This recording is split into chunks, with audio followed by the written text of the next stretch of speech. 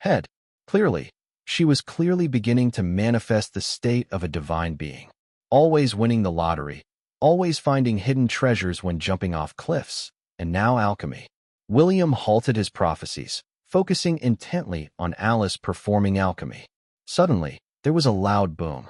The alchemy furnace exploded with a tremendous roar, sending flames skyward, shattering all the glassware in the villa. Shards of the furnace were scattered everywhere, with many metal pieces embedded in the villa's walls. Alice was still standing there, dumbfounded, without any defensive measures. Normally, standing right in front of an alchemy furnace during such an explosion would certainly result in injury without protection. However, the fragments of the furnace seemed to have eyes of their own, all narrowly missing her as they flew past. Only the blast wind ruffled her hair a bit. After all, being a mid-level soulmancer, she wasn't going to be blown away by a mere gust. It exploded? Alice was also terrified after the fact. She clearly felt a scorching metal shard fly past her cheek.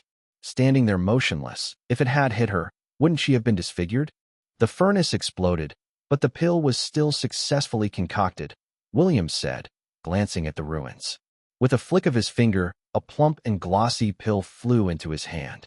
A legendary-level pill. William looked at the pill in his hand, smiling quietly. Alice's alchemy operation was clearly flawed, leading to the explosion of the furnace. Yet, the pill was still created, and it turned out to be a legendary level 1. If that guy named Thaddeus saw this, he would probably kneel before Alice and beg her to teach him the art of exploding furnaces. Thaddeus had been concocting pills for hundreds of years, blowing up countless furnaces, and only managed to create 3 legendary-level pills in the process. Alice, on her first attempt at alchemy, and even with a mistake, managed to produce 1.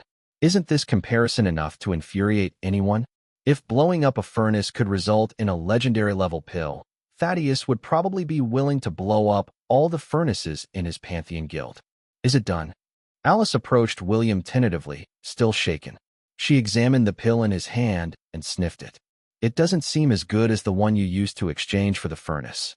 Alice pondered for a moment and said somewhat awkwardly, "Doesn't that mean it's a loss?" The alchemy furnace was obtained in exchange for a pill from William, and now it blew up after just 1 use.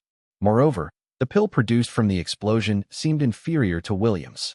If this wasn't a loss, what would be? William continued to smile, not speaking. If Alice could concoct a pill of the same quality as his divine medicine on her first attempt, it would be a miracle, as if the world of magic had opened a special door just for her. Seeing William smile, Alice asked, weakly, "It's a big loss, right? I didn't expect my first attempt at alchemy to end like this. The magical gestures for one of the incantations were too hard, and my fingers cramped up." Chapter 388. It's still important to be safe. William observed Alice's specific operations during her alchemy. It wasn't just her fingers cramping. Her fingers were practically tied in knots. Despite this, she still managed to concoct a legendary-level pill, which would be seen as a trampling of dignity for other alchemists. Of course, William wouldn't hold Alice to his standards. After all, her strength was evident. A mid-level soulmancer concocting a legendary-level pill was indeed a miracle.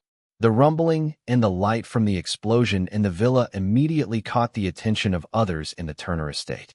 Within a few minutes, Calvin had already led people over to extinguish the fire. "Alice, are you all right?" Calvin looked at Alice nervously. Upon realizing his daughter was unharmed, he said, "I thought this furnace was sturdy. How did it explode just like that?" Alice awkwardly responded, "I was practicing alchemy." "Alchemy?" Calvin looked at Alice in disbelief. "You know how to do alchemy?" "Just started learning," Alice quickly assured her father, trying to alleviate his worries. "Don't worry, with my master here, nothing will go wrong." Alice even thought that her unscathed state after the explosion was due to William's protection.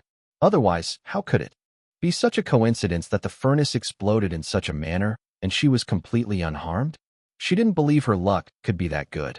Hearing her say this, Calvin gave William a meaningful look and said, "William, I feel relieved knowing Alice is with you." William simply smiled and nodded. With Alice under the protection of the cosmic entity, akin to having her luck skill fully leveled up, It seemed there was hardly anyone in the world who could harm her as long as William didn't forcibly remove the halo of divine light around her head. Alice, go and rest. I'll take care of this, Calvin said, also concerned about his daughter getting tired. And this seems to be the first time William has visited as Alice's boyfriend, practicing alchemy here late at night? Isn't that too strange? All right then, I'll go rest now. Father, you've worked hard. Alice giggled and didn't bother with the still blazing inferno that was once the alchemy furnace behind her. William followed Alice as they left the western courtyard. On the way, he handed the legendary level pill to Alice. Alice began to fiddle with it in her hand. Playing with it like that will weaken the pill's efficacy, William remarked indifferently. Hearing this, Alice quickly took out the small glass bottle William had given her and placed the pill inside. If I give this pill to my dad, can he become a soulmancer? Alice finally couldn't resist asking the question she had long wanted to ask. In fact, she had wanted to ask William a long time ago. People have an innate fear of birth, aging, sickness, and death. Otherwise, there wouldn't be so many people researching ways to achieve longevity. Since she had become a soulmancer and learned alchemy, she wondered if it meant her father could also become a soulmancer through an alchemical potion and live longer. William pondered. You can certainly give it to him. But this pill is a serenity elixir.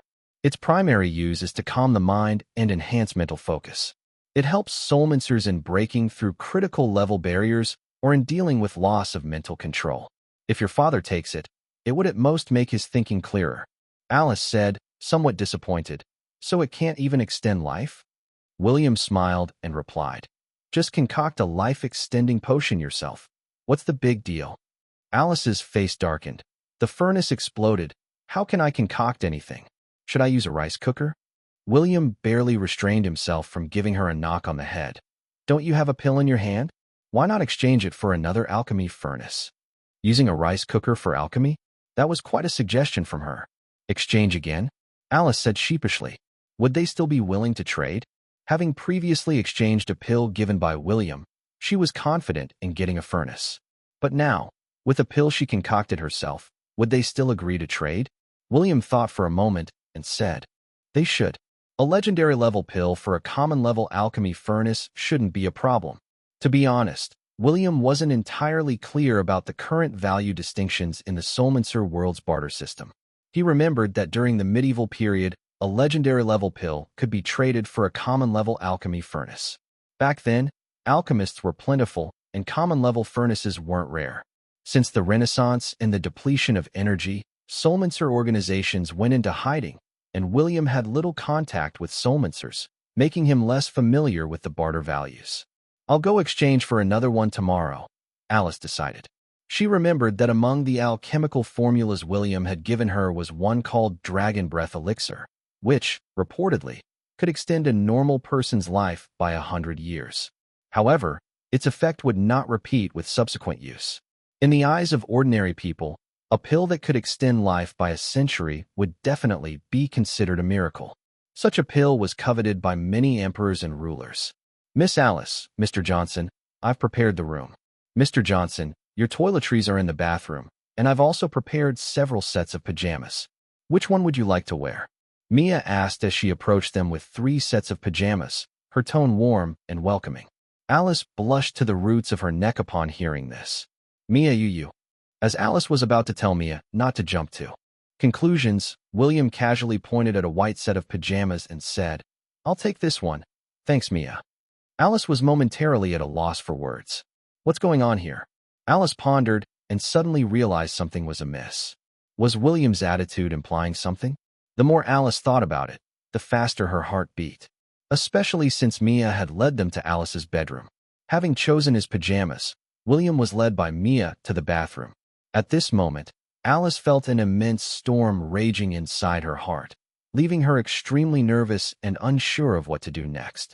Alice stood at the bedroom door, waiting for Mia to return. When Mia did, Alice asked in a low voice, Mia, didn't I ask my dad to prepare a separate room for William? Mia seemed a bit stunned by her question. Miss, haven't you and your fiancé shared a room yet? Well, we've shared a bed. Sometimes Alice thought about getting closer to William, but at other times, she felt genuinely afraid. As for whether it's specifically because she's afraid of pain or something else, she couldn't clearly articulate her own thoughts. There you go then. I understand you young people nowadays, it's really okay.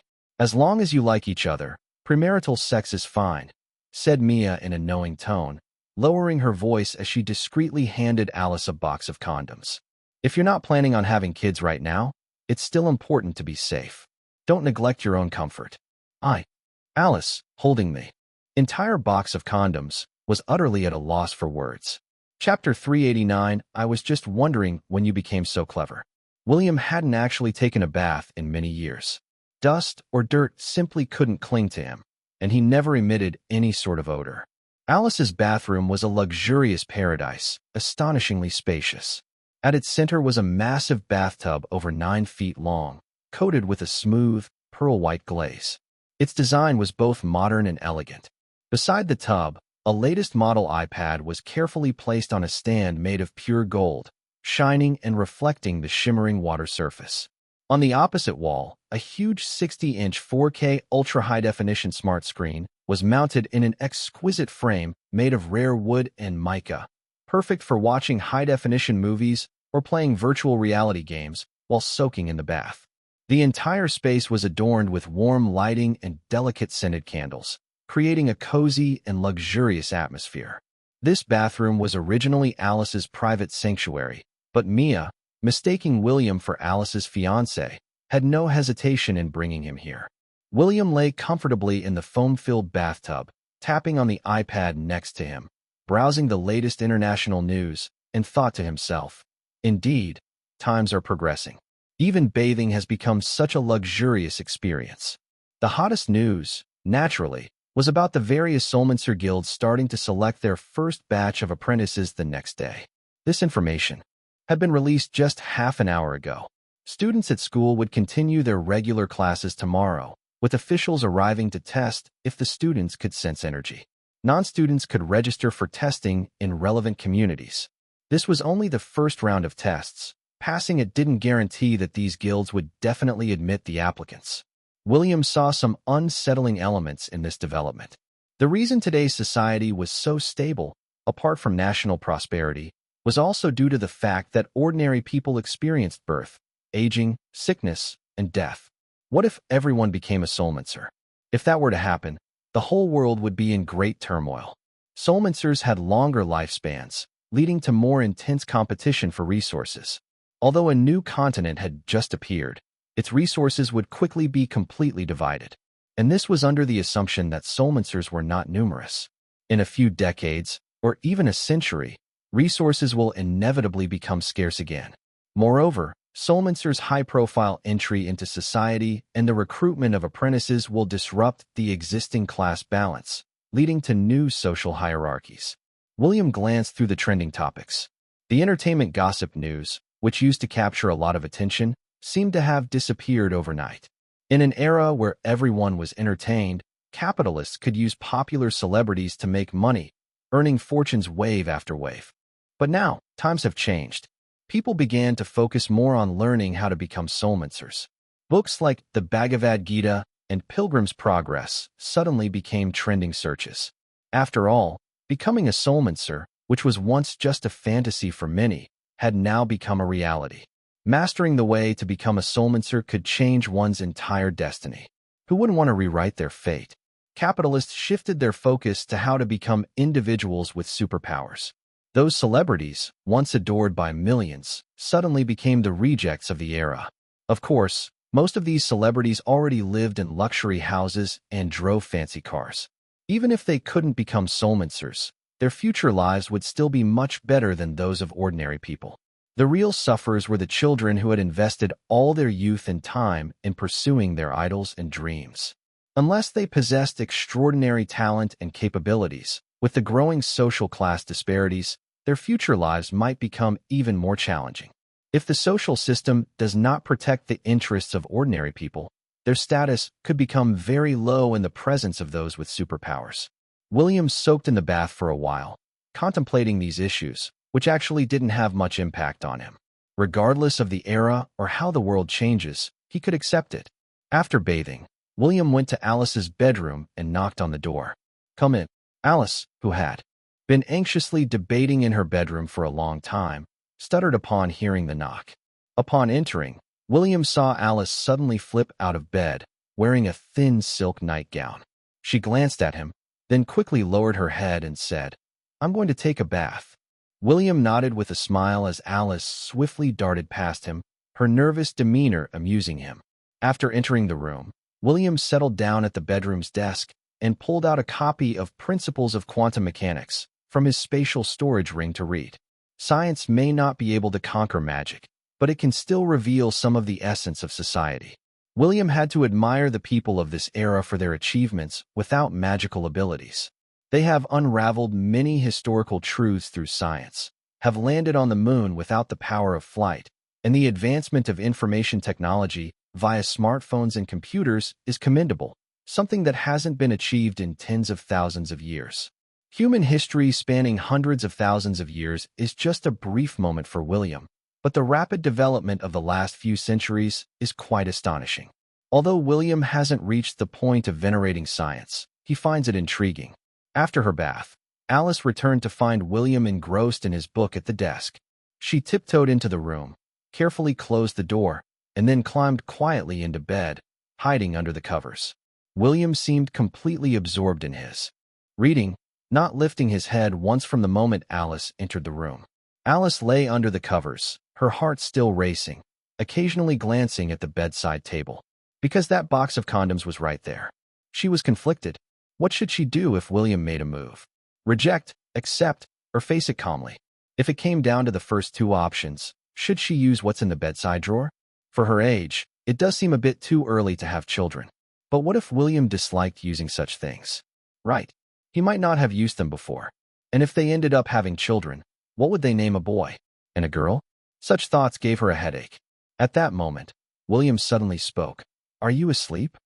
"No." Alice's heart skipped a beat as she replied, "It's still early." William slowly put down the book in his hands, turned his head towards Alice, and said, "From now on, you'll have to rely on yourself. Even if you're in danger, I won't intervene." Alice's fleeting ripple of emotion vanished instantly, replaced by a tinge of nervousness as she asked, "Master, are you going somewhere?" William turned to face Alice and said, "Not really going anywhere. I've signed up for a soulminer school just to check it out." "I want to go too," Alice exclaimed, unable to miss such an opportunity for learning. William's teachings were too advanced for her, and she knew almost nothing about the basics of soulminer theory. Many fundamental concepts about soulminer were still unfamiliar to her. William pondered and then said, You are currently an honorary instructor at the 13th Bureau, and everyone there thinks you are an extremely powerful soulminer. You should maintain that persona." A glint of mischief flashed in Alice's eyes as she smiled. "That won't stop me from signing up. Since they all think I'm a super strong soulminer, they'll probably just think I'm doing it to experience life." William fell silent. Alice raised an eyebrow and asked, "Isn't that right?" Taking a deep breath, William responded, "That's one way to put it. I was just wondering when you became so clever." Chapter 390, isn't it too small? Alice really found it hard to imagine just how foolish she must seem in William's eyes, and frustratingly, she couldn't even argue against it.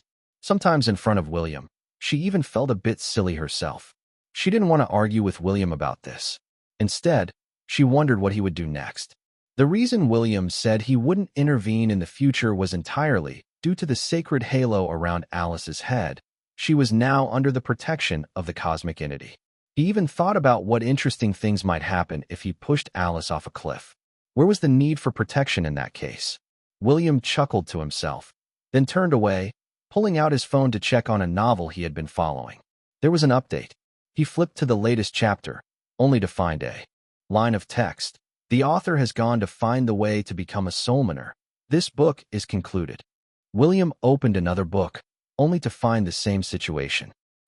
These novel authors were all daydreaming, not focusing on writing novels, yet absurdly trying to find a way to become a soulmancer. William then tried to watch some videos, but every player was under maintenance.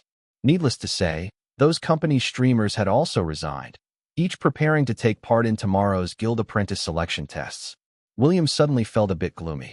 Books finished and nothing to watch, and videos were unavailable. The upcoming guild tests for apprentices had triggered a whole chain of reactions. However, he believed this was only temporary.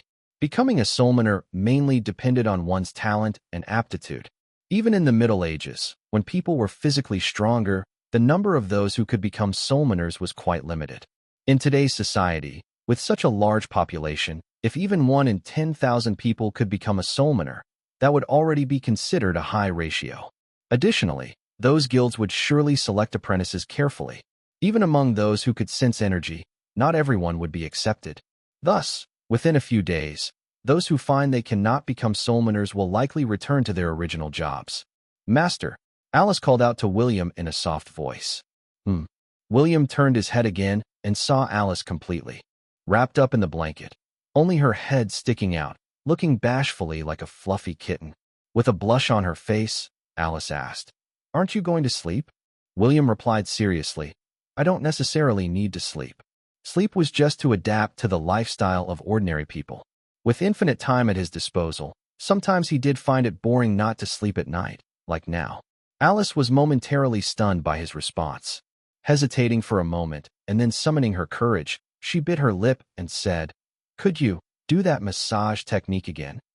William asked with a smile, "Which massage technique?"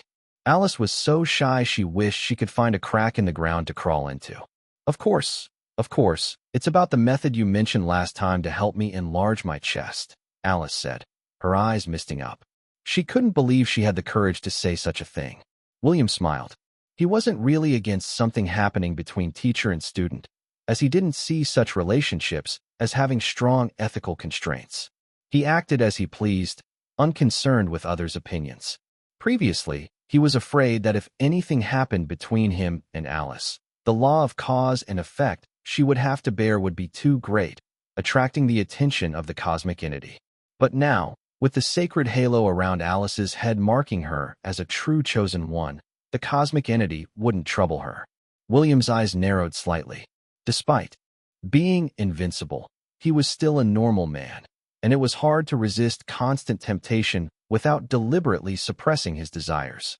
"Well, I guess I'll have to help you again," said William as he slowly sat on the bed. "Should we turn off the lights?" Alice was incredibly shy. "How can I give a massage with the lights off?" William maintained his serious demeanor. Alice's eyes reddened, and she clenched her fists tightly, overwhelmed with nervousness. William had clearly discerned Alice's intentions, so he felt no need to hold back. Naturally, his actions were not going to stop now. The atmosphere has been perfectly set up, everything is falling into place. Seeing William about to make a move, Alice hastily said, "There are condoms in the drawer." Condoms? William was already too busy for that. What would he need condoms for at a time like this? "You know, for protection." As he became intimate, William said, "No need." Over the years he had been with far too many women, yet not one had borne him a child. Using modern science to explain, it means that offspring are a form of life continuation. The longer a creature's lifespan, the more difficult it is for them to have offspring. For beings like William, who are immortal and never age, there's even less need for another form of life continuation. So he had no use for contraception. It was a very long night. In that moment, Alice finally experienced the bittersweet entanglement of growth and pain. That marks the passage to maturity. Her soulmancer physique underwent an exceptional tempering that endowed her with extraordinary resilience. This strength allowed her to withstand transformations and sensations that might overwhelm an ordinary person. The next morning, Alice's bedroom was a mess. "Master, you were so rough." "Still calling me master?" William asked with narrowed eyes. "Don't tell me that turns you on more? How twisted." You're the twisted one," Alice stammered.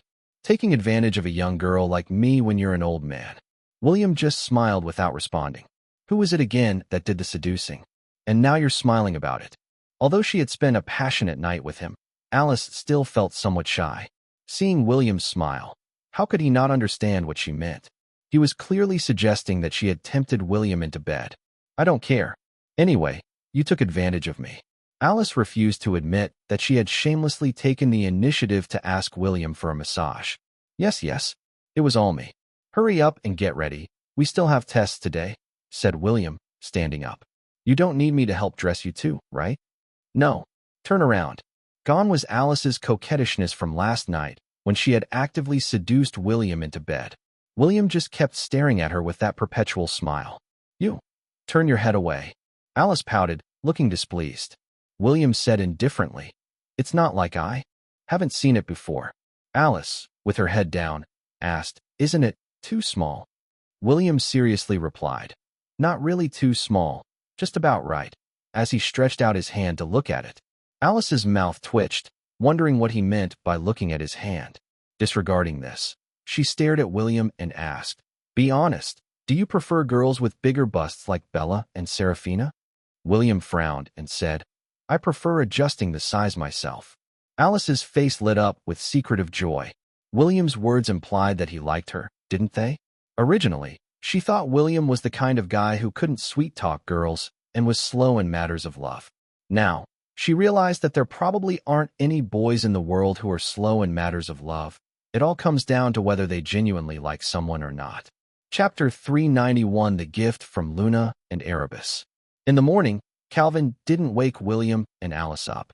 Everyone has their own pace of life, especially young people, who naturally wake up at the right time.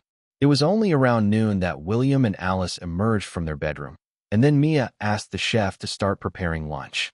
Luna and Erebus, though usually tempted by food, didn't dare ask Mia for snacks today. The reason was simple. Last night, Alice had been practicing alchemy. Alchemy. The very thought made both Luna and Erebus' scalps tingle.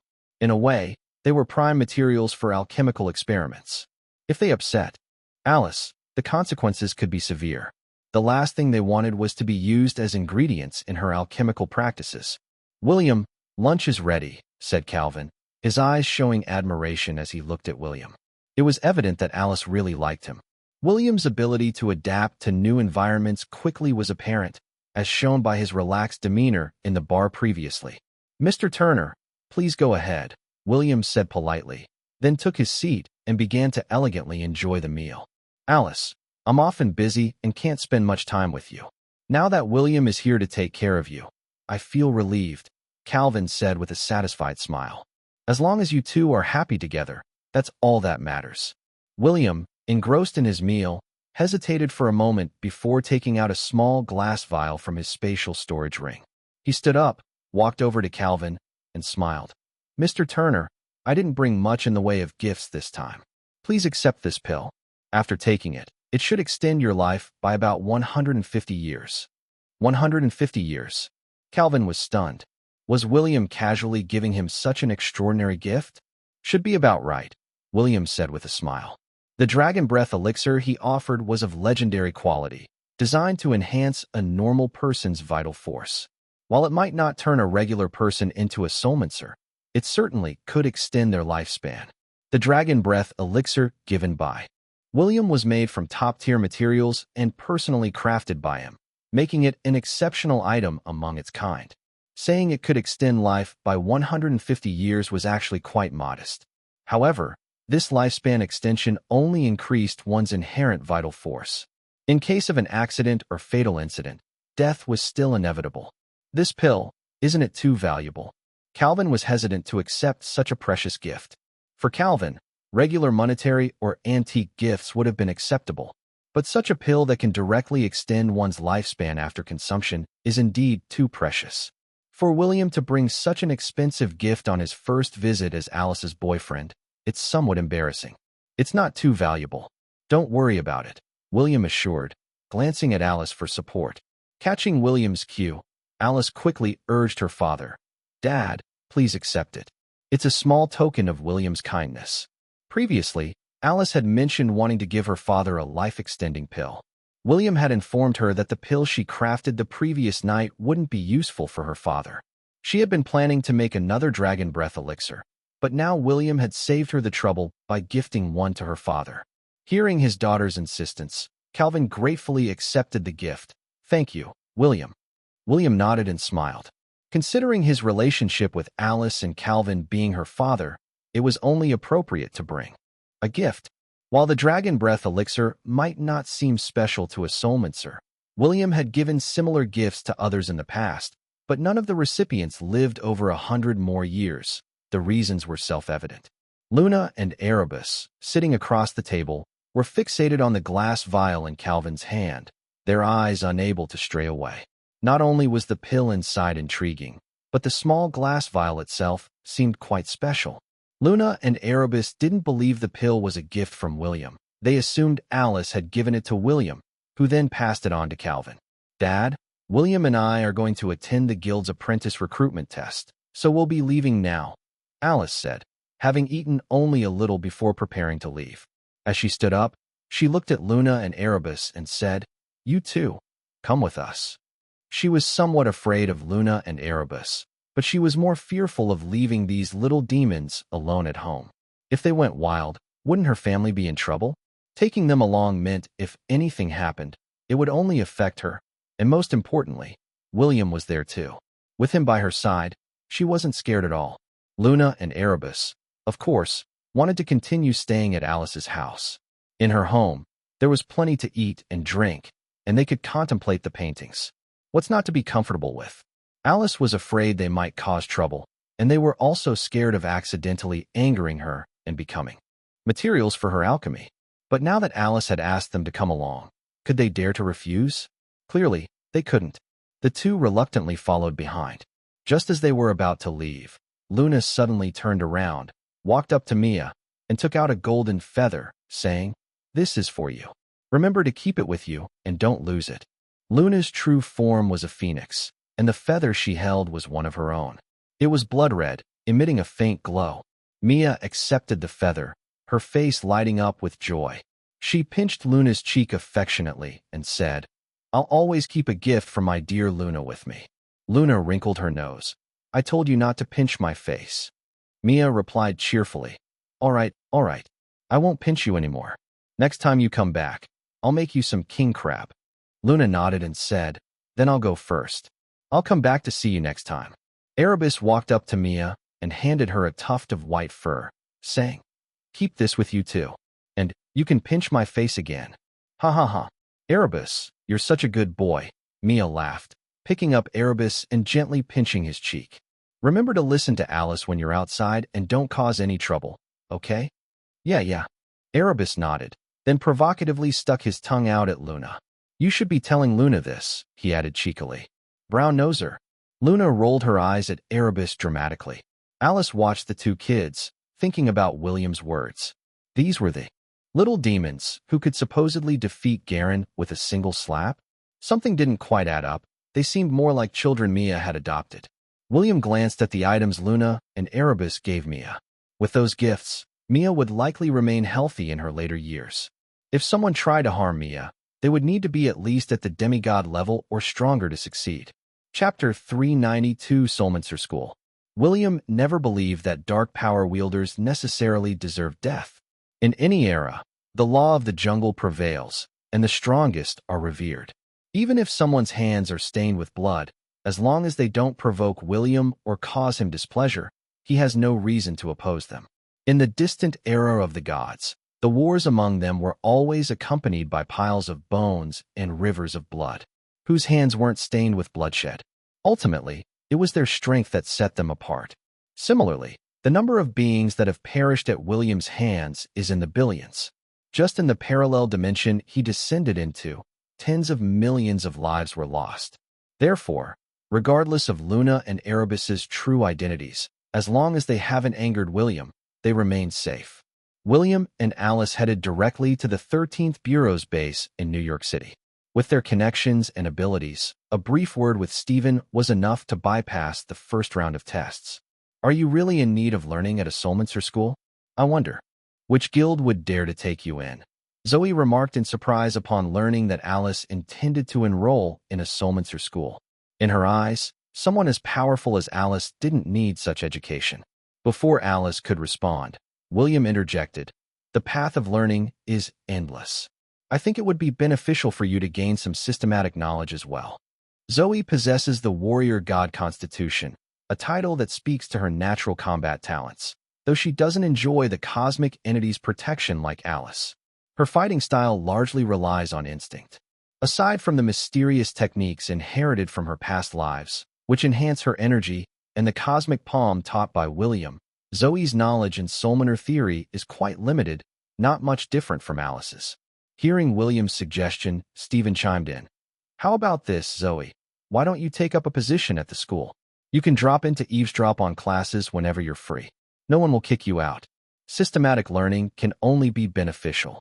Stephen almost revered William as a deity. With William suggesting so, he naturally believed Zoe could benefit from structured learning. Besides, currently, Solmancers are busy exploring the newly discovered land, and their primary task at the 13th Bureau is to expand their influence there. The Solmancer School, established by the 13th Bureau on their own territory, was an initiative they were heavily involved in. Considering the resources and land they contributed, it was entirely reasonable for Zoe, as the director of the 13th Bureau, to hold a position there. Casually attending various classes and learning in her own time wouldn't raise any eyebrows. I might as well study there too, Zoe agreed, recognizing her own shortcomings. Given her strength, she could easily defeat advanced Solmancers, but she didn't even know the most basic magic, let alone things like levitation. She relied entirely on instinct in battle. Learning a bit more wouldn't be a bad idea, after all. With their decision made, Stephen led them to the newly established Solmancer School on the new continent. This school conducts only a month of teaching, with major Solmancer organizations sending some people to act as teachers. They teach these students the simplest theoretical knowledge, followed by the selection of apprentices by various guilds. Of course, if someone is exceptionally outstanding, they can also choose their guild on their own. The Solmancer School covered 100 acres, reflecting the diverse teachings of different large Solmancer organizations. The courses were vast and varied, including object manipulation, astrology, alchemy, and beast mastery. The organizations also shared some of their foundational texts, a rare instance of collaboration in the recruitment of apprentices from across the world. Upon their arrival at the school, the teachers sent by the large Solmancer organizations were already there. As no students had yet arrived, they were leisurely chatting and enjoying coffee together. Alice, what brings you here? The teachers selected by various Solmancer organizations rose to their feet upon seeing Alice. They had all received her portrait to avoid the kind of situation that occurred yesterday with Thaddeus, who didn't recognize Alice. In this joint teaching environment, they didn't need to pay much attention to many things, but they certainly had to remember who not to offend to avoid bringing disaster to their guilds. Alice felt awkward. She had intended to come here as a student to learn, but now all the teachers were treating her with utmost respect. What was she to do in this situation? William, still maintaining his strength at the level of a novice Solmancer, understood Alice's plea for help. He spoke up. Alice and I would like to study at the school. Would the teachers here be willing to instruct us? The group was stunned, thinking they had misheard. The strongest among them was only at the level of a mid-tier Solmancer, a moderate ranking within their own guilds. And now, a quasi-deity level powerhouse was saying she wanted to come and learn. How could they possibly teach her? They were actually hoping to learn something from Alice. Seeing their dumbfounded expressions, William couldn't help but smile. What's the matter? Are we not welcome? The representative of the Emerald Lion Guild quickly responded. Welcome. Of course. You're welcome. Alice coming to experience life and study is an attitude towards knowledge that we should all learn from. Indeed, Alice has reached the level of a quasi-deity. Could this be what one does after achieving quasi-deity status, to fill in gaps in knowledge? Mid-tier Solmancers couldn't fathom the thoughts of a quasi-deity level powerhouse and assumed that this must be some form of higher cultivation. However, there were exceptions. Some believed that this was Alice's secret lover wanting to study, and Alice, out of affection for him, decided to accompany him for the experience. Regardless of what they were thinking, Alice and William were directly admitted to the Solmancer School, becoming the first students to enter. Everyone, this lady beside me is Director Wenzel of our 13th Bureau. I hope you will all take good care of her in the future, said Stephen. Considering that all of you will be busy teaching and may not have the time to supervise students, why don't we appoint Director Wenzel as the Dean of Students? She would be responsible for monitoring student behavior, handling disciplinary issues, and managing school security. Supervising students? The representatives sent by the various guilds to the school weren't planning to supervise any students for the month. They were there to teach their respective subjects, and whether the students listened or not, any issues they had were not their concern, nor would they correct them. The path to becoming a soulmancer relies on personal insight. If students were to fight, they certainly wouldn't intervene. In the world of soulmancers, it's the survival of the fittest, and they would probably favor the winning party. Nobody likes the weak. Since Zoe was willing to take on such a role, the representatives from the various guilds had no objections. Moreover, they had heard that Director Wenzel of the 13th Bureau possessed the warrior god constitution, overpowering even the average high-level soulmancer in strength. Who would want to provoke her? Chapter 393, Who is the real leader? Also, let's admit these two kids to the school as well. Alice eventually decided, still unsure about Luna and Erebus. This was mainly because what William had described was too terrifying. Two children who could kill a demigod-level warrior with a single slap. Without proper management, what could happen if things went awry? Those two, Giannis, the representative from the Pantheon Guild, scrutinized Luna and Erebus. At first glance, he was terrified. According to the secret arts of their guild, these two children were unmistakably powerful shapeshifters. The dark aura emanating from their bodies, even when heavily suppressed, was still alarmingly frightening. Shapeshifters taking human forms in this era. It seemed the world was indeed on the brink of significant changes. Since Alice has spoken, these two kids naturally can enter the school to study.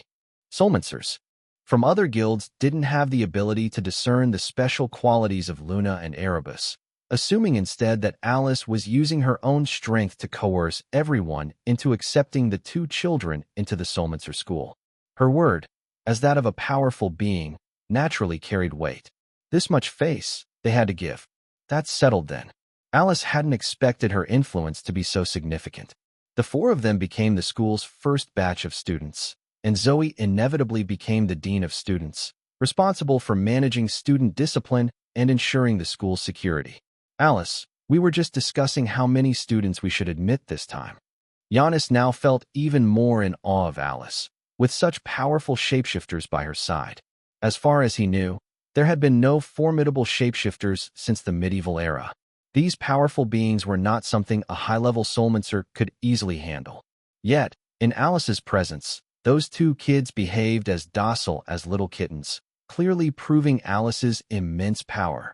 Treated as the real leader of the 13th Bureau, Alice, who actually knew very little, said, "How many people do you think should be admitted? Discuss it with Director Wenzel. Don't come to me with everything." Hearing this, Zoe immediately responded, even before they could ask, "Discuss it with Stephen." Stephen, stealing a glance at William, quickly added, "I've retired already. From now on, for these matters, just consult with William." This move left the group utterly baffled.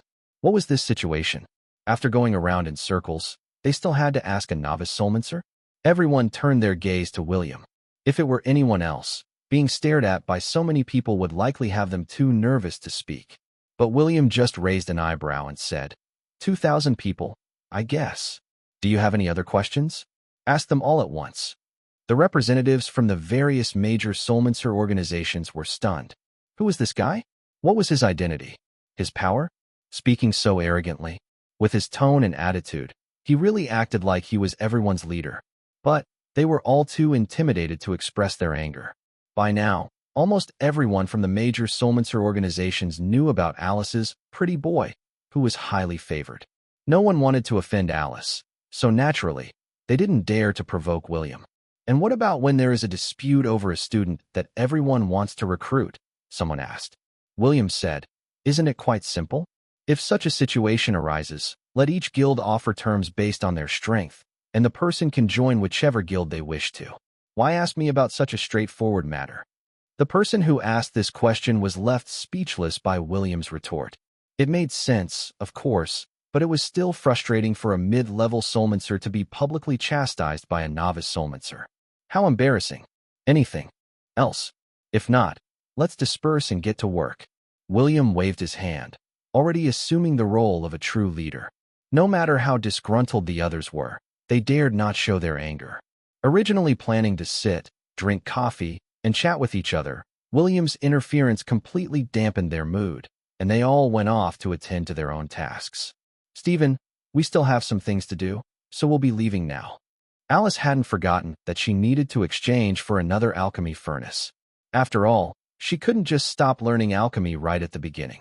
Zoe initially wanted to go with William and the others, but Stephen informed her that she had a lot to familiarize herself with, leaving her no choice but to watch them leave helplessly. Alice, where are we going now? Luna, having followed them for so long, was still unclear about Alice's intentions. Going to a soulmancer school to study? What was there to learn from those weaker soulmancers?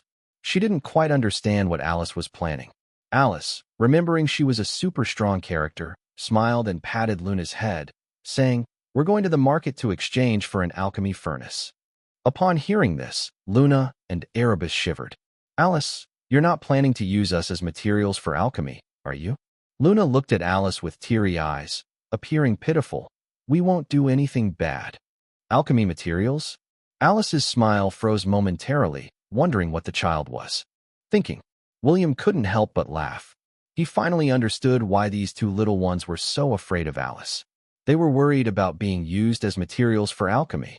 But truthfully, creatures like a phoenix and a giant wolf, ancient and mythical beasts, would indeed make excellent materials for alchemy.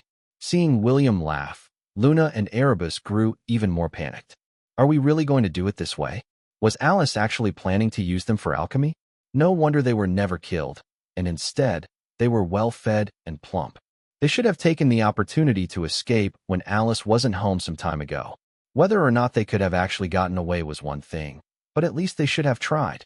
Now it seemed too late. What are you thinking? Why would I use you two as materials for alchemy?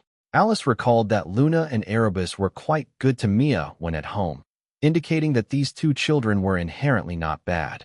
Alice paused, then added, "As long as you behave and listen, there won't be any problems." Luna and Erebus finally breathed a sigh of relief.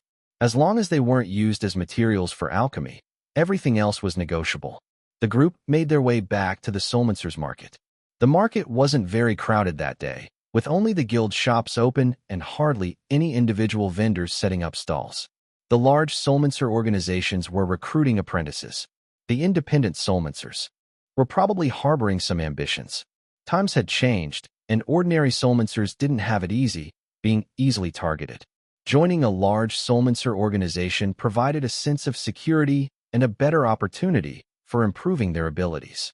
Upon reaching the mystic attic again, they found Thaddeus absent, with his disciple attending to them.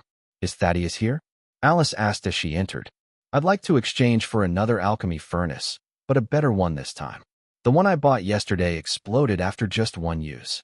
Regardless of whether the pill Alice offered in exchange was as good as the last time, she needed to frame it this way to stand a chance of obtaining a better alchemy furnace. Chapter 394 Idiot. "So what if I hit you?" Thaddeus's disciple, of course, remembered Alice. Most importantly, Thaddeus had instructed before he left that if Alice were to visit the shop again, no matter the time or reason, he should be informed immediately. "Oh my, it's Miss Alice. Please wait a moment. I'll immediately inform my master. He should be here soon." Thaddeus's disciple, not daring to delay, quickly asked the staff to warmly entertain Alice and her group, leading them to the rest area and serving them the finest coffee. He then rushed inside, took out a communication crystal, muttered to himself, and the crystal faintly glowed. After conveying the message, the crystal lost its light. This was how Soulmancers communicated. The thought is transmitted through the communication crystal to connect with the intended person, which was more efficient than making a phone call or video chatting. There were no issues like poor signal, and Thaddeus would directly hear his disciple's message in his mind, leaving no room for missing information. After returning to his guild the previous day, Thaddeus had presented the divine pill given by Alice, which was originally intended for Ares, the president of the Pantheon Guild. However, after much research, the entire guild was baffled about the effects of the divine medicine. Even if it was a divine pill, it couldn't be consumed recklessly without knowing its effects. Thaddeus was also intimidated by Alice's reputation yesterday and forgot to ask about the pill's effects, so he had specifically instructed his disciple before leaving. As they were at a loss, the message from the mystic attic arrived. Old president, that Alice has returned to the mystic attic. Why don't you come with me to see her? Thaddeus relayed the message to Astrius after receiving it. Astrius pondered for a moment and asked, "The Alice you're talking about is a young-looking lady, right?" Thaddeus nodded and replied, "Yes, Alice indeed looks like a young lady in her 20s. Astrius further inquired, "Is there a young man with an impressive demeanor accompanying her?" Thaddeus nodded. "Are you referring to that pretty boy?" "Indeed, he does have a notable presence." Slap. Astrius suddenly struck Thaddeus across the face with a sharp slap. Dumbfounded, Thaddeus stammered, "Elder Astrius, why did you hit me?" Astrius's face darkened as he coldly retorted, "Idiot! What's wrong with hitting you? Can I do that?" Thaddeus, feeling wronged and on the verge of tears, still managed to force a smile and said, "Of course you can. I was just worried about hurting your hand. Stop that foolish grinning. Let's get going." Astrius commanded sternly, "Be more careful with your words next time. What's this pretty boy nonsense? As a soulmancer who's lived long, how can you be so superficial in speech?" Astrius knew about William. Today's slap was a lesson for Thaddeus, to prevent him from speaking out of turn in William's presence and bringing trouble to their entire guild. To others, Alice might be an unparalleled powerhouse, but Astrius was well aware of the truth. The real strongest was William, and the divine pill brought by Thaddeus must have come from William's hands. Astrius, capable of swift aerial travel, reached the mystic attic in just 5 minutes, bringing along a legendary-level alchemy furnace from the Pantheon Guild. "Don't speak if you don't know how to," he warned Thaddeus even before entering the shop. He genuinely feared Thaddeus might accidentally offend William. "I'll do as you say and keep quiet." Thaddeus didn't want to talk much in the first place. What he actually feared more was Alice's strength. Astrius straightened his clothes at the entrance before stepping inside. "Thaddeus, do you have another alchemy furnace?" "I'd like to exchange for another one," Alice said. "Do you have any of better quality? The one I got yesterday exploded after just one use." Thaddeus merely smiled without speaking, while Astrius interjected, "Of course, we have." With a grand gesture, he summoned an alchemy furnace that was entirely golden, surrounded by multicolored runic glows, into the hall. "Would this alchemy furnace satisfy you?" Astrius inquired with a warm smile, looking at Alice. This was the finest alchemy furnace from their Pantheon Guild. If Alice wasn't content with this, there was nothing more he could offer. Alice, observing the furnace in front of her, could immediately tell it was leagues better than the one that exploded the previous day. Some customers nearby couldn't help but express their amazement. "Isn't this the Olympian star-patterned alchemical furnace, a legacy of the Pantheon Guild for over 2,000 years? That's the legendary furnace talked about in myths, isn't it? I heard it's the only one in the world. What could possibly be worth exchanging for such a treasure?" Murmurs filled the room as Alice also recognized the furnace's extraordinary value. William had mentioned that the pill she crafted the previous night was merely of legendary level, and this furnace was also legendary, although both were of the same quality level. But one crucial distinction was apparent. Hers was a pill, while this was a furnace. It was like comparing an egg to a hen that could lay eggs, a trade only a fool would accept. "I do like this furnace, but I only have this one pill. Would you consider the exchange?" Alice said, presenting the pill. Astrius took the glass vial, opened the cork to inspect it, and murmured, "A legendary-level pill?" Hearing this, bystanders doubted the trade would happen. After all, no one would typically trade an alchemy furnacia for a pill of the same quality. Astrius simply asked, "Of course, we can exchange, but could you tell me what the effects of this pill are?" He wasn't truly concerned about the pill's effects. The question was more of a formality. Because of William, Astrius was prepared to exchange the alchemy furnace for anything Alice offered, as long as she liked it. Alice, surprised that Astrius was actually willing to make the exchange, hastily explained, "This pill is called Serenity Elixir. Its main effect is to calm and stabilize the mind. It's used when accumulating a certain level of energy and needing to break through a specific level barrier, or to address mental disturbances caused by special reasons or accidents." Astrius's eyes lit up with excitement. Really, he couldn't contain his excitement. The reason he hadn't allowed his soul to enter the divine realm was precisely because the current leader of the Pantheon Guild, Ares, was suffering from severe mental instability. Now, with a pill specifically addressing this issue, it was worth trading not only the legendary alchemy furnace, but even adding a few magical artifacts. Others might think the trade was a loss, but if the pill could truly save Ares, any calculation would deem it worthwhile. After all, what use was a great alchemy furnace if it couldn't produce a specifically needed medicine? Alice was confident about the pill's effects, as William had informed her. She nodded affirmatively. Yes, the effects are accurate. There's no need for me to deceive you. Then, thank you very much. Astræus bowed deeply to Alice and then to William. He believed that William, knowing the difficult situation of the Pantheon Guild, had deliberately sent Alice with the pill to exchange for the furnace. Seeing the elderly man bowing to her, Alice was taken aback and hurriedly stepped forward to support him, saying, "Elder Astræus, there's no need for such formality. I'm already fortunate that you're willing to exchange the furnace with me. I should be thanking you." Chapter 395, He just refused you a moment ago. Alice initially thought that no one sane would exchange an alchemy furnace of the same level for a pill of equal value. Now, she felt almost guilty, as if she were taking advantage of an elderly person. "Elder Astræus, maybe you should reconsider? I think we shouldn't go through with the exchange," Alice suggested, feeling that it might be inappropriate after calming down. It was one thing if Thaddeus had sold the furnace to her, but Astræus was an elderly man who had sincerely bowed to her. She felt uneasy about taking advantage of such a situation. Onlookers also felt that Alice would be getting the better end of the deal by exchanging, but Astræus appeared anxious. He took out an Olympian emerald golden glow bracelet, also a legendary artifact, and offered it to Alice, saying, "Miss, this bracelet is also a legendary artifact. I'll give it to you as well. This pill is extremely important to me, so please, let's make the exchange." To others, the Serenity Elixir might not be very useful, but for the Pantheon Guild, it was a treasure of incalculable value. Astræus thought Alice was hesitant because the Olympian star-patterned alchemical furnace alone wasn't enough, so he voluntarily added another legendary artifact to the deal. "Elder Astræus, that's not what I meant." Alice became even more embarrassed and said, "If you really need this pill, I'll give it to you." Astræus nodded and replied, "Thank you. Please also accept this bracelet. It's of no use to me." "How can I accept this?" Alice felt uncomfortable, thinking she was already taking advantage, and now Astræus was offering another legendary artifact, making her feel even more indebted. William chimed in, "Don't refuse, just take it."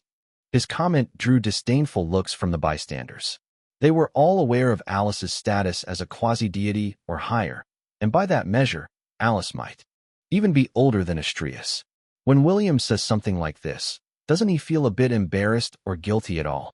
Alice, hearing William's words, could only thank him and accept the bracelet. Upon receiving the Serenity Elixir, Astræus visibly relaxed. With only a little of his original life force remaining, he was uncertain how much longer he could stay in this world. Now, with the elixir, he could fulfill his last wish. Astræus had noticed Luna and Erebus upon entering. If these powerful shapeshifters weren't standing by William, he would have probably fled in fear by now. With William present, however, these beings seemed more like his pets. Of course, Astræus hadn't forgotten the promise he made to William. Now that his wish was fulfilled, he was ready to boldly carry out William's request. Just then, a young man and a middle-aged man entered Mystic Attic. "Wait a minute. I want that alchemy furnace." This statement made almost everyone turn their heads. Really? Someone dared to compete with Alice for an item? Astræus. Ha ha ha. The middle-aged man beside the young man laughed heartily. "I've been secluded for so long, and when I finally step out, I hear you're the world's strongest. Yet today, it seems your life is nearly at its end, far from your past glory. I wanted to challenge you, but in this state, it's truly uninteresting. Utterly uninteresting." The customers in Mystic Attic fell silent upon hearing the middle-aged man's words. Most had only heard of Astræus's name and had never seen him in person. The former leader of the Pantheon Guild, known as the strongest in the world, was now this elderly man before them. Yet, someone was openly challenging Astræus, speaking in a tone that seemed quite dismissive. "Sebastian Murphy? You're still alive." Astræus's brows furrowed slightly, but his gaze lingered meaningfully on the young man beside him.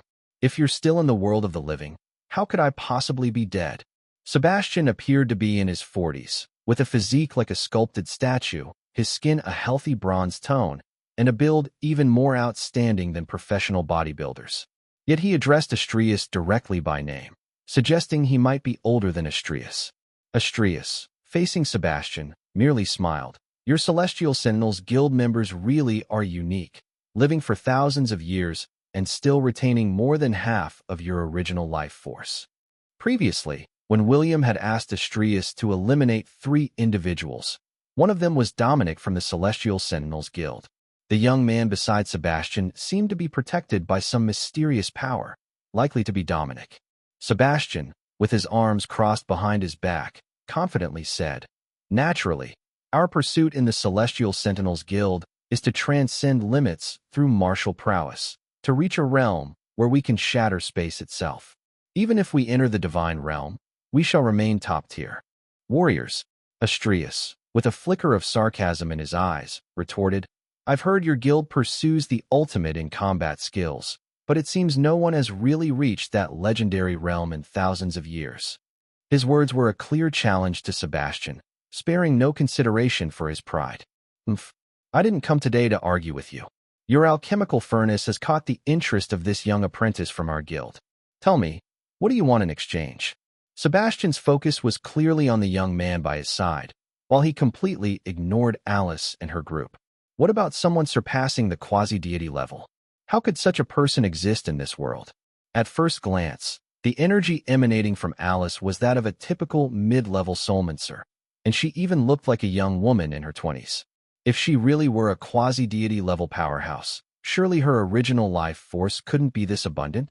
I heard that Garen directly conceded in front of Alice.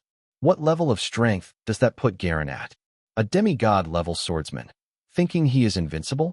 The only explanation must be that Garen intentionally conceded to Alice for some reason. Astrius first asked, "What's the name of this young man beside you?" Sebastian glanced at the young man, who then bowed and said, "My name is Dominic." "Dominic? A good name." Astrius chuckled, head lowered. "This alchemical furnace, since it's already promised to someone else, obviously, can't be sold to you." Astrius smiled. "Sebastian, surely you wouldn't stoop to playing the role of a robber over such an item?" Sebastian laughed heartily, then turned his gaze to Alice, saying, "Young lady, how about you exchange the pill with me instead?" Simply put, if Astrius didn't want to sell to him, then he would ruin his deal. He had also heard about the mental derangement of Ares, the leader of the Pantheon Guild. This pill must not fall into Astrius's hands.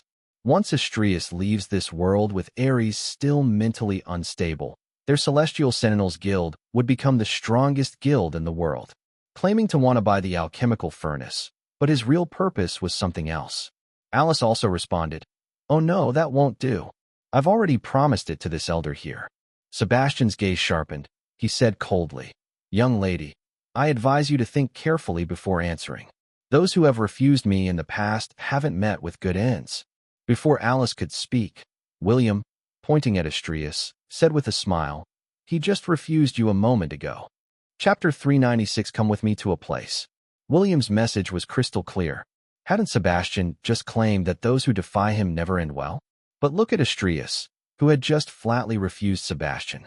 Such intimidation resembled the villains in novels, arrogantly proclaiming their omnipotence, only to embarrass themselves at critical moments, much like those overconfident, yet perpetually stumbling comic characters.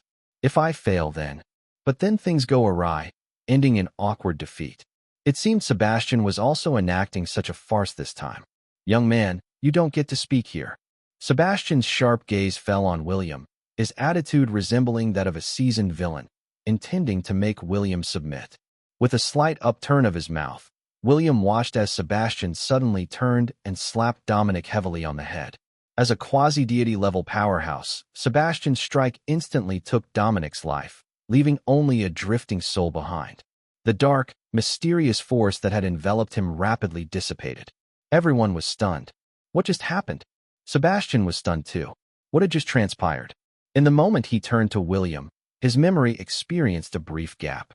Then, he found that he had killed Dominic.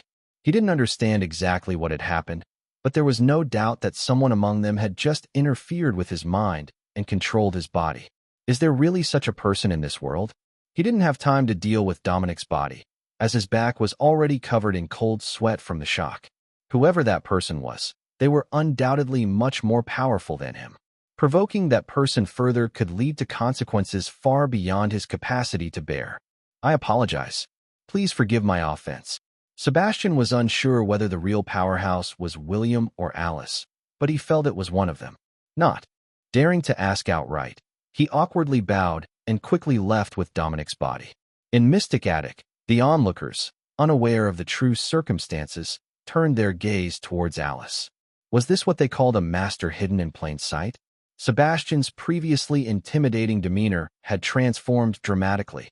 He, who didn't even regard Astrius, had to bow and apologize in front of Alice, and even killed a young member of his own guild on the spot. The disparity in strength was clear to see. This scene further solidified Alice's image as a peerless powerhouse in the eyes of the audience. However, Alice herself was completely baffled by what had happened. Why did he attack his own person? She asked, puzzled. William replied succinctly. Maybe he just went crazy all of a sudden. Those around who heard their conversation dared not make a sound. Look, he really did go mad all of a sudden. A big shot of at least quasi-deity level suddenly went crazy and slapped a young member of his own guild to death. And you two did nothing. It was entirely his own mental issue. Astrius had initially planned to kill Dominic in front of Sebastian, but had not expected William to intervene. In this way, Astrius wouldn't suffer serious injuries from the backlash of the mysterious force, and also prevented the relationship between Pantheon Guild and Celestial Sentinels Guild from deteriorating. As for the specific effects of the divine medicine, Astrius didn't delve deeper.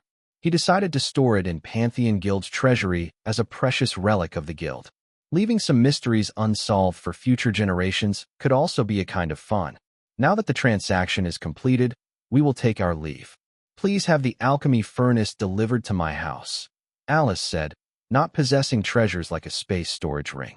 Astrius effortlessly stored the alchemical furnace in an artifact named the Olympian Emerald Golden Glow Bracelet, then handed it to Alice. It turned out that this mysteriously glowing bracelet was a kind of artifact similar to a magical storage bag. This left Alice feeling a bit embarrassed. As someone regarded as a peerless powerhouse, she didn't have such magical storage equipment. She wondered if this would expose her true identity. But unbeknownst to her, to the onlookers, every action of hers seemed profoundly unfathomable. Why would a true master rely on magical artifacts? They can turn any item around them, or even every glance, into a lethal weapon. Alice took the Olympian Emerald Golden Glow bracelet and left leisurely with her hands behind her back. After spending so much time with William, she might not have learned many skills, but she certainly picked up some of his proud demeanor. Stepping out of Mystic Attic, Alice secretly sighed in relief. That scene was quite frightening. Is this what the world of Soulmaners is like? Someone can just slap a young member of their own guild to death over a minor upset. Luckily, William isn't like that. William and Alice walked side by side, with William asking in a low voice, "Were you scared just now?" Alice took a deep breath and replied, "Not really that scared." Suddenly interested, William gave a mysterious smile and said, "Come with me to a place." "Where?" Alice looked puzzled. Where were they going now? Why did she have a bad feeling about this? Every time William said something like this, it seemed to never be anything good. A great place.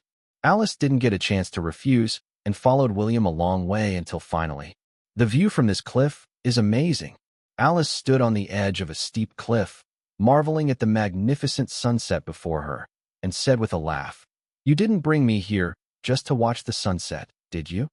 Alice hadn't expected William to have such a romantic side. Previously, she always thought of William as emotionally oblivious, almost like a robot when it came to love. It appeared she had completely misunderstood him. "Jump down." William stood next to Alice, looking down at the profound canyon.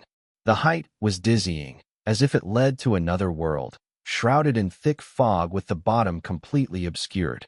According to an ancient legend, whenever the Chosen One jumps into the abyss during an adventure, mysterious treasures await them. This pattern always seemed to hold true in movies and novels. By this logic, if Alice jumped, she might really encounter some surprise. William, of course, lacked nothing. But this was an interesting experiment. He wanted to verify whether, as a person chosen by the cosmic entity, her destiny was truly that powerful and her luck incredibly good. Alice seriously doubted her ears and stared at William in disbelief. "You heard me right. Jump down," William said. "Now is the time to train your courage. There are treasures below." Alice couldn't help but laugh through her tears. "Stop joking. You know I'm afraid of heights." Back in Ravenwood, she didn't even have the courage to cross a bridge, and now William was asking her to jump off a cliff, and such a high one at that. William reassured her. "Don't worry. You'll be fine if you jump. Will you catch me below?" Alice felt her blood pressure rise. Even bungee jumping wasn't this thrilling, and bungee jumping always involved safety ropes. If William was going to catch her, maybe she could muster up the courage to jump with her eyes closed. But William shook his head and said, "Don't worry, I won't catch you at the bottom of the cliff." Alice felt utterly devastated. Was this some kind of ruthless guy who took advantage of a girl and then got rid of her by throwing her off a cliff? And he still told her not to worry. How could she possibly not worry? "Are you going to jump or not? If you don't, I might have to push you," William pondered, adding, "If I push you, the effect might be even better." Recently, William had read quite a few fantasy novels. If a person is pushed off a cliff by someone close to them, the chances of finding a treasure might double. "Wait, can you at least tell me why?" Alice was on the verge of tears. "Don't you love me anymore?" William laughed. "I just want to see if you'll find treasures like the protagonists in those novels after jumping down." Chapter 397. This man is really heartless. "Can you actually test something like this?" Alice was frustrated. "Falling from this height, even if I don't end up disabled, getting disfigured is still possible." William laughed. "You are, after all, a soulmancer. Just protect yourself with an energy shield, and there's nothing to fear." Far away, Luna and Erebus stood, unable to hear anything, just watching William and Alice standing at the cliff's edge, apparently talking about something. Luna, puzzled, asked, "What are they doing there?" "I don't know. Maybe there's something below." "Something below?" Luna instinctively used her senses to scan the bottom of the cliff.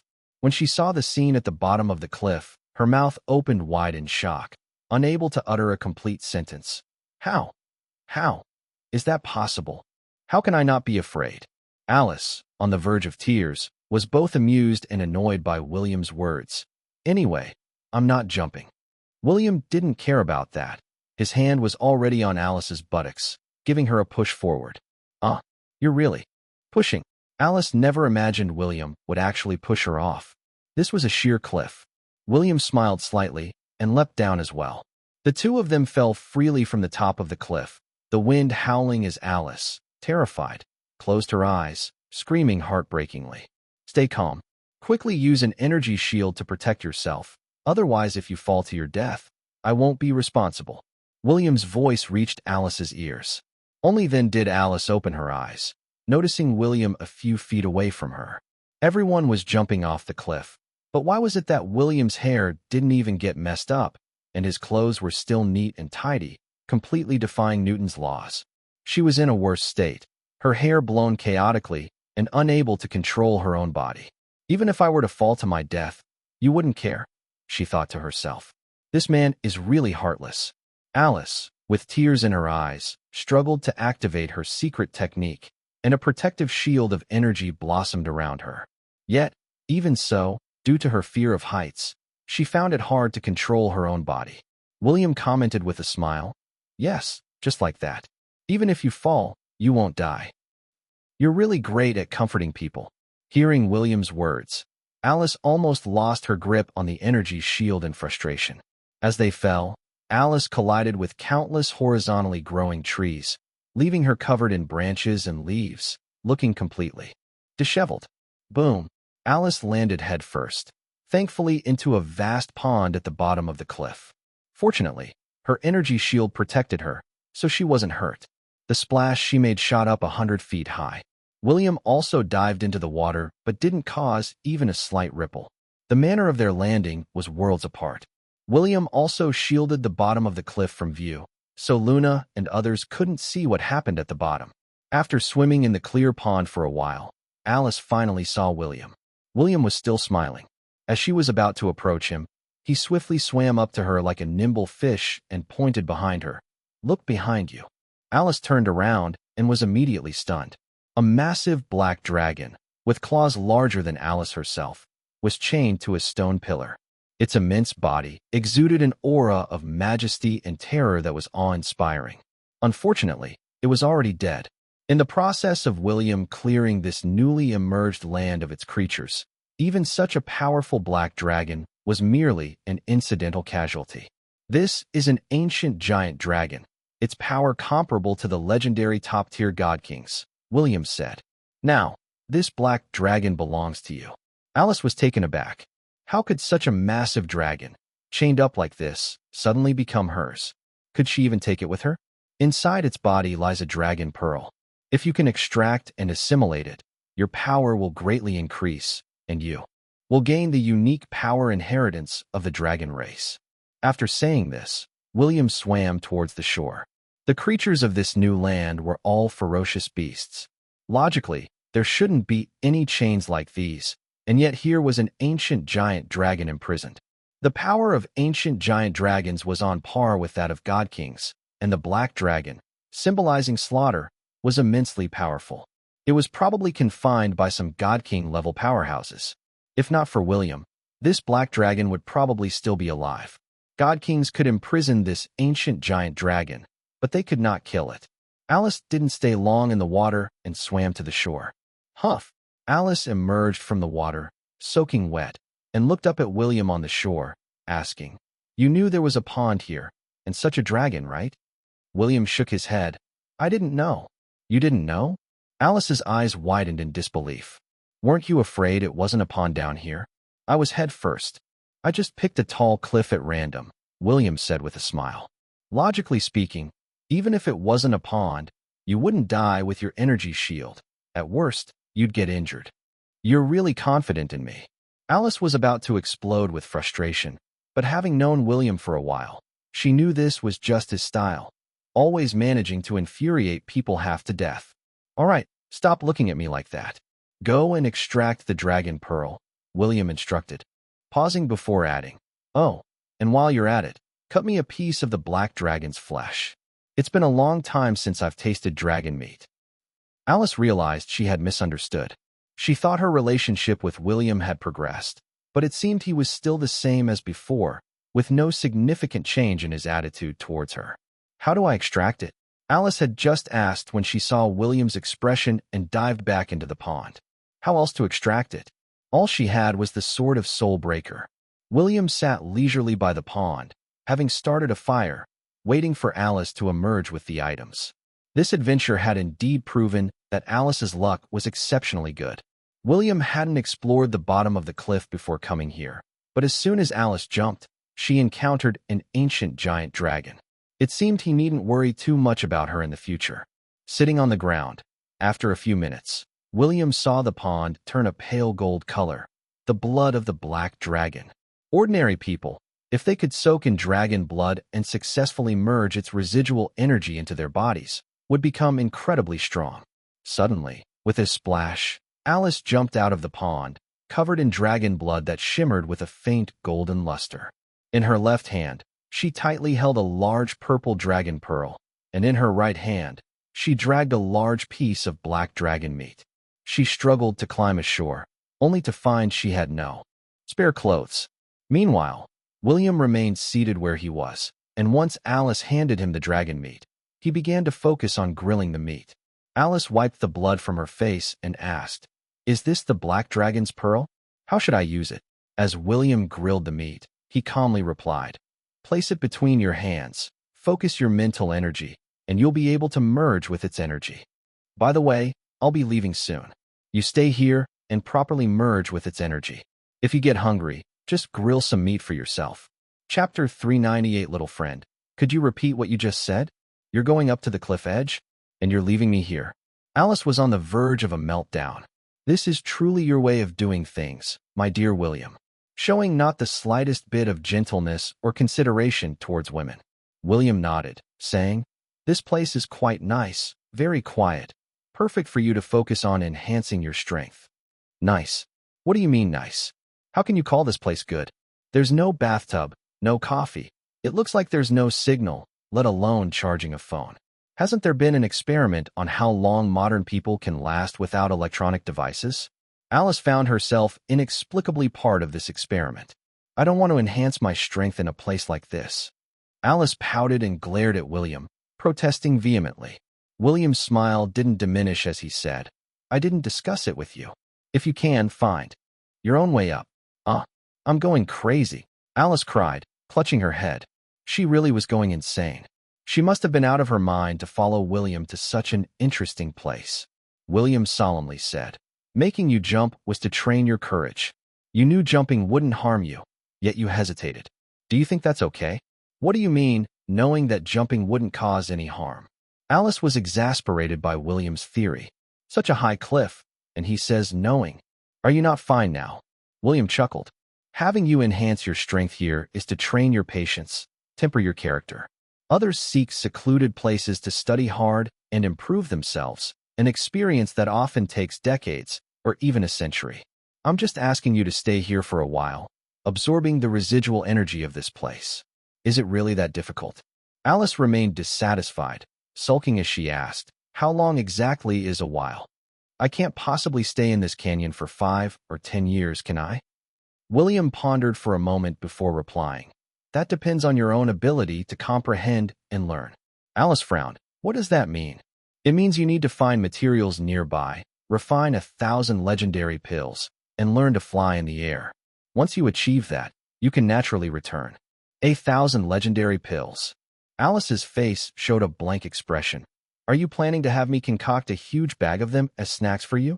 Suddenly, William flicked her forehead and said expressionlessly, "If you really can make a big bag, I wouldn't mind trying them. I'm sure I can handle them." "Don't flick my forehead. If you keep doing this, I might really become stupid." Alice, rubbing her head in pain, felt tears welling up in her eyes. She regretted it. She really did regret it.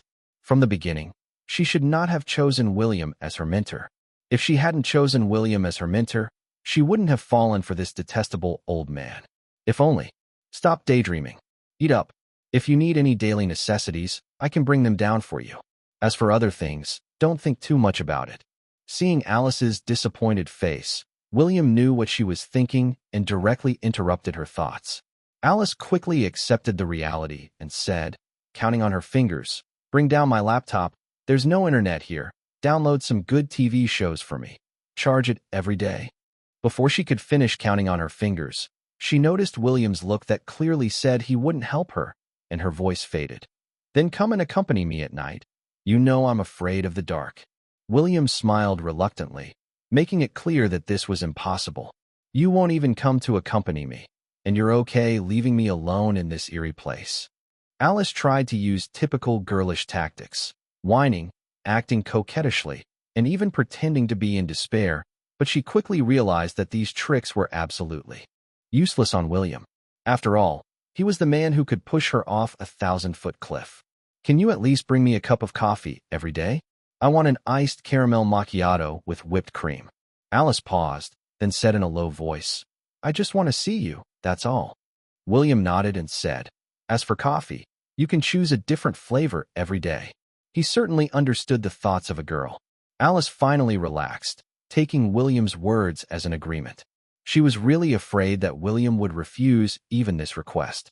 With the coffee matter settled, Alice's other requests were quite normal. Just some daily necessities. After noting them down, William flew up, leaving Alice alone at the bottom of the cliff. Although they had previously agreed to go to the Solminster School together, William felt that since he knew those basic knowledge, he could just take some time later to teach Alice. There was no need for both of them to attend together. Since Alice was chosen by the cosmic entity, he thought it best to let her develop on her own, which should yield good results. As for why the cosmic entity chose Alice, he didn't mind at all. As long as the cosmic entity was a conscious entity, he was not afraid. After all, having lived so many years, if the cosmic entity was truly powerful enough to kill him, it probably would have done so already. Playing such a game now just proves that the cosmic entity cannot confront him directly. Everything that needs to resort to plots or such calculations is because their strength is not strong enough. Like William, he never plays these fancy tricks. If he really dislikes something, he just directly eliminates it. Why bother with the hassle? It's only because he currently can't track the cosmic entity's presence. If he could, he would definitely capture it for thorough research. After William left, Luna and Erebus were still standing there in the distance. Alice, why didn't she come up with you? Luna, who still had a favorable impression of William, asked politely. William replied, she won't be coming up for the time being. For the next while, you two will stay with me.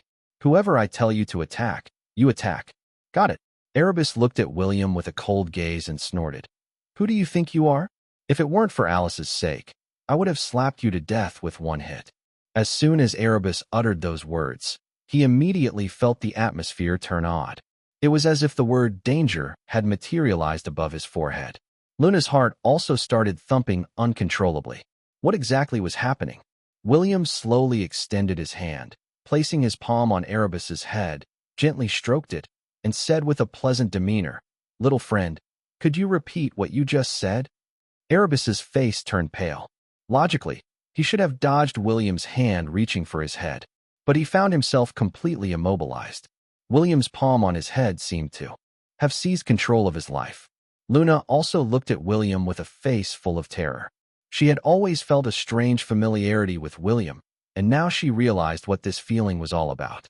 Father God, Luna exclaimed subconsciously as she stared at William, observing the energy emanating from him. This sense of familiarity seemed to make her somewhat incredulous.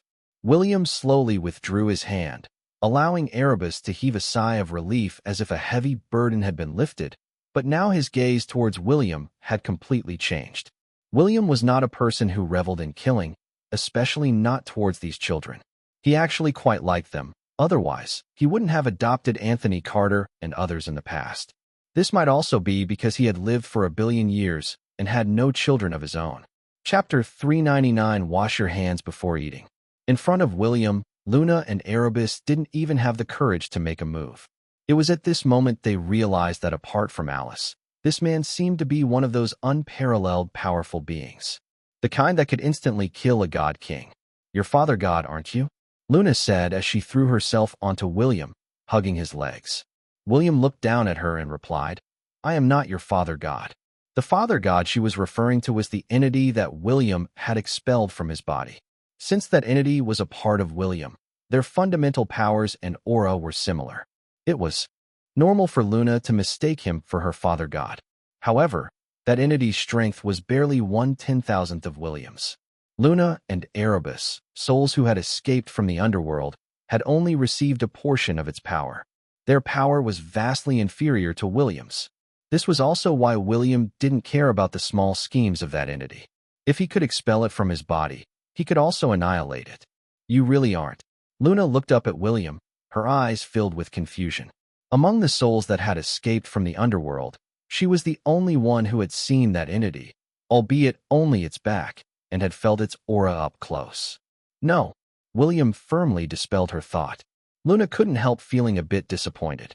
To her, the Father God was incredibly benevolent, and even after death, she would willingly offer all her power and soul to him. You two kids, you'd better behave, understand?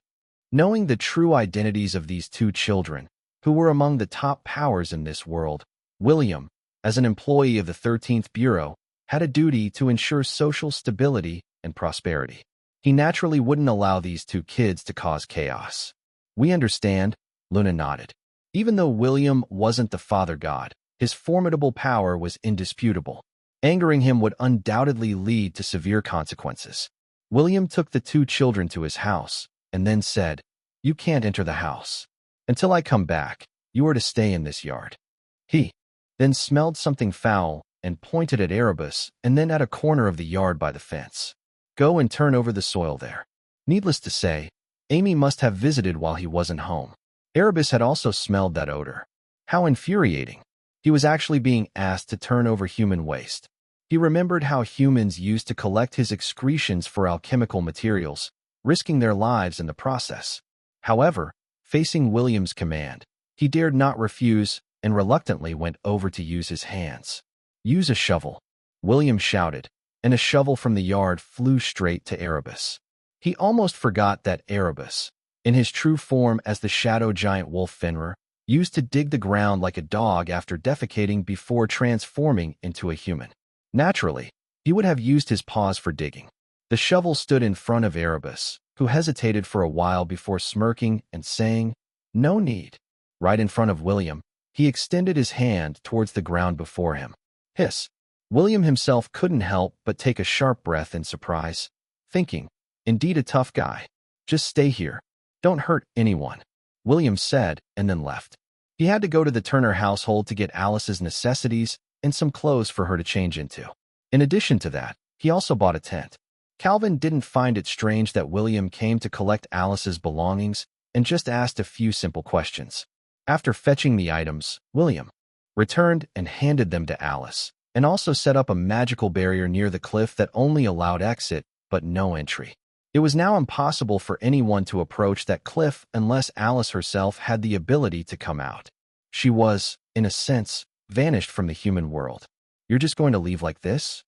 Alice, looking sullen, tugged at William's sleeve and said, "There's no water for bathing or drinking here. The water in the pond is contaminated with blood. It has a strong smell of blood." William rubbed her head and said, "I've taught you how to control elements, remember? You can turn them into water, turn them into wind. If you want to bathe, you can summon water yourself, however you want to wash. If you feel the air around you is not fresh, just summon a breeze to blow away the unpleasant smells. You really know how to comfort someone." Alice rolled her eyes in response. "Of course," William smiled. "Focus on improving your strength while you are here. I'm leaving now. Those two kids are still at my house, and I'm afraid they might just tear my yard apart." All Alice could do was watch William fly away and stomp her feet in frustration. And he says, of course. Is this what they call being considerate?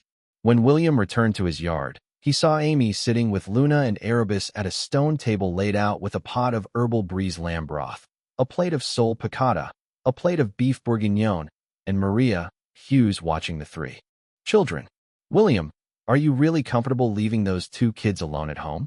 Aren't you afraid they might get lost?" Maria said to William upon his return, unable to help herself from commenting. William smiled. "No problem, they won't get lost." Looking at Luna and Erebus, Maria asked, "Are these two kids from your relative's family?" William nodded in agreement and said to Luna and Erebus, "Aren't you two going to call her Miss Hughes? Remember to say thank you after eating, understand?" Luna obediently said, "Thank you, Miss Hughes." Erebus, appearing somewhat sullen, still echoed the sentiment. These two children are actually very powerful shapeshifters, beings beyond quasi-deity level. Their purpose in coming to this prime world was to develop their own power, to strengthen the might of their Father God, and then to facilitate the arrival of their Father God into this world. But now, they seemed like pets taken in by someone, daring not to do anything, to actually show such respect to an ordinary person, and to say thank you. It felt like a disgrace to them as shapeshifters.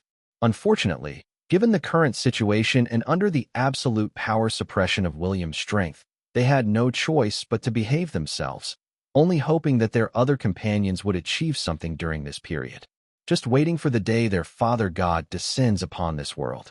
Erebus swore that when the day came, he would make William clean up feces, and then use his paws, which had touched the waste, to pat William's head.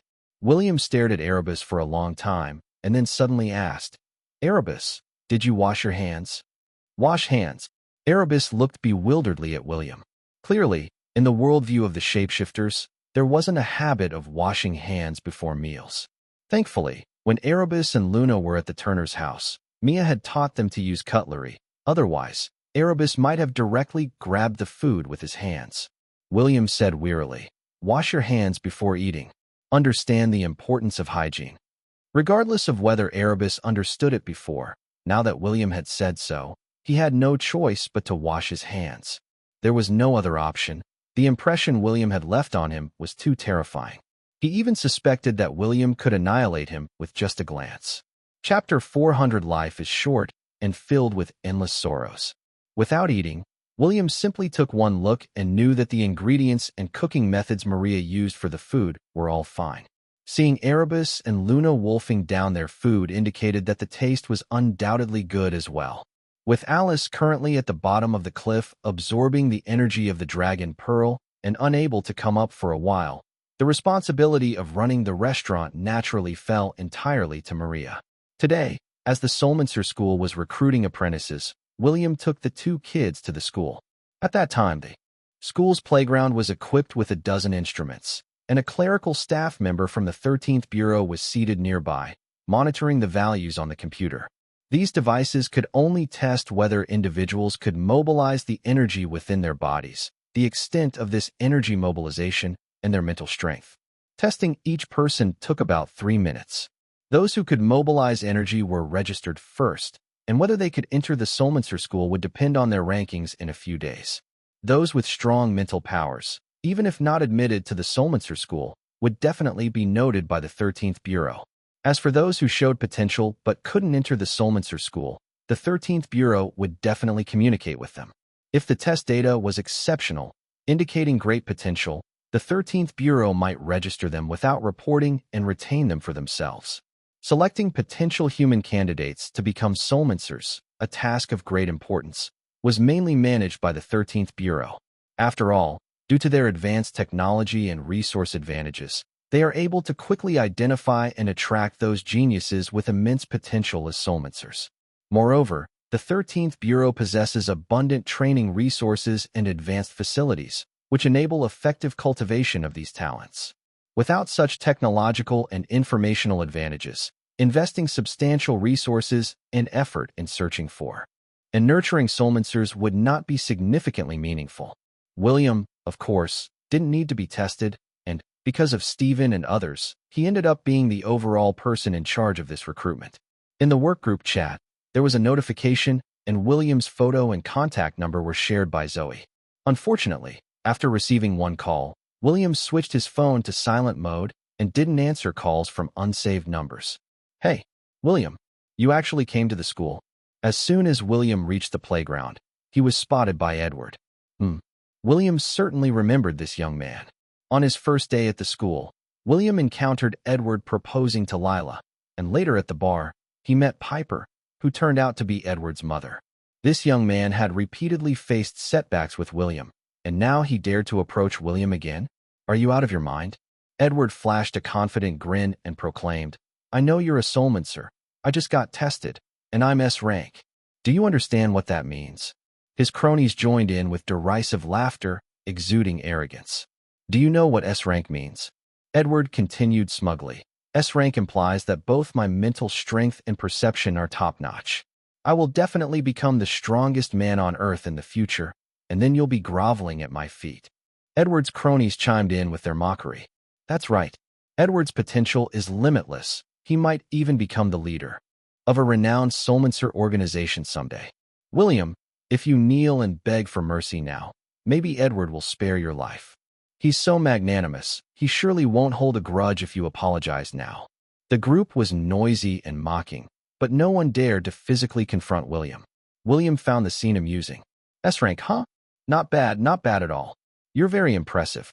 William nodded and continued walking forward with Luna and Erebus.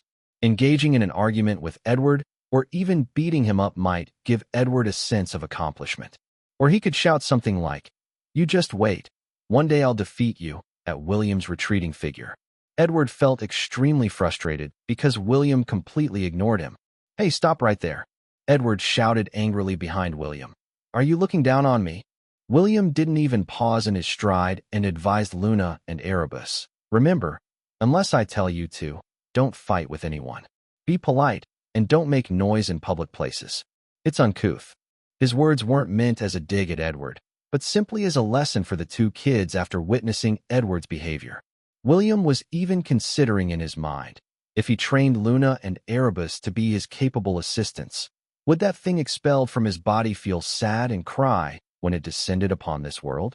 However, he thought, being something expelled from his body, it probably wouldn't be so fragile as to cry. William himself also felt that he seemed to particularly enjoy doing such things. William, what do you mean by that? Are you calling me uncouth? Edward, hearing William's words, immediately began cursing loudly. When people curse, they often involve the other person's family members, especially female relatives. However, for William, there really aren't any immediate family members, so Edward's curses seemed somewhat futile. Just then, a stern voice chimed in. "Edward, that's really impolite. How could you treat William like that? Apologize right now." Oh, it was Piper. William had noticed her earlier, but chose to ignore her on purpose. He knew that Piper might still harbor old feelings for him. They did have some flirtatious moments back when he worked at the bar, but that was all in the past. Now that William no longer worked there, and considering the general practice of monogamy in society, he obviously couldn't involve himself with other women anymore. Edward immediately lost his earlier swagger and said with his head lowered, "Mom, why are you here?" Frowning, Piper replied discontentedly, "What do you mean, why? Can't I come? If I didn't, would you have started a fight with William?" "It's not like that." Edward seemed quite dejected. "Mom, this is between him and me. Can you please not interfere?" Piper retorted angrily. "How can I not interfere? I regret not getting involved more over the years. Look at you now, acting like a little thug. If only you were half as steady and mature as William. I would be relieved." Edward might act tough in public, but in front of his mother, he dared not be reckless and could only silently hang his head. Piper then turned towards Edward's cronies, her expression growing even more severe. "And what about you all? Trying to form a little gang? Don't you know the government is currently cracking down hard on these illegal group activities?" These words silenced Edward's cronies. They could only lower their heads, not daring to retort. After all, this was Edward's mother, and they certainly wouldn't dare to utter a word against her. After scolding Edward, Piper had wanted to chat with William for a bit, but when she turned around, she found that William had already walked far away. Watching William's receding figure, Piper let out a soft sigh. Piper gazed at William's departing back, filled with admiration. Such a person as William was truly rare, untempted by materialism, composed in conduct, and even in the face of her son's provocation, he maintained his silence. Compared to William, her son Edward seemed utterly lacking. Piper turned to look at Edward and, thinking of William, became increasingly angry.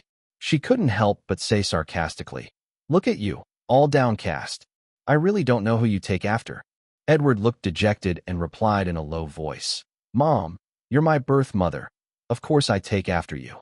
Feeling insulted, Piper angrily said, "Humph," and then sternly warned, "Edward, I'm telling you. Again, stop provoking William, or I'll make you regret it." The young man had thought he finally had a chance to show off and properly teach William a lesson. But now, he didn't even get the chance to strike, and even his own mother was siding with William. He thought to himself, life is short and filled with endless sorrows.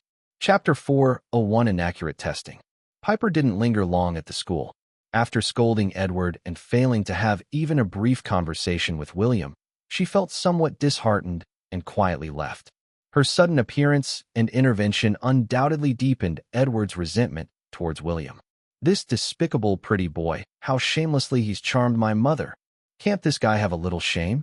To actually make moves on my family." He could never forget the day his mother asked him to call William uncle. "Today, I must teach him a lesson."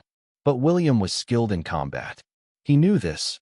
Even with his cronies, they probably wouldn't be enough to stand up to William. That's why they were all talk and no action. One of Edward's cronies said, "Edward, William must also be here for the test. Isn't that obvious?" Edward rolled his eyes. "I heard that kid William often skips classes. Why else would he come to school today if not for the test? And he even brought 2 kids. Obviously, they are here for the test too." The crony sinisterly smiled. "Edward, do you remember what the testing officer said today?" Edward raised an eyebrow at him. "The officer said fighting and brawling are strictly forbidden. No matter the reason, the first one to start a fight will be disqualified from the test." "Oh." Edward patted the crony's shoulder, grinning. "You're quite cunning. I like that. Edward, you flatter me. Then you go provoke that William, and I'll draw the testing officer over.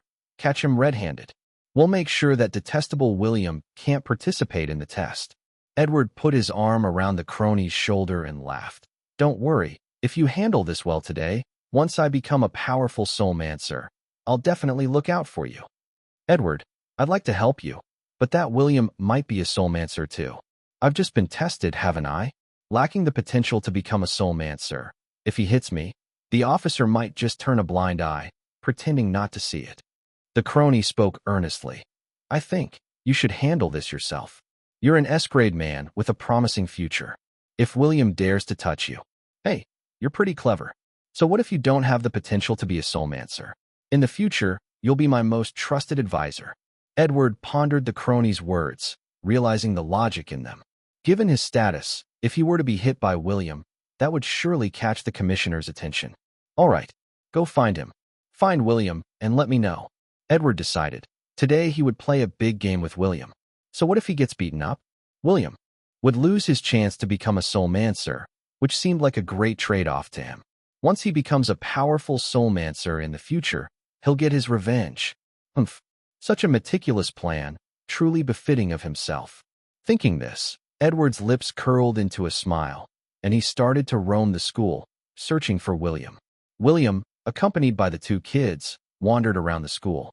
Besides the students on the field waiting for their test, there were also many who had finished their tests but showed no potential to become soulmancers.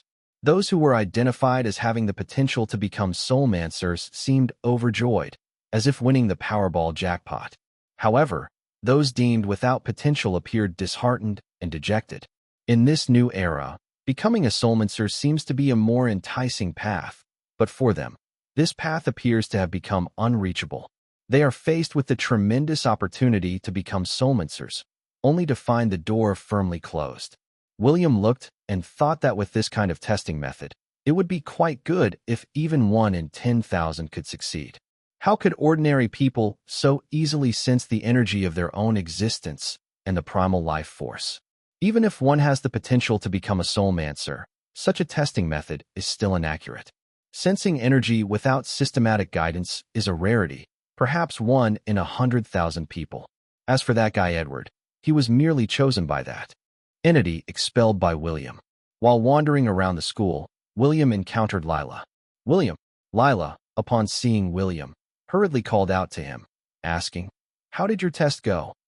William didn't deliberately avoid Lila. Hearing her question, he smiled and replied, "I didn't need to test. I've already been tested internally. How about your test results?" Lila spoke cheerfully. "There's an internal testing route. Considering your abilities, you really don't need such tests. You're already a soulmancer." "I passed the test, and so did Ryan," Lila continued. "A very talented individual known to my grandfather taught us some basic techniques to sense and activate internal energy, so it wasn't difficult for us." William nodded in understanding. "I remember you couldn't sense energy not so long ago." Knowing about Anthony Carter's background and that they had contact with someone who could sense and activate internal energy wasn't surprising. There are many ways to sense the existence of energy, such as through long-term practice of certain physical exercises and meditation techniques. Since they had prior guidance, they were naturally different from others. This doesn't necessarily indicate how great Lila and Ryan's potential is. It's more about the advantages of their family backgrounds. As the two were chatting, Edward suddenly burst out, pointing at William's nose and accusing, "William, you shameless man. How dare you come to see Lila?" Lila, seeing Edward, couldn't help but facepalm. Not again. Based on her understanding of William, wasn't Edward just asking for trouble by coming over? He couldn't beat William, yet he still insisted on seeking confrontation. She really couldn't fathom what he was thinking. "Miss Carter, did you know? I was tested and identified as having S-level potential." Edward eagerly shared the news with Lila. "Do you understand what this means?" Lila couldn't be bothered to look at him and replied, "I don't know, and I don't want to know. So, there's no need for you to tell me." Gritting his teeth, Edward retorted, "One day you'll regret it. William is not a good person. No, he's inhuman." Edward vehemently continued, "That shameless man even seduced my mother." Lila coughed in disbelief. She never expected Edward to make such an accusation, but she didn't believe it for a second. William seducing Edward's mother? What a joke. William wasn't even interested in her, so why would he go after Edward's mother? This not only felt like an insult to William, but Lila felt she was being insulted too. William, a man of his stature, instantly saw through the young man's intentions. "Hold on. I'll beat him up first. William said, smiling, having already seen through everything. Edward smiled too, having successfully provoked William. Was he afraid of getting beaten up? Today, he wanted William to hit him. The testing officer was already on the way, and the harder William hit him, the better. William smirked and stepped forward, delivering a punch that knocked Edward to the ground, followed by a series of punches and kicks. The blows weren't heavy, but they were sure to leave a mark and were painful enough. Chapter 402 The mighty shapeshifters don't easily heed human commands. William, who has lived for 1 billion years, leverages his extensive knowledge accumulated from countless medical books to strike his opponent in a way that's neither lethal nor causes permanent injury. After all, he is still a student at the school, a good student who abides by the rules and values civility. Engaging in a physical altercation is already extreme enough, let alone considering taking a life. That's absolutely out of the question. William is known for his kindness, often praised for not even harming an ant. Ouch! Damn it, fuck! Edward's cries of agony were continuous, completely unable to retaliate. As William got into the rhythm of kicking, hearing Edward spewing profanities, he couldn't help but recall that scientific experiment which claimed that swearing can indeed enhance a person's endurance. Consequently, he quickened his movements. Subsequently, Edward's screams became even more pitiful. "What are you doing?" As the testing officer arrived, the situation finally came under control. "He hit me. He hit me." At this point, Edward felt no shame in tattling. He was just internally cursing why the officer hadn't arrived sooner. If the beating had continued, he truly feared he might have been beaten to death. The person called to the scene was a staff member from the 13th Bureau. He had just announced on the playground that fighting was strictly prohibited and violators would be disqualified. Yet now, a student had broken the rule, and reportedly, the one beaten was a student with an S grade testing qualification. How could this be allowed? William, looking at the 13th Bureau staff member, smiled and said, "I was just teaching him a lesson. That's not a problem, right?" His photo had been circulated in the 13th Bureau's work group, and William held the title of Director of Admissions for the Soulmaster School. In other words, everyone in the admissions office was under William's command. William possessed both the power to veto and the power to choose. The officer from the 13th Bureau, upon seeing William, initially looked stunned. Then, after glancing at the beaten Edward, he broke into a smile and said, "Director Johnson, are you giving the new students some early training?" William replied with a smile, "Exactly. I'm helping him unlock his potential." "Well, then there's no issue." The officer chuckled and then turned to leave. "Huh? Teacher, aren't you going to do anything?" Edward's sidekick was completely baffled. What was this situation? Just a lesson? Have you ever seen such a method of teaching? Have you ever seen such an approach to developing a student's potential? Didn't you see Edward was almost beaten to a pulp? Wait a minute. Director Johnson? Edward's sidekick stared at William, feeling that something was amiss. "William, you're done for." Edward, in pain, hadn't heard what they were saying. He was still thinking spitefully. "Go to hell, William. You've been caught red-handed. You're a Soulmaster, right? That 13th Bureau officer is also a Soulmaster. Why don't you fight him? Whether you can beat him or not. William, you're finished." But then, William didn't stop yet. He kicked Edward a couple more times, then let out a long sigh and said, "It's been a long time since I've had to discipline someone like this. It's quite exhausting." Edward, lying on the ground like a dead dog, couldn't help but roll his eyes. "Why are you tired?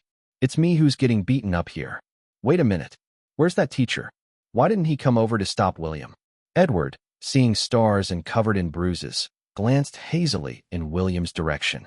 He saw William and Lila walking away with the two kids, chatting and laughing as if they were a family of four out for a post-dinner stroll. This sight infuriated Edward to the point of almost vomiting blood, but he couldn't manage to do so. "William, did I just hear that teacher call you Director Johnson?" Lila asked, curious about William's identity. Having known him for some time, she still didn't fully understand who William was. As they walked, William responded, "Well, strictly speaking, since this is about admissions, I guess I should do something." "Huh?" Lila was surprised. "Do you mean you're in charge of admissions for the Soulmaster School this time?" William nodded. "Something like that. Why else would I have helped Edward develop his potential?" "So, you were really helping him?" Lila inhaled sharply. He was cursing at you, and you still helped him? This man was just too magnanimous. William casually said, "It was just a small effort, no big deal." Lila nodded, perhaps understanding his broad-mindedness. William's generosity was on another level. Edward, if he heard these words from William, would probably spew blood 2 feet high, which he had managed to hold back earlier. Forget about repaying evil with good or talking about developing my potential. It sounded more like mockery of his helplessness. William, are you free later? Lila pulled out her phone to check the time. It's almost lunchtime. How about we go eat together? William answered straightforwardly. I'm busy with other matters. He didn't even hint at the possibility of making plans for another time. Oh, all right then. You go ahead and be busy. Lila, having her own pride, had already taken the initiative to invite William for a meal. His straightforward refusal left her with little to say. Okay, I'm off then. Having said that, William, along with the 2 children, headed to cozy Bookhaven. Having not opened the doors for a while, mainly because Alice was practicing secret techniques on his bed recently, William decided it was time to open up, lest people think the store was no longer operational. Upon entering, they found the place a bit dusty from disuse. As soon as they were inside, William directed Erebus. Erebus, go get some water from the back and wipe down the tables and chairs. Erebus stared at William in disbelief. He, the great shadow giant wolf Fenrir, a legendary fantastical creature and powerful shapeshifter, had already stooped to dealing with human excrement, and now he was being ordered to clean? William noticed the boys glaring and smiled amiably. What's wrong? Don't want to do it. Erebus's face stiffened with William's too friendly smile. Do I have a choice? Erebus finally capitulated to the stronger being, albeit grudgingly. Why don't you ask Luna to help? William affectionately ruffled his hair. As a boy, don't you know you should be a little accommodating towards girls? Luna immediately chimed in. Yeah, don't you know you should be a little accommodating towards girls? She then grabbed William's hand and looked up at him with a sweet smile. The 2 kids were so easily divided by William. Nicely done. Luna, do you know how to make coffee? William wasn't about to let this opportunity for free labor pass. Luna's smile faltered. Did her charm not work? No. Luna swore. As a proud shapeshifter, she refused to live as submissively as Erebus. Half an hour later, Luna carefully brought William freshly brewed coffee. He sat leisurely in his chair, reading a book. After placing the coffee next to William, Luna eagerly rested her head on the big table in the bookstore. This oak table, where William once used a drop of his blood to draw an aura field, triggering the resurgence of energy in the entire world, was no ordinary item. Although he later erased the magic circle, the table, soaked with William's blood, had become special. Ordinary soulmancers couldn't detect the uniqueness of this table, but Luna wasn't just anyone. She discovered that her power increased geometrically when near this table. Had she not been afraid of angering William, she probably would have climbed onto it. Erebus looked at Luna with silent resentment. He, too, had discovered the table's secrets. In the past half hour, he had been obsessively wiping it, reluctant to move elsewhere. Chapter 403 An Eerie Atmosphere. In the Age of Gods, when ferocious beasts roamed freely, humans began to practice magic and craft magical artifacts to counter these powerful creatures, seeking nothing more than to establish a secure existence. Luna and Erebus, of pure bloodlines and formidable strength, were among the most powerful beings in any parallel dimension. Beasts have a primal intuition for places rich in treasures or abundant in energy. They couldn't discern why this bookstore, or particularly this table, was so special, but they knew it was a remarkable place. Just like William's home, a sanctuary so rare it would be hard to find in the entire divine realm. Stop wiping just this table. Clean the dust off the other shelves with a dry cloth, William finally said, unable to watch any longer. After you're done, even if you lie on this table, I won't say anything. Luna immediately perked up, asking, Can I lie on it? William gave her another amiable smile. Luna pouted but obediently stayed quiet, resting her head on the table and closing her eyes to meditate. Deceiver. All humans are deceivers.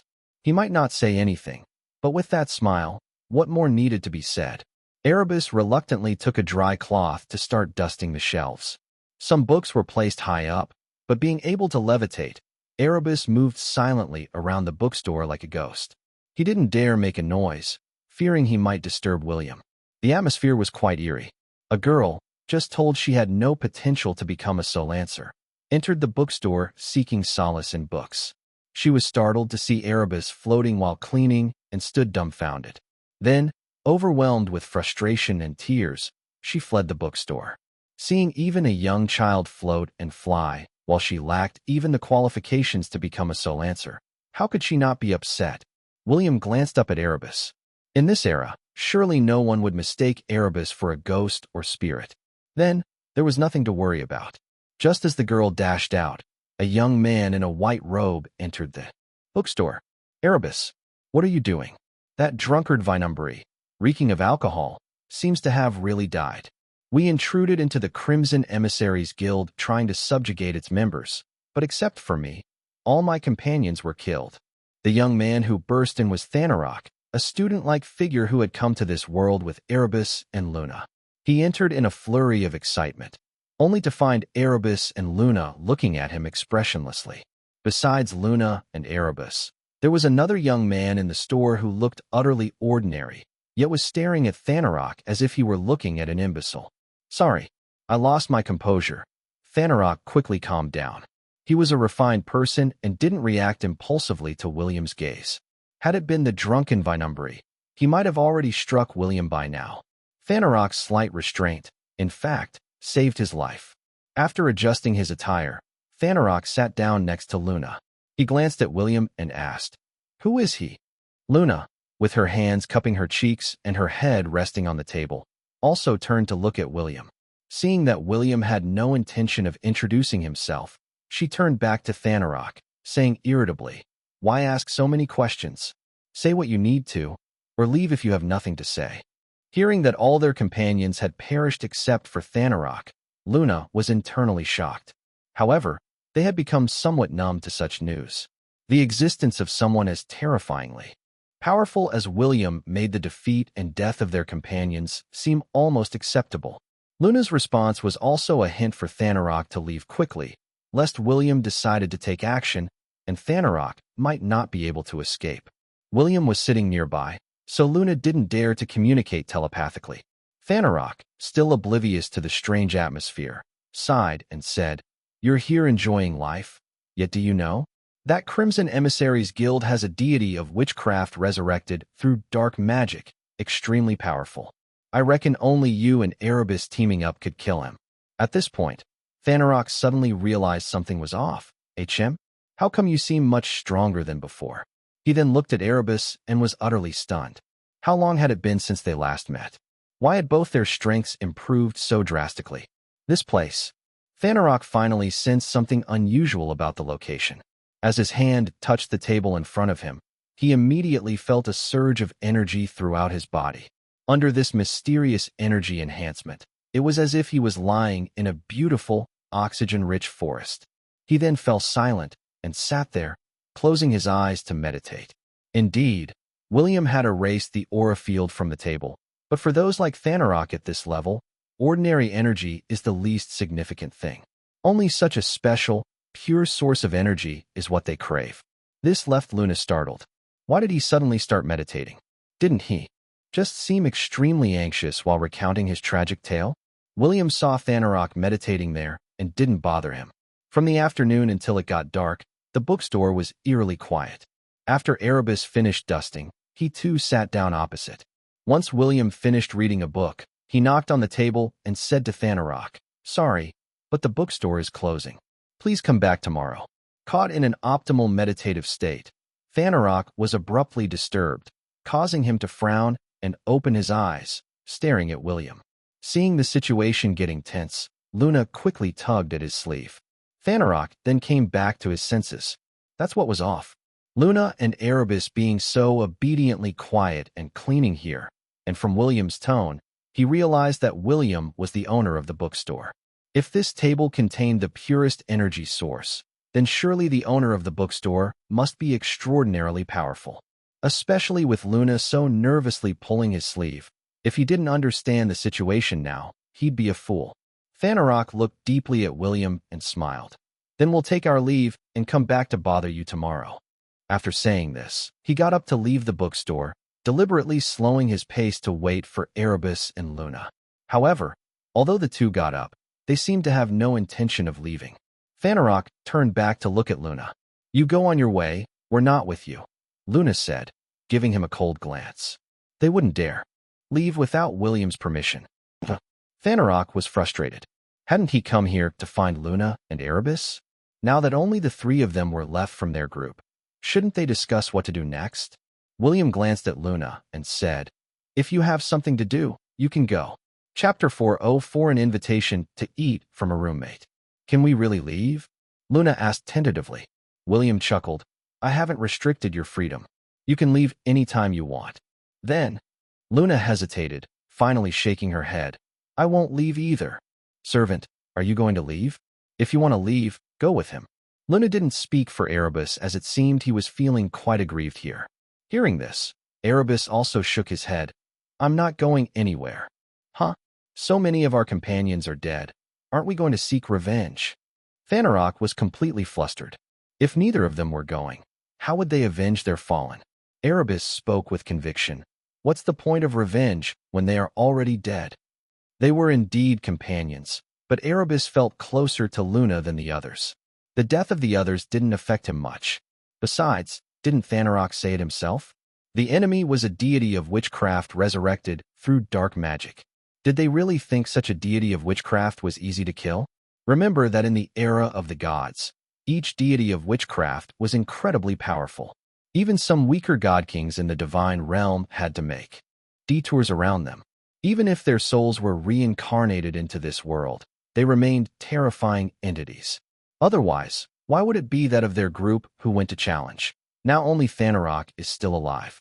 Moreover, although staying with William meant enduring some humiliation, the benefits were tangible. Erebus told himself that this was enduring humiliation for a greater cause. Revenge was out of the question. Fanarok sighed, accepting that there would be no revenge. After all, Erebus wasn't very close to the other companions. I'll be going then, and I'll come back tomorrow. Fanarok couldn't fathom William's depth and didn't dare to inquire further, so he decided to return the next day. At this point, William added, By the way, if you plan to stay here, you'd better familiarize yourself with the laws of this world. Don't break any laws. If someone else had spoken to Fanarok like that, he would have likely scoffed or might have even killed the person on the spot. However, when William spoke those words, Fanarok just paused briefly and said, Thank you for your advice. After bowing to William, he turned and left. Luna watched Fanarok's departing figure and secretly breathed a sigh of relief. She had been genuinely worried that Fanarok might argue with William. In her view, if Fanarok had talked back to William, he might have met an ugly end. William, watching Fanarok leave, said to Luna, You two should learn from your friend here. He's well-mannered and polite. Yes, yes, yes. Luna nodded like a woodpecker, though inwardly she disagreed. Did Fanarok really have manners? That depended on who he was dealing with. Where will you two sleep tonight? On the bed or somewhere else? Since William had taken in these two kids, akin to keeping pets, he still needed to consider their living arrangements. Luna replied, I've already slept a long time, and now I can't sleep. Erebus also added, I can't sleep either. William then remembered that these two were no ordinary cats or dogs. According to their current timeline, they usually slept for hundreds of years at a time, then stayed awake for several hundred years more, always brimming with energy. This meant there was no need to prepare beds for them. William took out his phone and glanced at it, seeing over 50 missed calls, and then noticed that people in the 13th Bureau's work group were continuously tagging him. Eventually, Stephen, having no choice, said in the group chat that he would handle any issues, so people should come to him. William cleared these notifications, but noticed missed calls and messages from Wyatt and Daniel. Are you two going back to my place, or coming with me for dinner? William decided to accept the invitation after checking his messages. His decision to attend university was initially to quickly adapt to the contemporary social life, after all. Thus, his roommates were somewhat important to him. Maintaining good relations with them was also necessary. I'd like to have dinner with you, Luna thought to herself, initially considering returning home. Even absorbing residual energy in William's yard would be highly beneficial. She realized William wasn't as frightening as she had previously thought. Moreover, everything about William seemed to have a special allure, making her unconsciously want to stay close to him.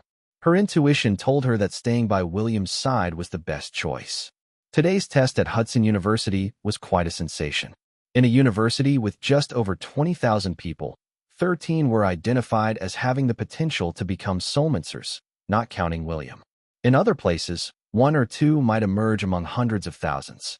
This ratio was certainly extraordinary.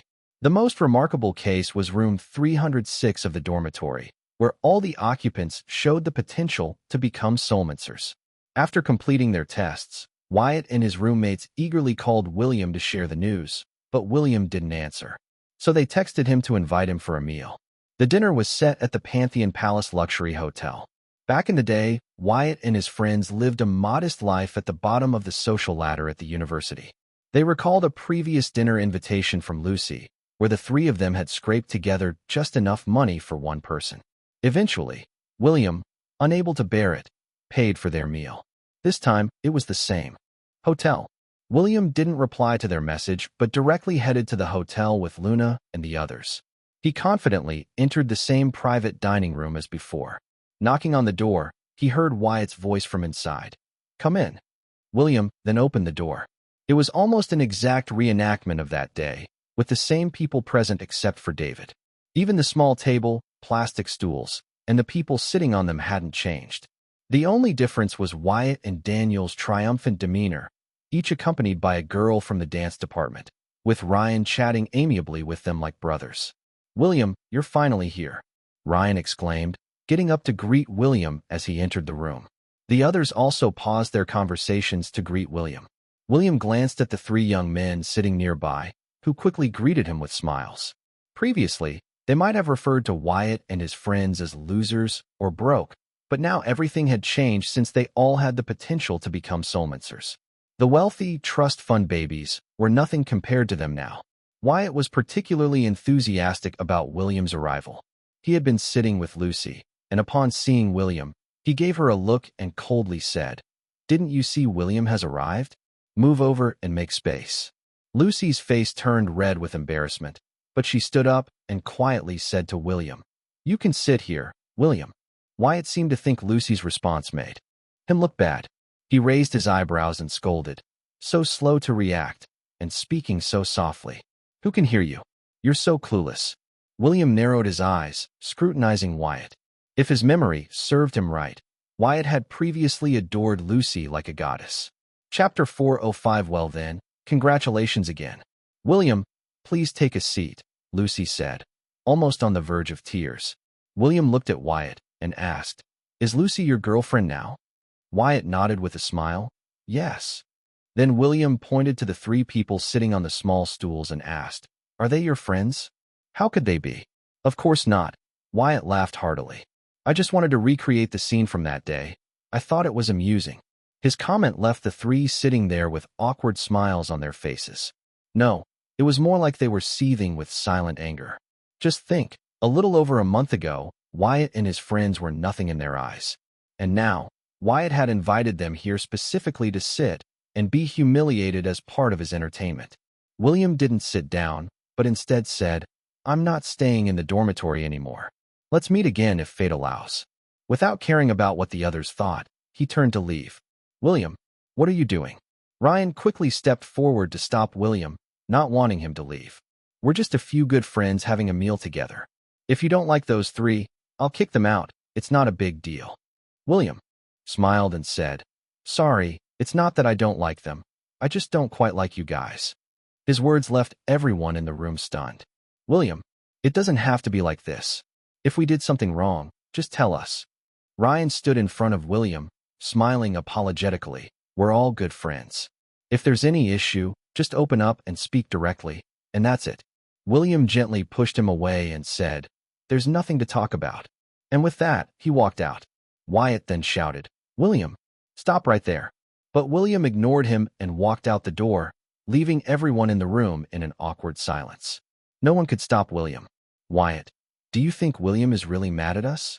Daniel always felt uneasy in his heart. Their current status was all thanks to William's help. William's words just now seemed like he wanted to cut ties with them. What could have made William so angry? They were somewhat clueless. At least in their eyes, they were always respectful towards William. Didn't Wyatt promptly ask Lucy to give up her seat for William when he arrived? Wyatt frowned, glaring at the three guys eating at the small table, and said, "It must be because of these three. You guys come here. Sing us a song as an apology." The faces of the three young men turned sour, but they dared not say anything. They looked at each other and then prepared to come over and sing. Lucy couldn't hold back anymore and shouted in a low voice, "Wyatt, that's enough." Wyatt slapped Lucy across the face and bellowed furiously, "Enough? What do you mean enough?" Daniel and Paul immediately pulled Wyatt away, pleading, "Wyatt, don't do this. Why are you hitting her?" Paul also added, "Yeah, even if Lucy did something wrong, we can talk about it nicely." Wyatt pushed them away angrily and said, "Talk about what? What is there to talk about? Don't think I don't know. The reason William acted like that is because he saw me yelling at her. Damn it, as if I don't know you've always liked William. The moment he walked in, you started flirting with him. If you like him, then go with him. Why are you with me?"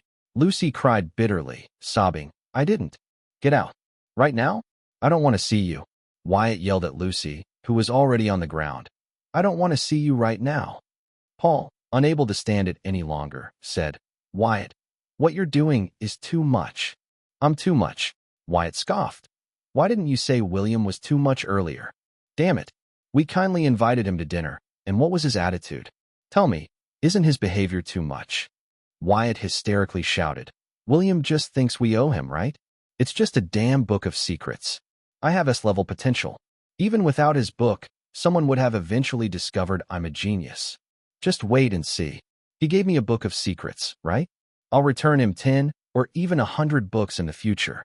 Paul furrowed his brows and said, "Anyway, we're not going to be in the same dormitory anymore. Let's consider this meal as a farewell dinner. I'm leaving. I can't eat this meal anymore. Cough. I'm leaving too. William is going to be my sister's future husband." Ryan shrugged his shoulders and slipped away. Naturally, Lucy left as well. "Get out. All of you get out." Wyatt was already immersed in the fantasy of being an S-level potential with an immeasurable future. Finally, only Daniel was left. He shrugged his shoulders and left too. Wyatt watched as everyone left one by one, leaving only a few girls from the dance department. He laughed heartily and said, "Let them go. Let's continue drinking." These girls were initially attracted to Wyatt because of his potential to become a soulmancer and wanted to associate with him. Now, seeing him break up with Lucy, they naturally wanted to get closer to him. Wyatt was thoroughly enjoying himself, surrounded by the girls. Until, suddenly, a hotel waiter came over with the bill, interrupting Wyatt's joyful time. "Sir, your total bill is $390,000. With a 20% discount, the final amount is $312,000. Would you like to pay with your phone or by card?" The waiter handed the bill to Wyatt. Wyatt was stunned. Didn't Ryan settle the bill? The waiter still had a smile on his face and said, "Ryan didn't settle the bill." Wait a minute. Wyatt couldn't even pull out $100 from his pocket. They had ordered several bottles of expensive wine just now, and now he could only call Ryan. After the call connected, it was immediately hung up. Damn it. Wyatt was so angry he almost threw his phone. He could only say to the waiter, "Do you know? I just tested as an S-level potential soulmancer." The waiter smiled sweetly and said, Congratulations." Wyatt wasn't mentioning this to receive congratulations. Gritting his teeth, he said, "Can you talk to your boss for me? Let me run a tab, and when I become a powerful soulmancer in the future, I'll come to settle the bill." The waiter's smile remained sweet. "I'm sorry, sir, but our establishment does not allow credit. I told you, I tested as an S-level potential. Don't you understand what I mean?" Wyatt was getting desperate. Does this waiter have a problem? Doesn't she know what S-level means? Is she preparing to offend a future deity? Well then, congratulations again. Your total bill is $312,000. How would you like to pay? By phone or card? Wyatt was driven mad by the waitress's response. He took a deep breath and said, "You saw that I am Ryan's friend. Do you think I can't afford this amount?" The waiter's smile became even more amiable. I'm sorry, sir. When Ryan left, he informed us that you are no longer his friend. So, will you be paying by credit card or mobile payment? At his wit's end, Wyatt insisted. I want to see your manager. The waitress, still maintaining her sweet smile, methodically took out her phone and dialed a number. Hello, 911.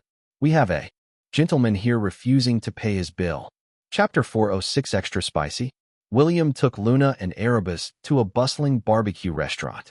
They ordered various meat skewers and vegetables, then sat down to enjoy the meal. In this fast-paced and restless era, finding a true friend is so precious. Some might not understand why William got upset over Wyatt's behavior and even decided to distance himself from them. After all, they were close roommates not long ago. Wyatt's invitation to those three young men was actually meant to humiliate them. Some might think this behavior is justifiable. The bullied finally become powerful and naturally seek revenge. William doesn't necessarily think Wyatt went too far, but he simply doesn't like such behavior. Perhaps this is human nature. Similarly, William disapproves of Wyatt's attitude towards Lucy. Initially, when he had nothing, pursuing Lucy was like seeing a goddess. Now, merely having the potential to become a soulmancer, he treats a girl this way. William still dislikes such people. William won't deny Wyatt the chance to become a soulmancer over this. To him, such behavior is all too common. The inherently weak, once they suddenly become strong, either amplify their sense of justice or their inner evil. William never considers himself on the side of absolute righteousness, given the countless souls under his command, enough to overflow the abyss of the underworld. It's just a matter of dislike. He wanted to experience campus life, and now that he has, and doesn't enjoy it, there's no need to continue. It's better to help the 13th Bureau maintain social order. That seems more interesting. William has adapted to this peaceful society, free of war, where people live and work in contentment. Since he likes such a society, William feels obliged to ensure it continues this way. Be it a soulmancer, a god king, a deity of witchcraft, or even a cosmic entity, no one should spoil his mood. Mr. Johnson, why didn't you eat at that place just now? Luna was genuinely curious about human relationships. She didn't understand why William suddenly left the previous restaurant in anger, despite planning to dine there. Gazing at the barbecue in front of him, William smiled and said, "The food here is tastier."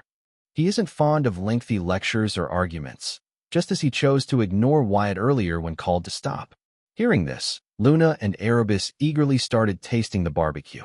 Originating from the southern United States, especially Texas, the barbecue is known for its rich, smoky flavor and special spicy sauce. Luna and the others stayed at Alice's house a while ago and naturally ate a lot of delicious food. However, Mia always thought of them as children, so the dishes she prepared were relatively mild, avoiding spicy and irritating foods.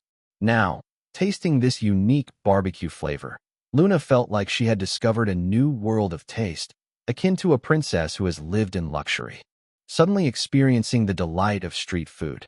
Buddy, can these kids handle spicy food? I've made it mildly spicy for you. How's that? The barbecue restaurant's owner, a true Texan, approached with concern for the kids. He genuinely worried about the children being overwhelmed by the spiciness. William, with a gentle smile, asked Luna, "Do you find it spicy?" Luna, her mouth greasy from the barbecue, looked bewilderedly at William. Erebus chimed in, "Not spicy at all." William then requested the owner, "Please add more spicy sauce. We'd also like beef ribs, corn on the cob, and grilled chicken wings." The owner chuckled, "No offense, buddy, but it seems like you're new to fatherhood. Be careful, the kids might find it too spicy and cause trouble when you get home." William responded with a smile, "Make it the spiciest you have. I'm the one who calls the shots at home, no worries." "All right then." The owner agreed, though his eyes betrayed skepticism. Men often boast about their high status at home, but in reality, their position is usually not as prominent as they claim. The owner knew this all too well. William also tried some of the barbecue and found it deliciously simple, yet unexpectedly spicy and flavorful. Soon, the owner brought over a new plate of beef ribs, corn on the cob, and grilled chicken wings, all evenly coated in a thick, spicy sauce, looking especially tempting. "I brought 3 portions of each for you to try first," to avoid waste. The owner said cheerfully to William, "Our shop's extra spicy sauce is intensely hot, and anyone who can finish 20 portions of any meat covered in it eats for free." William smiled and replied, "Then I'll definitely have to come and support your business more often." Extra spicy? Luna curiously picked up a grilled chicken wing, eyeing the bright red sauce smeared on it with drooling anticipation, and then, 10 minutes later, many customers were casting surprised glances at William's table. Astonishingly, the two adorable children at the table were devouring the food as if they hadn't eaten in half a month, skewer after skewer, seemingly unstoppable. In just a short time, they had accumulated a large pile of empty skewers on the table. What was truly shocking was not just their enormous appetite, but the fact that they were eating the spiciest version. Regular patrons who had tried it before could barely handle 1 or 2 skewers before breaking into a sweat, yet Erebus and Luna were eating it as if it was nothing. "Buddy, your kids, were they fed hot sauce in the womb or what?" The owner was dumbfounded. He considered himself adept at handling spicy food, but had to admit defeat seeing the kids' tolerance. Forget 20 skewers, he thought they could easily down 200. Luna, whose true form was a phoenix, found spicy foods like chili sauce perfectly to her taste and thoroughly enjoyed it. William ordered a bottle of Coca-Cola for each child. Luna sipped, hers through a straw, a content smile spreading across her face. Erebus felt secretly relieved he hadn't joined Thanarok in seeking revenge. Otherwise, he would have missed out on such a feast. Their meal was certainly on the house, as William, too, wasn't averse to spicy food and could handle various flavors. Just as they were thoroughly enjoying their meal, William's phone rang again. It had rung many times already, but he hadn't wanted to answer. Now in a good mood, he picked up. It was Ryan. "William, where are you?" Ryan had called over a dozen times, showing persistence. William replied, "I'm at Pitfire Barbecue in Red Hook. Wait for me. I'm coming right over," Ryan said excitedly, relieved that William had finally answered his call. He had worried that William was ignoring him too. Chapter 407, I Want to Make a Fan. Ryan and his friends quickly arrived at Pitfire Barbecue. Daniel, Paul, and Lucy followed Ryan in. Lucy's eyes were still red, and the imprint of a slap was still visible on her face, evidently having just cried. "William, Wyatt's behavior was indeed inappropriate, but you didn't need to get so angry," Daniel said as he sat opposite William, trying to console him. They too felt that Wyatt had become frighteningly different. How could someone change so drastically in just one day? William, however, didn't see it as a big deal and said with a smile, "I'm not angry. Help yourselves to whatever you want to eat." Angry? Hardly. Even when James Taylor tried to kill him, William hadn't been angry. Making William angry was not an easy feat. Following this, there wasn't much to talk about. Daniel and Paul shared with William their A-grade potential to become soulmancers, while Ryan also mentioned his S-grade status. These grades merely reflected the degree of sensing original life force and energy, or the strength of mental power. Anyone above A-grade was generally considered by various guilds, and S-grades had better potential. However, don't forget that these guilds have age restrictions for apprenticeships.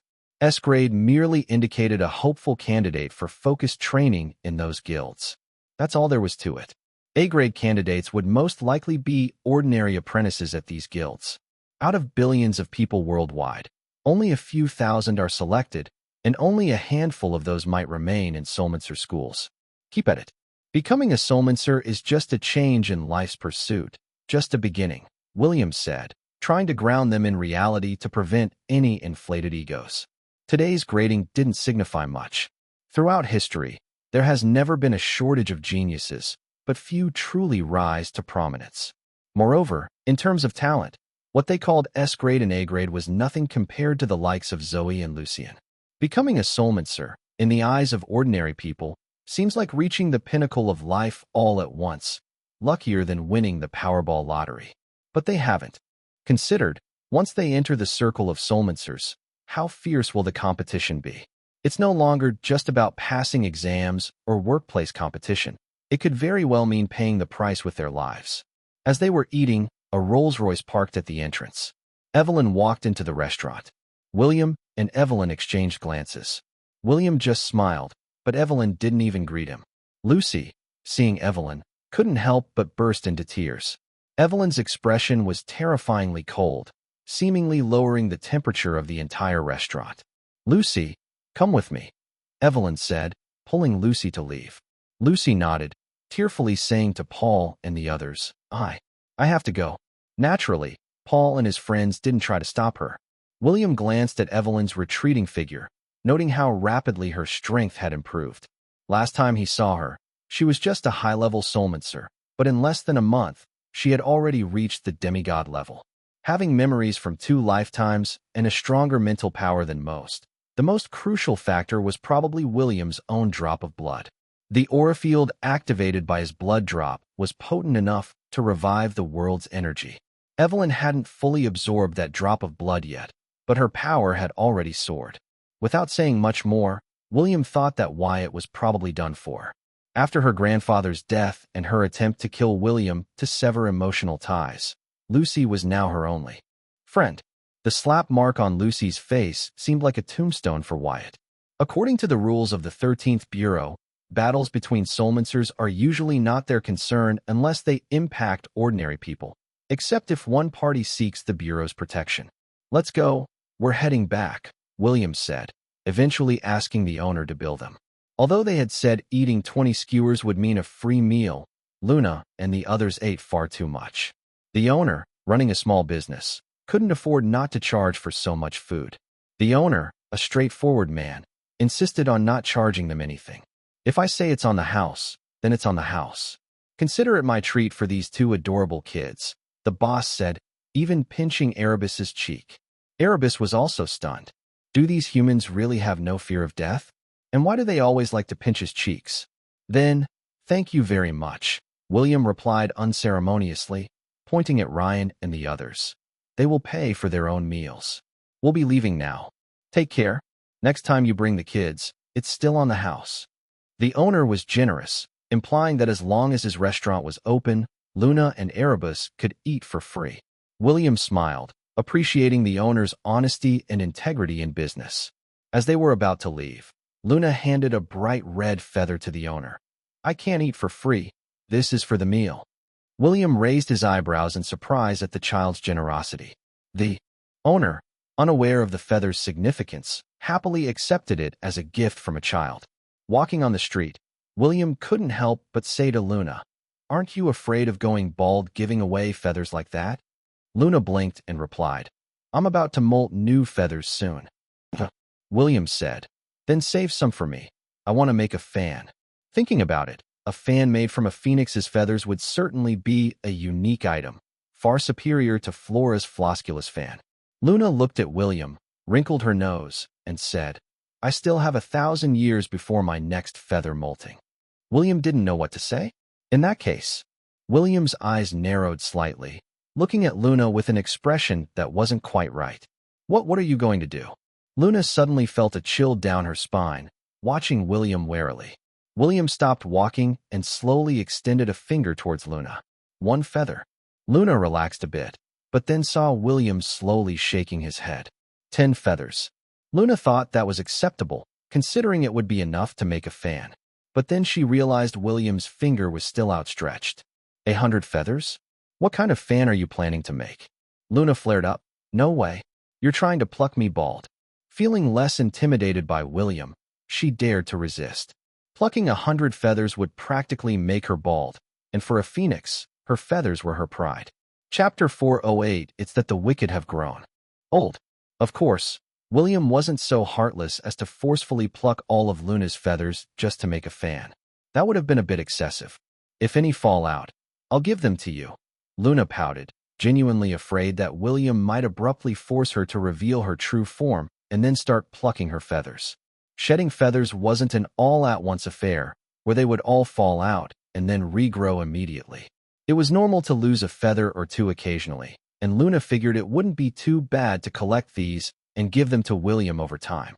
William's idea of making a fan was more of a sudden inspiration, not something that he necessarily wanted to do immediately. "You keep them for now. By the look of things, you probably often trade feathers for food."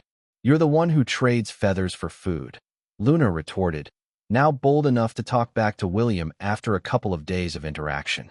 William wasn't offended but commented, I've seen it twice now. Don't you have anything else valuable? Of course not, Luna said warily, looking at William as if he were some creepy guy. A powerful deity wanting to pluck her feathers for a fan? If she revealed her other treasures, who knew what he might plot? William didn't press her further but turned to Erebus. Erebus, Luna knows to trade feathers for food. Don't you have something valuable to offer? Erebus muttered. Her feathers fall out, and she has plenty stashed away, so it doesn't matter. My mane, once it falls, I don't usually collect it. William's eyes narrowed. So, she's got a stash of feathers, huh? Before Erebus could respond, Luna jumped forward and smacked his head. Why are you so dumb? Answering everything you're asked. Erebus realized his mistake and said to William, looking aggrieved, she only has 2 feathers stashed away. Clearly, this was a deliberate concealment. If it were really just 2 feathers, Luna wouldn't have hit Erebus. After hitting Erebus, Luna turned to William. I only have a dozen or so feathers in total. Even if I gave them to you, it wouldn't be enough to make a fan. William replied with a smile. I wouldn't ask for your things for nothing. How about this? 100 feathers in exchange for a special pill. Luna scoffed. What pill could be worth 100 of my feathers? After a moment of thought, William took out a small glass vial. This is a dragon heart pill, made from the blood of a dragon's heart. Luna stared at the small glass vial in William's hand, trying to sense the aura of the pill, but found that the vial completely blocked any scent from the pill. Made from the heart's blood of a dragon? Are you trying to fool a child? Despite her skepticism, Luna's gaze never left the vial, clearly believing what William said. Given William's identity, it seemed unlikely that he would deceive her. William chuckled and put away the pill. If you don't believe it, let's forget it. The dragon heart pill is said to be crafted from the heart's blood of a mythical creature, a dragon, known for its immense power and mysterious origins. Luna, being a creature of extraordinary lineage, might break through to an unprecedented realm if she used this dragon heart pill. But how could William possibly possess such a thing? This was the heart's blood of a dragon. If William really had such an item, why wouldn't he use it himself? Even the god-kings of the divine realm would treat such a divine medicine as a sacred object. Yet William was willing to trade it for 100 of Luna's feathers? However, if William really wanted her feathers, with his power, he could easily force Luna back to her original form and pluck her feathers as he pleased, even cooking a dish of roasted phoenix meat. Considering this, Luna eventually believed him. I believe you. It's just 100 feathers, she said, gritting her teeth. I'll give them to you tomorrow. William smiled and gestured with his hand. They should be this long. I don't want the short ones. He had initially made the offer casually, not expecting Luna to agree. In that case, let's trade the pill for her. After all, it's been lying around for tens of thousands of years. It was just something used for alchemy practice experiments back in the day and doesn't have much use now. As a member of the 13th Bureau, he now needed a more ordinary magical artifact. The items in his spatial storage ring were a bit too frightening to use publicly. He thought making a fan from Luna's feathers for everyday use would be appropriate. If Luna knew William's reasoning, that he considered using her feathers because they were relatively ordinary, she would surely be infuriated enough to hit Erebus again. How dare he call the feathers of a phoenix ordinary? On their way home, Luna was conflicted and silent, while Erebus also kept quiet. Almost reaching home, Erebus couldn't help but ask, Mr. Johnson, is there anything on me that could be worth something in exchange? William sized up Erebus and said, your fur isn't very useful. Erebus was on the verge of tears. He used to mock Luna for having fewer feathers than the mane on his body, but now he realized that it's the scarcity that makes something truly valuable. Seeing Erebus's pitiful look, William, feeling playful, chuckled and said, I have 2 of these pills. How about this? You negotiate with Luna to see if she can spare another 100 feathers, and I'll give you another pill. What do you think? Erebus's eyes lit up at first. Then he looked at Luna with a pleading gaze. Darn servant. What are you thinking? 200 feathers? Do you really want to pluck me, bear? Luna instinctively stepped back. Erebus whispered, we can just pluck from different spots. Luna glared at him. Didn't you hear him? He only wants feathers as long as those on the tail. Erebus looked at Luna with starry eyes, not saying a Word. The two kids stood in the yard, staring at each other. William stretched lazily and said, "You guys take your time to discuss. I'm going to sleep." After saying that, he returned to the bedroom, closed the door, and laid down on the bed to sleep. Half an hour later, William heard Luna and Erebus's voices in the yard. "Luna, you've chosen the right ones. They need to be this length. Not a bit longer or shorter, don't waste them." Erebus, yeah, I'm looking carefully." Luna, ouch. "Be gentle when you pluck." "Are you stupid?" Erebus replied, "I can't pull them out without using more force." Luna seemed to get angry. "Then can you not just pluck from one spot?" Erebus sounded very aggrieved. "Isn't that the length you said?" Hearing their voices from the yard, William smiled silently to himself and drifted into a comfortable sleep. William's actions perfectly embodied the saying, "It's not that the old have become wicked, it's that the wicked have grown old." Chapter 409. Does this human child normally eat this? In the early morning, William had just stepped out of the bedroom when he saw Luna sitting on a stone bench with red eyes, pouting her lips and staring ahead. In front of her, a stone table was covered with bright red, beautiful feathers. Erebus sat silently beside Luna, not daring to speak. He was afraid that saying the wrong thing would get him hit. He had already been hit many times last night, but he dared not retaliate, especially since Luna had plucked an extra 100 feathers for him. William strolled over leisurely, glanced at the feathers on the table, and asked, "Swap for two?" Luna looked up at William and then nodded. "Since I've plucked them, of course, I'll swap for two." With a wave of William's hand, the bright red, gorgeous feathers on the table vanished, replaced by two small glass bottles. Seeing the glass bottles, Luna was so excited that she forgot her previous displeasure. Erebus also excitedly watched Luna, but his expression soon became complicated. He didn't dare to compete with Luna for the bottles. If both glass bottles contained pills made from the heart's blood of a giant dragon, taking one pill would increase Luna's strength by a level. But what about taking two? Who wouldn't want more of such a thing? The pills were, after all, exchanged for Luna's feathers, so if she didn't want to give one to Erebus, could he even take it by force? "Here, this is yours." Luna pushed one of the glass bottles towards Erebus and glared at him fiercely. "Stupid servant. Happy now, aren't you?" Erebus's face broke into a wide smile, holding the glass bottle and grinning from ear to ear. Luna, unable to wait, quickly opened her bottle and merely sniffed it before immediately sealing it again. This was reminiscent of a scene from certain gangster movies where goods are inspected during a transaction. "This is real. I can feel the aura of an ancient dragon," Luna exclaimed excitedly, her breathing becoming rapid. Erebus had already opened his bottle. Since Luna confirmed hers was real, his must be genuine as well. He was also concerned about the potency of the pill dissipating. Such a high-level divine pill must be carefully preserved and taken in a secluded place to fully absorb its energy. Luna was extremely excited, and after a moment of silence, she stared intently at William. William casually produced two pills made from the heart's blood of a dragon. Who exactly was he? Indeed, it seems only the power of the Father God could possibly overwhelm this man. If William knew that Luna was thinking this way, he would probably just laugh it off. Her Father God? That was something he had expelled from his body. Overpower him. What an interesting thought. Such an innocent child. While Luna was lost in thought, Amy rushed into William's yard with a tissue in hand. "Good morning, Mr. Johnson." Amy greeted William and then ran to the corner of the yard near the fence. Then, a smell of feces wafted out. Amy, for the sake of fertilizing for Serafina, really didn't waste anything. Such dedication to a task. Well done. After finishing her business, Amy wrinkled her nose and approached William and the others, looking at Luna, and asked in a childlike voice, "Sister, have you had breakfast yet?" Luna looked at this human child, her mind filled with several questions. Is she really just an ordinary person? Is she William's child or his? Sister? She wouldn't want to eat me, would she? How should I respond? The more she thought about it, the more she felt that this child in front of her might be very frightening.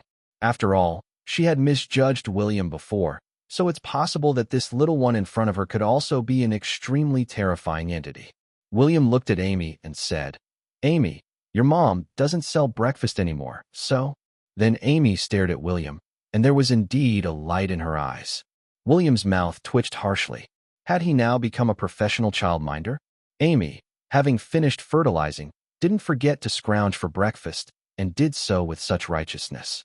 It was like she came to William's house, left something behind, and then took some things back, perfectly maintaining energy conservation. William's fridge still had plenty of vegetables. For breakfast, naturally, he made some oatmeal porridge and a vegetable salad. Though Amy was young, she knew William was a great cook, and scrounging for meals had become a routine for her. Seeing William cooking for Amy, Luna began to seriously analyze Amy's identity. It seemed that this human child must have a close relationship with William. It's very likely that they are related by blood. Since William is so powerful, this human child must also have tremendous potential and might even be very strong herself. For bowls of oatmeal porridge, a dish of vegetable salad, and a plate of toasted bread slices were placed on the stone table. Is this it? Luna and Erebus stared at the oatmeal porridge on the table. Compared to the spicy sauce-covered grilled meat from last night, this was quite a drastic change. Having little appetite to begin with, Luna hesitated for a moment, then drank her bowl of oatmeal porridge in one go. After finishing, she was immediately stunned. This seemingly ordinary bowl of oatmeal porridge actually contained pure energy residue. She watched Amy eating spoonful by spoonful, occasionally smacking her lips. Seeing Luna drink so quickly, Erebus hurriedly drank his as well, and after finishing, he too was astounded. Could it be that William served them something like ambrosia? Does this human child normally eat this? If that's the case, how could she not be powerful? She must be incredibly strong, which is why her true strength is inscrutable. Amy, noticing Luna staring at her, widened her eyes and exclaimed to Luna and Erebus, "Brother, sister, you eat so fast." Luna reassessed Amy, noting that this human child didn't seem very bright. "You're eating slowly. Hurry up and eat, then off to kindergarten," William said, leisurely sipping his oatmeal porridge. Amy took a big sip of her porridge and said, "There's no school at the kindergarten today, Mr. Johnson. Can you take me out to play?" William then remembered that the testing for potential soulmancers hadn't ended yet, so it was normal for many school teachers to be off work and for schools to be closed. But Amy wanted William to take her out to play. Where to go? Logically, many industries hadn't fully returned to normal yet. Then eat quickly. William didn't refuse Amy, seemingly never having taken her out to play before. After all, with already 2 children around, what's one more? But Amy wasn't like Erebus and the others. She was just an ordinary child. Taking her out, it's best to avoid conflicts. Children shouldn't be exposed to too much violence and gore. Where do you want to go? William left the decision to Amy, respecting her wishes.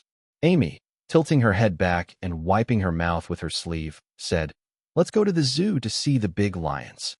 Hearing her say this, William's consciousness instinctively locked onto a zoo called the Bronx Zoo. What a coincidence. Thanarok's actions are swift. How many shapeshifters has he called? Chapter 4:10 The Arrival of the Shapeshifters Lord. The Bronx Zoo was originally New York's largest zoo, but now it has been purchased by Thanarok. That's right. He bought it. Thanarok had just arrived in New York yesterday. Initially, he thought of using force to control the owner of the Bronx Zoo, but before doing that, he visited Luna and the others, and then went to the zoo. When he remembered the words William had given him, he couldn't help but shiver. Although William hadn't made a move against him, nor emitted even a hint of oppressive aura, judging from Luna and Erebus's attitude, William must be an entity of terrifyingly powerful strength. Because of this, Thanarok even went so far as to read a book on law. After reading, he decided to purchase the zoo through legitimate means. It's just money, right? He exchanged a huge pearl brought from the void realms of the underworld with the owner for the entire zoo. Then, using a magical treasure, he opened a passage between the human world and the void realms of the underworld. In just 5 minutes, about 20 powerful shapeshifters descended from the divine realm. These were all beings who had made contracts with what William expelled from his body, escaping the underworld and occupying human bodies to become shapeshifters.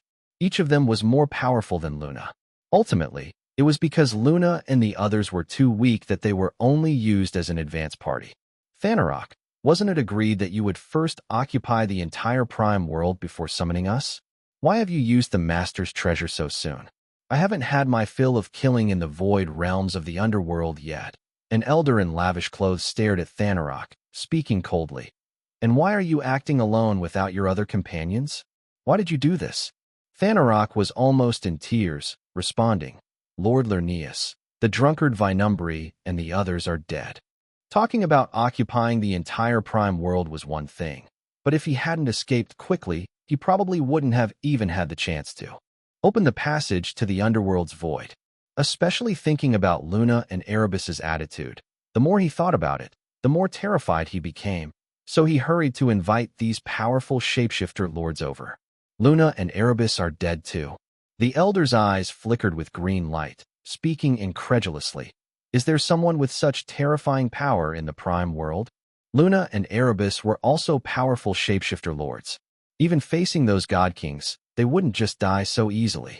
Trembling in front of the elder, Thanarok finally said, Luna and Erebus aren't dead. My companions and I intruded into a place called Crimson Emissaries Guild. Then we encountered a deity of witchcraft resurrected through dark magic. Deity of witchcraft? The old man's face changed drastically, and a tangible green light in his eyes shot out 20 feet. Is it that damned deity of witchcraft again? Could it be one of the legendary deities of witchcraft from the era of the gods? Shapeshifters and the deity of witchcraft had been sworn enemies since the age of the gods. In that distant mythological era, there was a powerful witchcraft divine group known as the Eldritch Covenant. They secretly allied with the shapeshifters to oppose the Olympian gods, aiming to establish a new rule. However, their understanding and use of power were entirely different. The shapeshifters yearned for unbridled power, while the deities of witchcraft used rituals and contracts to limit and control power. This ideological conflict gradually deepened, eventually leading to a rift between the two. In reality, the alliance wasn't the true aim of the Eldritch Covenant. The deities of witchcraft secretly obtained precious alchemical materials from the shapeshifters, thus gaining even more powerful strength. The ambitions of the deity of witchcraft continued to swell. During a joint operation against the Olympian gods, the deity of witchcraft secretly performed an ancient ritual, sacrificing the 9 sons of Avalon, the king of the shapeshifters and their leader at the time, to enhance their own power. This act enraged the shapeshifters, who saw it as an extreme betrayal and desecration of their race. The conflict between the shapeshifters and the deity of witchcraft then fully erupted. Meanwhile, human powerhouses sought to take advantage of the chaos to control heaven and earth. The era of the gods was in complete disarray, with the 4 major forces fighting incessantly. Just when they were most engaged in battle, suddenly, a giant hand descended, ending the entire era of the gods. Even beings as powerful as the gods and Avalon, the Dragon King and leader of the shapeshifters, were instantly annihilated, with only their souls escaping into another parallel dimension to reconstitute their bodies, leading to the creation of what is now known as the Divine Realm. Subsequently, it was rumored in the Divine Realm that there was an unparalleled power in the Prime World, who couldn't bear to witness the chaotic ancient era and thus ended it. It was said that a cosmic entity opened a new world for them, offering them a chance for rebirth. Regardless of the truth of these rumors, encounters between shapeshifters and deities of witchcraft invariably led to battles. The hatred forged millions of years ago seemed irreconcilable. Thanarok pondered and then said, the deity of witchcraft who reincarnated through a soul transfer, occupying an ordinary person's body and controlling the power of space. I think it must be Moros. If it's him descending, I might not be able to escape either. I feel it's just an avatar of Moros' soul energy. The elder, Lerneus, sneered. Moros reincarnated? Due to the refinement through alchemy, their deities of witchcraft bodies are too powerful. Before the collapse of the Divine Realm, they couldn't be transported here. We should take this opportunity to kill this avatar of his, inflicting a severe blow on him. This elder, named Lerneus Lernean, was a descendant of Hydra. Hydra, with its 9 heads, was one of the mighty beast kings of the era of the gods. Although Lerneus only had 7 heads, his strength was terrifyingly formidable. Among their group, He seemed to be the only one bold enough to talk about killing an avatar of Moros. The other shapeshifter lords echoed in agreement, showing that even after so many years, the animosity between shapeshifters and deities of witchcraft remained irreconcilable. Lerneus gestured with one hand to quiet the other shapeshifter lords and continued. You said Luna and Erebus are alive. Where are they? Why haven't they come to pay their respects to me? Even within the shapeshifter race, due to racial differences, there was no real unity.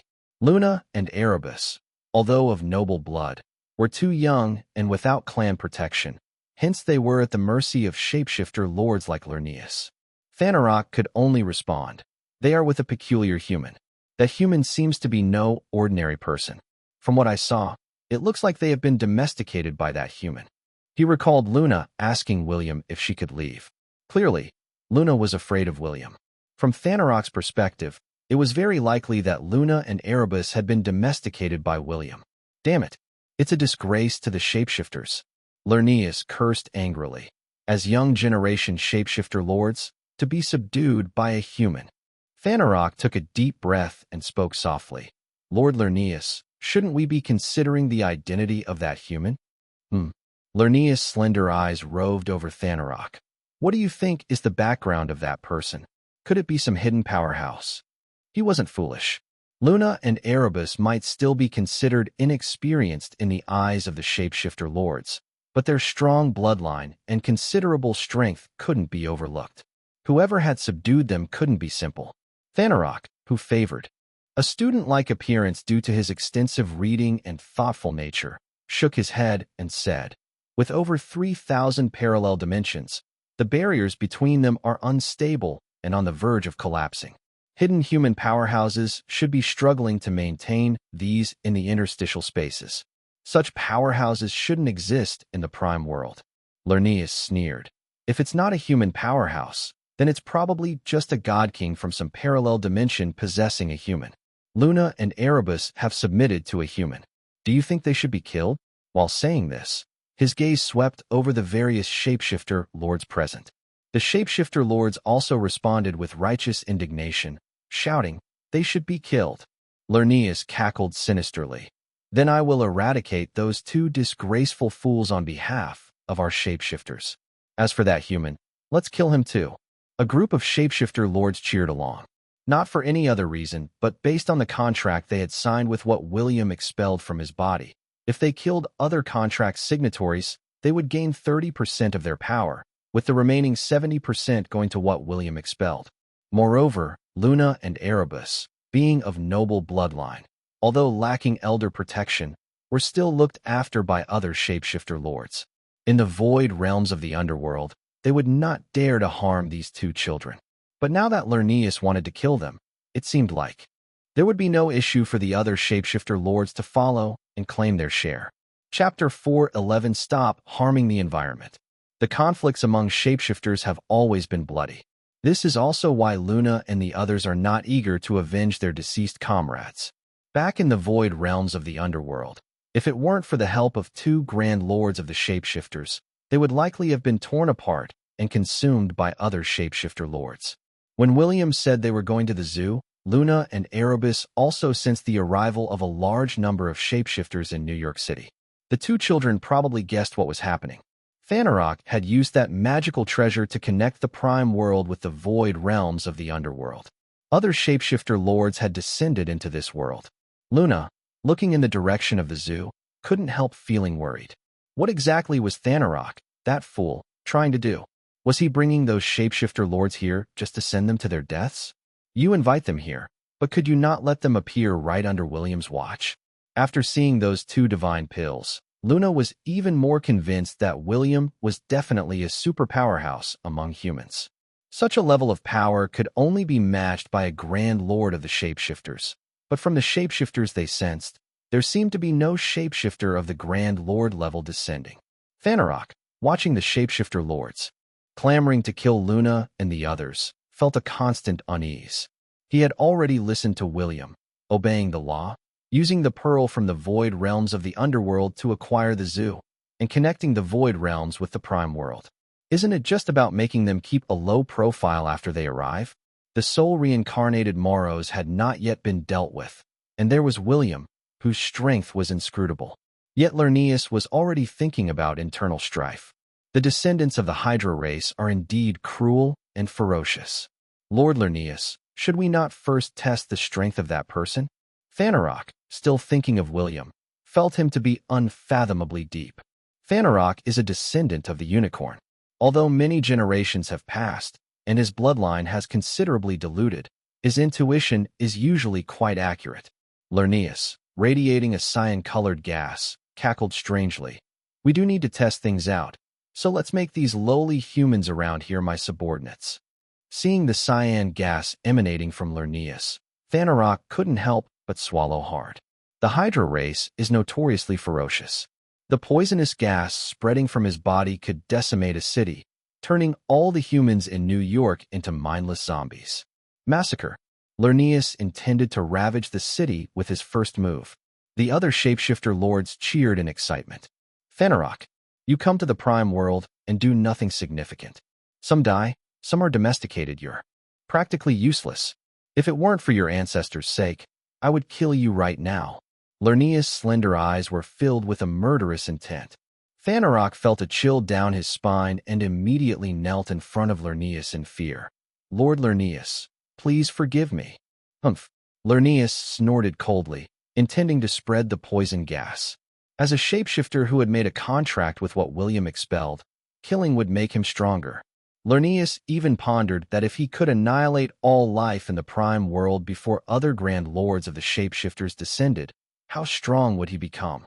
Could he surpass his ancestor, Hydra? After all, he had witnessed that being's power.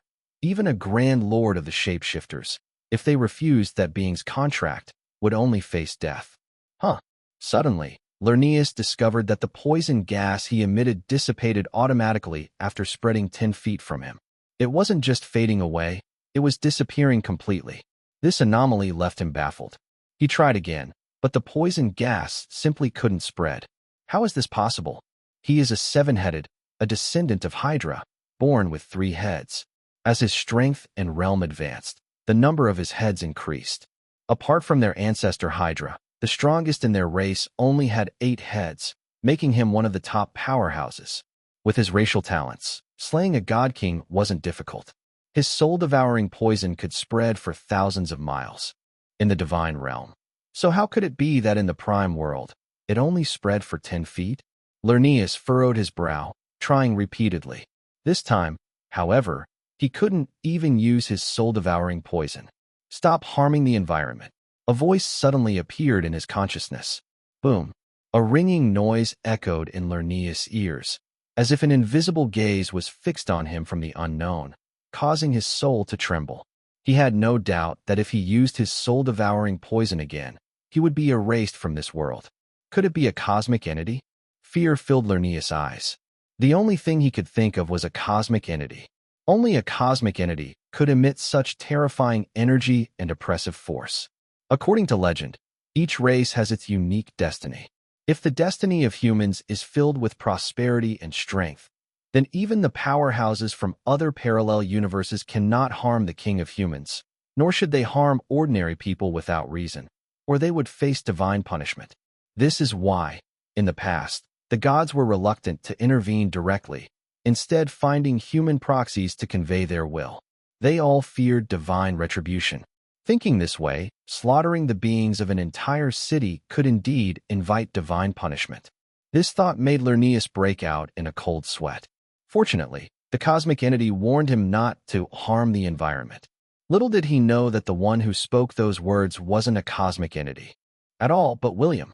William, fond of the current civilized society, would not allow this little serpent to annihilate all life. Not directly killing him was just William being too lazy to make a move. After all, it was only an attempted crime. A verbal warning was enough. One of the shapeshifter lords, seeing Lerneus retract his special ability, asked somewhat puzzledly, "Lord Lerneus, what's happening?" Lerneus, infuriated and embarrassed, suddenly transformed his head into 7 huge serpent heads and devoured the speaking shapeshifter lord. The other shapeshifter lords didn't dare utter another word, just watching Lerneus apprehensively. I do what I please. It's not your place to question me. Lernius retracted his formidable appearance, his cold gaze sweeping over the shapeshifter lords present, grinding his teeth as he spoke. Without my command, you shall not kill ordinary humans. He was scared by the voice and the terrifying pressure he had just experienced, but it didn't make him any more merciful. If he couldn't massacre the city, he certainly wouldn't allow these shapeshifter lords to recklessly kill humans. If any shapeshifter lord couldn't resist killing a human, he would devour that shapeshifter lord alive. What's the big deal in killing ordinary humans? True shapeshifters should kill other shapeshifters. It's just a matter of finding an excuse. After devouring that shapeshifter lord, Lernius felt his strength improve slightly. His eyes narrowed slightly, a cold light shining within, wondering how much stronger he would become if he devoured Luna and Erebus. He was indeed looking forward to it. Thinking this, he sensed the presence of Luna and Erebus. Oh, they are getting closer. Lernius spread his consciousness, already locking onto Luna and Erebus.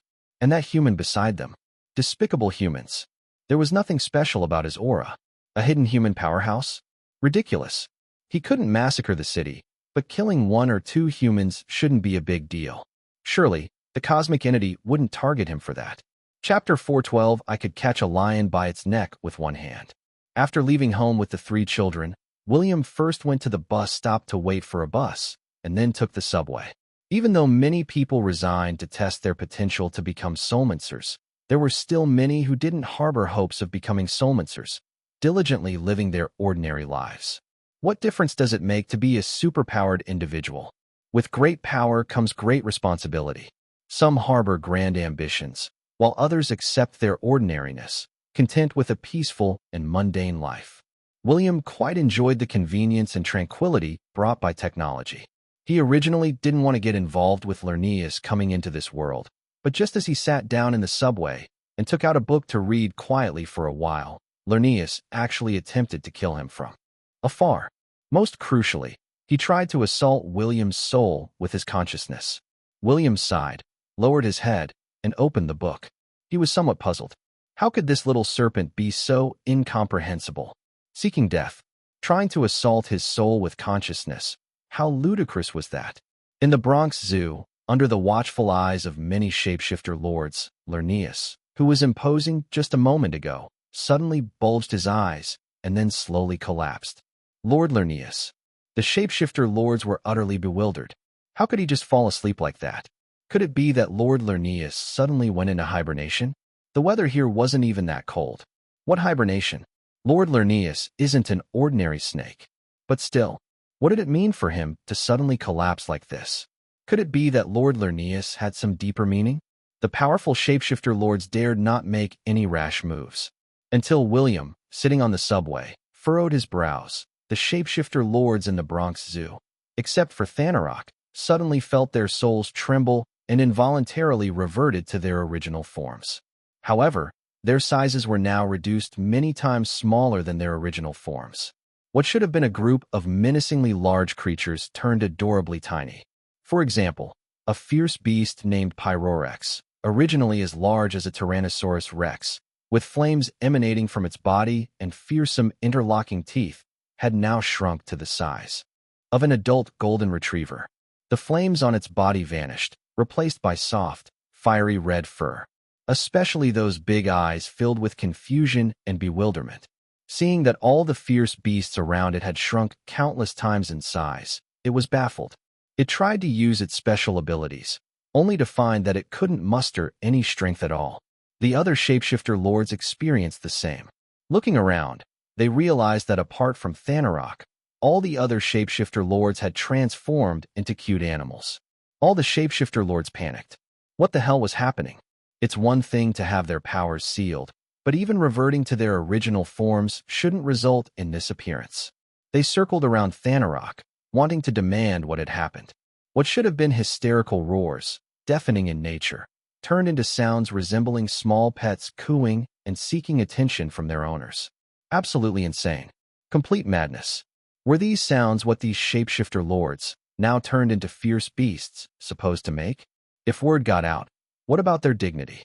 Wait, This wasn't the time to worry about dignity. They came to this world, and then collectively turned into this ridiculous state. If they were to remain like this forever, what would he do? Thanarok was completely dumbfounded.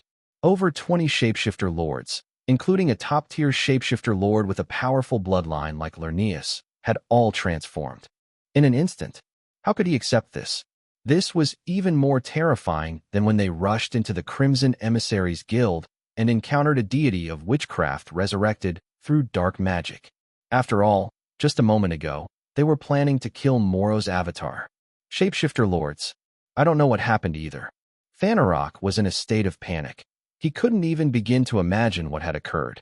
The group of shapeshifter lords continued to crowd around Thanarok, humming nonsensically. Can anyone tell me what exactly happened? Thanarok looked up to the sky, his mind completely blown. He had already realized that these shapeshifter lords had lost all their powers and couldn't even maintain their massive beastly forms. These were the reinforcements he had called for. Buying a zoo? Was he really going to end up taking care of these animals? Thanarok, in the zoo, tears streaming down his face, watched the shapeshifter lords who had turned into cute pets. Meanwhile, William, in a sparsely populated subway, read his book. After all, he was taking Amy to see big lions? Yes. He couldn't expose the child to bizarre and strange creatures. William was very considerate. Amy sat obediently next to William, not disturbing him as he read, but holding hands with Luna. Luna was usually quite haughty. If this had been in the void realms of the underworld, apart from Erebus and a few other closely related grand lords of the shapeshifters, no one else would dare touch her hand. But when Amy reached for her hand, she didn't dare refuse. She couldn't fathom this human child. What if she refused and Amy, in a fit of anger, plucked all her fur off? What then? As the saying goes, when in Rome, do as the Romans do. Luna, have you ever seen a big lion? A big lion? Luna shook her head and said, No, I haven't seen one. She had seen many fierce beasts in the void realms of the underworld, but she had never seen a big lion. Amy smiled proudly and said, I haven't seen one either, but I've heard stories about them. Luna looked at the proud smile on Amy's face, feeling confused herself. If you haven't seen one, why are you so proud? Laughing foolishly. This is a story my teacher told me. Amy blinked her long eyelashes and said, My teacher told me that lions are the kings of the forest, very powerful. Amy's eyes sparkled with excitement. But there's a little secret. It said that the real wisdom of the lion comes from a clever cat. Cats are smart and witty, and they can teach lions many things, so you could say that the cat is the lion's teacher. Luna didn't know how to respond. What does that mean? It means lions are smaller than cats. I could catch a lion by its neck with one hand and lift it up, Amy said confidently, looking up at Luna. If it comes at us, I'll protect you. Luna didn't quite understand what a cat was, but from Amy's description, lions and cats seemed to be very powerful creatures. She pondered silently, feeling that with Amy by her side, she might be safer. Yes, that must be it. Understanding this key point, Luna said to Amy, Thank you, Dien Dien. William couldn't help asking, Amy, which teacher told you this story? Ms. Lee, Amy said, then suddenly frowned, thought for a moment, and said, Or was it Miss Serafina? They look exactly the same. Then Amy started telling Luna about the two identical ants and the fairy grass in William's yard. William wasn't sure if Luna really understood, but by her expression, she seemed quite bewildered. Chapter 4:13 My little fur baby is craving some cuddles. William and the group finally arrived at the zoo. Thanarok hadn't put up any signs indicating that the zoo was closed. The gates of the zoo were shut, but not locked. However, since he had bought the zoo, he had dismissed all the staff. Afterward, he deliberately emitted a strong, irritating odor, causing people within several miles to involuntarily stay away. Additionally, with many people currently testing for their potential as soulmancers, the zoo was completely devoid of visitors. Amy, holding William's finger, arrived at the entrance of the zoo, only to find it seemingly deserted. Is the zoo not open today? Although Amy was a bit naive, she wasn't stupid. Seeing the deserted appearance, she began to wonder if the zoo staff was also not working. William said, Are you silly? The door is unlocked, so it must be open for business. Oh, Amy replied, Previously, with Maria not around, it was definitely impossible for Theo Hughes to take her to the zoo. Someone elderly like Theo would fear the child getting scared or bitten by the animals, so naturally, he wouldn't let Amy visit the zoo. So this was Amy's first visit to the zoo. William pushed open the zoo's main gate. He didn't dispel the irritating odor inside the zoo, but within 100 feet radius around him, there was no such smell.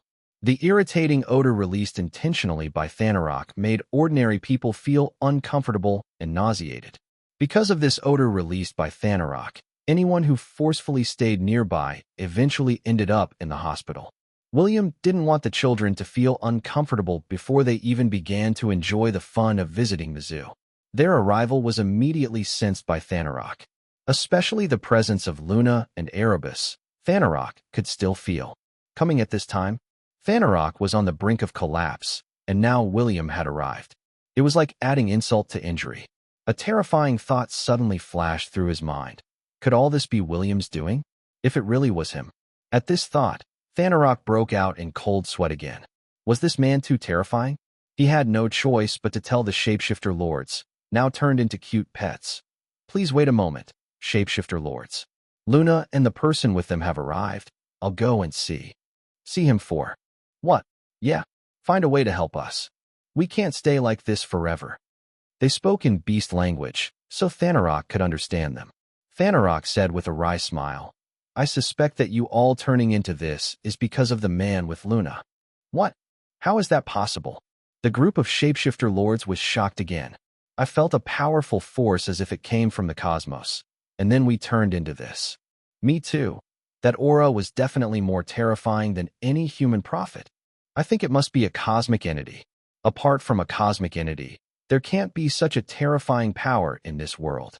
The shapeshifter lords discussed among themselves. Given the situation, they began to ask Lerneus, as he was the strongest here. But they soon discovered that Lerneus was breathless, already dead. Finally, they asked Thanarok to sense Lerneus's soul.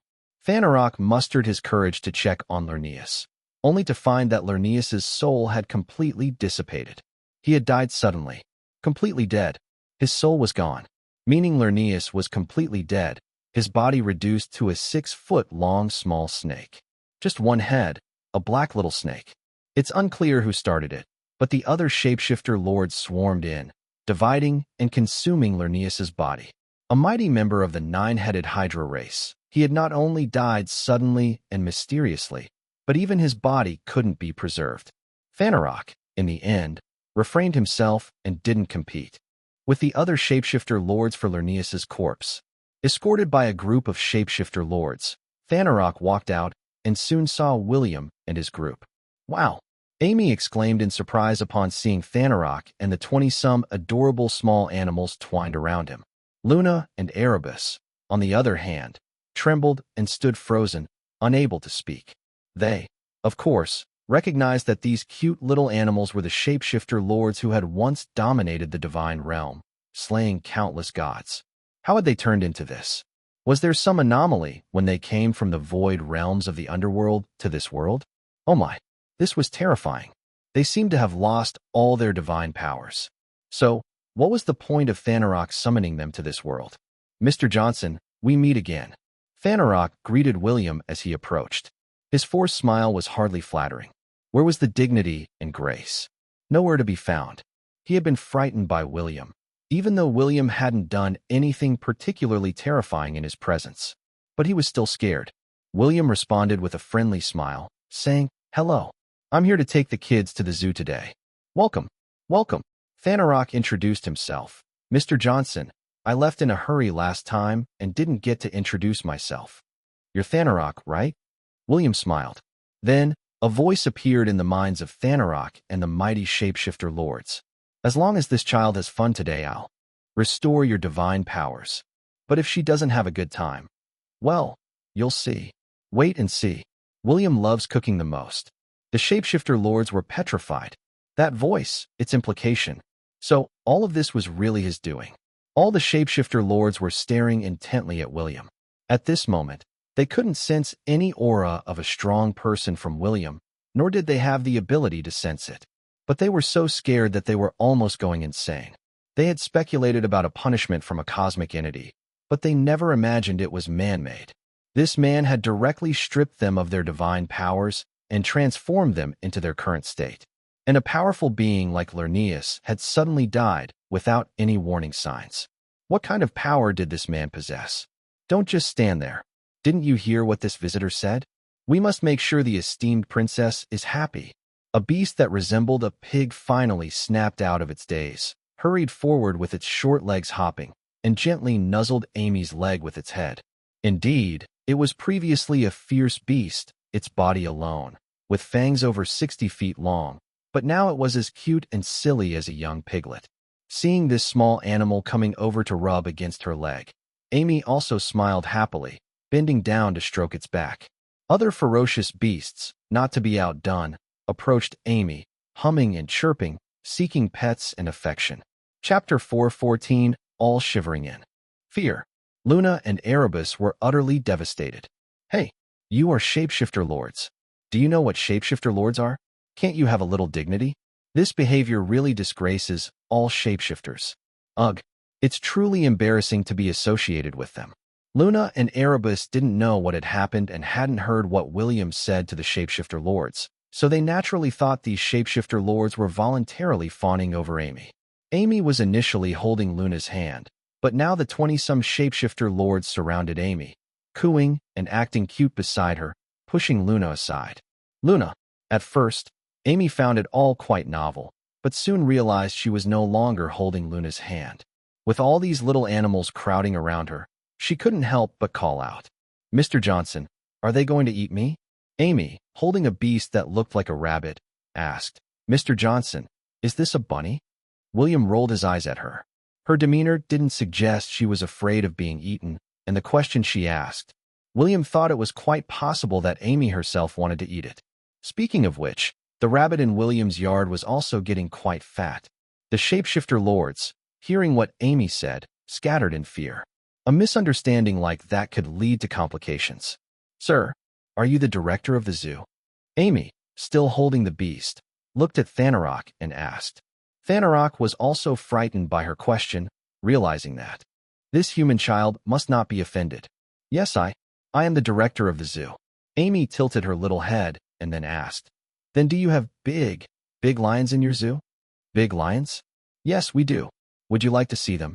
Thanarok had some knowledge of the animals of this world. He had wandered around the zoo and knew of a fierce beast called a lion. Well, in this world, it seems to be considered a formidable beast. Compared to the shapeshifter lords now gathered around Amy, it's nothing. At most, it could be considered food.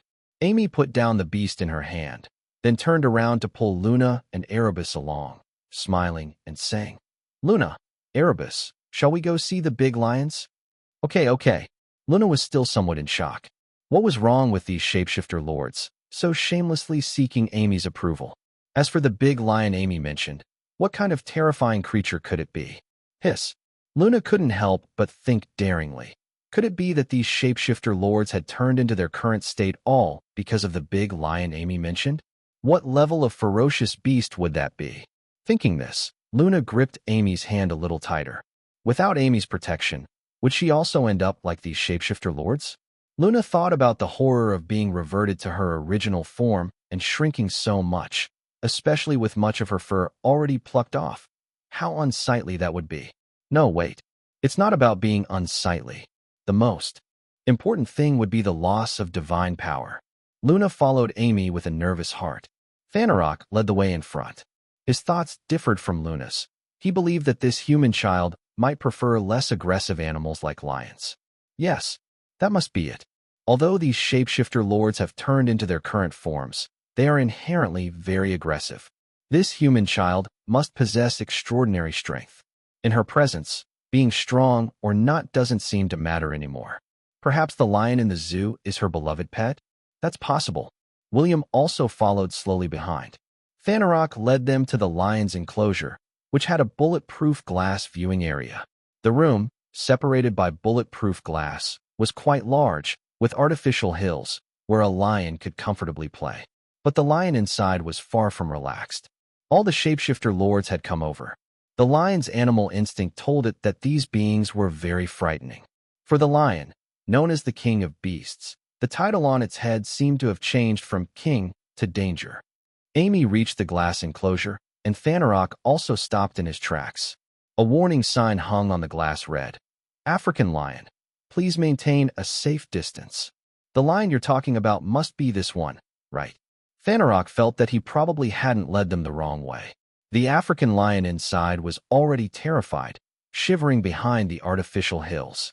Luna, too, was nervous, gripping Amy's hand tightly. Amy, standing outside and seeing the lion that, even when lying prostrate, was much taller than her, was completely dumbfounded.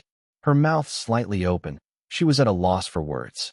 Seeing Amy silent, all the shapeshifter lords also held their breath, not daring to make a sound. The atmosphere seemed to become oppressive. Suddenly, Amy burst into tears with a loud wail. This cry instantly startled all the transformed beast lords. They seemed to be frightened to the extreme. "Little princess, please don't cry. If you're unhappy, we'll eat that lion inside. But please, don't cry." All the shapeshifter lords also started shivering due to Amy's crying. The words William had spoken upon entering the zoo still echoed in their ears like thunderous roars. If the little princess cried, would they all be doomed? This is not a big lion. Amy, wiping her tears and pouting, felt her beliefs collapse. The story said that the little cat was the teacher of the big lion, and that the cat was much bigger than the lion. "Luna, this is not the big lion, Wah."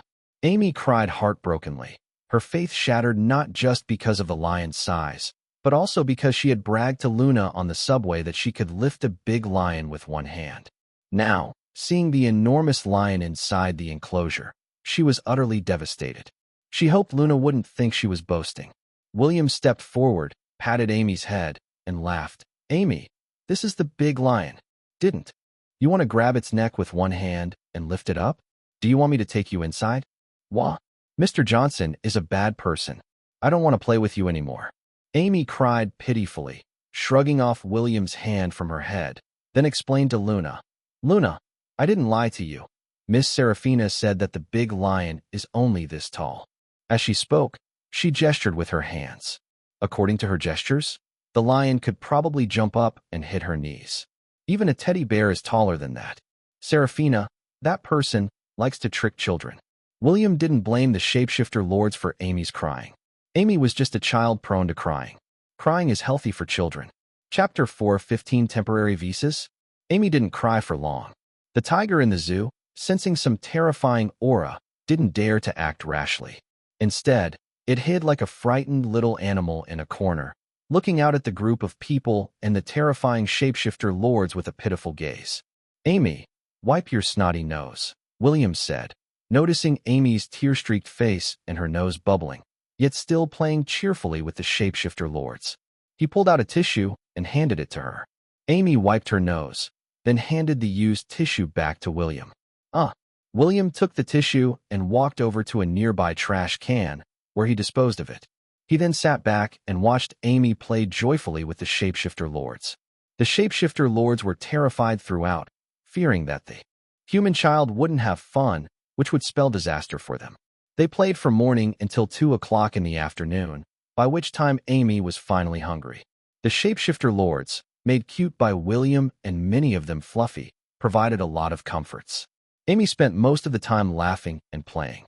If she ever lost her balance and fell, several shapeshifter lords would rush to cushion her fall, ensuring even a tumble was soft and gentle. How could she not enjoy such play? William didn't do anything else that afternoon, just accompanied Amy and others as they ate and drank around the zoo. With hamburgers, fries, and grilled sausages, Amy ate until her little belly was round, and her face was filled with contented smiles. Luna, however, felt uneasy, seeing those shapeshifter lords transformed into their current state. She couldn't help but feel a sense of emotional resonance. In fact, half an hour after William and the others left the Bronx Zoo, those shapeshifter lords immediately reverted to their humanoid forms and fully regained their powers, possibly because they had devoured Lerneus, feeling a significant increase in their strength. However, William's voice appeared in their minds. "All shapeshifters, report to Cloud 9 Club tomorrow afternoon at 2 p.m. to collect your temporary visas." Those who miss the time will not be waited for. Temporary visas? The shapeshifter lords suddenly felt as if their brains weren't quite up to the task. What is a temporary visa? Fanarok, having read legal books, and having actually read quite a lot since arriving in this world, explained, a temporary visa is a document used to register and provide services to a transient population. This was the first time the shapeshifter lords had heard of such a thing. Wherever they went before, they never needed any kind of documentation. They would just dominate a place as soon as they arrived. The indigenous people? They were either considered food or simply killed. Their arrival in the prime world was initially intended to dominate it, but now they needed temporary visas? What was going on? But did they dare to refuse? William had simply stated tomorrow afternoon at 2 and added that he wouldn't wait if they were late. Did that mean they couldn't get the visa after the time had passed?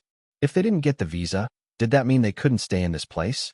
And if they couldn't stay, did that mean they had no reason to exist in this world? Oh, thinking about what just happened, even if they were given 100 times the courage, they wouldn't dare say, I won't do this temporary visa anymore. Since Mr. Johnson said so, let's go get it done, Fanarok said. All shapeshifter lords must obey the laws of this world. I was already warned by Mr. Johnson yesterday. Fanarok was relieved he had heeded the advice and followed the law. He didn't even dare to think about what the consequences would be if he had done something wrong in the past 2 days. Would he have died suddenly like Lernius? This thought sent a chill down his spine, making him shiver. Temporary visa, I should get one too.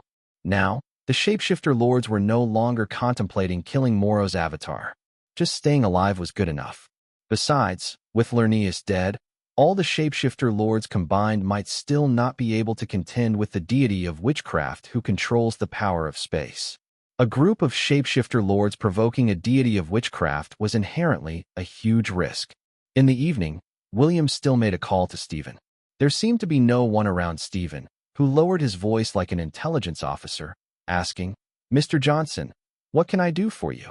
William said, It's not an order, but tomorrow afternoon at 2, a group of shapeshifter lords from the void realms of the underworld will be arriving. I think we should give them temporary visas, then educate them on the laws. The void realms of the underworld? Shapeshifter lords from the void realms. Stephen felt his scalp tingle at the news. Why would shapeshifter lords appear in this world? And according to William, it wasn't just one, but a group. William thought for a moment and said, Yes, these shapeshifter lords can almost instantly kill demigod-level soulmancers. If we don't impose restrictions and make them obey the law, they could easily cause social unrest. Stephen was at a loss for words. Able to kill demigod-level soulmancers? How could they be restrained? Such a statement could only be made by William. If anyone else said this, Stephen would probably have told them to get lost.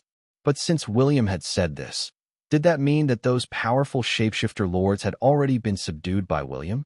Thinking this, Stephen was moved to tears.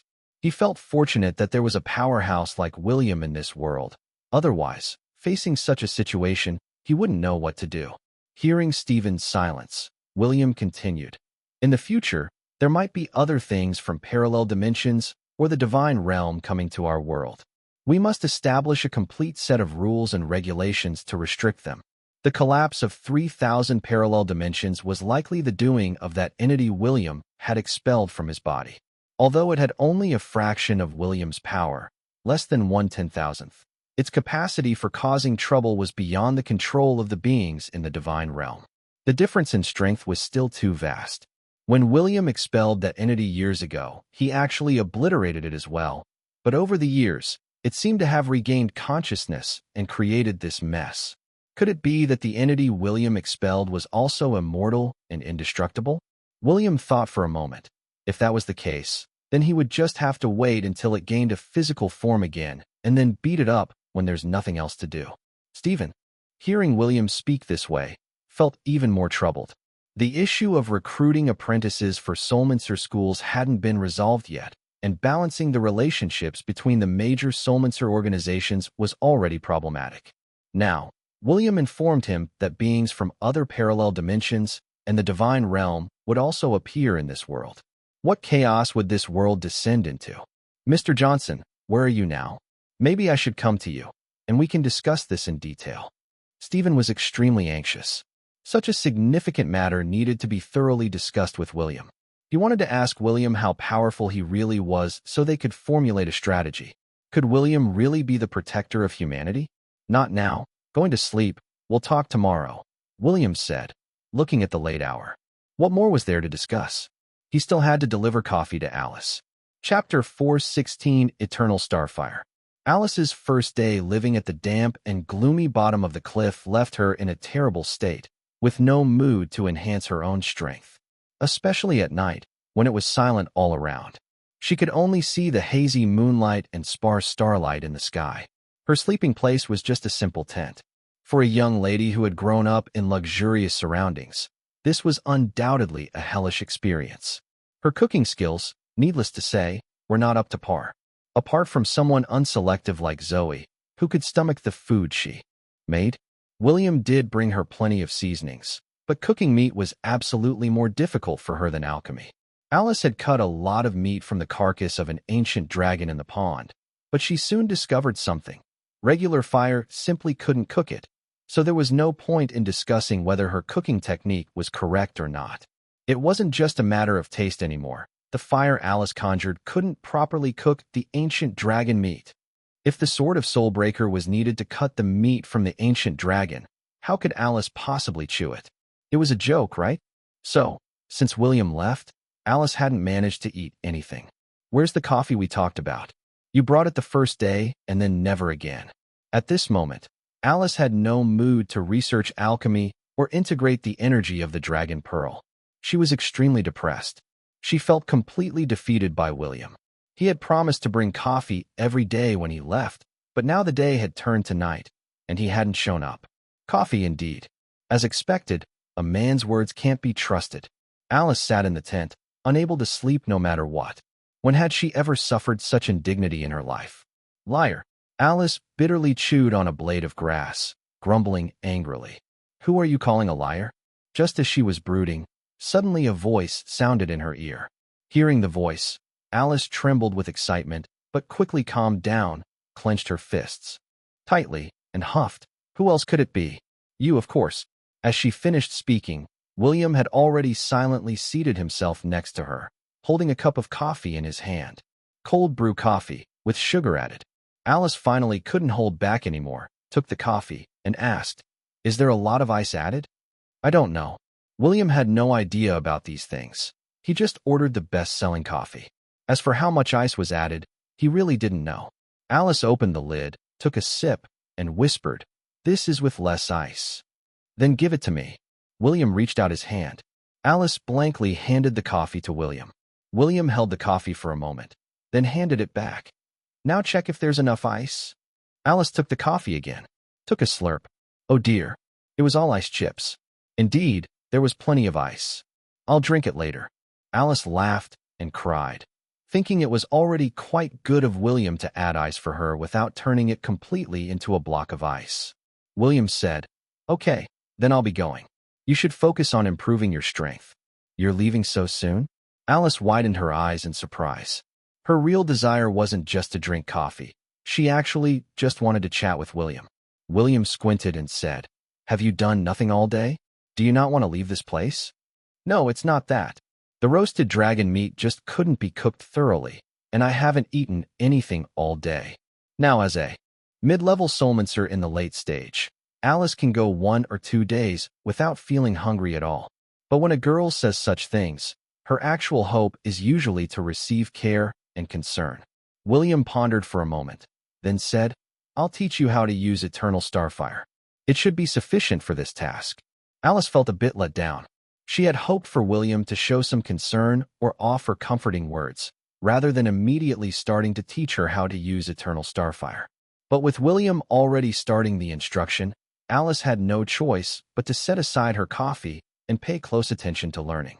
William began to explain, "Eternal Starfire is not just a flame. It is an ancient magic intimately connected with the energy of the universe. To master it, you need to learn to feel and manipulate this energy."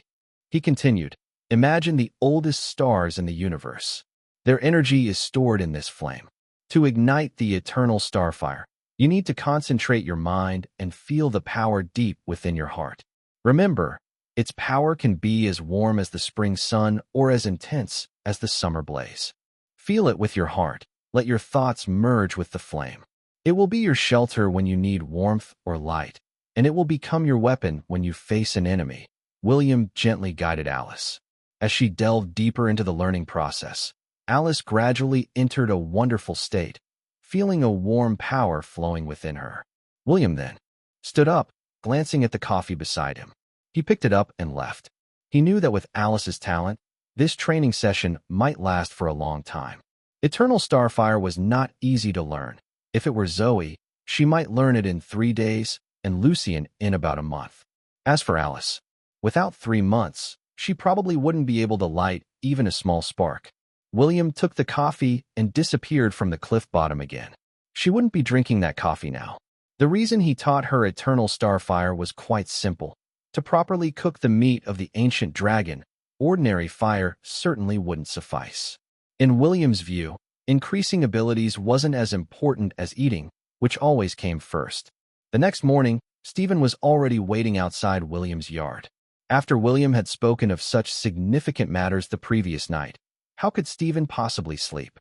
But since William had said they would talk the next day, Stephen didn't dare to disturb him and chose to come over and wait in the morning instead.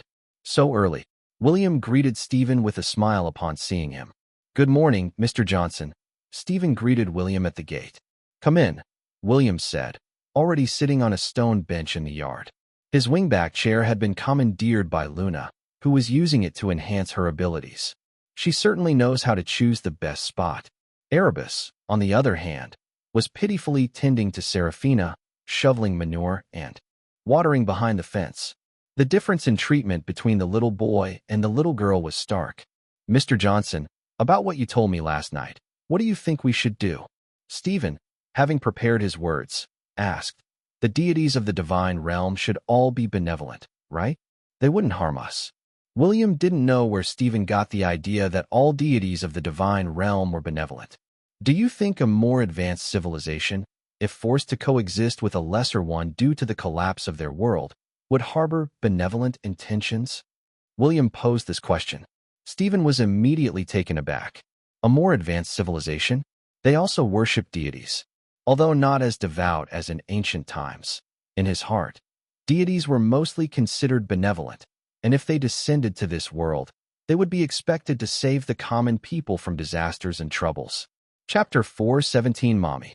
Those people look so scary. William enjoys reading books, not just for the thrill of curiosity, but more so to understand the thoughts of ordinary people. In his view, there is no absolute good or evil in the world. However, the reality is that deities view ordinary humans much like humans view ants. Perhaps they were once ordinary humans too, but as their powers reached a certain level and they became so-called deities, their mental states naturally underwent some changes. They might not deliberately commit evil acts, but a casual action on their part could cause unimaginable harm to ordinary people. Even if a higher civilization bears no ill will towards a lower one, and even if the higher civilization is benevolent, the disparity in civilization levels can still be extremely dangerous for the lower one. For example, when humans build a dam, they certainly don't notify the ants. When humans test nuclear weapons, they don't inform dragonflies, beetles, or mosquitoes. For a higher civilization, your destruction is of no concern to them. Do ants understand what a boot is? Do they comprehend the terror of a boot? Yet, the boot doesn't intentionally step on ants. The relationship between higher and lower civilizations is just like this. A higher civilization might accidentally kill you with a couple of steps, and then say, killing you was purely accidental. Similarly, William never considers himself a guardian deity for humanity, but the reality is that William enjoys his current life. It's simply because he likes it. What if he didn't? If he didn't like it, when that parallel dimension descended last time, given William's character, it's highly likely he wouldn't have intervened, and humanity would have already faced a great calamity. The law of the survival of the fittest is indeed the rule of this world. Therefore, showing friendliness or expecting friendliness from others is futile. Only by being strong can one achieve true peace. This is much like the fall of the Western Roman Empire over 1,000 years ago. The weak have no say. William briefly explained this to Stephen, who quickly grasped the concept. Yet, Stephen couldn't help but ask, Mr. Johnson, may I inquire what level of power you possess? What level of power? William smiled. Erebus, listening from behind the fence, was also all ears. He was just as curious about William's level of power. I am invincible. William always had this confidence. Stephen involuntarily gasped. Invincible? What did that mean? William said, Don't worry about me. Just establish the necessary rules and regulations.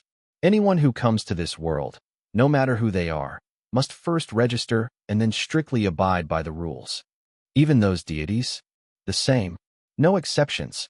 William didn't want to waste words. What about deities? In William's view, they were no different from ordinary people, and he didn't care what might happen in the future. He wanted peace and stability. By noon, Thanarok had already set out with the powerful shapeshifter lords, heading to the Cloud 9 club mentioned by William.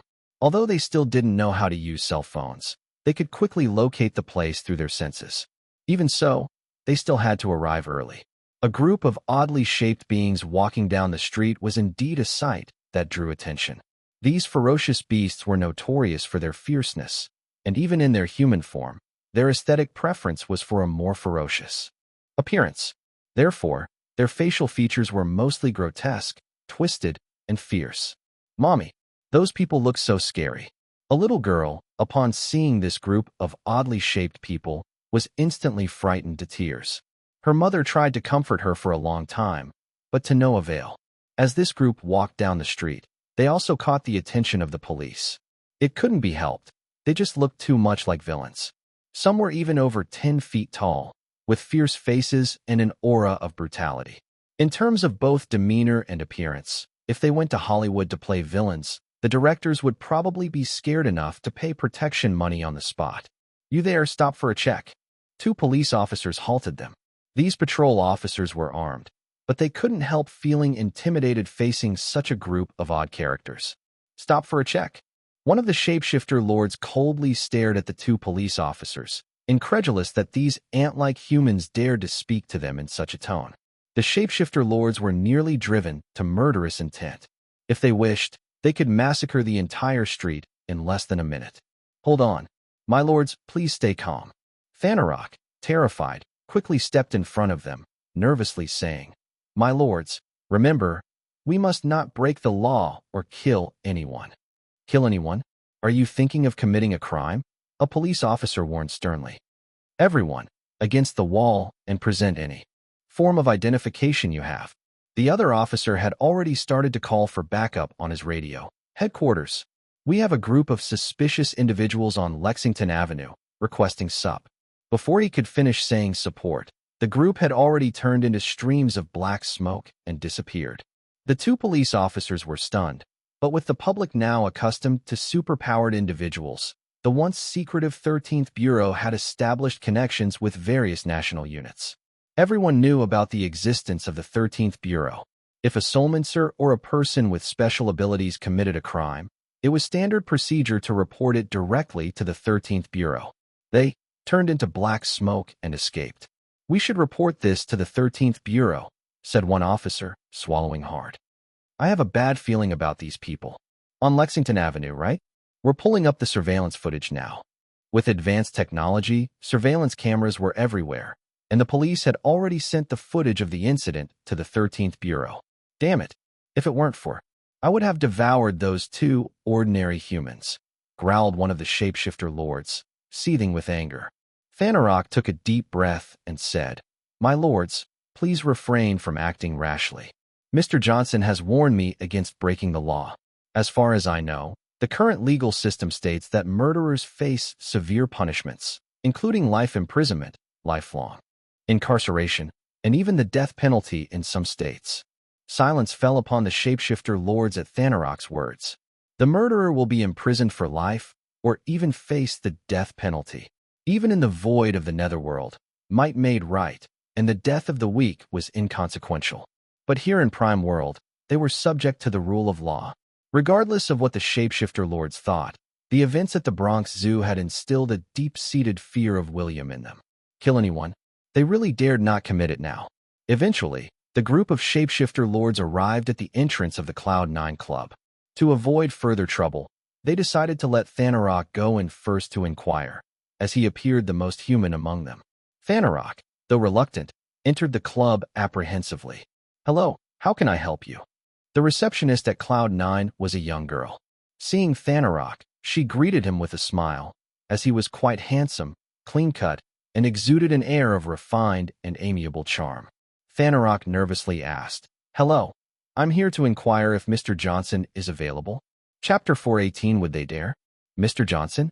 The girl at the reception, who was also a civilian staff member of the 13th Bureau, was familiar with William. She knew William as the handsome, polite young man rumored to have a good relationship with Director Wenzel and speculated to be Alice's secret lover. "Are you looking for William? He's not here right now. Is there something I can help you with?" She was still slightly unaccustomed to referring to him as Mr. Johnson, knowing him more casually as William in the work group. Considering Thanarok was seeking William, it was likely he was a soulmancer. And since William was overseeing the recruitment for the soulmancer school, Thanarok might be looking for special consideration for admission. "Oh, then we'll just wait," Thanarok responded. "I have some companions waiting outside. May they come in and wait as well?" Politeness. Politeness was key, Thanarok reminded himself internally. "Oh, if you have friends, let them come in and sit. I'll message William in the work group. Or do you have his phone number? You can call him to hurry him up," offered the receptionist casually. To her, William was just a handsome young man, albeit already claimed by Zoe and Alice, so she didn't entertain any personal thoughts about him. Thanarok was almost scared to death, hastily waving his hands. "No need to hurry. We'll just wait. Just a heads up, my friends might look a bit frightening, but don't be scared. What exactly is the identity of this girl in front of me? She even dares to hurry William." Thanarok and his companions wouldn't dare to do so. The girl at the reception chuckled. "Looks very scary? How scary can it be? Are they all as scary as you?" In her view, birds of a feather flock together. Since Thanarok is so handsome, his friends' appearances should also be similar. She might not have to worry about her friends urging her to get married this year. "Then I'll call my friends in." Thanarok breathed a sigh of relief. After all, having those shapeshifters lords standing outside was too conspicuous. If the police came again and a conflict arose, it would be troublesome. He dared not break the law, but was being ugly a crime? He went out again and called the shapeshifters lords in. The receptionist's initial giggles turned into a frozen smile. Then her face turned pale, and finally, ugh, she felt a convulsion in her stomach and then began to vomit. Being so ugly it made someone vomit was definitely reaching a new level of ugliness, especially since these shapeshifters lords had some unpleasant odors on them, making them hard to bear.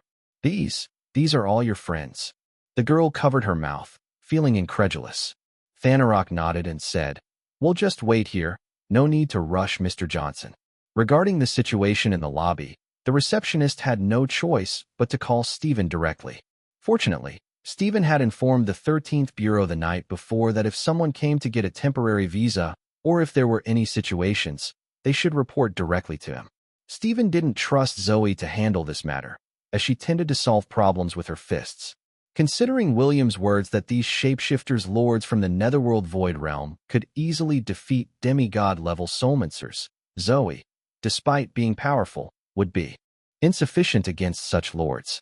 If she acted impulsively and angered these shapeshifters lords, the consequences would be unimaginable. The receptionist finally snapped out of her fixation on Thanarok's handsome appearance and called Stephen. "Stephen, a group of strange people have come here, possibly those you mentioned coming for temporary visas." Stephen was with William at the moment and was startled by her words.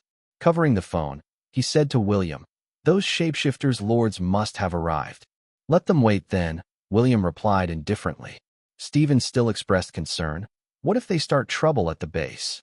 William just smiled without saying anything. Start trouble? Would they dare? Even with just a fraction of William's attention, he had the group of shapeshifters lords tightly monitored. For instance, had they dared to attack those two police officers just now, they would have been dead in the next moment. Killing them would only require a single thought from William. Seeing William smile, Stephen too closed his mouth. With William so confident, what more did he need to say? Grace, just have them wait, and don't offend them. Stephen immediately instructed the front desk staff at the base. The receptionist, a bold girl, ushered Thanarok and his group into the lounge and even brewed them tea.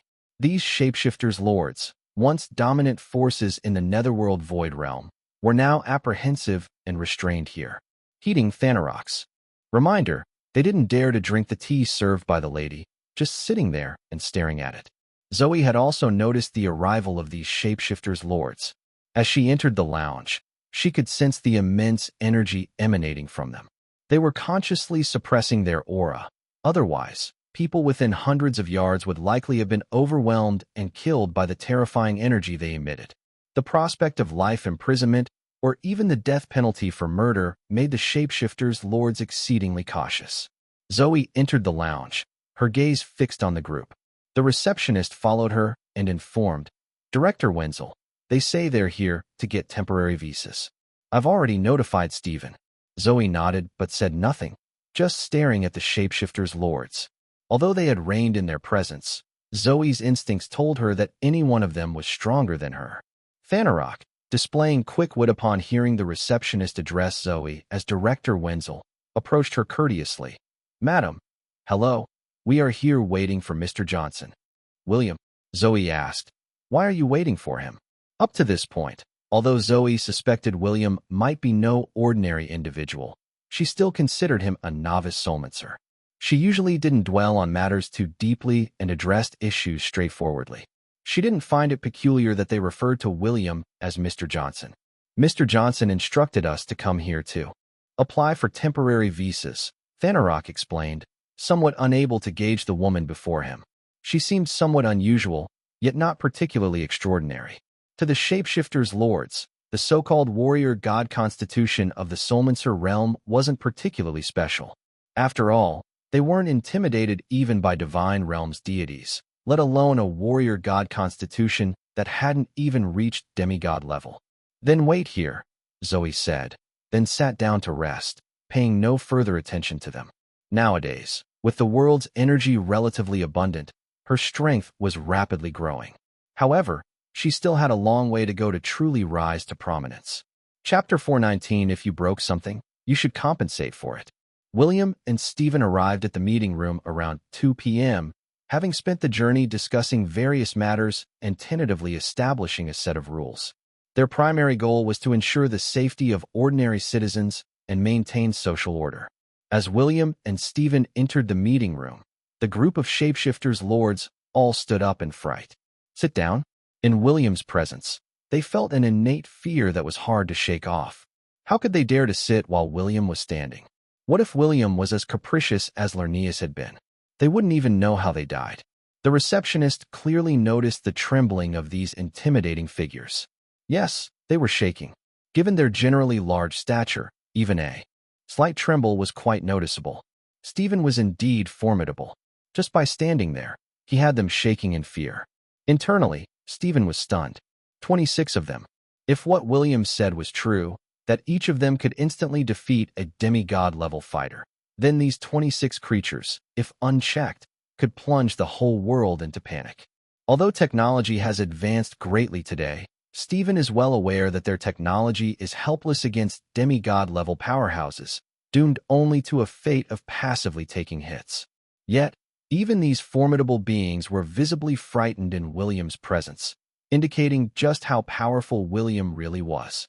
William scanned the group of shapeshifters' lords and then coldly instructed, "You all will follow this lovely lady to register your names, provide hair and fingerprint samples, and then have your photographs taken. The rest, I'll explain later."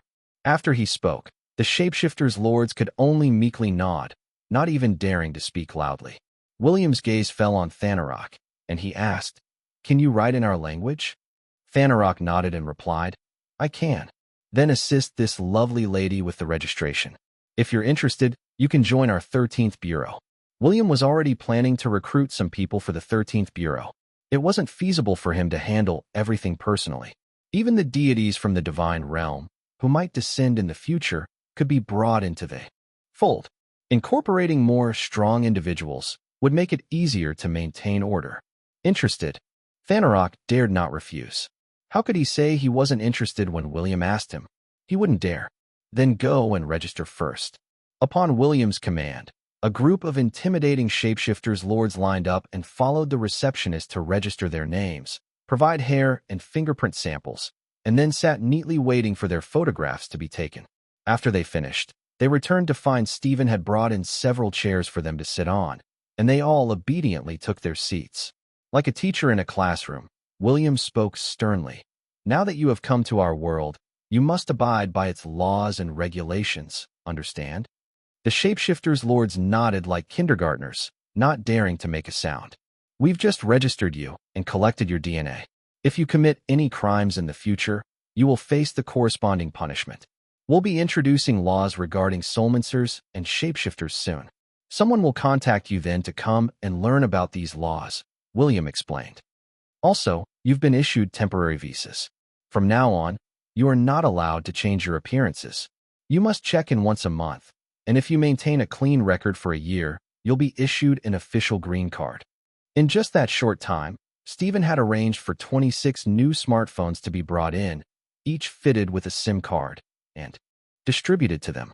The just-prepared temporary visas were also issued to them, complete with photos of their current appearances.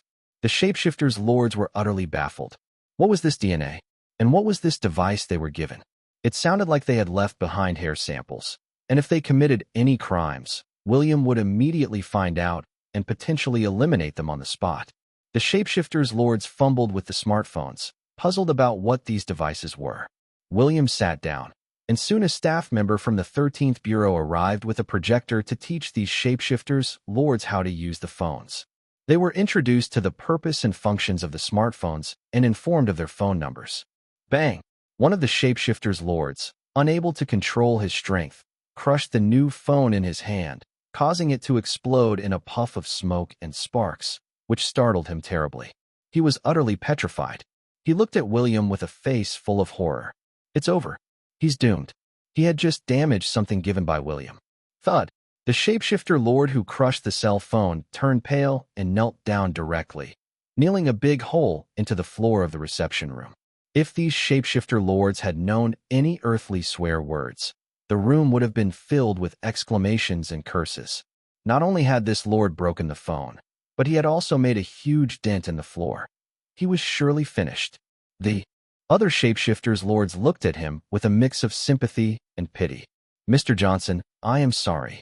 Please spare my life, pleaded the over 9-foot-tall shapeshifter lord, as tears started streaming down his face, falling on the floor and making more dents. A once feared shapeshifter lord was now reduced to tears by fear. Stephen quickly stepped forward and said, "It's not a big deal, don't be so nervous. If the cell phone is broken, we'll just replace it for you. As for the dent in the floor, I'll have someone repair it later." William wasn't that angry. He wouldn't annihilate someone over such a trivial matter. Get up. If you broke something, you should compensate for it. The phone was a gift from Stephen, so no need to compensate for that. But the floor? William asked, "Do you have any dollars?" Dollars? The shapeshifter lord was confused again. With a mournful face, he said, "I don't have any." William said, "If you can't compensate with dollars, then stay and work here. As for your salary, someone will discuss it with you."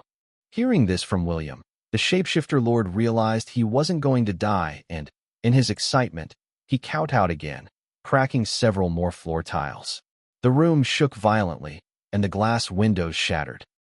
The shapeshifter lord looked up at William again with a pitiful expression. William gave him a long look, then turned and walked out, saying to Stephen, "Stephen, I'll leave the rest to you." Stephen nodded in agreement.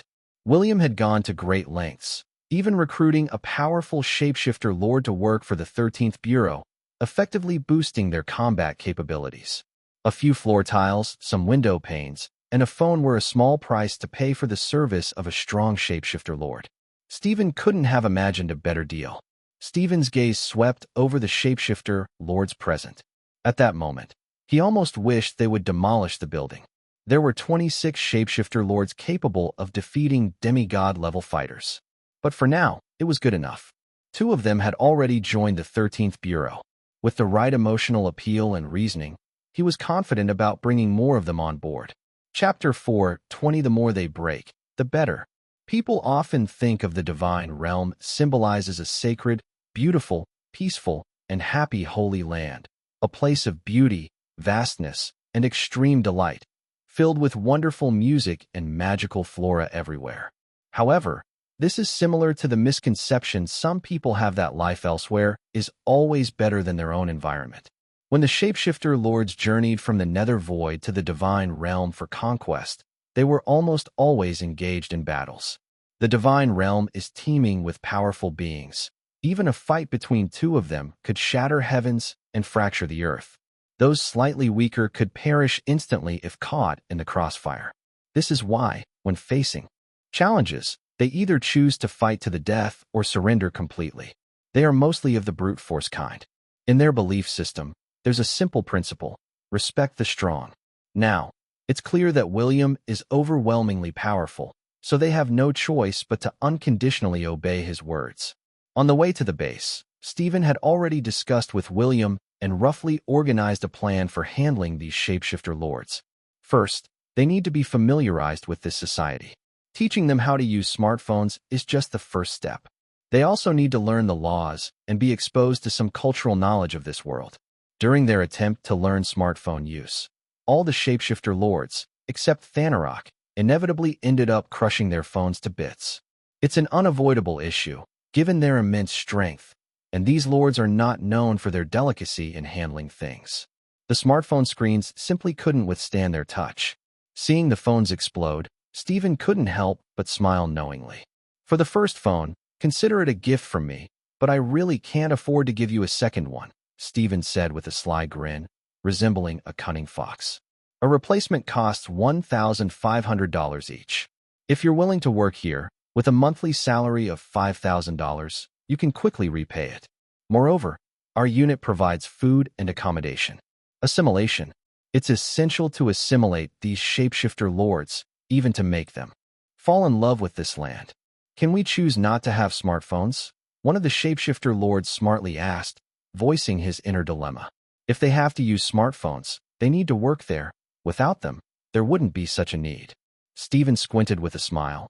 Of course, you can choose not to have a smartphone. However, if you don't have one, Mr. Johnson might not be able to contact you when he needs you.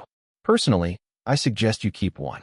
Mentioning William, the shapeshifter lords immediately had no more objections. This situation had a hint of coercion. Essentially, it meant you can choose not to have a smartphone, but if William can't find you when he needs you, you'll bear the consequences. To put it bluntly, if you don't have a smartphone, William might just eliminate you. Back in the nether void, these shapeshifter lords were rulers in their own right, killing anyone who displeased them. When have they ever suffered such indignity? Being coerced by a mere human. The indignity. Thinking about what William did the day before, the shapeshifter lords felt as if they were being watched intently. It was as if William was standing right behind them, his terrifying shadow looming over. But what could they do? They had to swallow their pride for the sake of survival. After much deliberation, they decided their lives were more important. Subsequently, Stephen had several boxes of new smartphones brought in.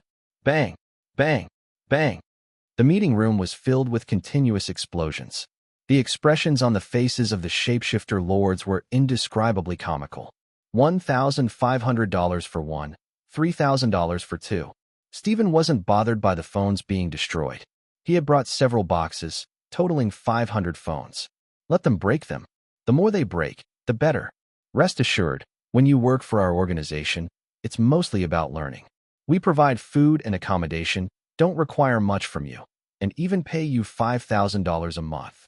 Stephen didn't intend to truly exploit these shapeshifter lords using William's influence. He felt that if he did so, William might be displeased. But these shapeshifter lords were indeed somewhat dangerous. If left unchecked outside, even if they harbored no ill intentions, their actions could still inadvertently harm innocents. It was better to keep them close at hand initially, teaching them about following laws and regulations. The shapeshifter lords had no substantial objections to this arrangement, mainly because they didn't dare to object. They carefully learned how to use smartphones. While Stephen was managing things orderly, William was also busy. Now that the 13th Bureau was openly visible to the public, there was no longer a need to conceal its training base at Cloud 9. William, you're here? Let me show you the latest research results. Upon William's arrival at the base, Jin Lopez immediately set his sights on him. Among all the staff at the 13th Bureau, Jin was particularly interested in William. Not for anything else, but because William had previously impressively utilized his 096 combat armor, proving the value of Jin's research. Surprisingly, William had even operated it with divine-like computer skills. Jin believed that William was the person he had been looking for. William was equally interested in modern technology. As Jin called him over, he approached with great enthusiasm. The previous approach of integrating chips into the eyes of beasts indeed had significant flaws. Now, I've transplanted the chips into their hearts using machinery, and as you suggested, formed a 3D image for remote control via satellite, Jin explained excitedly. We tested it a few days ago. Even Zoe couldn't break through its defenses, and that wasn't even with your control. If you were to control it, it would be simply invincible, Jin exclaimed excitedly, his eyes shining as he looked at William. Do you want to give it a try? William looked at the large screen in front of him, lost in thought. These beasts, not originally from this world, were undoubtedly far stronger than any soulmancer of this world. Implanting chips into the hearts of these beasts, if controlled properly, could play havoc with mid-level soulmancers as if it were merely a game. Let's give it a try, William said. But let's change the opponent. Narrowing his eyes slightly, William added, just wait. He then walked into the reception room and pointed at the shapeshifter lord who had first crushed the phone, saying, You, come out for a moment. This shapeshifter lord, who had just received his fourth phone, was carefully touching and operating it. He managed to press it 5 or 6 times without damaging it, and a faint smile began to appear on his lips. However, upon hearing William's call, his fingers trembled. Bang! Another explosion, and then a series of explosions followed. William's shout had startled the other shapeshifter lords as well. Stephen, observing this scene, couldn't help but smile silently. Let them explode. The more they explode, the longer they'll stay. He didn't realize, however, how complicated and chaotic the feelings of the shapeshifter lord pointed out by William were at that moment. Chapter 4:21 Such a Humble Desire. The shapeshifter lord, summoned by William from the reception room, was met with sympathetic glances from the others. Being called out like that, he was most likely doomed. William, having called out the shapeshifter lord, asked, What's your name? My lord, I am named Oxys Ironhoof. Oxys trembled and lowered his head, not daring to look at William. Oxys Ironhoof. William couldn't help but praise, Good name. Hearing William say this, Oxys was so frightened that he knelt down again. Bang! The floor beneath his knees cracked open once more, and the whole base shook violently as if struck by an earthquake. Please spare my life, Oxys exclaimed. William didn't find himself to be that terrifying. He had always considered himself quite benign. How did a compliment from him end up scaring Oxys to this extent? You needn't fear. I generally do not take lives, William said indifferently. This time, it was Oxys' turn to fall silent. Yes, of course. You don't take lives. Whatever you say is right. Could it be that Linnaeus died by an accidental sudden death? William, looking at the trembling Oxys, wasted no more words and instructed, Go to a place and fight a fierce beast with all your might. If you win, I'll give you something valuable. As he spoke, the image of the beast and its location already appeared in Oxys' mind. Oxys slowly raised his head, his eyes wide with fear, and asked, My lord, what if I lose? William laughed. Then you will have to die. Oxys was almost scared to tears. What happened to generally not taking lives? You have half an hour to get there and fight. Once you're done, come back, William continued. He could gauge Oxys' strength. He was almost at the level of an elemental deity, while the fierce beast, even at its peak, would only be at the mortal deity level. Even with William's excellent control, given the advantage in power levels, Oxys was unlikely to lose. William had never been to the divine realm, but he had glimpsed into it during his free time. The realm categorized the power levels of deities as mortal deity, guardian deity, elemental deity, nature deity, destroyer deity, creator deity, supreme deity, and absolute deity. There was a two-tier power level difference between Oxys and the beast. If the beast were alive, it would likely be killed instantly by Oxys. But William wanted to test his control skills and let Jin experience what true power felt like. This was to make Jin understand that no matter how powerful a person is, there is always someone stronger. At the same time, he planned to reward Oxys with a little something after the fight, to show him the limitless opportunities of working with William and set an example for the other shapeshifter lords to understand the benefits of working for William. Previously, William had approached life with an indifferent, game-like attitude, but now he felt that being a part of the 13th Bureau was quite appealing. He intended to maintain social stability and prosperity with minimal effort. Oxys was quick to act, not even needing the full half-hour to confront the beast William had indicated. William was also ready early, sitting in front of the computer, prepared for remote control. "Is this the opponent you mentioned?" Jin, looking at Oxys through the large screen on the wall, stroked his beard with a sense of anticipation and asked, "Who's more powerful, him or Zoe?" "He's stronger," William replied while rapidly typing on the keyboard, as Oxys had already started to make his move. The next moment, everyone saw Oxys' fist pulverize the fierce beast controlled by William into smithereens. That one punch flattened the mountain range thousands of kilometers behind, filling the sky with dust and debris. Gulp! Jin swallowed hard, his mouth gaping as he switched his gaze between the screen and William, at a loss for words. That quick. Just one punch and it's over? Not even a trace of bone fragments left. Even the mountain range behind was flattened by that one punch. William looked up at Jin and said, "Even the images transmitted by satellite have a delay, and there's also a delay in my control." He was too fast. This isn't just about speed anymore. Jin lamented, his face downcast. That punch could shatter a mountain. The fierce beasts from the parallel dimension, even without the ability to change form, were not weak. Ordinary soulmancers could hardly break through their defenses.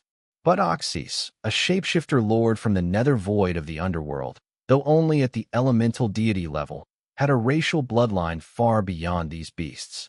His speed was indeed so fast that even William's rapid hand movements were futile, unless William anticipated his attacks in advance for evasion. While William and Jin were conversing, Oxys, head bowed and fists clenched, walked cautiously towards William. "My lord, I have finished the fight," Oxys said meekly, a far cry from the ferocious warrior who had just punched through an entire mountain range. "Oh." William stood up and said to Jin, "Dr. Lopez, we will be leaving now."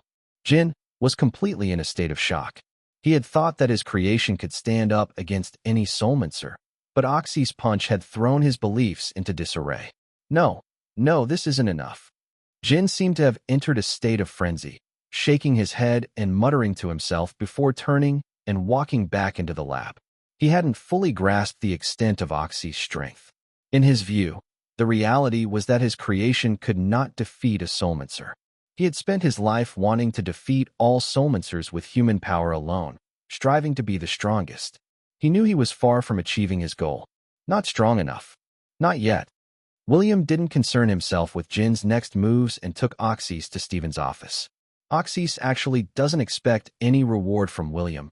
Just not being killed by William is enough for him. Such a humble desire. William pulled out a bunch of bottles and some magical herbs from his spatial storage ring. The bottles contained pills refined by William through alchemy during his free time, certainly extraordinary. And those magical herbs were mystical plants from hundreds of thousands of years ago, no longer found in the modern world. "Choose one for yourself," William said, placing these items on the table and smiling at Oxys. Oxys, looking at the items on the table, was almost in disbelief. Is this the Flameheart vine grown from dragon blood? Winter's breath fern?" Oxys recognized these two magical herbs, having heard about them in the nether void of the underworld, but he couldn't identify the others. Chapter 4:22. It was as if he had fallen into a mine of fortune. William stood silently beside the table, well aware of the immense temptation that these items held for soulmancers, even those of lesser deity strength. The pills in the glass bottles were even more precious than the magical herbs. After all, they were personally refined by William himself. I. Oxys was so excited he could barely speak. My lord, can I really choose anything? William nodded. You can choose only one. It was like opening a mystery box, the thrill of it. Oxys, sweating with nervousness, fixated on the two magical herbs on the table, unable to decide which to choose. He ignored the rest, not recognizing them, and wary of choosing blindly. And those items in the glass bottles. Who knew what they were? Oxys, originally the Cretan bull, a legendary beast of immense size, had been witnessed by William in the Age of the Gods. This bull, with its massive frame and strong muscles, shone with a silvery light as if forged by moonlight. Its eyes blazed like fire, full of power and majesty, and its hooves thundered on the ground like rolling thunder. Although a renowned beast, compared to Luna and Erebus, its lineage was somewhat inferior. I'll take the flame heart vine. Oxys finally decided. He was adept with fire, thrived in heat, and the flame heart vine, nurtured by dragon's blood and emanating intense fiery heat, was fire-attuned. Consuming it would benefit him greatly. As for the winter's breath fern, despite being a rare herb of legend, its properties were contrary to his, and eating it might well lead to instant death. William, without a word, gathered up all the other items, leaving only the flame heart vine on the table. Once you've chosen, that's it. William could sense the mysterious power imbued in Oxys by the entity he had expelled from his body. This power seemed present in the other shapeshifters' leaders as well, and they appeared to be constrained by the power of some contractual laws. I have a question for you. Having granted Oxys such a substantial favor, William was also curious. Have you signed a contract with someone? Oxys' face changed dramatically upon hearing this, looking at William in terror. The matter of the contract was something he had never disclosed to anyone, as doing so would lead to instant death. William, seeing him so frightened, looked up at the more than 9 feet tall muscular man and frowned. Squat down. Oxys immediately knelt before William. William then casually reached out his hand and seemed to pluck something from above Oxys' head. Oxys clearly felt something disconnecting from him. Hiss! Oxys was so scared he almost collapsed on the ground. My lord, you destroyed my contract. William, with a faint smile on his face, looked at the mysterious power in his hand. Now, tell me about your contract. Oxys shivered, feeling neither weakened by the contract's destruction nor less fearful of William. He said, My lord, I do not know who the entity that made the contract with me is. William motioned for him to continue. Oxys explained, Before I transformed into a human form, a voice suddenly appeared in my subconscious mind. The person claimed to be the Almighty God. He said if I was willing to serve him, he could unlock all my potential and give me unparalleled power. However, if I died at the hands of someone who hadn't made a pact with that Almighty God, both my soul and power would belong to him. William nodded in understanding. This was the style of that entity, indeed. In his quest for power, he spared no means, not even exploiting these shapeshifters' leaders. I can see others who have also signed the contract. If I kill them, I gain half their power, while the other half goes to the Almighty God. However, if killed by someone who also signed the contract, the Almighty God will help them resurrect, explained Oxys. As far as I know, about half of the shapeshifters' leaders in the void of the netherworld have signed this contract. William understood that once a certain level of strength is achieved, the oaths and contracts made are bound by an invisible law. That entity's involvement in such schemes was not surprising to him. Just for the sake of gaining power? William wasn't sure how he himself could become stronger, as he felt he was already as powerful as one could be. All right, that's enough. You can go now. Continue with your classes, William said as he walked out, with Oxys following behind. Holding the flame heart vine, Oxys entered the reception room where all the other shapeshifters' leaders stared at him intently. No way. Oxys actually survived, and he even brought something back with him. Some of the shapeshifters' leaders recognized what was in Oxys' hand. Flame heart vine. Hiss, such a miraculous herb still exists in the world? No, that's not right. Oxys, what happened to you? Your contract is gone. Some leaders noticed something even more terrifying. Could contracts like theirs actually be destroyed? At their level of power, Such contracts were meant to last a lifetime unless death intervened. The contract indeed unleashed their potential and made them stronger, but it also plunged their entire shapeshifter race into endless infighting. Those who had signed the contract could recognize each other with just one glance. Killing another contract signer would grant them greater power. This was why the shapeshifters' leaders in the void of the netherworld had been slaughtering each other for countless years, only calming down slightly in the last few centuries. More and more shapeshifters' leaders wanted to break free from the contract, but they knew it was impossible. They had long since given up hope. Oxys sighed deeply, finally showing a relaxed smile on his face, saying, "This flameheart vine was a reward from Mr. Johnson, and the contract? He helped me break it. How is that possible? How could the contract be broken?" The staff of the 13th Bureau looked utterly bewildered. Stephen, sensing the situation, smartly waved his hand to dismiss the other employees. The shapeshifters' leaders, one more excited than the next, stared intently at Oxys. "I don't know how it happened either," said Oxys. "All I saw was Mr. Johnson grabbing something above my head, and then the contract was gone." All the shapeshifters' leaders found it hard to believe. As far as they knew, even the real Grand Lord of the shapeshifters, once bound by this contract, was tied to it for life, unable to escape.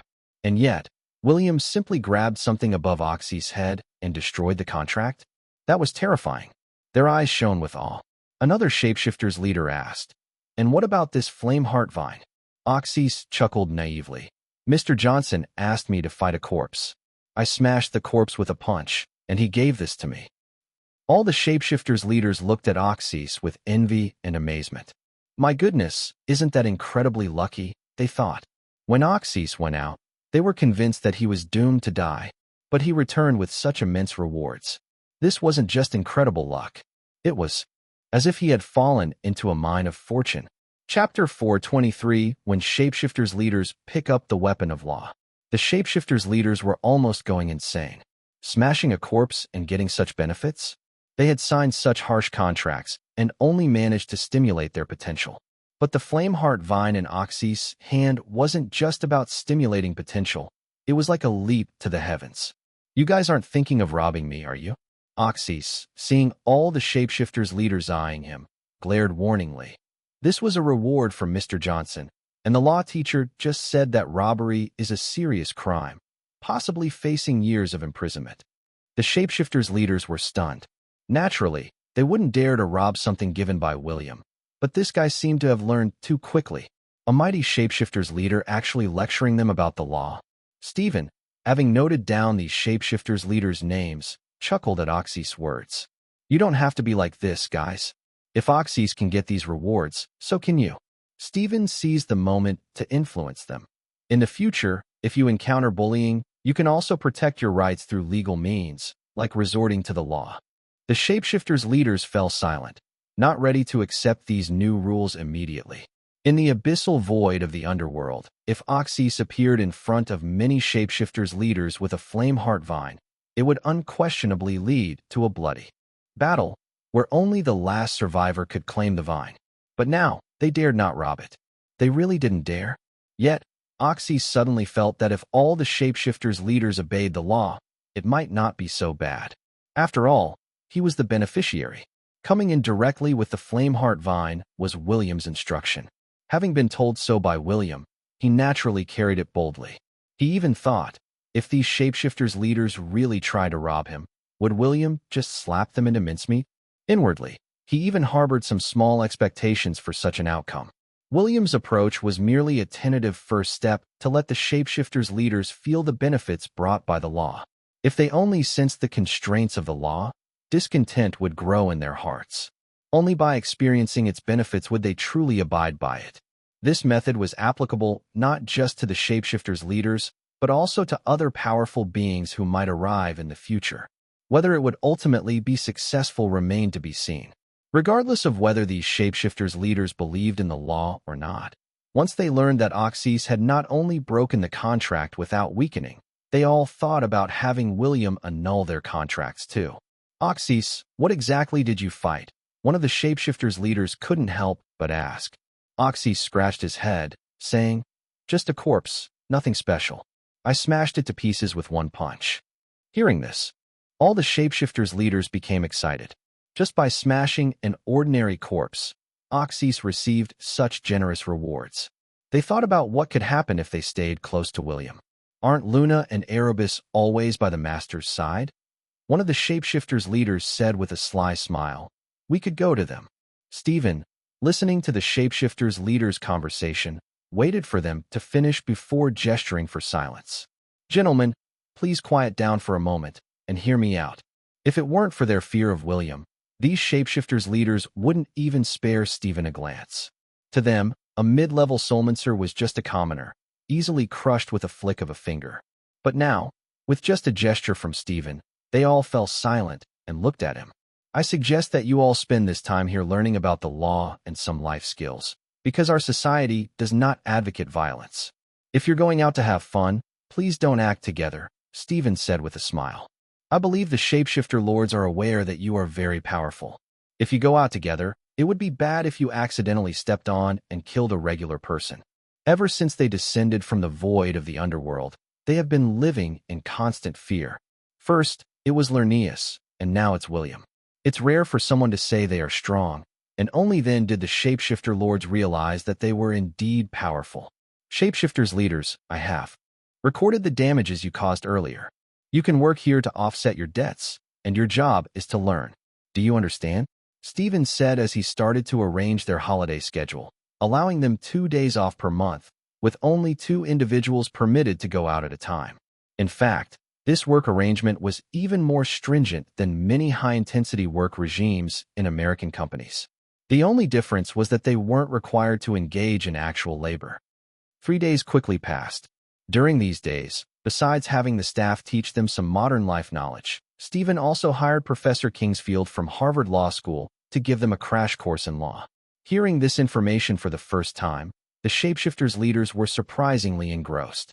Having lived for so many years, the shapeshifters' leaders' intelligence was far superior to that of ordinary humans, and they learned incredibly fast. In just 3 days, they were already able to recite a short and happy guide to American law and Law 101. Everything you need to know about American law cover to cover, leaving Stephen in utter amazement. Even the slowest among them, Oxys, learned the language of this world in less than half a day. Stephen had previously thought these beings were somewhat simple-minded. Then, under William's guidance, these shapeshifters' leaders actually fell in love with reading. Yes, they fell in love with reading. Hamlet, The Great Gatsby, To Kill a Mockingbird, The Declaration of Independence, the Iliad, the Edda, these were all within their range of reading. Then, there was a significant shift in the scenario. Stephen, I realized something. The last time you sold us those phones, it was coercive selling. A particularly burly shapeshifter leader, his eyes gleaming red, stared at Stephen. Stephen's mouth twitched as he responded. How is that coercive selling? Didn't you agree to it voluntarily? According to Professor Kingsfield, coercive selling is defined as using violence, threats, or other improper methods in commercial transactions to force someone to buy or provide goods or services. Such behavior is illegal. The shapeshifter leader continued, his eyes still flashing red. You used Mr. Johnson's threat of force to make us buy those phones, so your actions constitute coercive selling. Damn, Stephen was internally shocked. What was going on? A group of shapeshifters, who knew nothing before, had learned so much in just 3 days and even understood what coercive selling meant. The shapeshifter continued. In the United States, according to federal laws such as extortion and blackmail laws, commercial fraud laws, RICO, engaging in commercial transactions or providing services using violence, threats, or other coercive means is considered coercive selling or transaction. Depending on the severity of the case, this kind of behavior might constitute a crime and can lead to fines or imprisonment. Stephen was dumbfounded. Were these shapeshifters now wielding the weapon of law? The shapeshifter leader went on. However, since we're all so familiar with each other, just treat us to a barbecue, and we'll call it even. Chapter 424. Since you've signed a contract, you should abide by it. In just 3 days of interaction, the shapeshifters' lords have developed a rather harmonious relationship with Stephen and others. Especially after reading those books, They even understood what social etiquette means. Their way of addressing William changed from "my lord" to "Mr. Johnson," saying it sounded more cultured. The shapeshifters' lords behaved politely, understanding hierarchy and showing friendliness to everyone. Who would have thought they were once malevolent shapeshifters' lords? William kept a watchful eye on every move of the shapeshifters' lords, but didn't fully trust that they had completely turned to good or truly integrated into this society. Their primary fear is William. Secondly, they want to please William, vying to show off in front of him, hoping that William will help them tear up their contracts and even give them some immortal herbs like the Flameheart Vine. Oxys has absorbed the mysterious power contained in the Flameheart Vine. Not only has his potential been stimulated, but the powerful energy of fire has also drastically increased his strength, breaking through from the elemental deity level to the nature deity level in such a short time. Many shapeshifters' lords might take 50,000 years and some fortuitous encounters to achieve such a breakthrough, indicating the tremendous benefit Oxys has gained.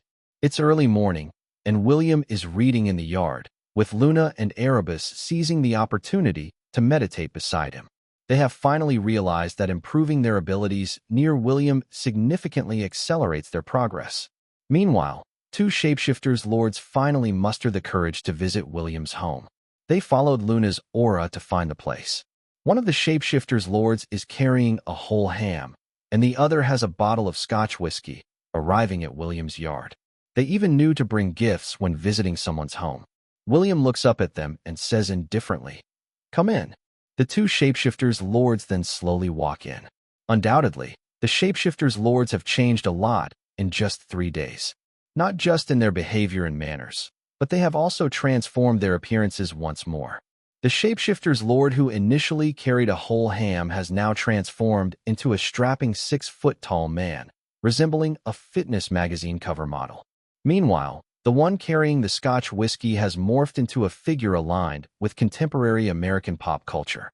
He has soft lips, fair skin, and fashionable blue middle-parted hair. Dressed in trendy overalls, he exudes a gentle and somewhat fragile aura, completely unrecognizable as the once formidable shapeshifter's lord. These changes were reported beforehand since their previous appearances were too startling, potentially frightening children on the streets. "Mr. Johnson, are you reading?" The fashionably transformed shapeshifter's lord approached with a broad smile, placing the bottle of Scotch whiskey on the stone table. William closed his book and looked up, frowning. "Why have you changed your appearance like this?" The shapeshifter's lord explained, "I've been observing human aesthetics for a few days, and this appearance should be considered handsome, so I changed to this. I've reported it to Stephen." Through their interactions over the past 3 days, the shapeshifter's lords realized William wasn't as ferocious as Lerneus. His hobbies seemed to be reading and using his phone, and he was amiable, which gave them the courage to approach him proactively. William took a deep breath and said, "You can leave now." Regardless of others' opinions, he felt uncomfortable with such an overly fashionable appearance. Although he wouldn't beat up the shapeshifter's lord for it, it was better out of sight. "Ah." The shapeshifter's lord was taken aback, but could only nod dejectedly. "Yes, I'll leave now." After that shapeshifter's lord left, the other lord looked at William with a naive smile.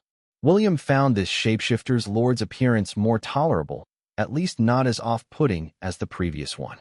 "Do you have something to say?" William roughly guessed the purpose of their visit. The shapeshifter's lord stood properly, then took 3 steps backward and abruptly attempted to kneel. But halfway down, his knees suddenly wouldn't bend. William's gaze sharpened. "What are you trying to do?" "Destroy my house." The shapeshifter's lord instantly broke out in a cold sweat, his heart pounding wildly. "No, no, no. I wouldn't dare." The shapeshifter's lord waved his hands frantically, retreating 2 steps in fear. Over the past 3 days, they had analyzed why Oxys received Mr. Johnson's favor, getting his contract terminated and receiving the precious Flameheart Vine. Their conclusion was that Oxys had knelt with such a presence that it must have impressed Mr. Johnson. They assumed Mr. Johnson appreciated such grand gestures of kneeling. But now, the shapeshifter's lord realized something was amiss. The intimidating pressure in William's gaze suggested that if he dared to kneel, he might be eradicated on the spot. What went wrong in their understanding? William spoke coldly. "Speak your business." After hesitating, the shapeshifter's lord struggled to say, "Mr. Johnson, could you possibly help us remove the contracts binding us?" Upon hearing this, Luna immediately interjected, "What are you trying to do? Are you planning to betray the Father God?" The shapeshifter's lord fell silent at her words. William glanced at Luna. Both she and Erebus had potent magical creature bloodlines, but compared to the shapeshifter's lords, they might not have experienced as much brutality or possibly even had their minds manipulated. Father God, were such contracts really worthy of Luna referring to them as the work of a Father God? Or could it be that the contract the entity made with Luna was different from the ones with the other shapeshifter's lords? Strictly speaking, if Luna and Erebus's bloodlines develop successfully, they might truly become the future monarchs of the shapeshifters. "I don't want to help you right now," William bluntly refused. "Since you've signed a contract, you should abide by it. I don't see any problem with that. When you go back, also tell the other shapeshifters not to harbor such thoughts." Unable to contain himself, the shapeshifter's lord asked, "But Mr. Johnson, you helped Oxys." With a raise of his eyebrows, William replied, "I help if I feel like it, and don't if I don't. Do you have a problem with that?" "No, absolutely not." The shapeshifter's lord was almost in despair. William had initially intended to send him away, but then remembered he had to go to the Solmaner school, and the children were also going. So, who would take care of the household chores? Who would tend to the soil inside the fence? William had promised Seraphina to help her reconstruct her body, so the eternal vine definitely needed proper care. Additionally, he wanted these shapeshifters' lords to see hope, to encourage them to continue obeying the law. "Do you have any interest in helping me with something? If done well, there will be a reward." Hearing this, the shapeshifter's lord was so excited he couldn't speak for a while. A reward? Like the Flameheart vine? Last time, Oxys had simply helped Mr. Johnson by smashing a corpse. This time, it was uncertain what Mr. Johnson would ask him to do. Chapter 425. Of course, it's necessary to find someone to test it out. "You're Sable Grimwood, also known as Night Prowler, right?" William remembered the name of this shapeshifter's lord. As he called out his name, Sable was so startled he almost kneeled again. But remembering William's previous words, he ended up with a mournful expression, saying, "Mr. Johnson, just call me Sable." William smiled.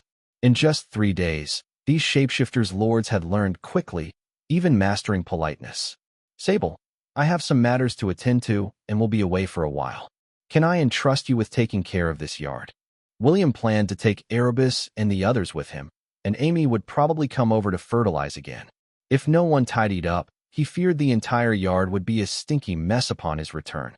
Sable's eyes shone as he nodded vigorously. "Rest assured, Mr. Johnson, I will take good care of this yard and ensure no one enters." William said, "I'm just asking you to clean the yard. If people come in, just watch. There's no need to drive them away." "Understood." Sable nodded, seemingly getting the gist of it. He was mainly confused about why William wanted him to watch the yard, if not to prevent others from entering. After a thought, William added, "Actually, don't watch people either. If someone comes in, just hide yourself." He paused, then asked, "You know how to hide, right? Make sure no one sees you." He felt compelled to instruct Sable this way. If Amy came to fertilize and Sable was just staring at her, it would probably scare her to tears. Finally understanding, Sable nodded, assuring, "I guarantee no one will see me." William then turned to Erebus, instructing, "Erebus, show him how to water and turn the soil." Erebus acknowledged and called Sable over to demonstrate with a shovel behind the fence. "Respected Lord Erebus, your strength has advanced considerably," Sable complimented with a grin as he approached Erebus. Who would have thought that just a few days ago, they were contemplating killing Erebus to consume his flesh and blood? Erebus and Luna's innate talents had always made them strong, at least on par with Sable and Oxys. But previously, they would never have been so flattering towards two children, addressing them as lords. Now, Sable realized Erebus's abilities had indeed improved significantly, and Luna's aura had become even more formidable. Perhaps only the deceased Lerneus could have matched them. Erebus, with an air of arrogance, hummed and said, "Take good care of this grass, or else just wait for your death." "Yes, yes, yes." Sable didn't dare to waste words. In his eyes, Erebus was a favored figure in front of William. He might even become William's mount, a status so esteemed that Sable wouldn't dare offend him. Erebus continued, "Considering we're both shapeshifters, I'll remind you, don't offend anyone who comes in." Sable chuckled, "As soon as someone comes in, I'll run." Erebus laughed. "What if the little princess from the zoo comes in?" Sable smartly replied, "Then I'll turn into the form I was in at the zoo." William, overhearing their conversation, didn't expect Sable to be quite clever. Feeling confident in leaving the yard in Sable's care, William then set off for the Solminster School with Luna and Erebus. 3 days had passed, and the tests had ended. Everything at the Solminster School was ready. William, leading Luna and Erebus, arrived at the Solminster School, where Zoe and 2 staff members from the 13th Bureau greeted them. "We don't have enough dorms right now, so you'll stay here for now." Zoe led them into the standalone villa where she lived. The dorms at the Solminster School weren't like those at ordinary universities, built to house hundreds or thousands in a single building. Originally expecting only 2,000 students, Stephen and their 13th Bureau, being an institution affiliated with the nation, managed to construct 600 individual villas in just a few days. Besides the living spaces, they built a library, a magical alchemy room, and a combat arena. After all, with Solminsters possessing special construction skills and top scientists at the 13th Bureau, the efficiency of building houses is quite astonishing. That's fine. William wasn't demanding about living conditions. He was comfortable even sleeping on the streets, let alone in a spacious place like this, a 2-story villa with a balcony. William had planned to quietly make a fan from Luna's feathers after moving in, but he noticed the 2 13th Bureau staff members had left, and Zoe was still in the house. Not only that, but she had also gone upstairs. "There are 2 rooms downstairs. You can divide them up." William asked, "Do you live here too?" Zoe said matter-of-factly, "Otherwise, I don't like living with people I'm not familiar with." The implication being, she felt she was very familiar with William. William simply nodded, then assigned a room for Luna and the others, while he went into another room to organize his personal belongings. Initially, he had approached Evelyn because she resembled Artemis from the past, but later, he discovered that Evelyn was actually a reincarnation of Morgana.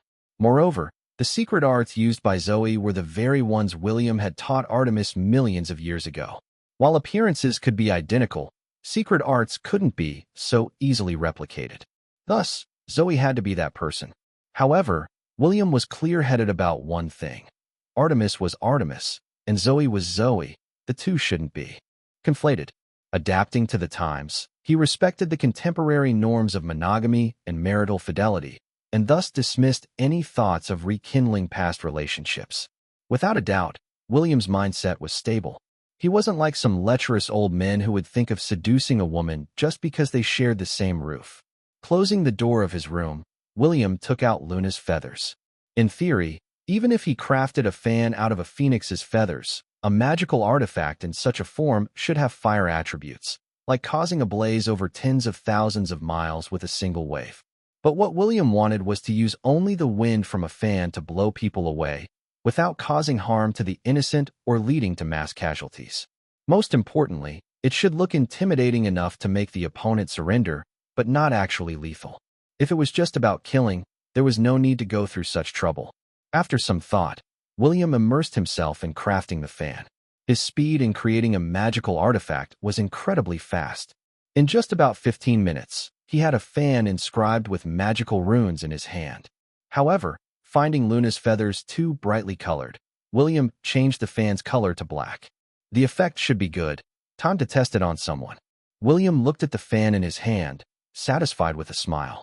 Now that it was ready, it was time to find someone to test it. Chapter 426 Unleash Your Strongest Punch. William toyed with the fan in his hands, examining the various restriction symbols and spells inscribed on it, and murmured to himself, "The power has been significantly reduced now." Typically, others inscribe spells on magical artifacts to enhance their power, but William, in his unique way, was doing everything possible to reduce the potency of his magical artifact. As he completed the fan, a swath of fiery clouds appeared in the sky above the villa where William resided, accompanied by the echoing cry of a phoenix. Such celestial phenomena on this newly emerged land, predominantly inhabited by soulmancers, indicated either the emergence of an extremely powerful magical artifact or the occurrence of a significant event. William immediately took out his phone and called Stephen. Stephen, release a message stating that Alice has had a significant increase in her power level, that her soul has reached the divine realm, and she has now stepped into the ranks of the deities. Stephen hesitated for a moment, but eventually responded, "Okay, I'll get the message out." Alice's previous demonstrations had convinced various guilds that she was a peerless powerhouse, thereby achieving a deterrent effect. Now, William's request to spread such news might prompt unpredictable reactions from these guilds. Despite this seemingly peaceful coexistence, the lack of Alice's influence could lead to uncontrollable situations. Still, Stephen proceeded as William instructed.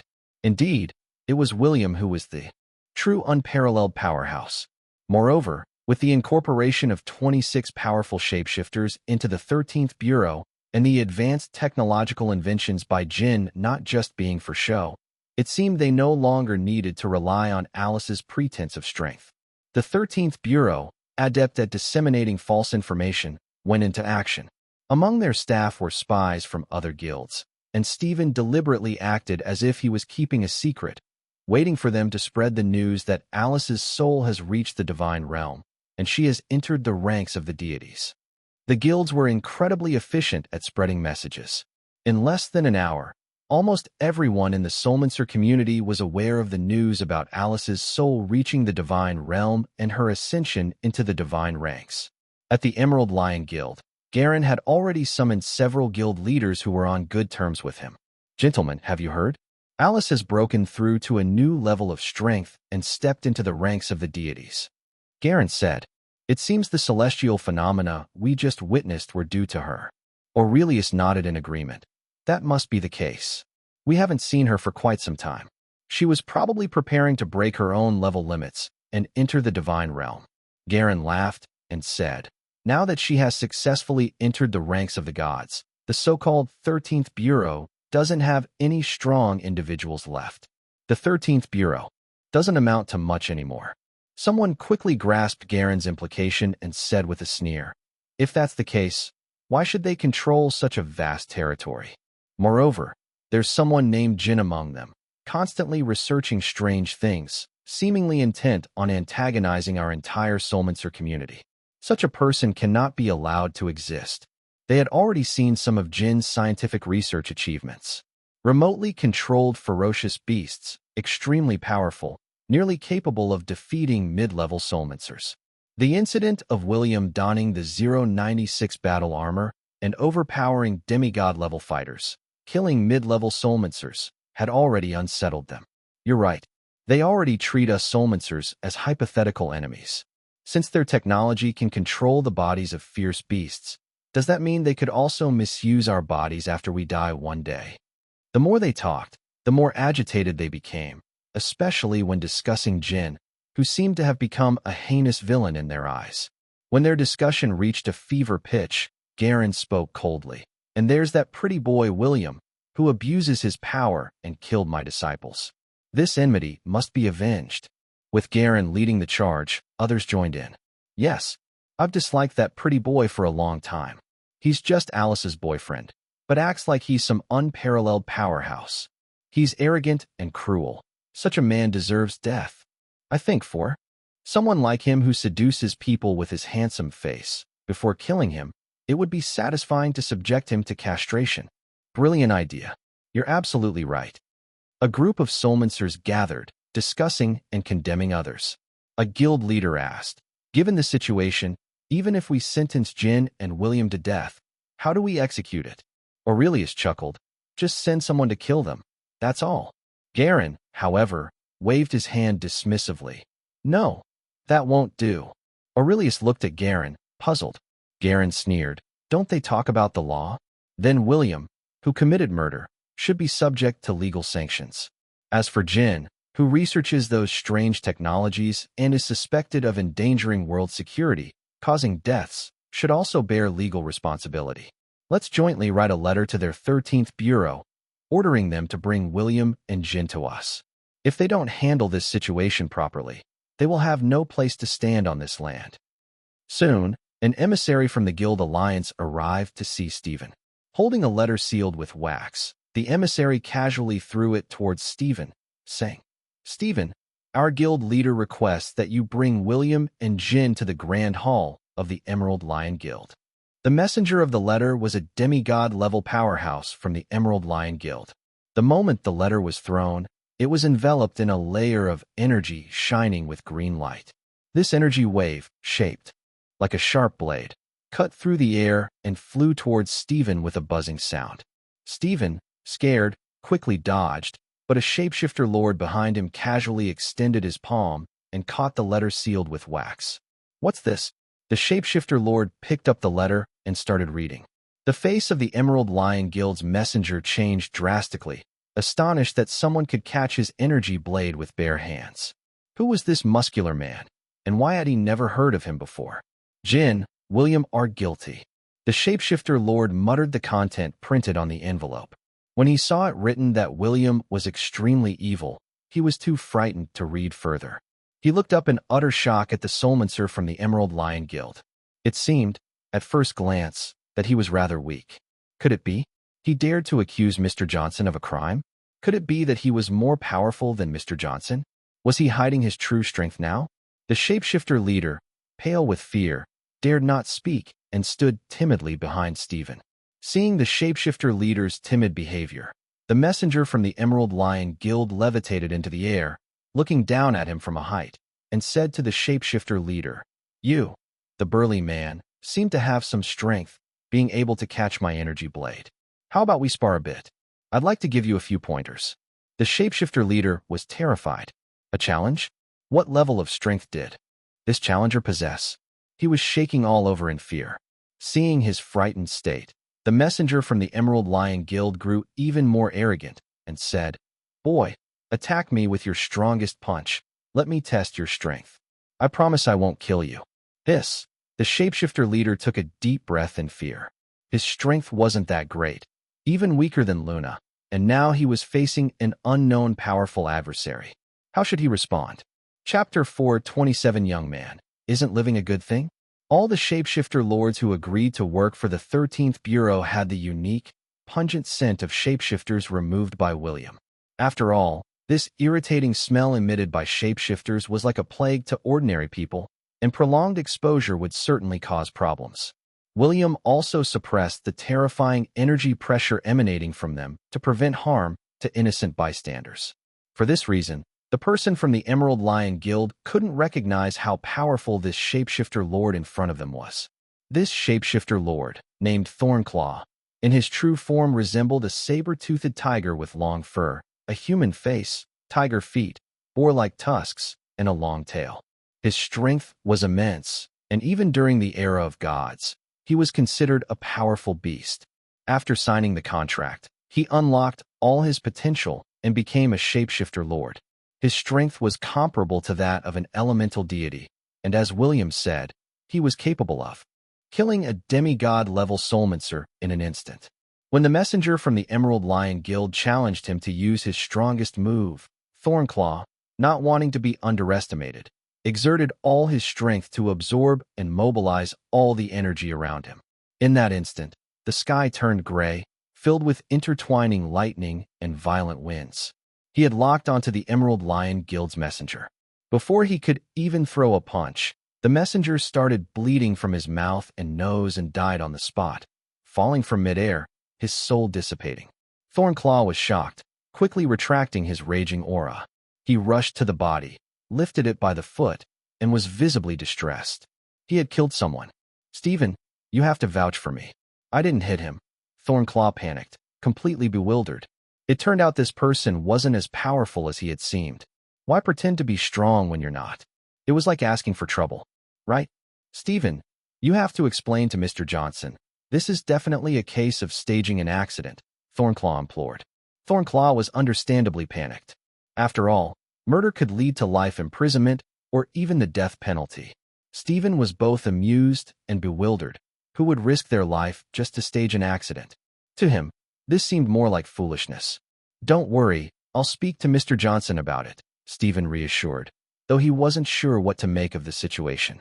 Did the people from the Emerald Lion Guild have a death wish? First, they offended William, and now they were provoking these shapeshifter lords. Did they think they were invincible or something? With no other choice, Stephen called William. Mr. Johnson, the Emerald Lion Guild has requested that you and Dr. Lopez meet them at their guild. I'll take a photo of their letter and send it to you. William read the letter's contents, which he found to be outrageously arrogant. They were demanding that he castrate himself and then commit suicide? Absurd. I'm at the Solminster School. Come here, Stephen. There's no need to bring Dr. Lopez. I'll accompany you to the Emerald Lion Guild, William replied calmly. Why did Stephen release the news about Alice's soul reaching divine realm and her ascension to godhood? It was to test William's newly crafted fan, whose power remained uncertain. So it's not good to just randomly find someone to test it. What if someone is accidentally killed by mistake? Since that's the case, why not see who has hostility towards him? Using enemies to test the power of this magical artifact seems like a good idea. The Emerald Lion Guild, huh? That's a nice choice.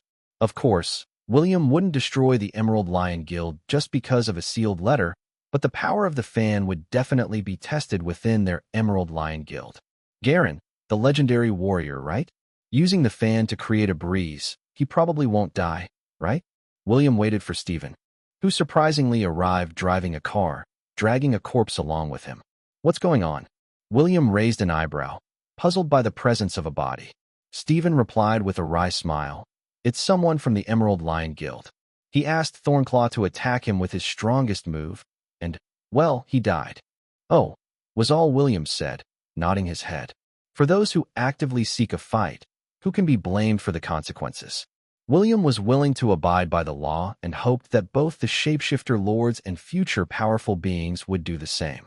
But as per the 13th Bureau's regulations, battles between soulmincers that didn't harm innocents were generally not interfered with. And if a soulmincer actively sought death, there was even less need for intervention. Let's go, then, William said, getting into Stephen's car and heading straight for the Emerald Lion Guild's gate. The 13th Bureau, with its special talents and cutting-edge technology, was also adept in construction. Apart from building the Solminster School, they had connected roads to the gates of various guilds and established network signal stations in many places. Therefore, Stephen was able to drive directly to the front gate of the Emerald Lion Guild. The members of the Emerald Lion Guild, already aware of Alice's ascension to Divine Realm, paid little attention to William and Stephen as they got out of the car. Hello, could you please contact your guild leader? I've brought William. Here, Stephen said, cautious not to reveal William's identity. A member of the guild glanced at William and scoffed. William, eh? Where's Alice? William remained silent with a smile. He was tempted to use his fan to send the young man flying, but restrained himself, considering the man's low strength. An accidental excessive blow could turn his bones to dust, which would be problematic. It would be better to find Garen instead. What are you smiling about? Weren't you quite arrogant before? How about we have a match first? I'll limit my strength to the level of a novice soulmincer, so you can't say I'm bullying you. The gatekeeper of the Emerald Lion Guild said to William, his smile laced with ill intentions. Stephen didn't even know how to describe his feelings at that moment. The people of their Emerald Lion Guild are really one more arrogant than the next. First, there was the one who provoked the shapeshifter lord, and now this one is even more outrageous, challenging William, and even limiting their strength level to that of a novice soulmincer. This is no longer a matter of having a problem with their brains. It's completely about the Emerald Lion Guild taking their self-destructive spirit to the extreme. Young man, isn't living a good thing? Stephen, you're not planning to stand up for him, are you? The guild member glanced at Stephen, who was just a junior soulmincer. If Stephen decided to intervene on William's behalf, he obviously wouldn't be able to. Thrash William.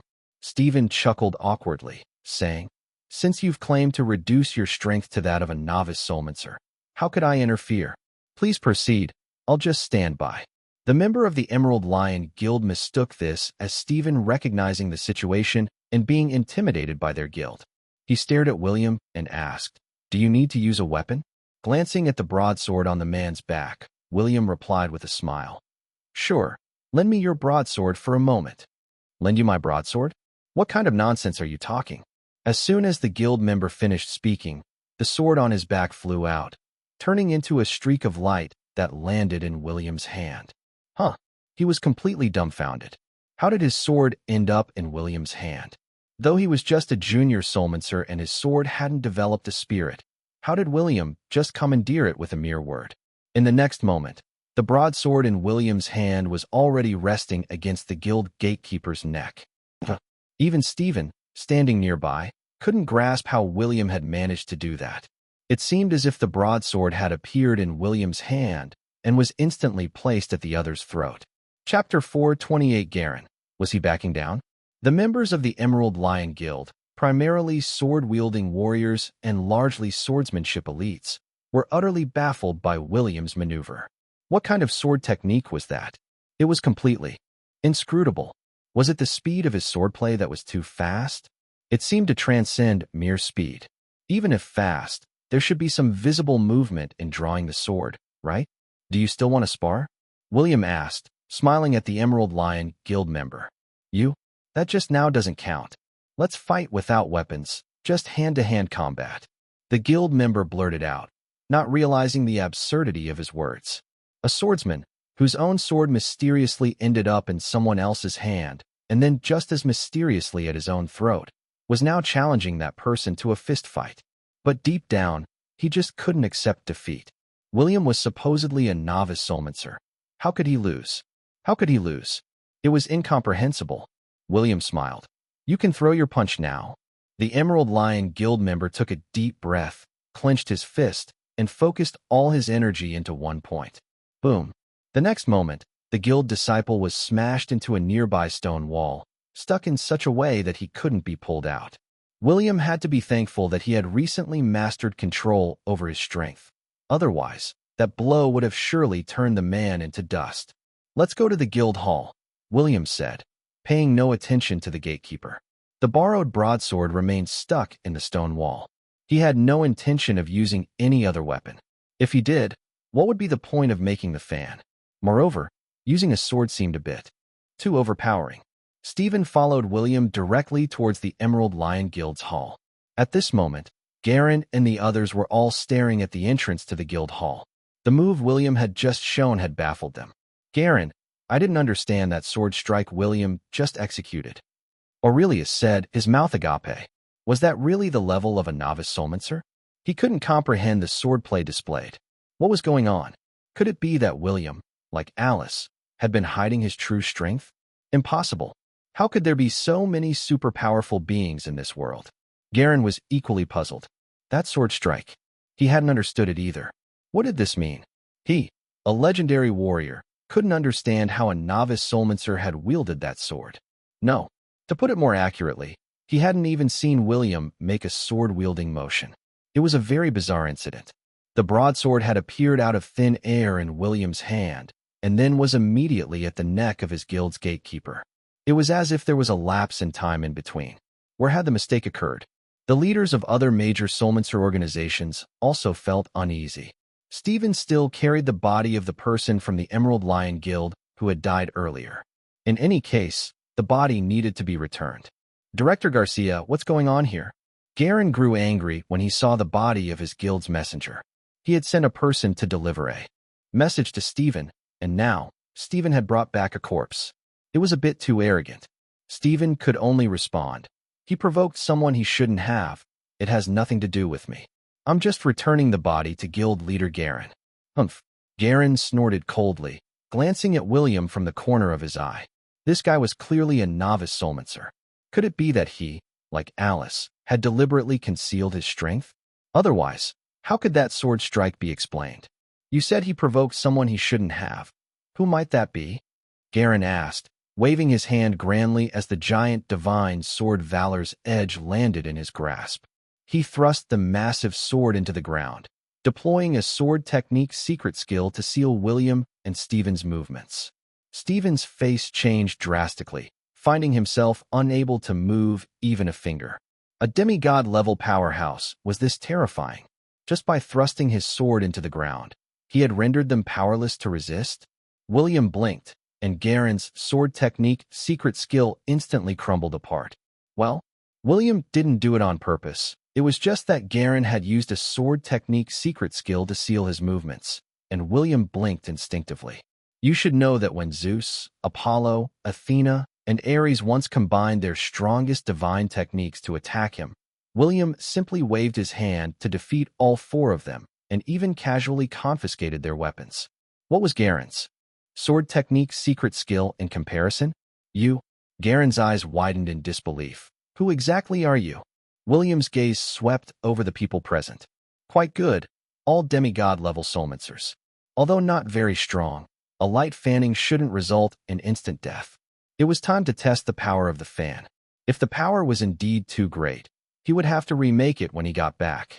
Such artifacts need to be made with precision. With Garen's sword technique secret skill dissipated, Stephen's complexion finally returned to normal. It seemed Mr. Johnson was about to get serious. That's more like it. William pulled out the fan he had just created and smiled at Garen. Never mind who I am. I've read your letter. You wanted me to castrate myself, right? A sense of foreboding rose in Garen's heart. William had effortlessly broken his sword technique secret skill. How could he be an ordinary person? He had been foolish indeed. Garen frowned at the fan in William's hand and said, "There must be some misunderstanding here." In the hall, the leaders of the other guilds stared at Garen, dumbfounded. Garen, was he backing down? No. Just like that? The legendary warrior Garen. How could he be so easily intimidated? However, William chuckled. No misunderstanding. I just came to test this fan. Everyone's eyes were fixed on the black feathered fan in William's hand. What's so special about this fan? William took out the letter sent by the Emerald Lion. Guild flicked his finger. In a flash of white light later, the letter appeared 5 inches in front of Garen's eyes. Garen's helmet shattered instantly. At this moment, the leaders of the major guilds realized that the young man they had labeled as Pretty Boy was not as simple as they thought. William stared at Garen and said, "Now, I'll fan you with this fan. Regardless of life or death, let's consider today's matter settled." The guild leaders felt a chill down their spines. Someone dared to speak so arrogantly to Garen. Garen, after all, was a legendary warrior. William's words were a clear sign of disrespect. Garen also watched William's fan warily. After a long look, he couldn't discern anything special about it. It seemed like a very ordinary fan. He couldn't help but frown. Was William really planning to fan him with an ordinary fan? If he couldn't even block that, would all his years of sword training be in vain? Was this a humiliation? Let's see what you've got. Garen clenched his giant divine sword, staring intently at William, and said coldly, "Come on then. If I can't even block the wind from this fan, I shall never touch a sword again for the rest of my life." Chapter 429. Nice special effects. Never touch a sword again. William thought that Garen would indeed never be able to touch a sword again in his life.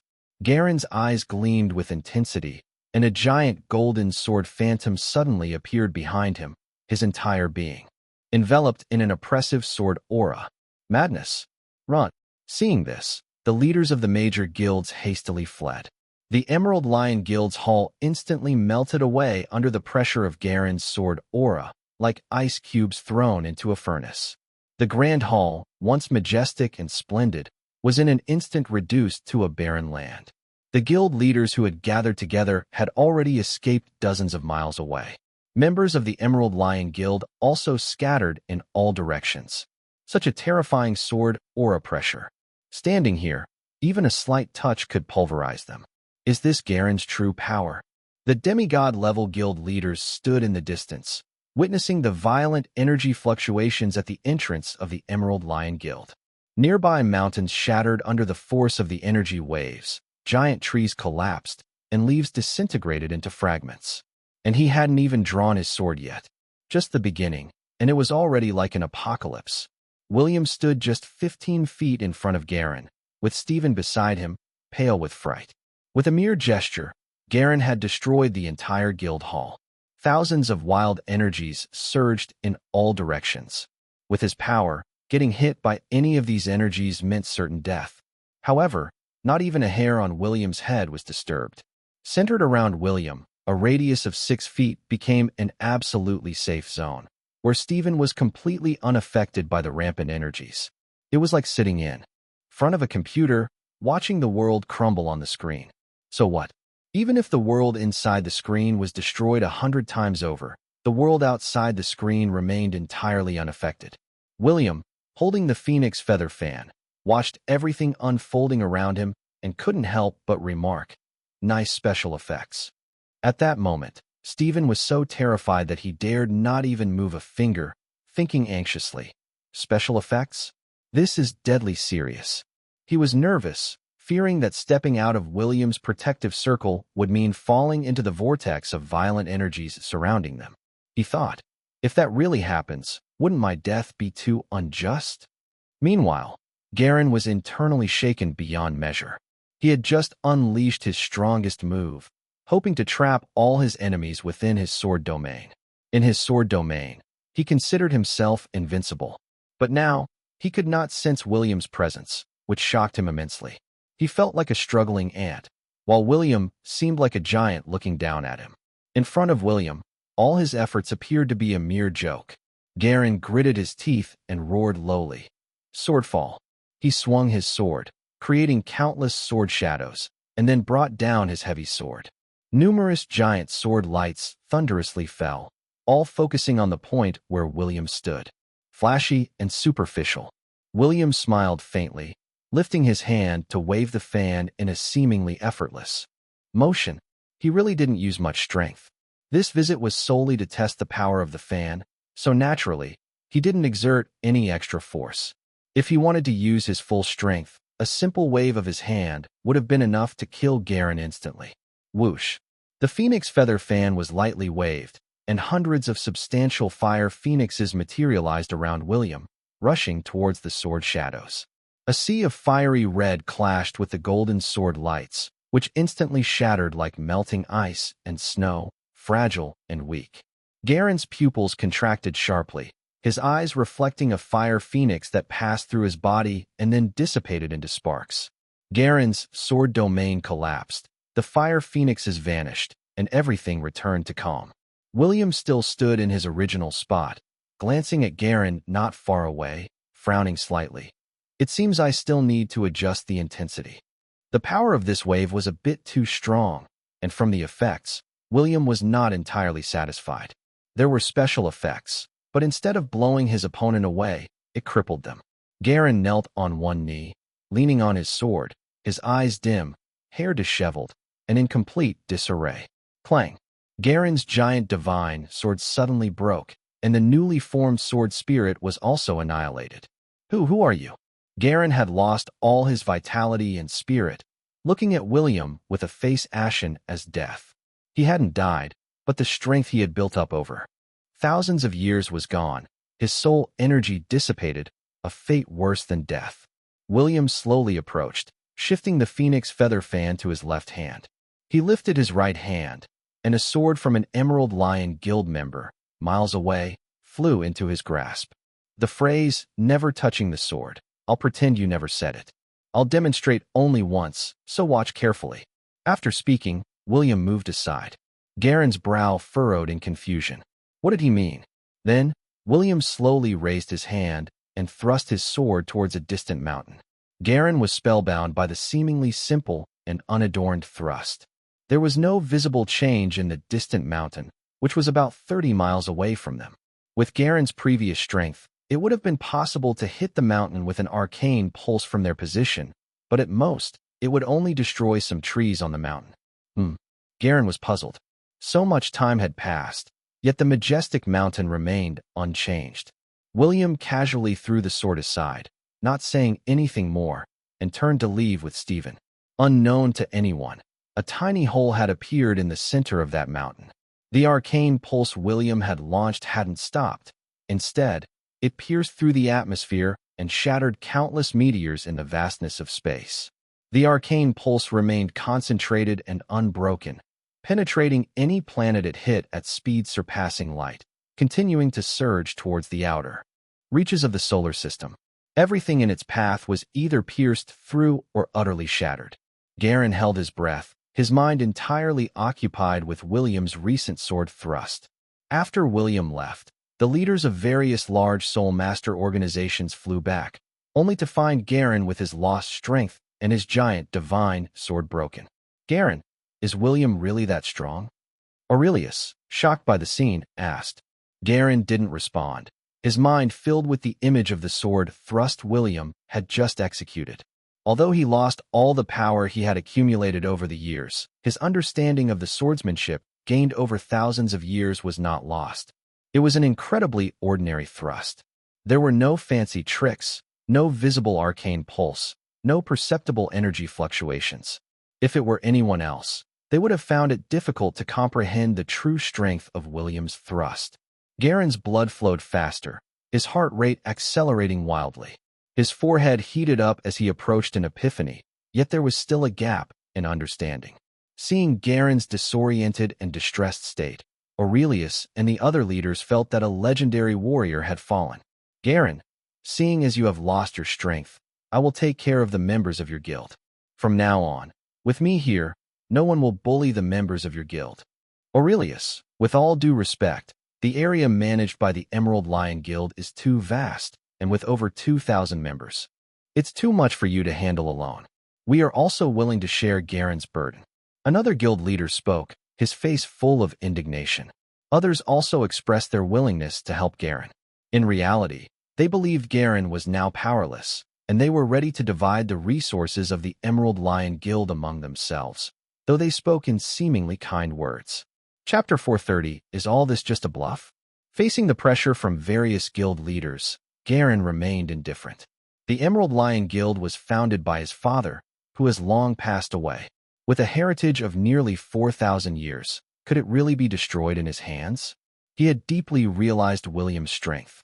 With just a light wave of the phoenix feather fan, William had shattered his sword domain.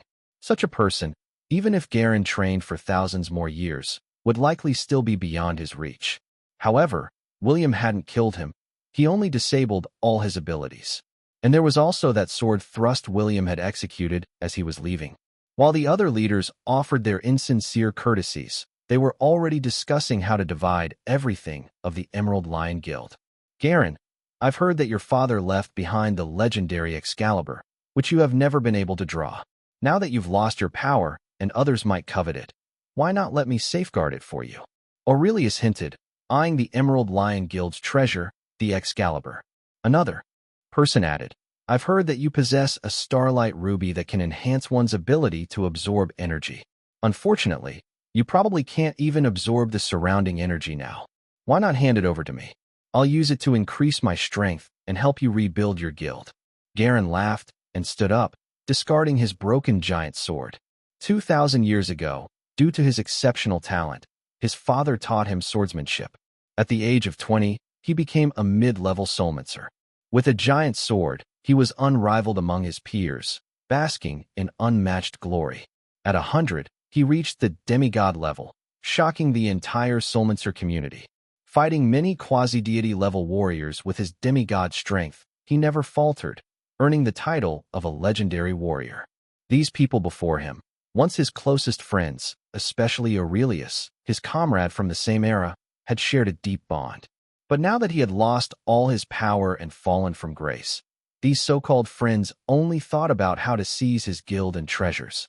As past memories flitted by, only William's sword thrust remained vivid in his mind.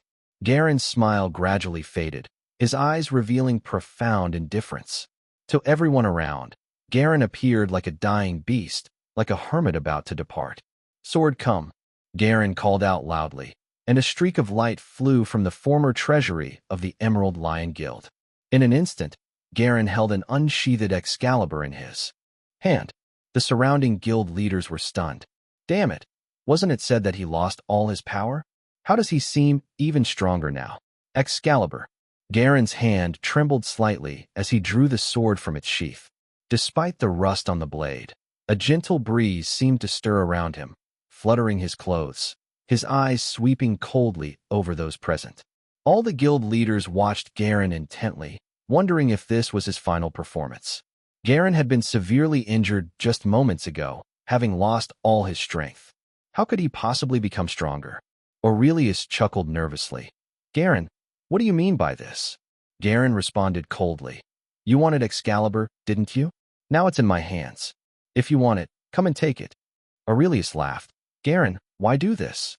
I meant no harm. Don't misunderstand." From Garen, he sensed no energy fluctuations, not even a hint of his strength level. It was clear that Garen was still in a state of lost power, unable to gather even a trace of energy. Just a bluff. Aurelius's smile hardened as a murderous intent flashed in his eyes. His body was wrapped in blue flames as he reached out towards Garen. With Excalibur drawn, it was indeed a divine artifact that must be taken. The surrounding guild leaders simply stood by, watching as Aurelius made his move on Garen. From the aura emitted, it was clear that Aurelius had reached the pinnacle of the demigod level. Moreover, the secret art he was using was the ancient devouring heavenly flame. The devouring heavenly flame could consume everything, even burning a person's soul. Just a touch of it could inflict endless agony. Even Garen, in his peak days, wouldn't dare to claim certain victory against Aurelius. Garen simply thrust his sword, much like William's departing strike. Unadorned and seemingly simple, the sword tip stopped 1/1000th of an inch from Aurelius' throat. The flames on Aurelius' body dissipated. His complexion turned deathly pale, cold sweat rolling down continuously, his eyes filled with nothing but terror. Others couldn't see anything special about Garen's strike, but Aurelius understood very well. At the moment Garen struck, he felt as if the entire world had disconnected from him. The world seemed to pause in time, with only that thrust of the sword remaining. There was no exaggerated sword light, not even the slightest energy fluctuation.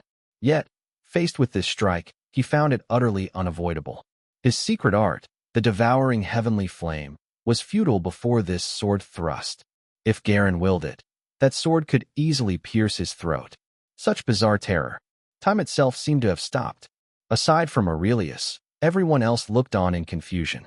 To them, it appeared as if Aurelius suddenly charged forward, and Garen slowly thrust his sword, causing Aurelius' devouring heavenly flame to dissipate. The onlookers burst into laughter. "Aurelius, you're not suggesting that. You lost, are you? Aurelius, I know you and Garen go way back, but there's no need to act this fake, right? Anyone with eyes can see that you two are putting on a show. Garen, you might as well hand over the Excalibur and the Starlight Ruby. Aurelius is clearly going all out to defend you." Aurelius was close to cursing out loud. "A bunch of idiots, can't you keep quiet?" If he angered Garen and Garen decided not to hold back, killing him with a single sword strike, whom would he turn to? "Garen, I really didn't mean anything by it. Please don't be rash." Aurelius forced out a smile uglier than crying, wanting yet not daring to flee. That sword strike from Garen was too terrifying. Even though he couldn't match Garen blow for blow in the past, holding his own for hundreds of rounds was still feasible. But now, it was clear that it was a one-strike kill. That sword strike gave him the feeling that if Garen wanted him dead, no matter where he fled to in the world, he would still be struck by that sword. Garen slashed a nearby tree with his sword and declared, "From now on, our ties are severed. If you ever appear before me again, I will kill you." Yes. Aurelius hastily retreated 3 steps, seeing that Garen had no intention of attacking. He then flew away, ignoring everyone else. Such a reversal left the other guild leaders somewhat confused, but most believed it was a play put on by Aurelius to protect Garen, making them think Garen's strength was still intact. But who could be intimidated by such a seemingly effortless sword strike? Even a child swinging a sword would be stronger than Garen. It was all just a bluff. Another person stepped forward, smiling at Garen. "Garen, I've long heard of your superb swordsmanship, but never had the chance to witness it. Now that you've drawn Excalibur, I'd like to challenge you. Is that all right?" Chapter 431, Do You Not Spare Even Men? Garen has never been a man of mercy. On his path to becoming a legendary warrior, countless souls have perished under his sword. But today, having regained his power, the whole world seemed different to him. Faced with provocation, he slowly scanned the crowd with his gaze and said in a low voice, "All of you, launch the attack together." How arrogant. Do you really think you are still that invincible legendary warrior? Since Garen insists, we shall respectfully comply with his wish. Together? He doesn't take us seriously. Just because you're a legendary warrior doesn't mean I'm afraid of you. Even in the past, Garen would never dare to invite them all to attack at once. But times have changed. 7 demigod-level warriors joined forces, aiming to take down Garen, who supposedly had lost all his power. Indeed, they were showing him great respect. After all, they were all cunning and shrewd. Aurelius's behavior just now was indeed strange, and Garen even drew out the Emerald Lion Guild's treasured Excalibur. Now, if everyone doesn't attack together, whoever gets singled out and killed might cause them to lose the courage to confront Garen. Now that things had escalated, there was no turning back or altering their course. Garen had to die. The guild leader who spoke first launched an attack, wielding a spear weighing over 1,000 pounds. The spear, longer than a sword, held an advantage in attack range, so he had never considered Garen a serious threat. As the spear thrust forward, its whooshing sound was like thundering hooves. Garen stood immovable, and the sword he thrust out was simple and unadorned. Sword tip met spear tip. In an instant, the whooshing of the spear ceased, and all fell silent. The guild leader's spear was repelled, and Excalibur pierced his heart. In a single move, as a demigod-level warrior, his soul was powerful and would continue to exist even in death. A golden light burst from his forehead, and his soul attempted to escape. If Garen had wanted to obliterate their souls at that moment, it would have been effortless, but he chose not to. He knew all too well the cruelty of the Soulmancer world, but once a person was dead, there was no need to be overly ruthless.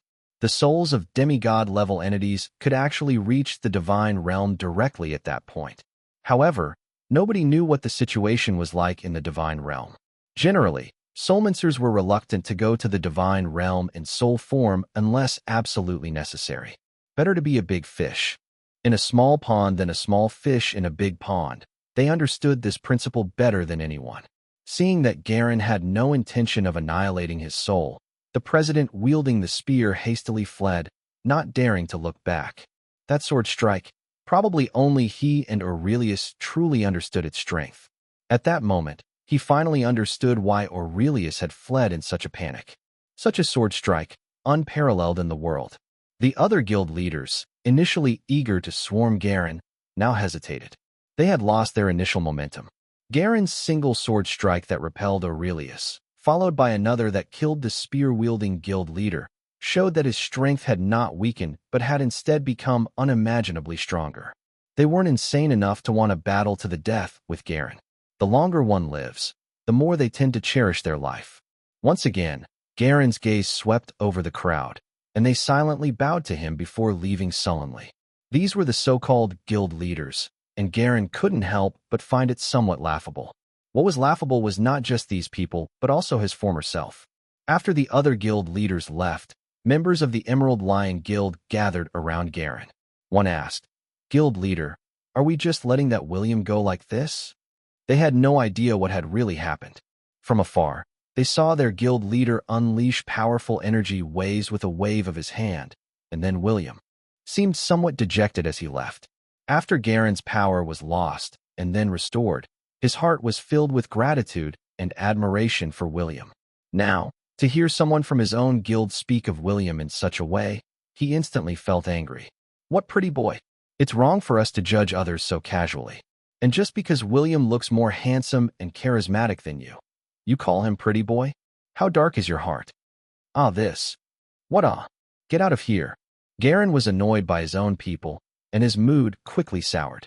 Issue an order. From now on, our Emerald Lion Guild will no longer have any dealings with other guilds. Garen paused, and then added, "If anyone from the 13th Bureau visits, treat them with the highest respect. And if William comes, no matter what I am doing, I must be informed immediately." This sudden change in attitude was truly abrupt. Members of the Emerald Lion Guild were utterly confused. Hadn't their guild leader always been talking about killing that pretty boy William? Why had his attitude towards William changed so drastically in such a short time? Could it be that something unknown to them had happened during the recent battle between their guild leader and William? Members of the Emerald Lion Guild were lost in thought. Could it be? After losing Alice's protection, William had seduced the guild leader with his handsome appearance, and even succeeded? It was just as well that Garen couldn't read minds. Otherwise, he would have broken ties with them on the spot. possibly even killing any guild member who thought such things. Guild leader, our guild's main gate is gone. Finally, a disciple couldn't help but speak up. Isn't it more than just the guild's main gate being gone? Garen's recent powerful secret technique had flattened an area of 5 miles around, completely destroying the recently constructed guild base. Now, they were standing on a bare mountain, with no sign of the guild's main gate. Rebuild it, Garen declared.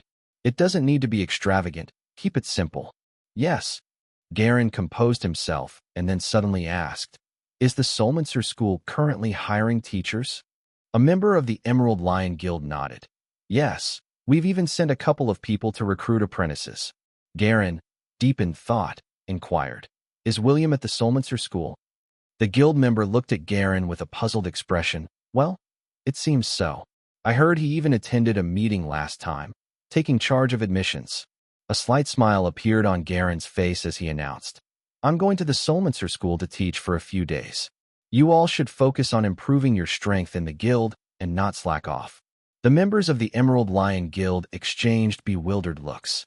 Their guild leader, a demigod-level fighter, going to teach at a school? Was this some kind of joke? No, wait. The last thing Garen asked about was whether William was also at the Soulmancer School. The members of the Emerald Lion Guild were thrown into confusion. Could it be? No way. Had their guild leader actually fallen for that pretty boy, William, and decided to go to the Soulmancer School? Garen paid no attention to his disciples' bewildered mutterings and left, leaving behind a group of disciples whispering among themselves. Does William have some unique charm, or did he cast some spell? Do you not spare even men? Do you act as you please just because you're handsome? Chapter 432. Actually, this was a form of protection for William. William was somewhat frustrated. The fan he had created didn't work quite as he had anticipated. The magical runes engraved on it were like seasoning in cooking.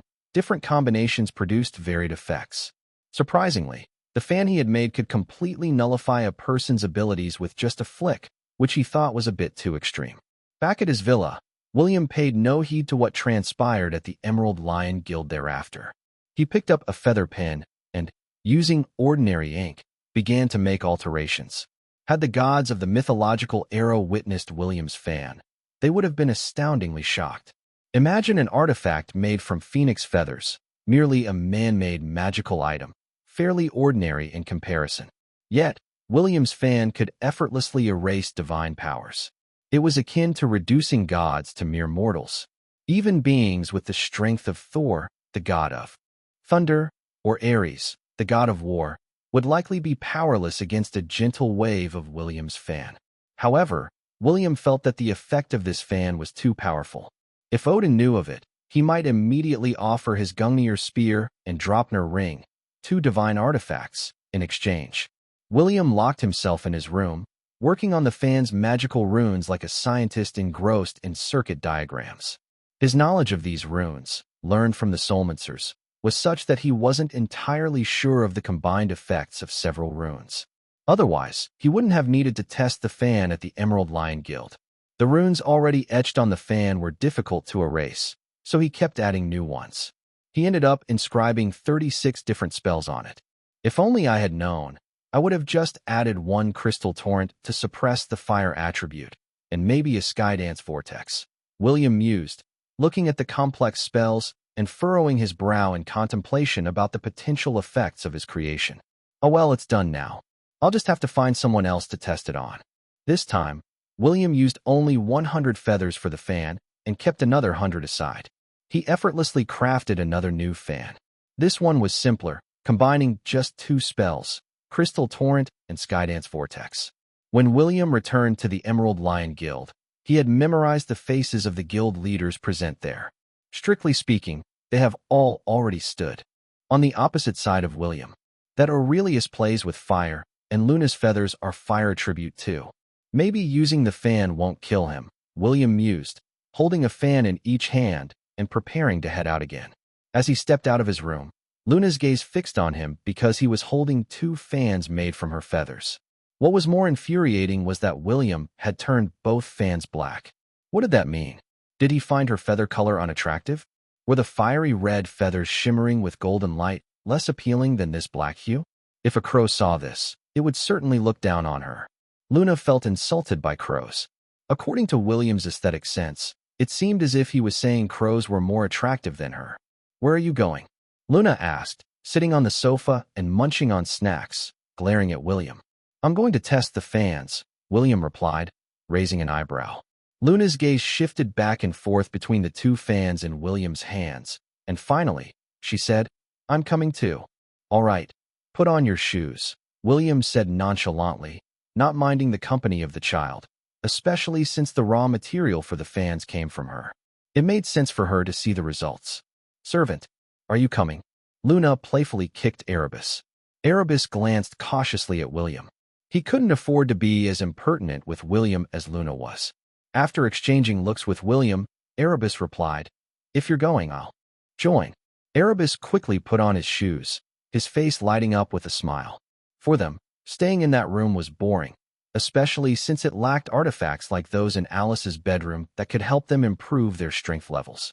William's fans were obviously not ordinary, especially since the feathers were plucked by his own hands. They couldn't miss seeing the effects. "How should we test this fan?" After stepping out, Luna curiously inquired. She had her pride. A fan made from her feathers ought to be a powerful magical artifact. She was keen to see its effects. William had already locked onto Aurelius's aura. After leaving the Emerald Lion Guild, Aurelius, still shaken, went straight back to his own guild. Even now, the thought of Garen's sword strike made him tremble. Fortunately, Garen, remembering their past relationship, had spared his life. But what about William? How did he survive Garen's most powerful attack? Could it be that Alice left William some kind of artifact before departing from the Prime World? Aurelius knew of Alice's extraordinary strength, even suspecting her to be a being far beyond the quasi-deity level.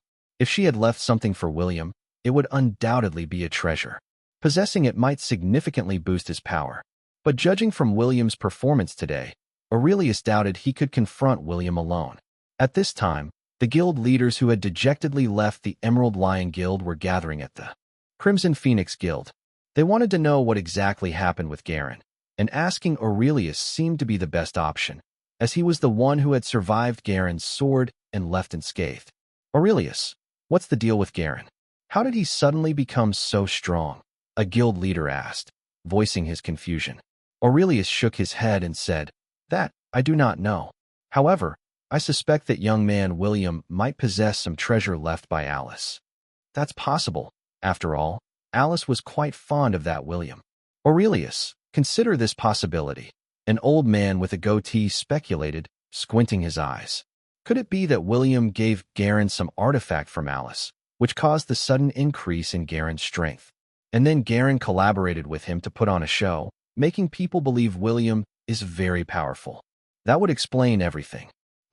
Upon hearing this analysis, Aurelius and the others couldn't help but feel their hearts race. Their current level of power was almost at its peak, making further breakthroughs highly unlikely. Garen's sudden surge in strength must have a reason, and it was most likely related to William. With Alice having ascended to the divine realm, William needed a new backer. So, he approached Garen with an artifact and gave him one. Previously, Garen unleashed his strongest move, which created a huge commotion, but in reality, it didn't possess the overwhelming power that everyone felt. Actually, this was a form of protection for William. Chapter 433, always with the questions, you. A group of guild leaders, having narrowly escaped death, now set their sights on William. That William likely possesses more than one artifact. It's improbable that any of us alone could defeat him, Aurelius mused. We should confront him together. A novice soulmancer, even with some extraordinary artifact, can probably unleash only 10% of its power. As he spoke, he was already regretting his words. How many magical artifacts could William possibly have? There were 7 of them. Even if they managed to seize an artifact, how would they divide it?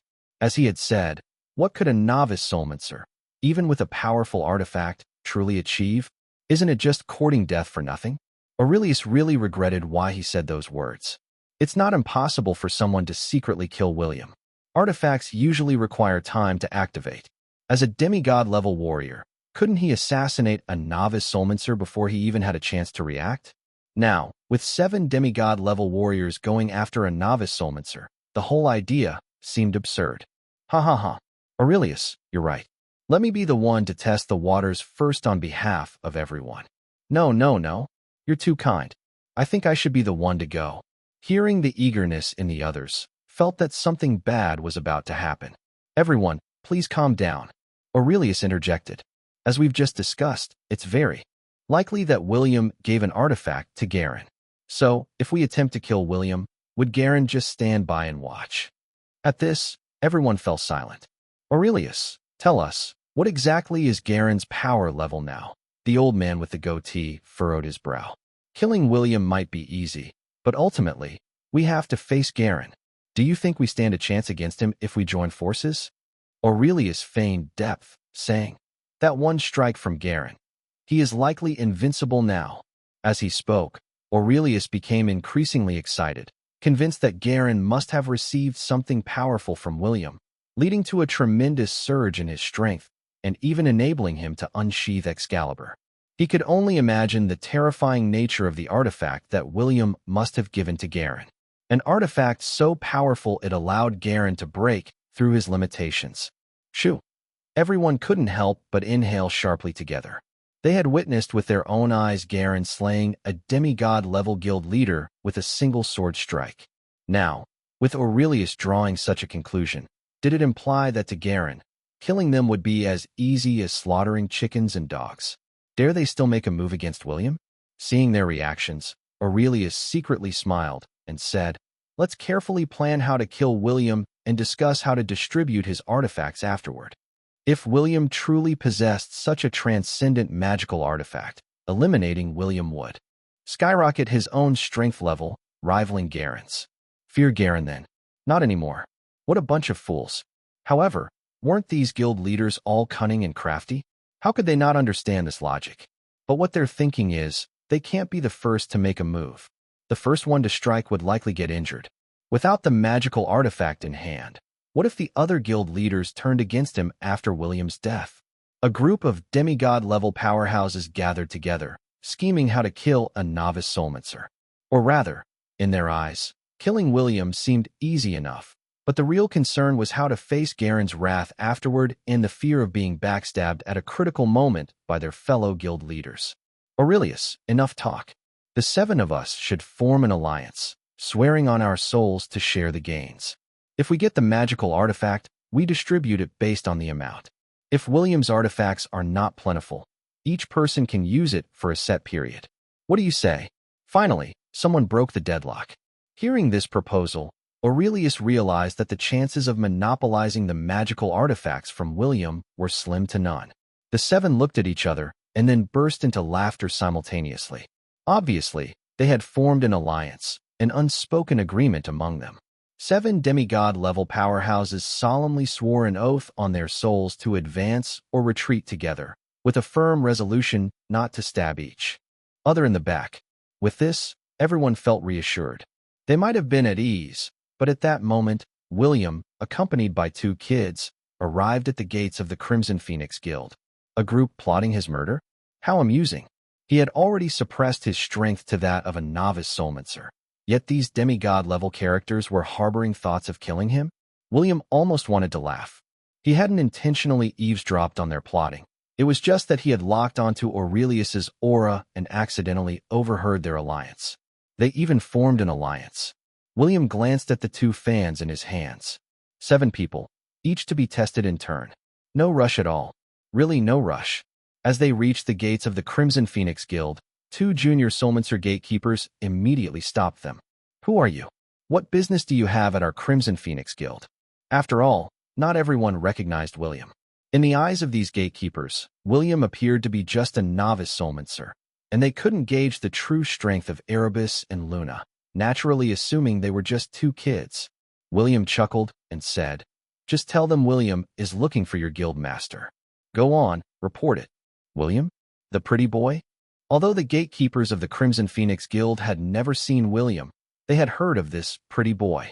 One of them said mockingly, what's up? Now that Alice isn't by your side, what brings you to our Crimson Phoenix Guild? Our guild master isn't fond of men. As the gatekeeper spoke, the other one burst into laughter. Huh, Luna was baffled at the audacity of these men to speak to William this way. Are the people of this prime world always so bold? Do they no longer value their lives? Or do they think William is too amiable? William wasn't the type to kill someone just for a couple of insults. His temper had significantly improved, and most importantly, he felt it was essential to abide by the law as much as possible. Insulting someone isn't illegal, but it's impolite. Although he couldn't legally punish them, William decided to morally reproach the two gatekeepers. 5 seconds later, William, Luna, and Erebus walked through the gate towards the guild hall. The two gatekeepers stood frozen in place, unable to speak or move. They couldn't even muster a flicker of energy in their bodies, let alone move a finger. "Why didn't you kill them, Mr. Johnson?" Luna asked, puzzled. William spoke with a sense of depth. "They only called me pretty boy. My appearance is indeed handsome, so they weren't exactly wrong." Erebus cautiously asked, "Then why can't they move?" William quickly bonked Erebus on the head and rolled his eyes. "Always with the questions, you." Erebus looked at William with teary eyes, not daring to speak. Why was it like this? It was Luna who asked first. "Is there such a big difference in how boys and girls are treated?" Chapter 434 After all, life is precious. Aurelius and the others, having formed their alliance, viewed killing William as a minor issue. Their main concern was how to divide the spoils. While they were discussing these matters, an elite member of the Crimson Phoenix Guild burst into the hall, panic-stricken. "Guildmaster, that man named William is here." "William?" Aurelius frowned and asked, "Just him alone? And 2 kids?" As they spoke, Aurelius tried to sense William's presence, but by then, William and Luna were already at the entrance of the hall. "William? You dare to come here?" Aurelius was somewhat surprised, but after seeing William and Luna, he chuckled. He had considered the possibility that the news of Alice going to the divine realm was false. If it had been Alice accompanying William, the situation might have been tricky. But now, seeing only William and 2 kids, he felt relieved. William responded with a smile. "Why wouldn't I dare?" "That's great. Then you won't be leaving." Aurelius's smile grew even broader. What was this? Refusing the path to heaven and choosing the way to hell. William ignored him and addressed the guild's elites nearby. "I'm only here for those 7. You can step back." The elite members of the Crimson Phoenix Guild were initially startled by William's words, but soon couldn't help but burst into laughter. Was this man out of his mind? Ask him to leave. "You think you are who?" An elite member of the Crimson Phoenix Guild. Couldn't hold back his laughter. With so many demigod-level strongmen around, William's statement was just too audacious. "Suit yourself." William, already pulling out the fan he had used previously, said nonchalantly. "You want a magic artifact, don't you?" William smirked. "Whoever lets me fan them and survives, I'll give them a magic artifact." "Let you fan." At first, Aurelius found it amusing, but his smile froze almost immediately as he realized something was off. How did William know what they had been plotting here? A group of demigod-level strongmen discussing matters, and it was overheard by William, a novice soulmancer? The thought was terrifying. William pointed his fan at Aurelius and declared, "Let's start with you." Aurelius inexplicably felt anxious. Why was he nervous about being targeted by a novice soulmancer? William's gaze then swept across the other 6, instructing, "Step aside." After he spoke, the 6 dazedly moved aside. Only afterward did they realize something was amiss.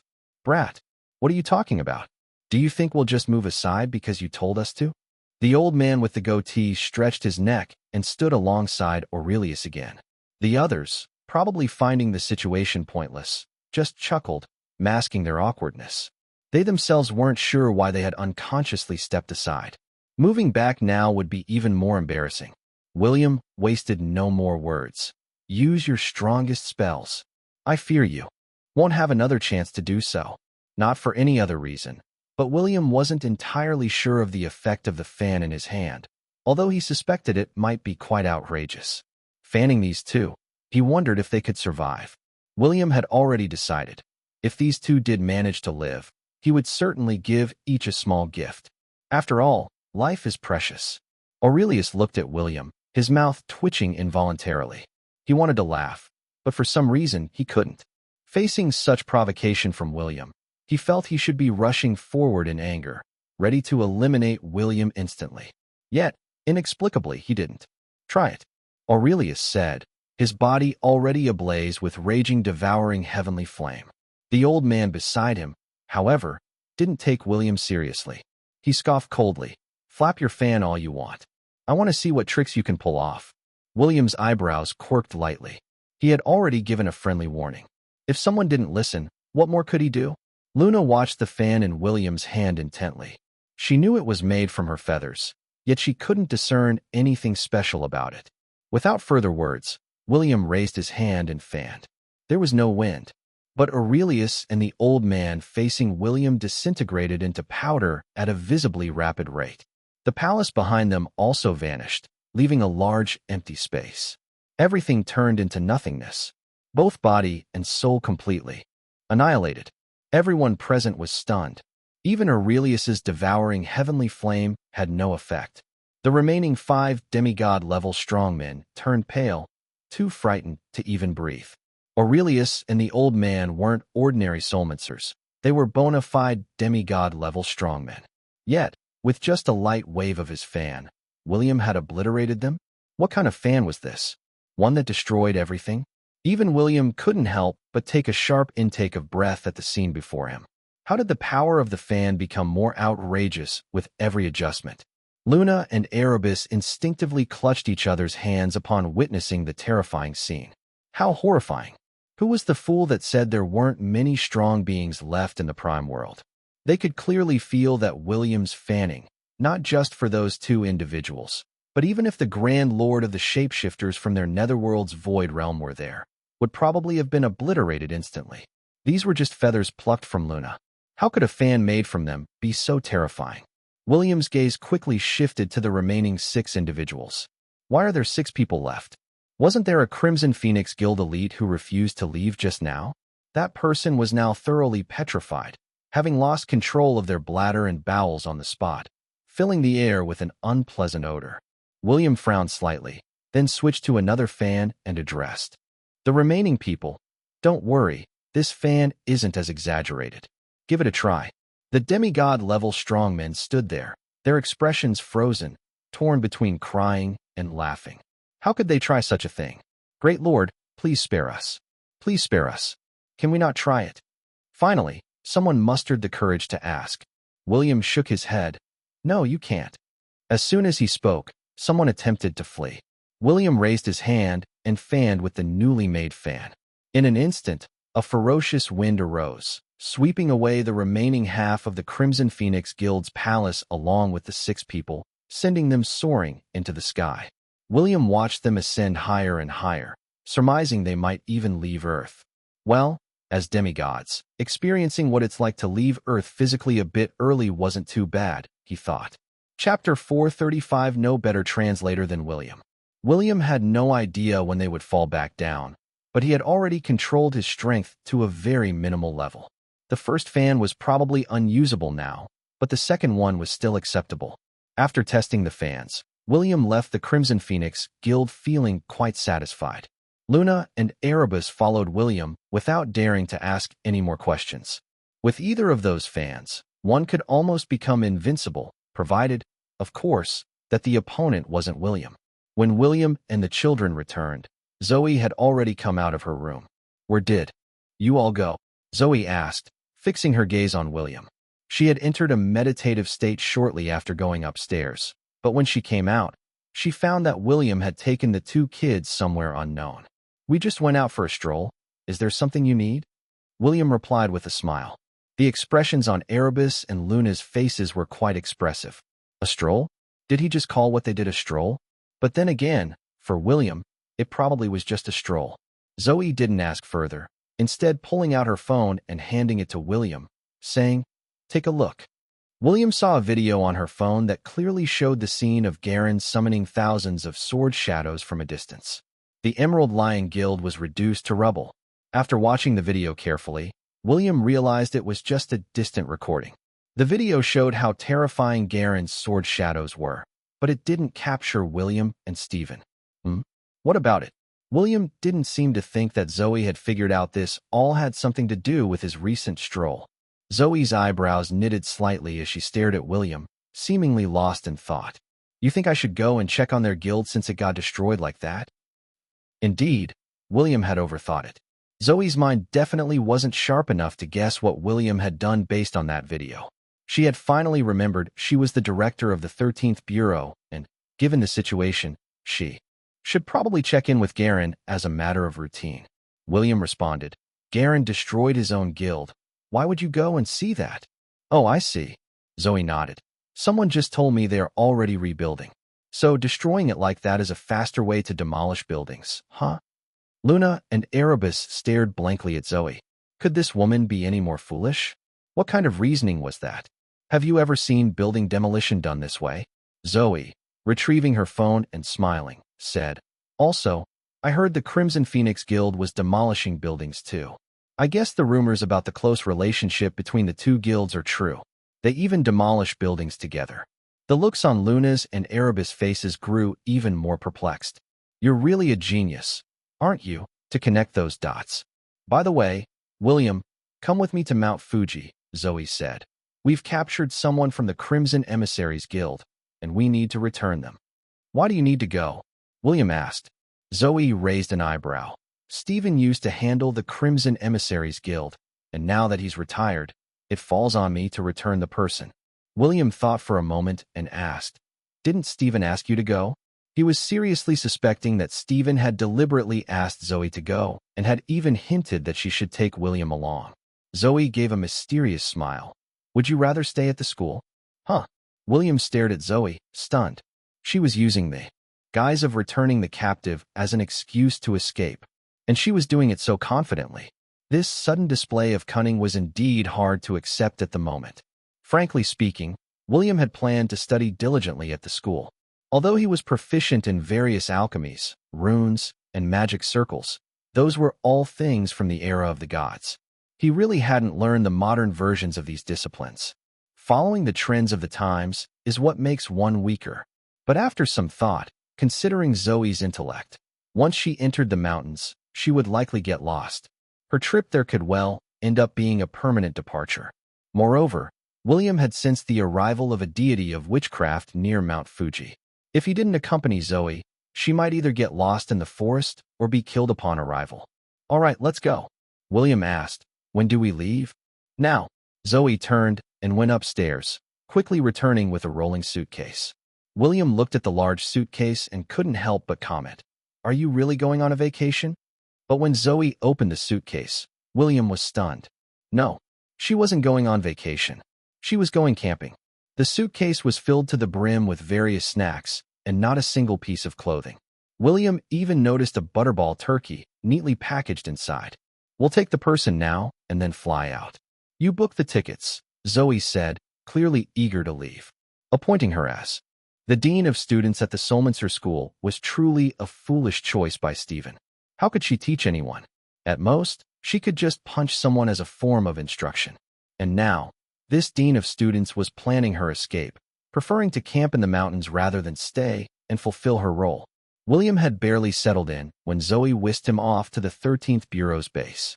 The person captured from the Crimson Emissaries Guild was being held in the interrogation room of the 13th Bureau. When they entered, the guy had a face full of bruises. Seeing Zoe, he completely broke down and started babbling a lot, which unfortunately Zoe couldn't understand at all. William, however, understood it clearly. This is the language of the primitive tribes from the ancient times. Damn woman, what do you want to do? Our deity of witchcraft has already descended. It won't be long before this world becomes ours.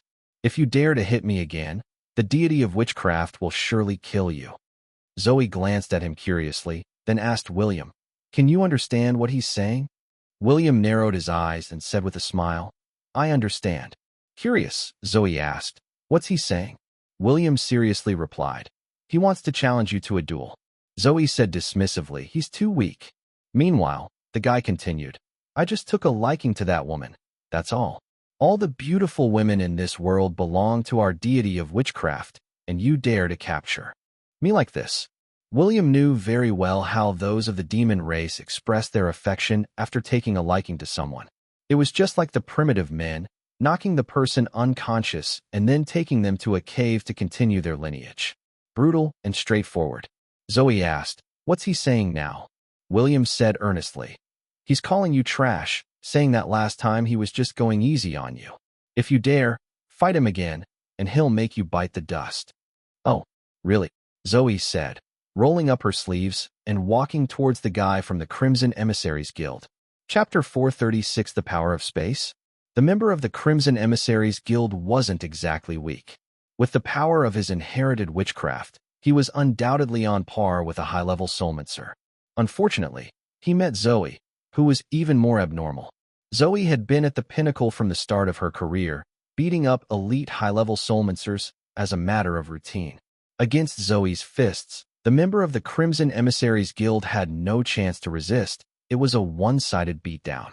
Fight back? Not a chance. Any soulmancer captured by the 13th Bureau would have their energy source temporarily sealed to prevent jailbreaks. He had been caught by Zoe and now had his energy source sealed. How could he possibly duel with her? Within minutes, the Crimson Emissaries Guild member was bruised and swollen again, mumbling unclearly. You people from the 13th Bureau are too barbaric. Zoe looked puzzledly at William. William raised an eyebrow and said, He said you must not have eaten. Your punches lack strength. Huh. Zoe started another round of fierce punching. Lying weakly on the ground, the Crimson Emissaries Guild member stared at William with a strange look. He couldn't understand what William was saying, but every time William spoke, he got beaten up, leading him to suspect what William was actually telling Zoe. This time, he wisely kept his mouth shut. William scrutinized the Crimson Emissaries Guild member, noting the absence of any ancient witch bloodline in him. But that made sense. After all, with that one palm strike years ago, the 12 great deities of witchcraft and the entire Eldritch Covenant were annihilated. The later practitioners of witchcraft, apart from those William had taught, were merely talented humans chosen by the witch gods reborn in the divine realm to inherit the witchcraft powers. Regardless of gods, deities of witchcraft, shapeshifters, or even some human powerhouses, William felt somewhat embarrassed. After all, he had been quite amiable back in the day and had good relations with them.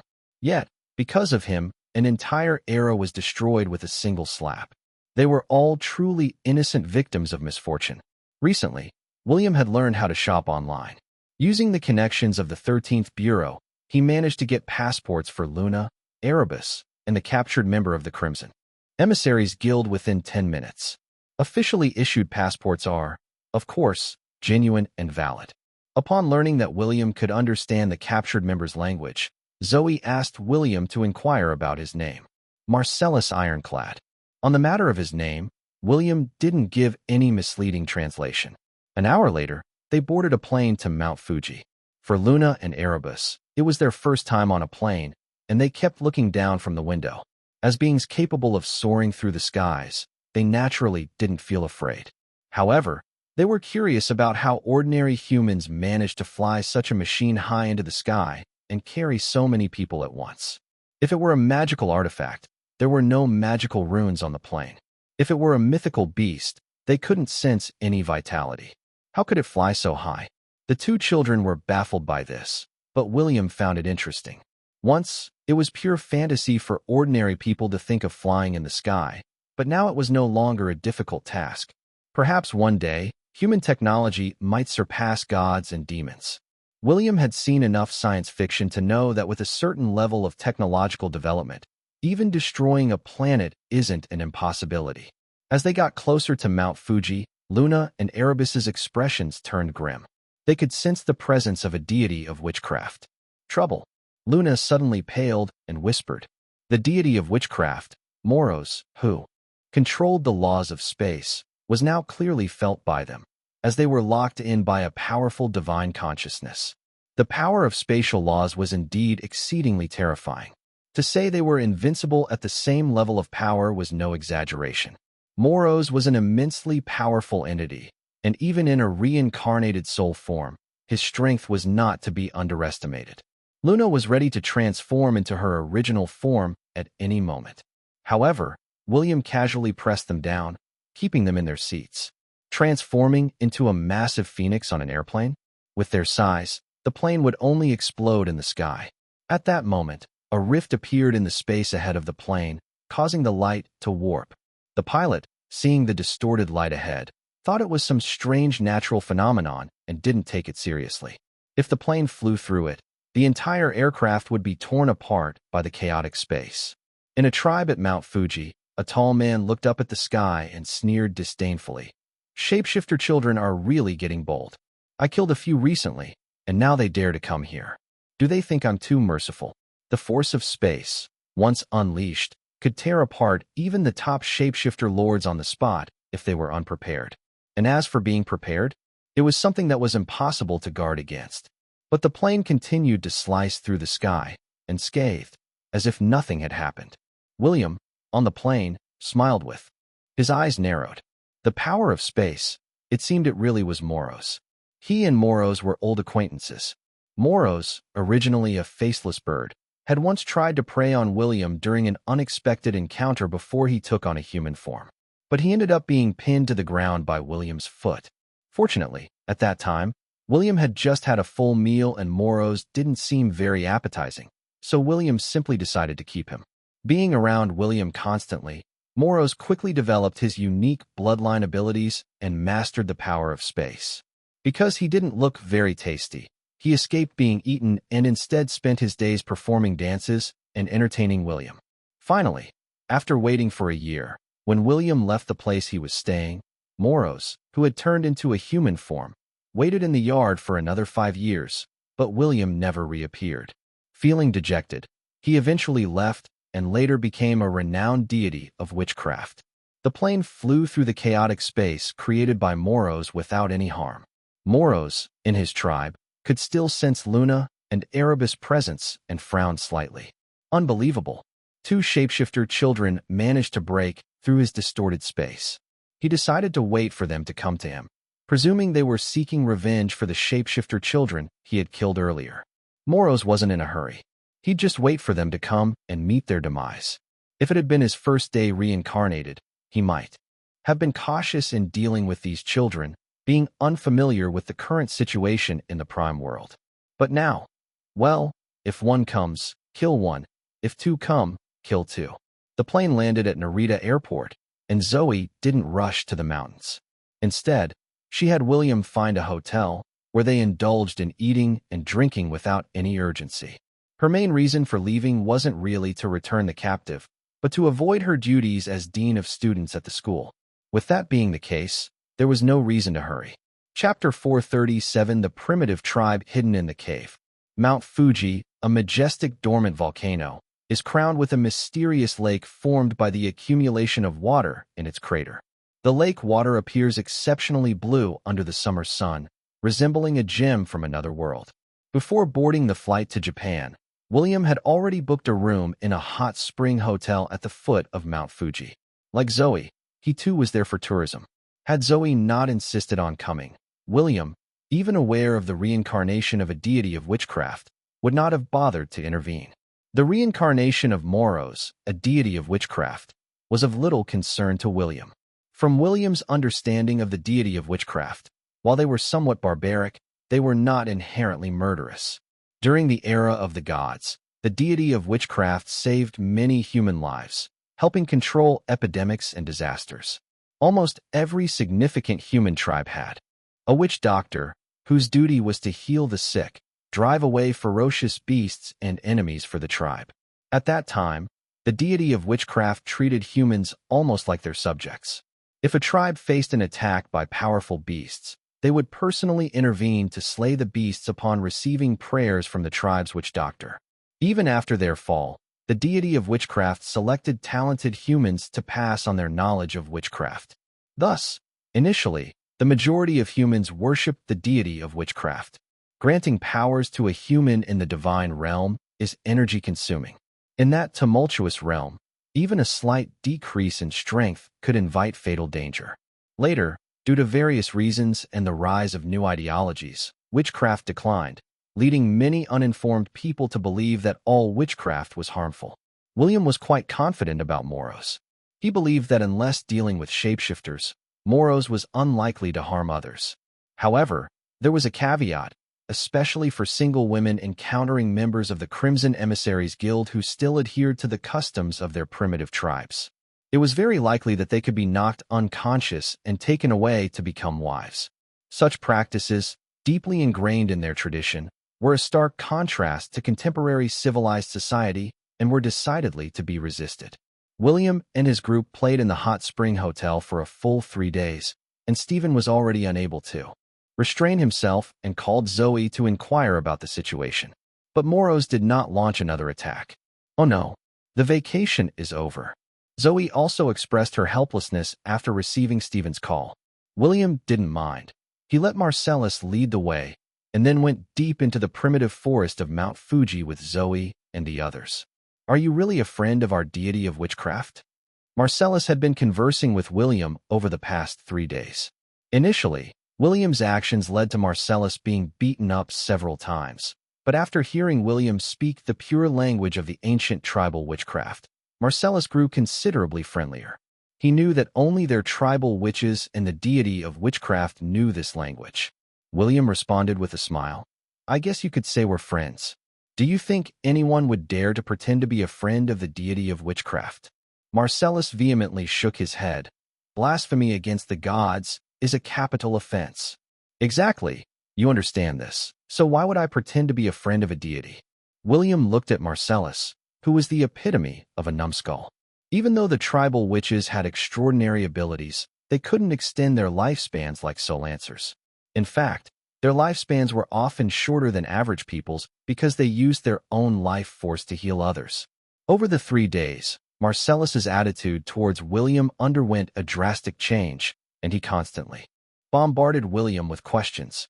Zoe overheard their incessant chatter, but soon lost interest. True to her nature, she didn't even wonder why William knew such a bizarre language. They continued towards the deepest part of the jungle. Marcellus revealed that he wasn't the only one who had ventured out from the tribe. It can only be said that he was quite unlucky. Wandering around, he ended up in New York, a place teeming with 13th Bureau staff. He just happened to take a fancy to a robust woman and fell for her at first sight. On the street, he knocked someone unconscious and carried her away, all the while strutting arrogantly, as if flaunting his ostentatious pectoral muscles to the world. Is there no justice anymore? Someone immediately called the police, and he knocked down a bunch of officers, continuing to carry the woman, preparing to find a cave to complete the grand task of reproducing. The police had no choice but to report to the 13th Bureau, leading Zoe to personally take action and arrest him. If it weren't for Stephen recognizing the totem tattooed on the man's body, he would probably have spent a few months in the 13th Bureau's cage.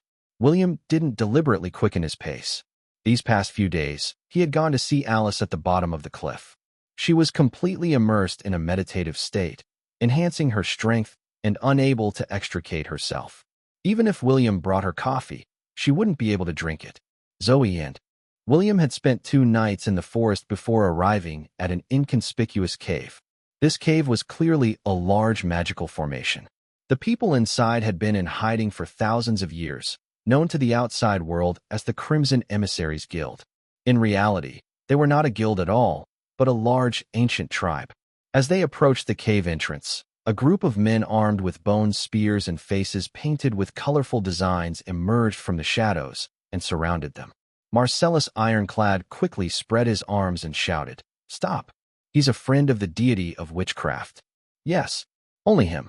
In Marcellus's eyes, only this man, who had caused him to be beaten up several times, was a friend of the deity of witchcraft. Zoe, on the other hand, was a despicable outsider. With Marcellus Ironclad leading the way, William and the others faced no obstacles and entered the cave directly. Entering the cave, William couldn't help but think of the Italian horror movie Cannibal Holocaust. Passing through the cave was like entering a whole new world. The land was open and flat, with well-structured houses, fertile fields, beautiful ponds, and bamboo groves. The paths were well-traveled, and the sound of chickens and dogs could be heard. However, before they could steady themselves, a voice rang out. "Children of the shapeshifters, I didn't expect you to dare come here." Hearing this voice, Marcellus's face changed dramatically. Shapeshifters? He stared at William, his eyes filled with hateful glare. Despicable shapeshifters, daring to impersonate a friend of the deity of witchcraft. The men holding bone spears became more vigilant, ready to pierce William and his companions with countless holes. Last time, the shapeshifters attacked and killed many of their warriors. If it weren't for the timely reincarnation of the deity of witchcraft, their entire tribe would have been nearly annihilated. Luna and Erebus were ready to fight. After so many years, the shapeshifters and the ancient witches seemed naturally opposed. Although the people in front of them did not have the bloodline of the deity of witchcraft, they were followers of the deity of witchcraft. Even Luna and Erebus did not underestimate the bone spears in these people's hands. The spears, with blood flowing on them and inscribed with mysterious witchcraft spells, emitted a terrifying aura. If stabbed, even the strongest shapeshifter lord would not escape unscathed. Children, disperse. You are no match for them. Moroz's voice sounded, and the tribal warriors carefully dispersed. The space where William and his group were seemed as if it had frozen. Luna and Erebus's faces turned extremely ugly. Were they about to confront the deity of witchcraft head-on? It was also uncertain whether William would step in to help. Chapter 438 looks delicious. The power of space has been a rare skill since ancient times, and Moroz is a rather unique existence. In the divine realm, almost no god king wished to be Moroz's enemy. Those who couldn't defeat him were instantly annihilated, and those who could weren't fast enough to catch him. Now that Luna and Erebus knew they were facing Moroz, even though he was just using a part of his power through a human body via soul transmigration, as long as he controlled the power of space, he was difficult to deal with. As soon as Moroz finished speaking, Luna and Erebus felt unable to move their bodies. If William didn't intervene soon, they were almost ready to transform back into their original forms, as that might give them a chance to resist. Without a sound, the surrounding light twisted and folded, then quickly returned to normal. Luna and Erebus sighed in relief. It was clear, in the end, that William had intervened. How he did it, they didn't see and didn't need to know. Moroz, don't you recognize me? William said with a smile, his gaze gently fixed on a distant stone hut. They spoke in the language of the primitive tribe, which left Zoe beside them utterly confused. She felt something was amiss, but couldn't pinpoint what it was. Well, maybe nothing happened at all. After William spoke, inside the stone hut, Moroz, who was sitting cross-legged, had a flicker of light in his eyes. Even through the hut, he could still see William. This face. Although William now had short hair and a changed demeanor, it was unmistakably him. The next moment, Moroz appeared in front of William, looking at him excitedly. Luna and Erebus were both startled. Even though Moroz didn't carry the terrifying aura of an ancient deity of witchcraft, his sudden appearance was frightening in itself. You should know that even the so-called instant teleportation of the Grand Lords of the Shapeshifters is just transforming their bodies into molecular structures and then reassembling them elsewhere to achieve a pseudo-teleportation effect. However, Moroz's special ability is to directly traverse or fold space to achieve instant teleportation. Clearly, Moroz's method is more advanced and faster. Also, nobody would be foolish enough to use pseudo-teleportation in front of Moroz. Transforming their body into a molecular structure in his presence is suicidal. He could just fold the surrounding space or exile those molecular structures into spatial turbulence. Even for a regular deity, it would take thousands of years to regenerate. If faced with someone he can't defeat, Moroz would simply fold space to escape. Chasing him becomes very difficult because even those stronger than him wouldn't dare to use pseudo-teleportation in his presence. This is why Moroz is nearly invincible in the divine realm. Zoe stood next to William, watching Moroz cautiously, ready to intervene. "Master, you're back. You've finally returned." Moroz, with tears in his eyes, excitedly shouted in the language of the primitive tribe. The people of the Crimson Emissaries tribe around them were stunned, several dropping their bone spears onto their feet in shock. Their ears must be playing tricks on them. Their deity of witchcraft was calling this young man their master? Then, as Moroz was about to kneel before William quickly grabbed his hand, saying, "We just brought the people of your tribe back. No need for this." William is strong, but he's mostly easygoing. Except when acting as an emperor, he doesn't like people kneeling before him. This is like how the truly wealthy are generally gracious to others, Only the newly rich behave arrogantly because of their wealth. Moros can also be considered an old acquaintance.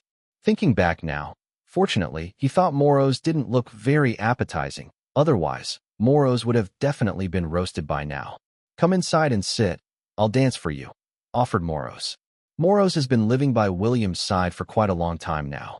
Back in the day, William was always searching for various delicacies, magical herbs, exotic fruits, and tasty beasts. He also shares some of his uneaten food with Moros.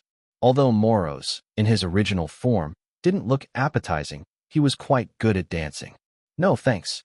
I'd rather not watch. William also knew that Moros was a soul reincarnated through dark magic, attaching part of his soul and power to a corpse, unable to transform into a bird. And now, in this state, draped in animal skins, a 7-foot-tall figure, dancing with this physique? And so William and his group were welcomed into Moros' tribe. Moros loudly announced to his people that they were hosting the most esteemed guests in the world, instructing them to bring forth the finest wine and the most delicious food. The tribe was abuzz with joy and laughter as various delicacies and drinks were served on the stone tables in the center of the clearing. Master, are these 2 children your current pets? They seem pretty decent, Moros observed, having recognized the true forms of Luna and Erebus. Although he harbored a deep grudge against shapeshifters, if they were William's pets, that was a different matter. Luna and Erebus didn't dare to speak.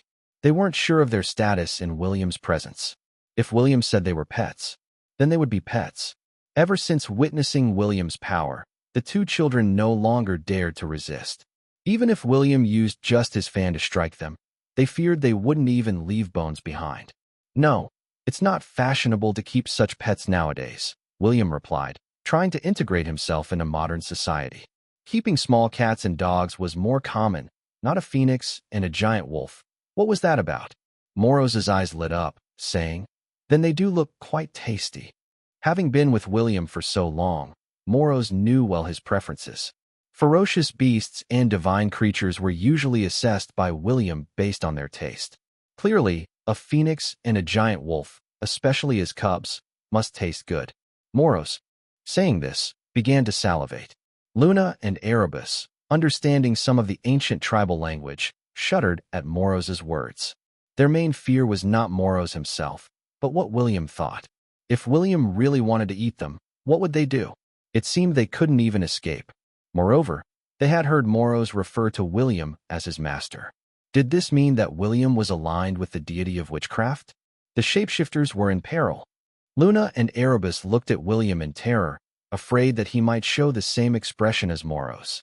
In the divine realm, they might have been considered first-rate shapeshifter lords, but in front of William, they were nothing. William himself felt troubled. In Moros's eyes, was he nothing but a glutton?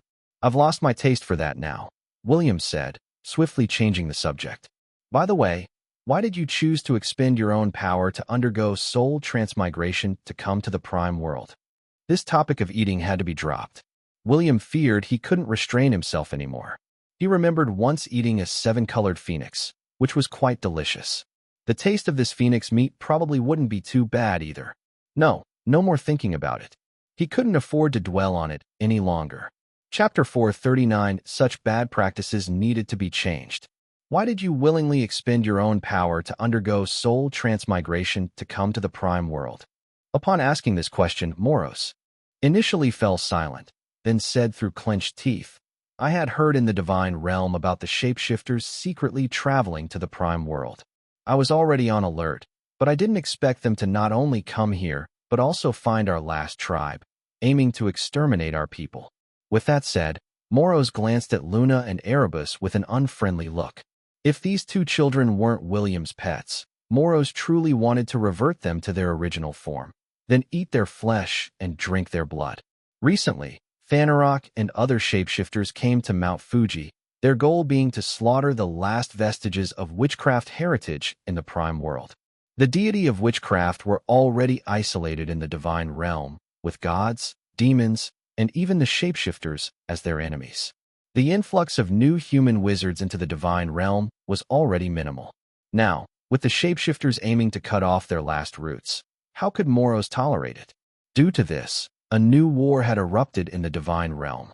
The 12 major deity of witchcraft, in fury, began a collective massacre of the shapeshifters.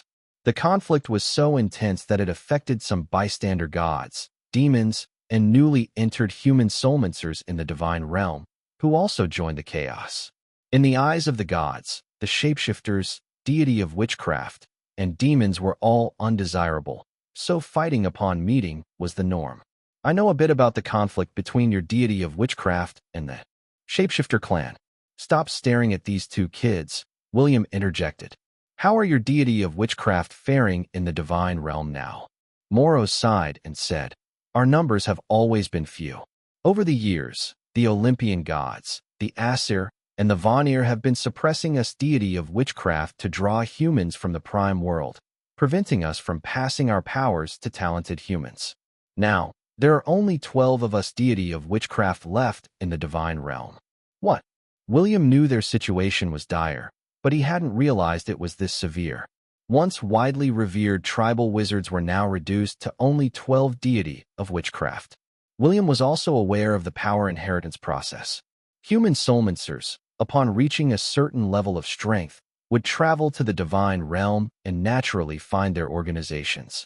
Although the divine realm was brutal, the Olympian gods, Aesir and Vanir, despite their formidable power and fresh influx of new forces, but mostly, it's also because their strength is indeed formidable. But the plight of the deity of witchcraft was indeed quite dire. The deity of witchcraft had long been in decline, to the point where now only this one tribe remains. Moreover, for ordinary people to learn witchcraft, their lives are not long-lasting. To elevate their abilities to a level capable of entering the divine realm is extremely difficult. Under the oppression of various forces, the deity of witchcraft in the divine realm are almost finished. Morrows spoke glumly. Master, it shouldn't be long before the collapse of over 3,000 parallel dimensions, all eventually returning to the prime world. I guess I'm here early to protect our tribal members. William said, don't call me master, call me Mr. Johnson. Nowadays, society preaches equality for all. Don't worry, as long as your tribe doesn't initiate war, I assure you, even if over 3,000 parallel dimensions collapse, peace will remain here. Morrow's eyes shone as he replied, our tribal people love peace. If it weren't for Loki's trickery and deceit, why would we have gone to war with the shapeshifters? William then asked, so what's the purpose of sending out members of your tribe now? Morrows grinned. Obviously, to promote witchcraft, attract more humans to our tribe, and strengthen our tribal power. Otherwise, when they descend upon this world, won't our primitive tribe be oppressed again? Quite foresight. William laughed and asked, do the witches you send out speak the language of modern humans? Morrows raised an eyebrow. That shouldn't be important, right? We're going out to spread witchcraft. It should be the common people who learn our language, not us learning theirs, don't you think? As if that makes any sense. If you don't speak the same language, how can you promote witchcraft? Will anyone understand you? William sighed and said, what do you think about your tribal men knocking out a woman on the street and then carrying her away? Morrows glanced at Marcellus, casting an approving look, and said, truly a warrior of my tribe. William felt like throwing his shoe at him. Truly a warrior of my tribe. With such actions, do you expect the world to accept witchcraft? You still want to promote witchcraft? No wonder you were oppressed in the divine realm. There's a reason for everything. Given the customs of their primitive tribe, encountering other gods often led to misunderstandings due to language barriers.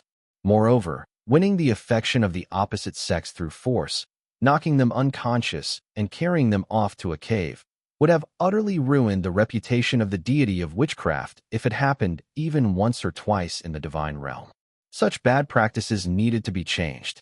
Finally, William couldn't help but say, if you really want to spread the benefits of your witchcraft to the outside world, the first thing you need to do is learn the language of the common people. Secondly, you must abide by the laws of the outside world. Otherwise, you might as well stay in your world here in the caves. Although Morrows didn't understand why William would make such demands, he didn't question them and readily agreed, as it was William who had spoken. William took out his phone, intending to call Stephen to send someone to teach the tribe about modern cultural ideas, but found there was no signal on his phone. Blocked. Forget it. I'll teach you myself. First, then you can teach the people in your tribe. William raised an eyebrow, using his thoughts to imprint the language of this era and some simple text into Moros's brain. He then casually threw some law books of the outside world in front of Moros, saying, "Learn this yourself first, then teach your tribe. If you can't learn it, don't go outside." Moros's intelligence was definitely not a problem. He quickly assimilated the text and language William imprinted in his brain and was already able to speak in modern language. "Mr. Johnson, I will look at these books later. First, let's drink and eat meat." As Moros mentioned meat, he unconsciously glanced at Luna and the others again. This look gave Luna and the others goosebumps. In ancient times, their primitive tribe often hunted shapeshifters for food.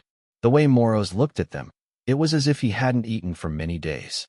William didn't hesitate to accept, joining Moros in drinking. As for Zoe, from the beginning to the end, she didn't feel any particular danger. The journey was smooth, with a guide leading the way, no detours, and they were welcomed with fine wine and food upon arrival. Although she didn't understand what Moros was saying, judging by his behavior, she thought he must be the leader of this primitive tribe and seemed quite benevolent. If Luna and Erebus knew what Zoe was thinking, they would certainly exclaim how foolish she was. How could she consider someone like Moros benevolent? In the divine realm, they had heard of Moros's fierce reputation. It was said that Moros could eat 100 shapeshifter lords in a day. When they were younger, the shapeshifter elders used to scare them, saying that if they didn't strive to elevate their power levels, they would be thrown to Moros as snacks. Chapter 440. Do you think you can do whatever you want just because you don't look appetizing? William and his group stayed in the Crimson Emissaries tribe for 3 days, and every early morning, they heard strange and awkward A.C. sounds coming from various stone houses. This was Moros teaching the tribespeople a new language, starting right from the alphabet. William hadn't expected Moros to personally teach these primitive tribespeople. Teaching someone a new language is extremely difficult, but Moros showed extraordinary patience in this endeavor. Moros did not reveal Luna and Erebus's identities to the people of the tribe, and these people couldn't recognize that Luna and her companions were shapeshifters. Over the days, the tribe's children often came to play with Luna and Erebus. At first, Luna and Erebus were reluctant to talk to them, but then a little girl named Freya would occasionally bring them wild fruits, leaving them from a distance and watching them. That look in her eyes, how to describe it? It was as if she wanted to play with them, but was too shy to come closer, a timidness that was endearing. After 2 days of this, Luna finally coldly beckoned to her with a finger. When Freya approached, Luna handed her a bright and beautiful feather. Previously, Luna would have treasured her fallen feathers, but recently she had cried while plucking them to exchange for 2 dragon heart pills. Now, her willingness to give Freya one of her feathers meant she had accepted her. Freya, holding Luna's feather, blushed and stammered out the language taught by Moros, the thank. Luna, still aloof, spoke in the tribe's language. "If you're ever in danger, use this feather. It can save your life." Freya's wide eyes sparkled with astonishment. "You speak our tribe's language?" Luna rolled her eyes. "Is it that hard?" Freya, nodding excitedly, said, "Not hard at all. What's your name?" "The language those other people speak is too difficult to learn." Luna grumbled. "That's because you're slow." Freya wasn't offended, but instead happily replied, "Right. How did you know?" "They always say I'm slow too." Luna couldn't understand why someone would be happy about being called slow. Shouldn't she be upset? William had been watching all along, saying nothing at first. Only after Freya left did he smile at Luna and say, "Aren't you supposed to hate these people protected by the deity of witchcraft?" Luna remained silent for a while before responding. She's just a child who knows what her beliefs will be in the future. She sounded so reasonable. William just smiled. It seemed that reconciliation between the deity of witchcraft and the shapeshifters might not be impossible after all. After all, there are only 12 deity of witchcraft left now, and the other tribe members protected by them are innocent. If Moros really went out to promote witchcraft to the world, and more people learned it, spreading the idea of saving humanity, witchcraft might indeed develop further. After 3 days, Moros's teaching was almost complete. When William was preparing to leave, Moros expressed his desire to accompany him. The tribe had already learned the language well enough, so his departure wouldn't impact them. Moros was a wise man. He clearly understood William's strength. Seeing the two shapeshifter children with William, and how well William treated them, how could he not be concerned? If he didn't accompany William, and those shameless shapeshifters ingratiated themselves with him, what would become of their primitive tribe when the 3,000 parallel dimensions descended? Mr. Johnson, rest assured, I am now familiar with the laws of the outside world. I promise to behave and abide by the rules once I go out, and I definitely won't cause any trouble. Moros does have a sense of responsibility. After going out, he will surely continue to live following William's lead. William had already agreed to let Moros go out and spread his ideas of saving humanity. If Solminster schools and organizations could recruit apprentices, why couldn't Moros? Although Moros was only a reincarnation with a portion of his power and soul, he was still a deity of witchcraft. Teaching various witchcraft theories to ordinary people was certainly within his capabilities. Before leaving, Moros brought many magical herbs from the mountains and followed William out of the cave. Moros didn't take a plane. After William told him the location of his house, Moros teleported there instantly. William also warned, I have a shapeshifter in my yard. Don't touch it. Also, once you're in the yard, don't wander around and scare people. When William returned to his yard, he saw Sable in the form of a small dog.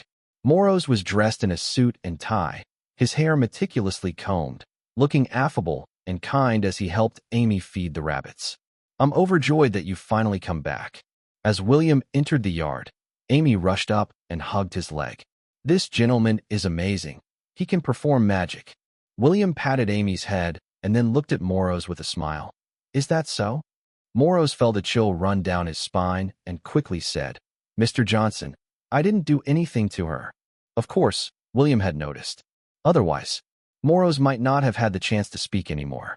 Amy, holding William's finger, led him to Moros and said, This gentleman can make carrots appear out of thin air. Was this Moros's magic trick? In front of William, Moros somewhat awkwardly produced another carrot and handed it to Amy. Wow! Amy exclaimed, excitedly, looking at William. How about that? Isn't it amazing? Amazing. William nodded.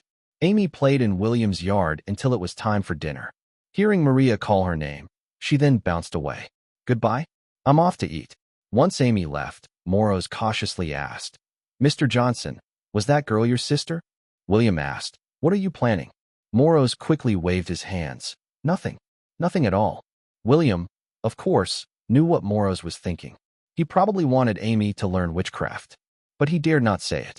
Because Amy, having spent a lot of time at William's house and often eating there, had undergone some physical changes. If she were to learn witchcraft, she would undoubtedly achieve great things. If Moros had directly answered William's earlier question by expressing his desire to take Amy as an apprentice, William would not have objected. He would have simply asked Amy if she was willing. Unfortunately, Moros dared not voice this thought. Amy's happy expression when she first saw William return, and the phrase, I'm overjoyed that you've finally come back, she uttered, had already scared him. William's sister. That would mean she was a being as powerful as William. How could he dare to take Amy as an apprentice? Do you think you can do whatever you want just because you don't look appetizing? Chapter 441. We speak English. I understand it. Sable had transformed into a small dog and was hiding in a corner, too afraid to make a sound. When Moros used his power of space to arrive in the yard, he hadn't noticed Sable initially, so Sable couldn't hide in time.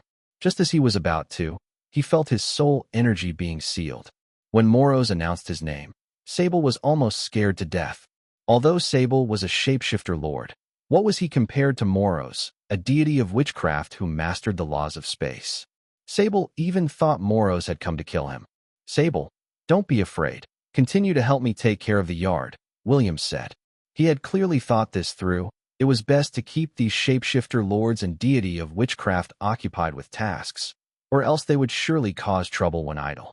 Hearing William say this, Sable finally breathed a sigh of relief. From what he had seen, Moros seemed to respect William.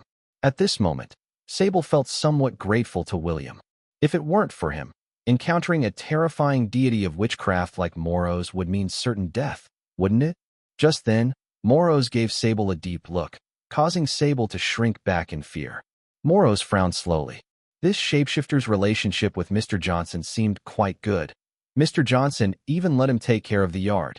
He remembered that millions of years ago, taking care of a yard was his job. Moros, let's go. You wanted to promote witchcraft, right?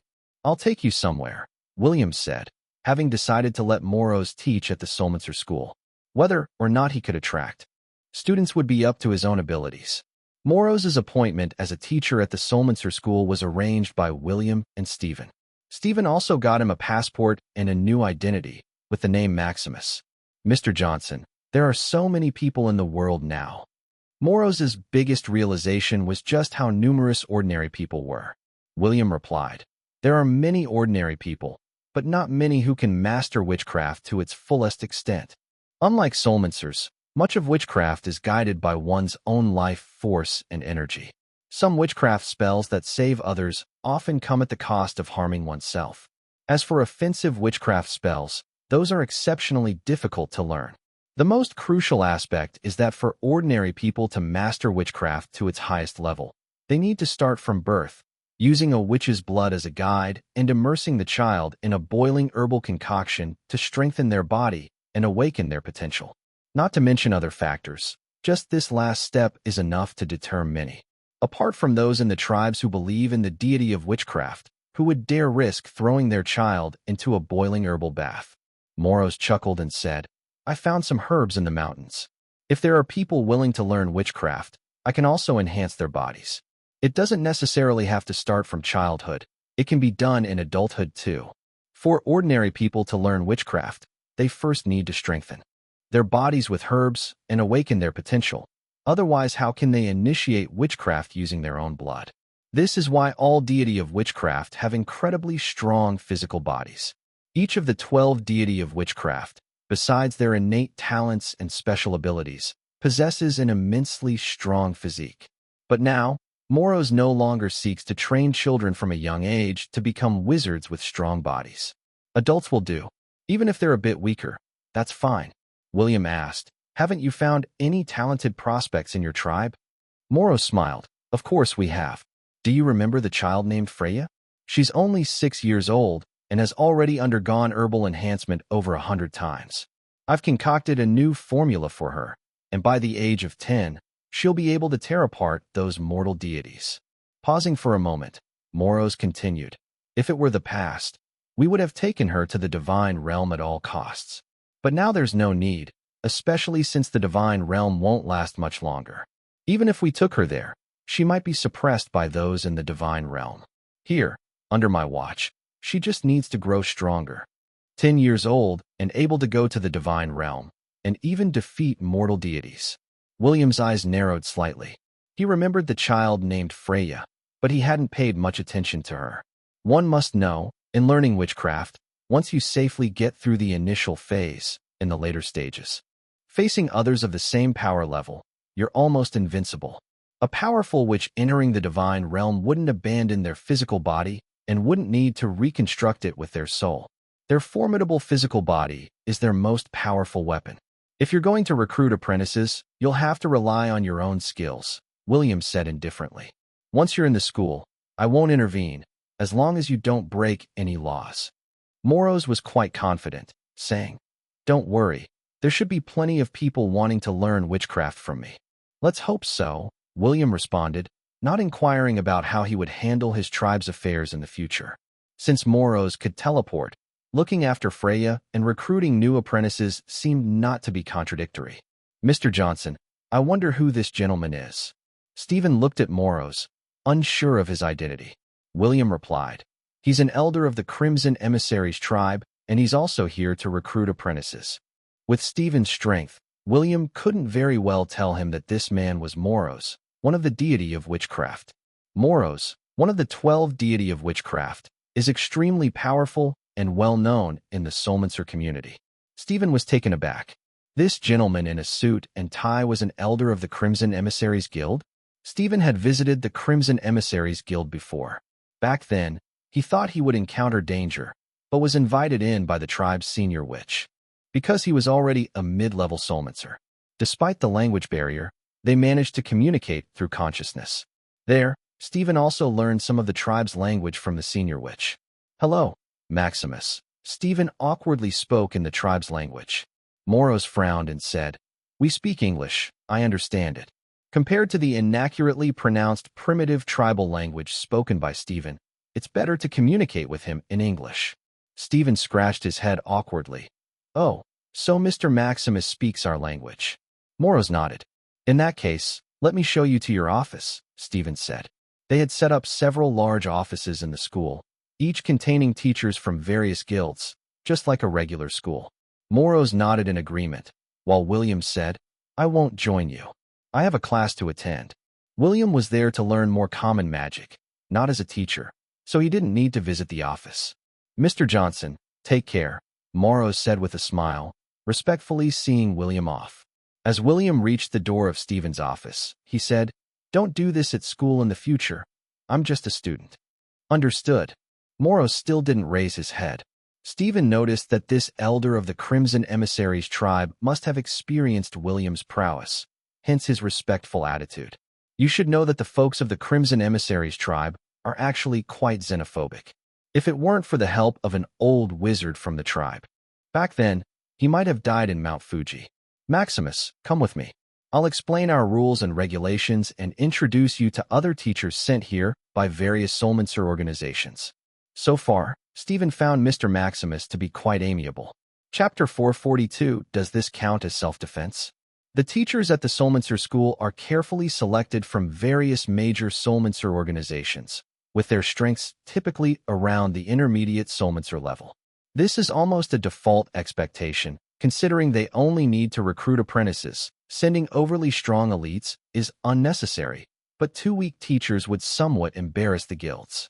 William was planning to return to his small villa when he found Garen waiting for him at the door. You looking for me? William raised an eyebrow at Garen, noting from his aura that Garen had indeed comprehended something significant. From having nothing, he had grasped new power, greatly enhancing his strength. Garen, with a smile on his face, nodded. Mr. Johnson, thank you for that sword strike. Without it, I fear I would have never touched the true essence of swordsmanship in my lifetime. William nodded. It's your own talent that's commendable. No need to thank me. Garen, not one to dilly-dally, made his request. I have a favor to ask of you. Go ahead. Garen smiled sheepishly. I would like to join the school as a teacher. I wonder, is it possible? William couldn't help but laugh. You waited here for several days just for this? Garen spoke seriously. I need your approval for this matter. William waved his hand dismissively. I'm just a student. I have no say in this. If you want to be a teacher at the academy, talk to Stephen yourself. I don't have time to deal with you. He then went into his house. Garen was momentarily stunned. Should he really approach Stephen? Actually, Stephen had already approached him and said that he could decide on such matters, but Garen insisted on getting William's approval before daring to take up a teaching position at the school. Back in his house, William checked his phone and saw that many apps were back to normal, including video apps, which indicated that ordinary people's lives were mostly back to normal. Indeed, undergoing the Soulmancer potential test for ordinary people was like buying a lottery ticket. Before the test was completed, it seemed like everyone held a ticket that might win big. After the test, most people found that their tickets hadn't won, and they had to return to their regular lives. Unaware in his house, while binge-watching a series, William didn't know that tensions were rising in the teacher's office at the Soulmancer school. The teachers, Soulmancers from various major organizations, were usually harmoniously chatting together. However, the atmosphere changed as Moros, guided by Stephen, entered the office. Stephen felt obliged to introduce him to the other teachers. Ladies and gentlemen, this is Maximus, an elder from the Crimson Emissaries Guild. He will also be joining our school as a teacher. I hope everyone can coexist peacefully. Crimson Emissaries Guild. This name was particularly jarring to the Soulmancer teachers. For thousands of years, the Crimson Emissaries Guild remained reclusive, avoiding contact with the outside world. There was an incident when the Emerald Lion Guild attempted to challenge them on Mount Fuji, aiming to take over their territory. However, the mid-level Soulmancer elites from Emerald Lion suffered heavy casualties. Hearing this, other guilds also sent their elites to besiege the Crimson Emissaries Guild, but the outcomes were similarly disastrous. Even Garen, a legendary warrior who had reached demigod status at the time, personally intervened. Yet, he too was repelled within a few moves. Since then, the Mount Fuji region became a forbidden area for soulmancers, with no one daring to venture there lightly. But mentioning the Crimson Emissaries Guild was a stain on the soulmancer community's pride. A group of soulmancers had been utterly defeated by what they perceived as uncivilized barbarians. The main issue was the loss of face. Now, a member of the Crimson Emissaries Guild appearing before them, intending to teach. Did this imply that the Crimson Emissaries Guild was emerging from their seclusion to enter the civilized world? Were they planning to compete for talented apprentices? This is no longer just a matter of face. The immense strength of the Crimson Emissaries Guild was well known to everyone present. If they started accepting numerous disciples, they could potentially overshadow all other guilds. We cannot allow such a thing to happen. Stephen, I remember the Crimson Emissaries Guild being reclusive, aren't they? A representative from the Emerald Lion Guild, eyeing Moros, commented, and this person doesn't seem to be from the Crimson Emissaries tribe, does he? Stephen quickly raised his hands in a conciliatory gesture, a broad smile on his face, hoping to keep the peace. You may not be aware, but Elder Maximus here from the Crimson Emissaries Guild approached me just today, expressing a desire to join our school as a teacher. What a great opportunity for everyone to exchange and learn from each other. There's nothing wrong with that. Ha ha ha ha. Stephen's laughter rang out, only to slowly fade as he realized that no one else in the room was laughing. He quickly understood that these soulmancers had a strong aversion to the Crimson Emissaries Guild. His few words were not enough to dissolve such deep-seated prejudices. Mr. Maximus, let me find you another office, Stephen said in a low voice. Moros, being a deity of witchcraft, naturally wouldn't get upset over these trivial matters. Changing offices was a small thing for him. Sure, just have them all leave. This office is mine now. I prefer not to share a room with others. Anyway, Moros had no objections to changing offices, but his idea was not for him to move, but for everyone else in the office to leave. Stephen was momentarily taken aback and awkwardly suggested, that doesn't seem appropriate. He had intended to arrange a separate office for the amiable Elder Maximus, but now he realized that his new colleague might not be as affable as he thought. A wild man from the mountains, dressed in a suit and tie, trying to imitate civilized folks. It's just hilarious. A representative from another guild laughed. He wasn't sure if he could defeat this Maximus, but if he couldn't fight him, couldn't he at least mock him? Humans may not have sharp claws or fangs like wild beasts, but words are undoubtedly their most powerful weapon. Moros glanced towards the source of the voice, his gaze falling on the man. The urge to kill arose within him. But then he remembered William's words about not breaking the law. Murder is illegal, right? You come here. Moros pointed at the man and said, I'll stand here and let you hit me. Do you dare to make a move? The man, also a mid-level soulmancer, found his smile freezing on his face as Moros provocatively challenged him in front of so many people.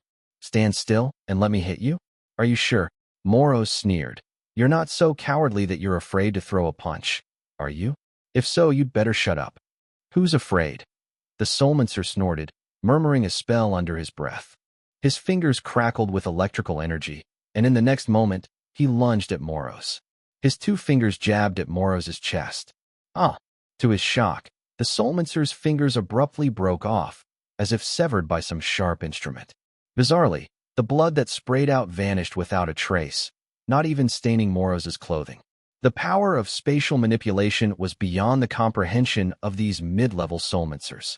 A smile spread across Moros's face as he turned to Stephen, saying, You saw that, right, Stephen?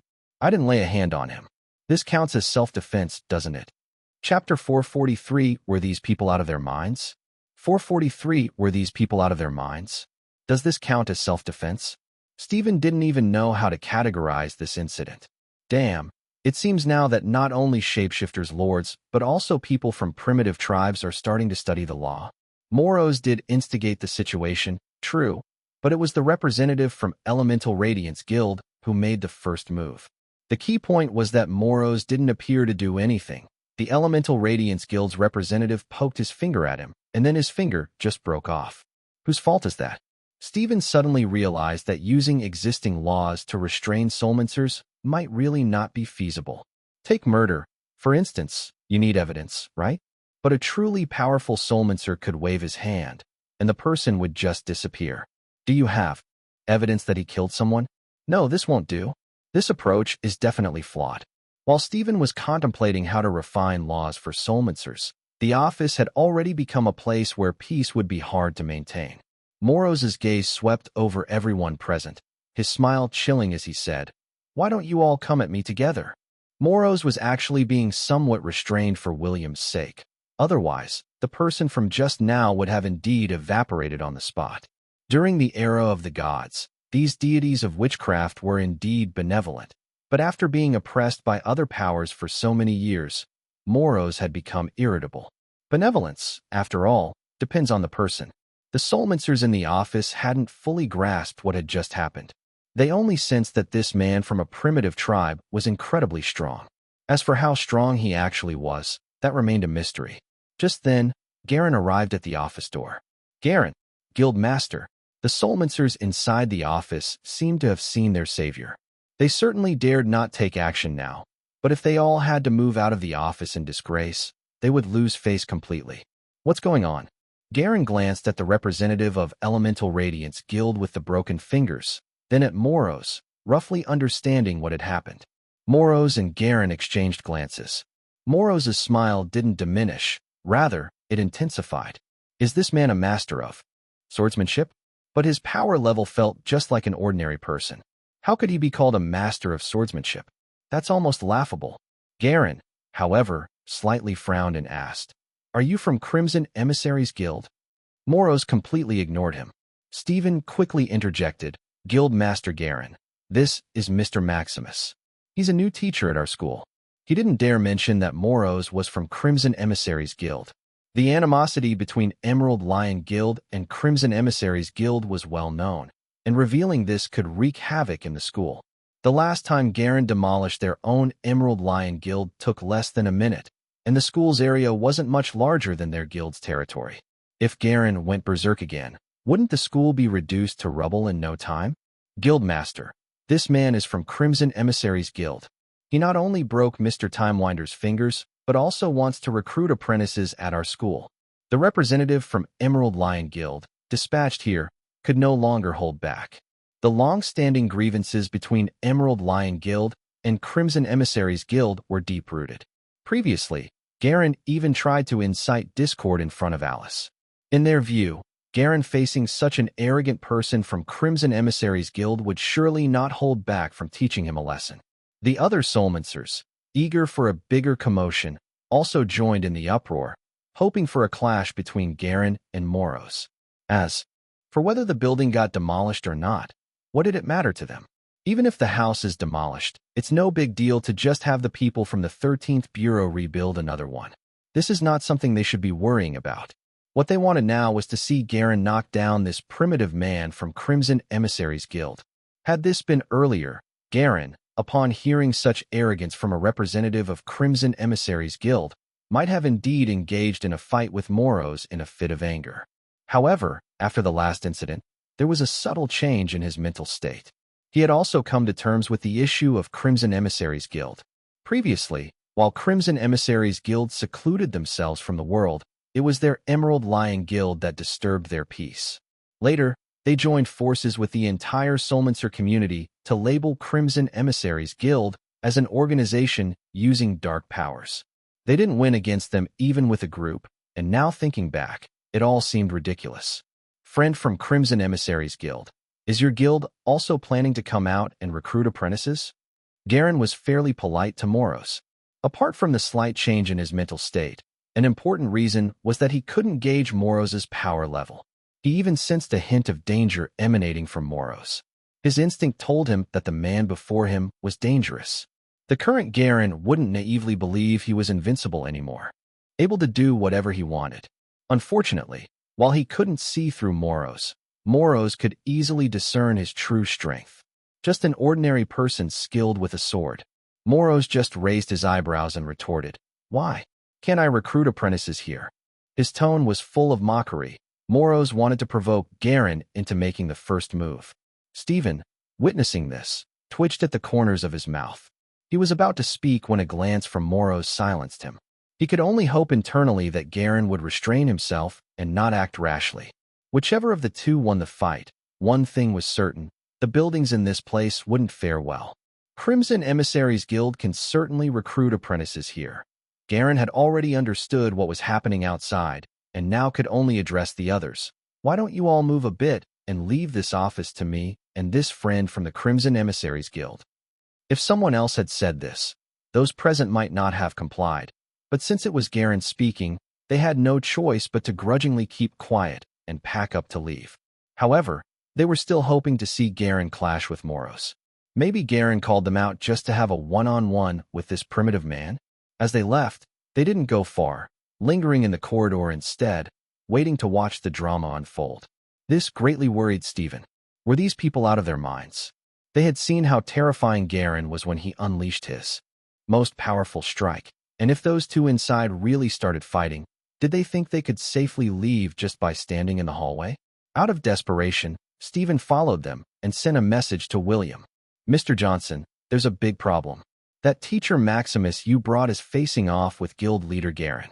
William, who was watching a TV series, received the message and, too lazy to type, sent a voice message instead. If they're facing off, then let them be. Why are you so agitated? But if they start fighting, won't they demolish the building? William simply replied, Don't worry, they won't. Stephen felt helpless. Hadn't William been concerned about such matters before? Why was he indifferent at such a critical moment? William didn't elaborate further and continued watching his show. Will Garen and Moros end up fighting? If Garen initiates the attack, Moros will probably take him down in one move, so there's no need to demolish the house. If Moros makes the first move, then there's no need for him to continue staying at the school to look for people with potential for their tribe. The logic was that simple, so why should William bother? Chapter 444 Perhaps. Stephen and the others waited in the corridor for a long time, but no sounds of fighting came from the office. Instead, there were bursts of laughter. Were the two actually enjoying a pleasant conversation? The guild leader of the Emerald Lion and a member of the Crimson Emissaries Guild having a friendly chat? What could they possibly be talking about? Unable to contain his curiosity, Stephen approached the office door again. Maximus, I'm actually quite interested in witchcraft myself. How about making a herbal potion for me? Moros laughed and responded, You're too old for that now. It's too late to start. What if I get the young people of our guild to learn witchcraft? Would you be willing to teach them? That's a great idea. To be honest, in our tribe, we don't really call ourselves the Crimson Emissaries Guild. Strictly speaking, we don't even have a name. Garen smiled. I know you don't call yourselves the Crimson Emissaries Guild. I came up with that name back in the day, sorry about that. Stephen, standing at the door, listening to their conversation, felt his mind couldn't keep up. The deep-seated enmity between the Emerald Lion and the Crimson Emissaries Guild was no secret in the Soulmaster world. Though Stephen didn't want them to fight, their current camaraderie seemed a bit off. Did he just hear Garen express an interest in learning witchcraft and wanting to lead his guild's youth to study it too? Even if past grievances were forgiven, this sudden improvement in their relationship seemed too good to be true.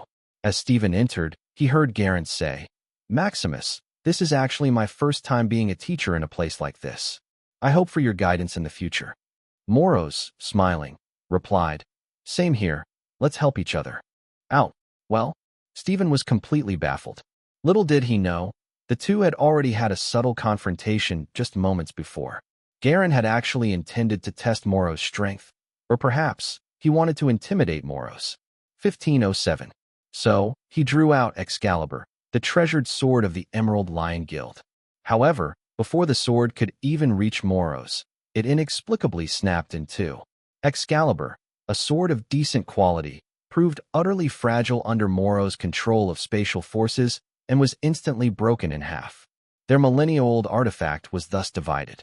Garen's swordsmanship indeed encapsulated some essence of William's techniques, but he was up against Moros, who could even trouble those at the absolute deity level with his near-invincible control of spatial forces.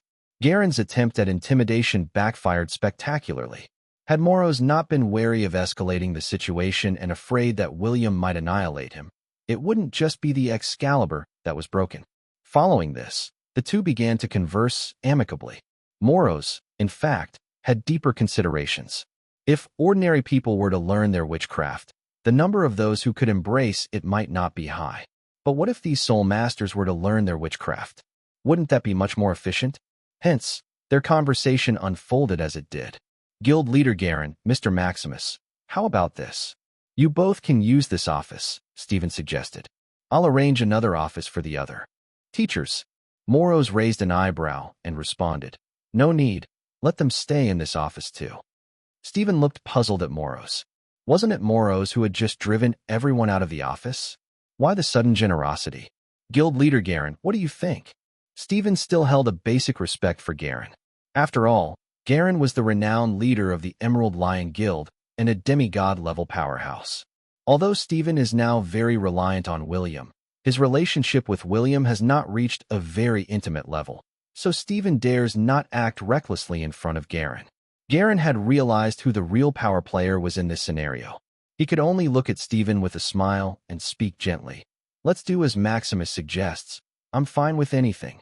Stephen had no idea what exactly had transpired, but since both the big shots had agreed, he had no choice but to go out and convey their decision to the others. Everyone, Guild leader Garen and Mr. Maximus, have decided that you will also work in this office from now on. I hope everyone can get along peacefully. The other soulmancers sent to teach at the school were mostly intermediate soulmancers.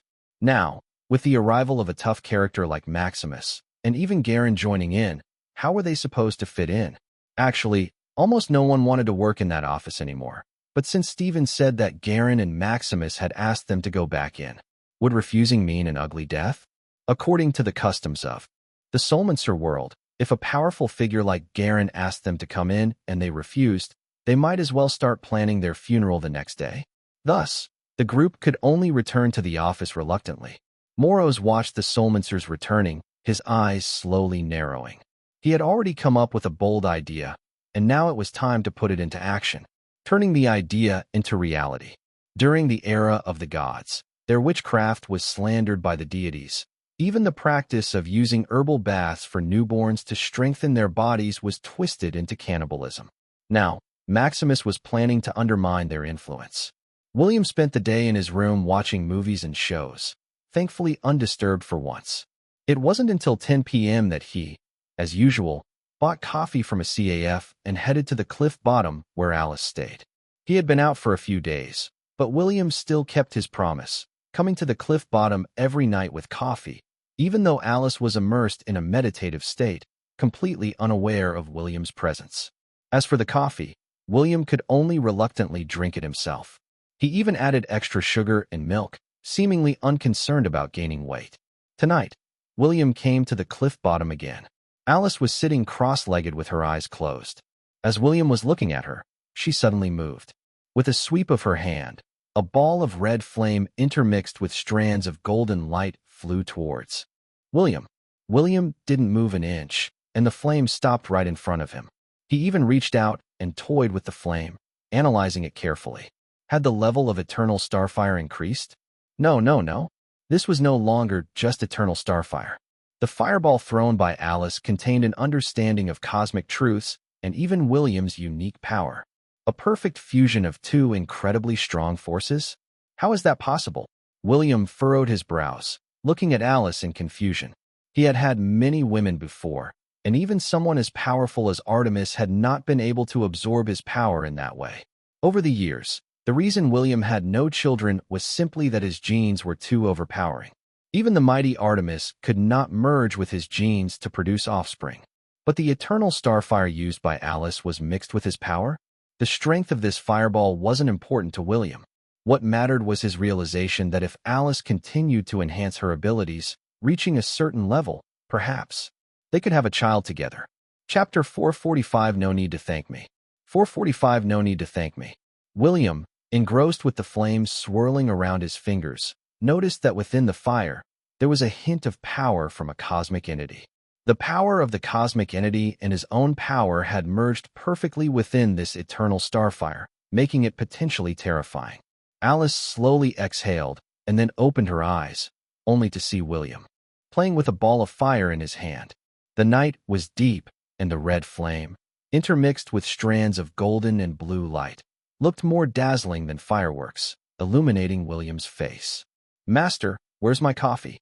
Alice, having just emerged from her meditative state, was unaware of how long she had been at the cliff bottom and thought only a day had passed. She was secretly pleased that William had kept his promise. William extinguished the flame between his fingers and handed her half a cup of coffee, asking, "Do you need ice in it?" "The previous ice cubes have melted." "No, no ice. Last time William added ice, and it all turned into icy chunks." Remembering that, Alice dared not ask for more ice. Alice took the coffee and immediately pouted. "Why is there only half left? I thought you wouldn't wake up, so I drank it." For William, this was a normal situation, as even though he was powerful, he didn't know when exactly Alice would wake up from her meditative state. For some Solmaners, 1,000 years could pass in the blink of an eye. Alice waking up so quickly was relatively fast. "Why would you think I wouldn't wake up?"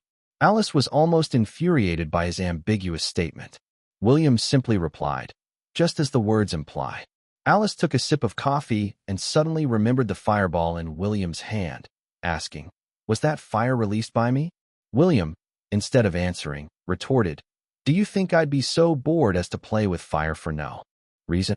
Alice, accustomed to William's tone, didn't take offense but instead remarked, "That fire I released doesn't seem all that great. I saw you blow it out easily. It's indeed not that impressive, good enough for alchemy and roasting meat, I suppose." William didn't elaborate on the true power of Alice's fire, which he himself wasn't completely sure of. All he could say was that a high-level soulmancer touching it would likely be instantly turned to ash, while a demigod-level soulmancer would at least be seriously injured. Moreover, it's certain that it will cause some degree of harm to a soulmancer's soul, which goes without saying. "That's fine. You're not helping me roast meat anyway." Alice quickly finished her coffee and summoned the Olympian star-patterned alchemical furnace from the Olympian emerald golden glow bracelet given to her by Astrius, preparing to begin her alchemical practices. "You're going to do alchemy now? Then I'll head back," William said, making his way to leave. Alice glared at him. "Aren't you going to watch me do alchemy? What if the furnace explodes again?" William raised an eyebrow. "It's not like it hasn't exploded before." Alice. Indeed, William still had a way with words. Alice was anxious. "Aren't you worried it might explode again?" William ruffled her hair and said, "No worries. If it explodes, I'll just buy you a new one." Now that Alice is bolstered with cosmic entities' power and surrounded by a divine halo, she's not that easy to injure. And the furnace? If it explodes, it explodes. Just get a new one. Buy a new one. Alice's mouth fell open slightly, marveling at where William's focus lay. Shouldn't William be concerned about whether she gets hurt from an exploding furnace? Clearly, his concern was only for the furnace itself, and he only mentioned buying a new one, not making her one. "Go away. I don't love you anymore." Alice looked up and gave him a disdainful glance. "Does a pat on the head work? It's useless. Such an insensitive man. See, you've noticed. I'm angry now. Aren't you going to try to appease me?" "Oh, then take your time with your alchemy. I'm going to sleep," William said, and to her surprise, he vanished into thin air. Alice couldn't help but laugh and cry at the same time. She was wrong. She really was wrong. She had actually fantasized that William would coax her. William left as he said, instantly leaving her alone in the dark cliff bottom. Sleep was certainly not an option now. If she didn't find something to do, Alice would feel even worse. And she really did want to leave this place soon. Alice wasn't truly angry, though. After calming down, she started to seriously study alchemy. The books on alchemy William taught her were from the era of the gods, extremely complex in both controlling flames and manipulating magic circles. Alice began searching for alchemical materials at the base of the cliff. After preparations, she embarked on her journey of alchemy. William didn't really go back to sleep. He thought for a moment, Alice's current flames would surely cause the furnace to explode. William, having studied architecture, knew how to mine without collapsing the entire mountain. 1508.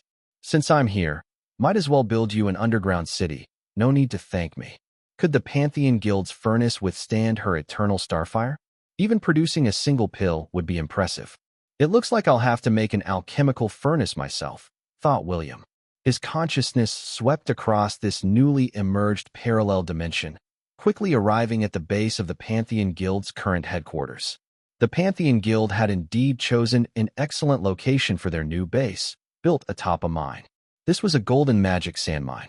Golden magic sand was a rare mineral even during the time of the gods. The forge of the Olympian craftsman Hephaestus and William's own celestial furnace were made from this material. Its melting point was extremely high, and without any magical circle enhancement, it should withstand Alice's eternal starfire. Looking at today's world, this was probably the only golden magic sand mine left, so finding another mining spot wasn't feasible for William.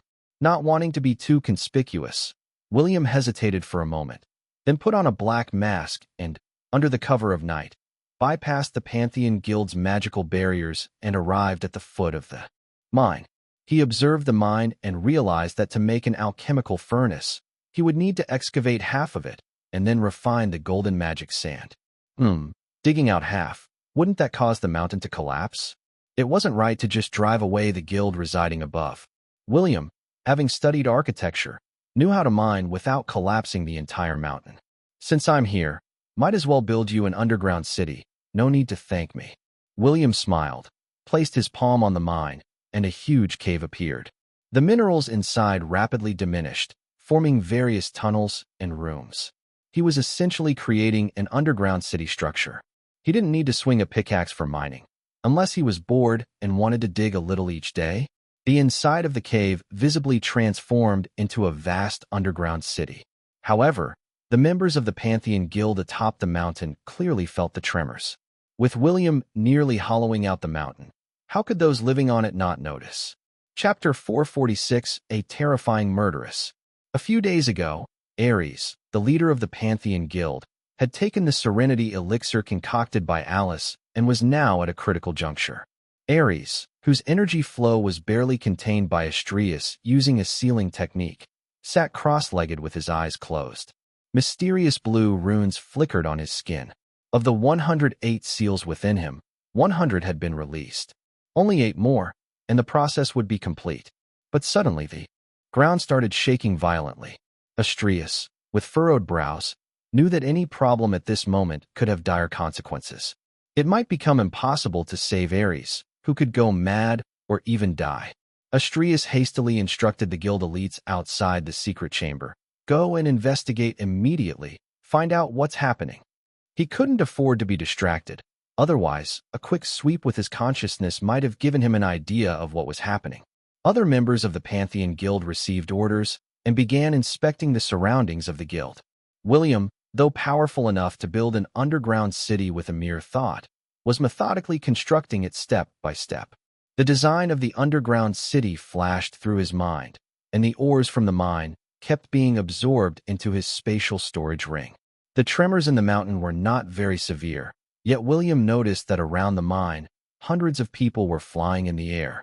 Deciding to avoid unnecessary trouble, William chose to turn invisible.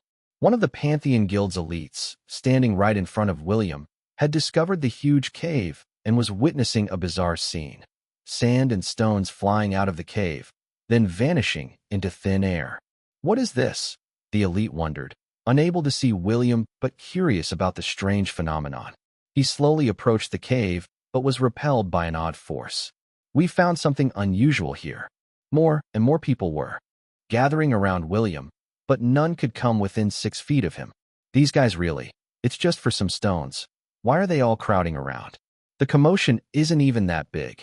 William glanced at the people around him, suspecting that almost the entire Pantheon Guild must be here. Elder Nightwind, we can't get in. What exactly is happening? Why are stones suddenly flying out and then disappearing? If this continues, won't the mountain collapse? The guild leader is currently in a critical stage of treatment in the secret chamber. If the mountain collapses, it could spell disaster. We must find out what's happening. A man in a white robe approached the cave's entrance. He was Cedric Nightwind, an elder of the Pantheon Guild and one of the few quasi-deity level fighters in the guild. Cedric slowly extended his hand towards the direction of William, his palm enveloped in formidable power. An invisible barrier? His hand should be able to tear through anything in this world. William frowned slightly upon hearing about the Pantheon Guild leader's treatment. He had heard from Astrius about the guild leader entering a frenzied state, hence the exchange of the Olympian star-patterned alchemical furnace for Alice's Serenity elixir. It had been several days since the exchange, and the leader was still receiving treatment. Realizing his mining activity might be causing trouble on the mountain, William felt a bit concerned.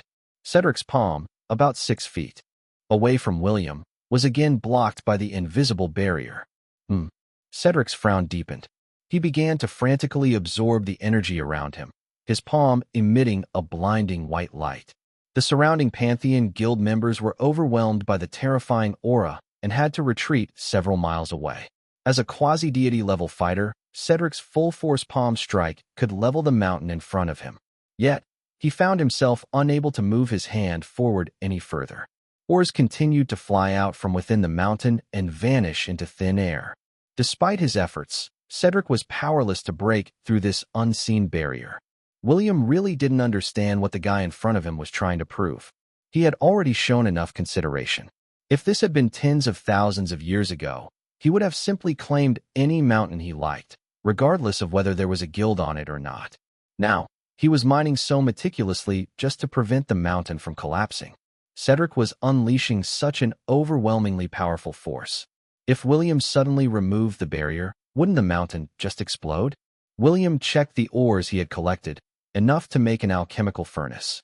With the underground city also completed, he stopped his work. Then, facing Cedric's palm, he lightly tapped it with his finger. Cedric's face changed dramatically. He couldn't see William, but the power in his palm dissipated instantly, and he felt something poke him, causing the invisible barrier to vanish.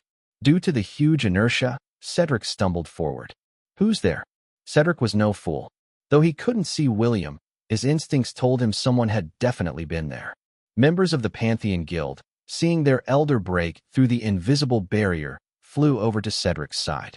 Elder Nightwind is remarkable, resolving the issue in an instant.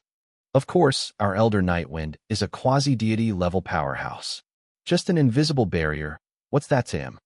The members of the Pantheon Guild had no idea what the invisible barrier was all about. Seeing him break through, they praised Cedric without really understanding the situation. Cedric blushed, knowing too well it wasn't him who had broken the barrier. There had definitely been someone there just a moment ago. Not only had he failed to breach the barrier, but he also couldn't even identify who was behind it, and his power had been completely dispersed with a single touch. Who in the world could be so formidable? Entering the cave, they were astounded by what they saw.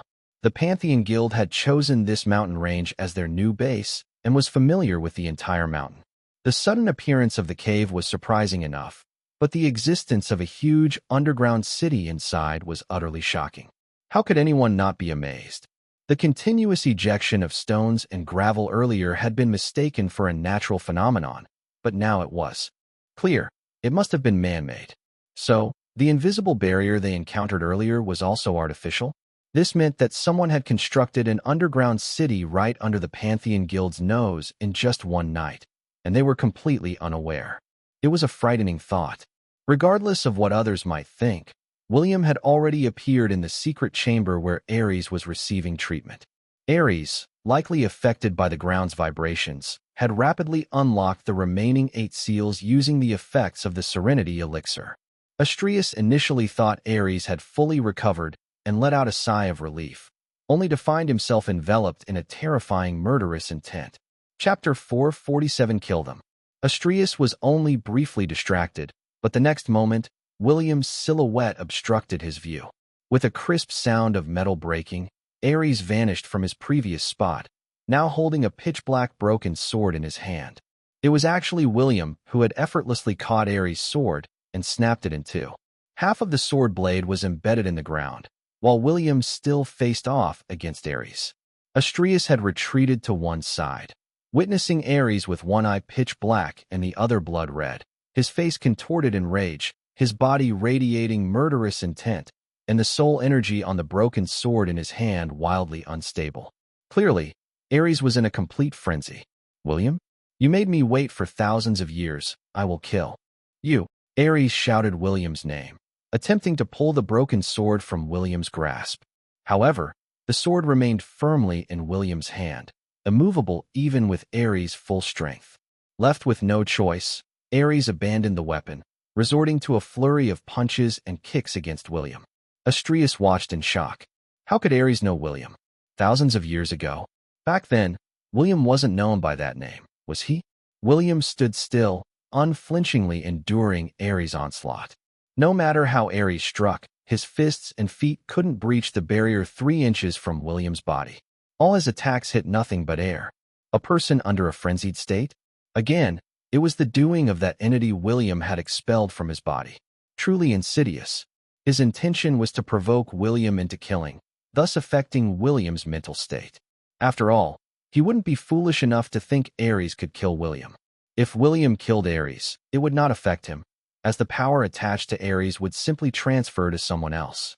Master, please show mercy. Our guild leader Ares has just entered a state of madness. Astrius stood to the side, not daring to intervene. He could see that the current Ares was much stronger than before, and with Astrius's current strength and the last bit of his original life force, he couldn't stop Ares. Similarly, Ares' so-called attacks seemed like child's play in front of William, with all the force in his punches and kicks, dissipating before even touching William. The gap in their strengths was self-evident. William remained silent, casually discarding the broken sword in his hand, completely unaffected by Ares. Then he raised his hand. Smack! What seemed like a simple slap landed on Ares' face. Ares, who was furiously attacking just a moment ago, was sent flying with a single slap. Boom! Astrius couldn't even follow the trajectory in the air before Ares crashed into the wall of the secret chamber. What happened? Ares crawled out of the wall, shaking his head to clear it. His eyes had regained clarity, but he was dizzy and vaguely remembered being slapped by someone. Someone dared to slap me? Ares' gaze swept over the secret chamber and saw Astrius staring at him with a pale face. Elder Guild Leader, was it you who hit me? Ares didn't remember what had just happened because his memories were muddled due to the madness.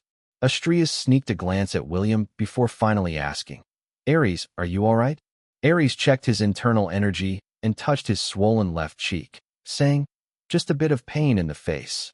Elder Guild Leader, you really hit hard. Cough.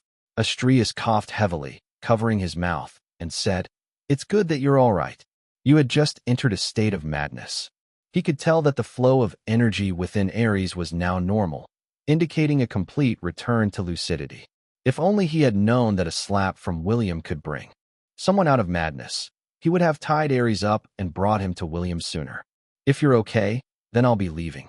William, currently working for the 13th Bureau, adheres to the principle of dedicating himself to his work. He knew very well that if he had killed Ares, the Pantheon Guild would have descended into chaos for a long time. That entity trying to force him to kill someone? William has never been one to be soft-hearted, but whether or not he kills depends entirely on his mood. Currently, he's in a good mood. It was just a trace of dark energy attached to Ares, so wasn't a slap enough? If William wanted, he could have eradicated that trace of darkness entirely. He simply chose not to at this time. As for when that entity would be able to reincarnate with a physical body in this world, it wasn't that important to William. He just wanted to do what he felt like doing. At present, his desire was to ensure that those who have descended into this world follow its laws and not disrupt his normal life. Wait. Just as William was about to leave the secret chamber, Ares suddenly called out to him, asking, who are you? Why haven't I seen you before? Smack. Astrius had already appeared in front of Ares, and with a backhand slap, he struck Ares' right cheek. You asked too many questions. Astrius glared at Ares fiercely, then straightened up and looked at William with a smile. Master, have a safe journey. I will take care of the matter I promised.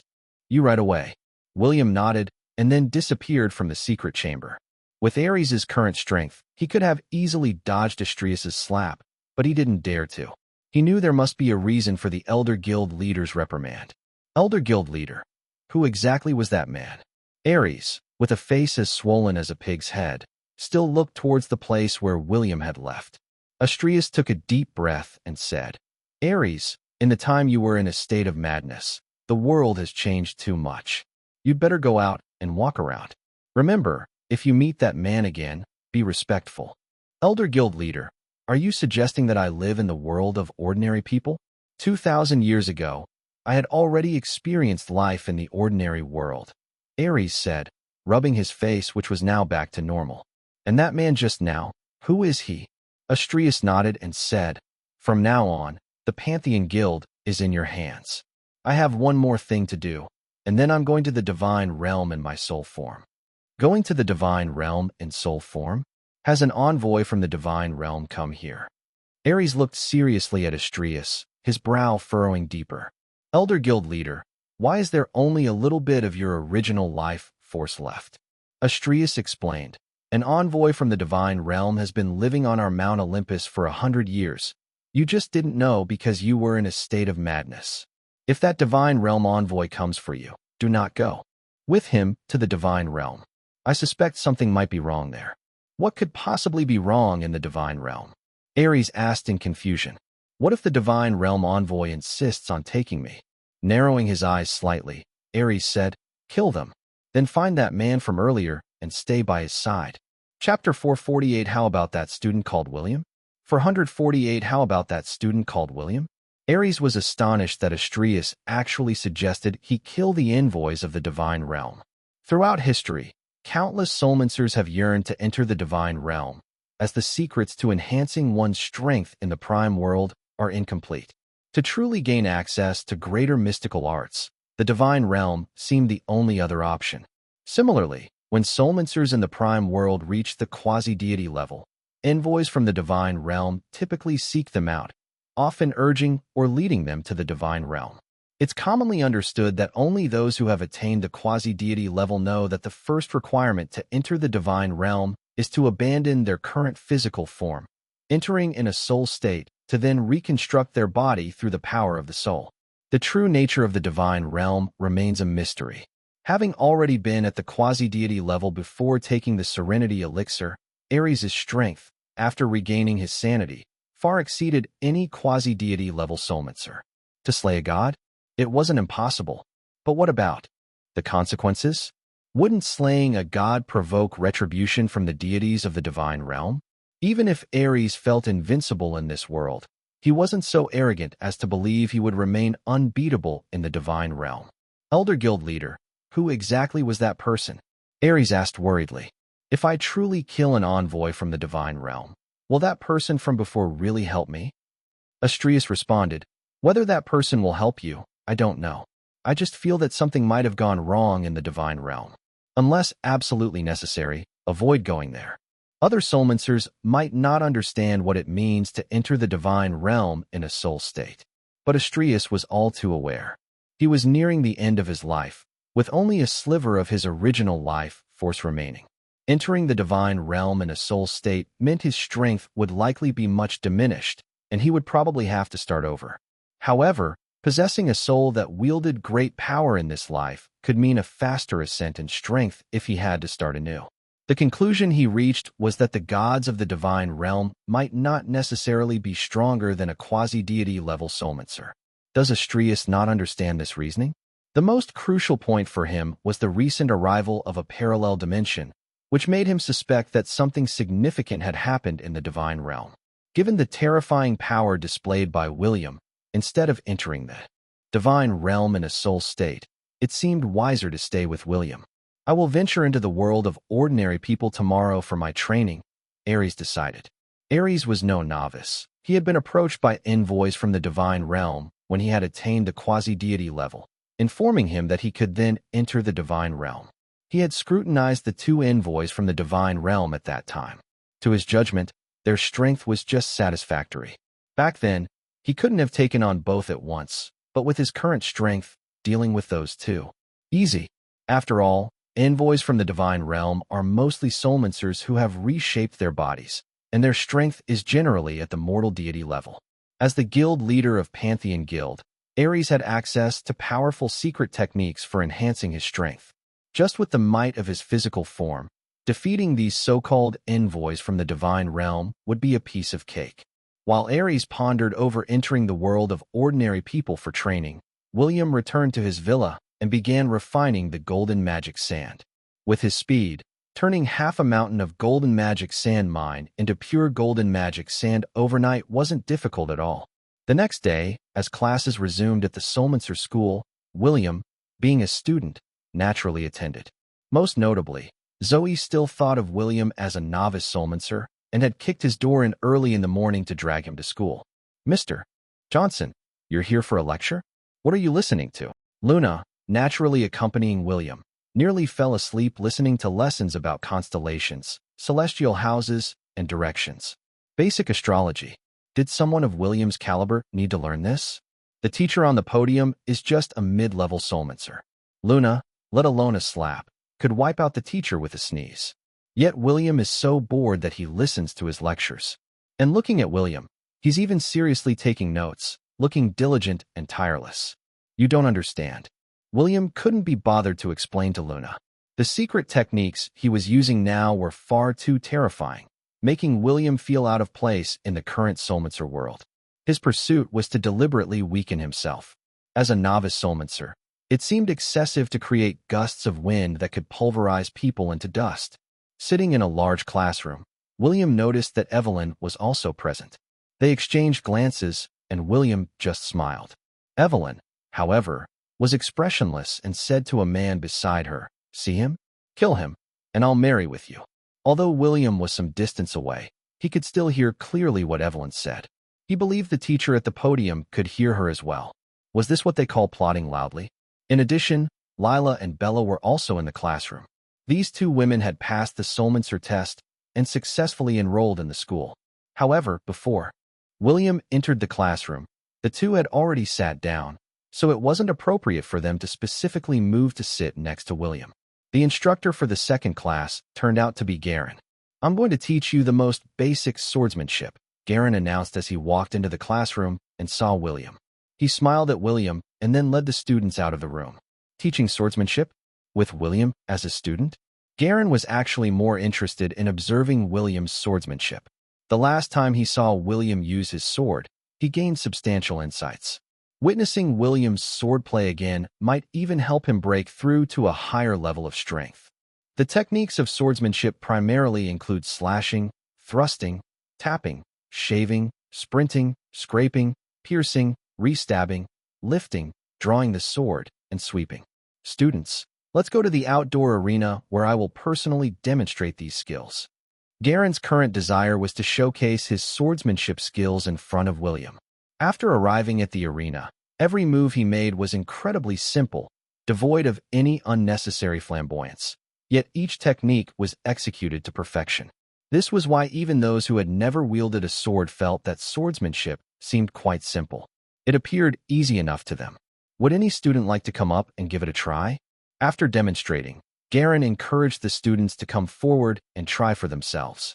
These are all the most basic sword techniques. He thought that, with William sitting below, if William wanted to offer guidance, he should come up to the stage to do so. However, William showed no intention of joining.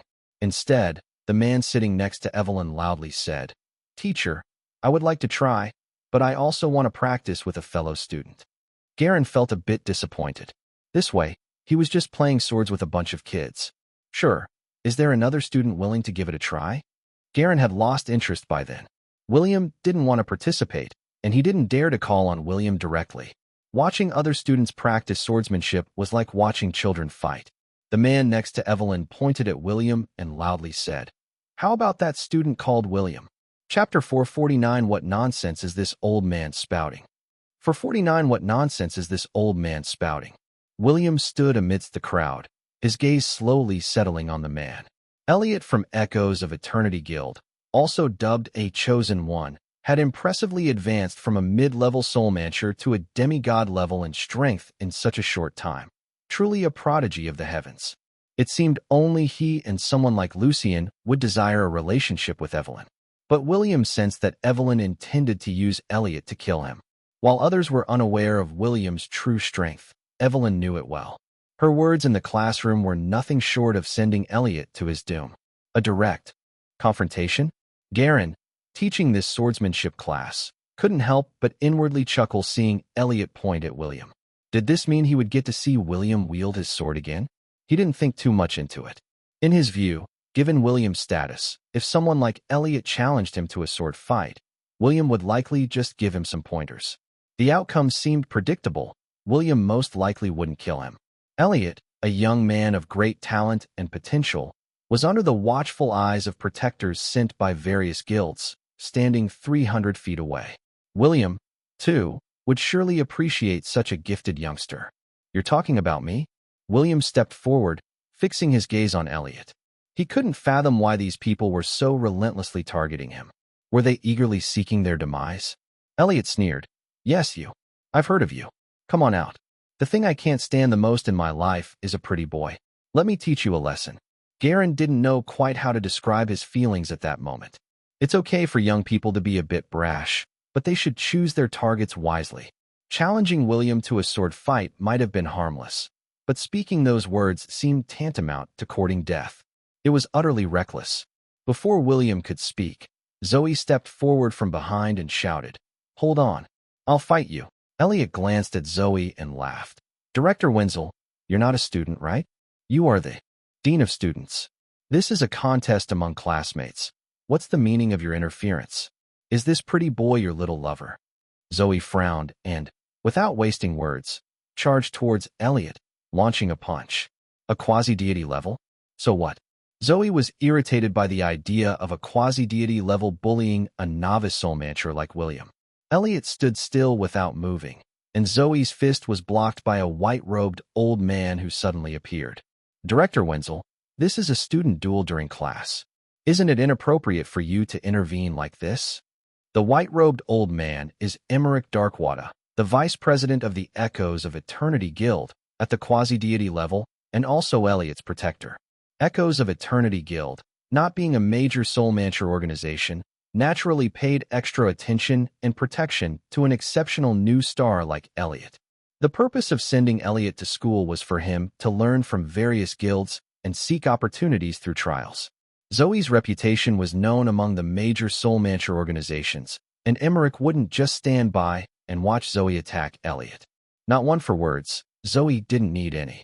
She raised her eyebrows and, regardless of who the old man was, unleashed a flurry of punches in rapid attack. Zoe's strength was at most at the peak of demigod level, quite a gap from the old man's quasi-deity level.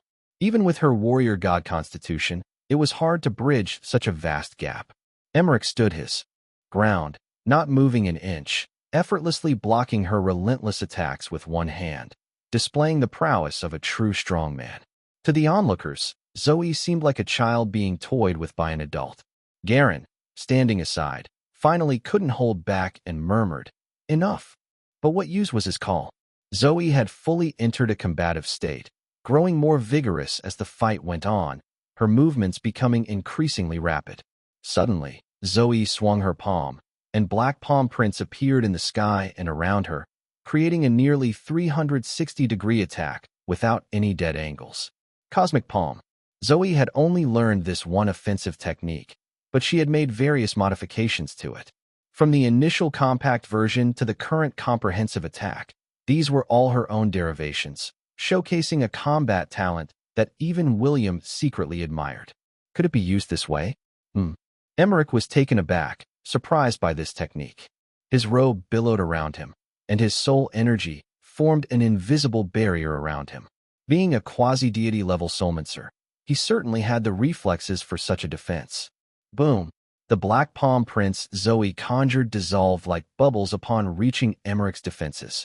However, her actual palm broke through his defense, piercing the invisible soul energy barrier and his arms in front, and struck Emmerich squarely in the chest.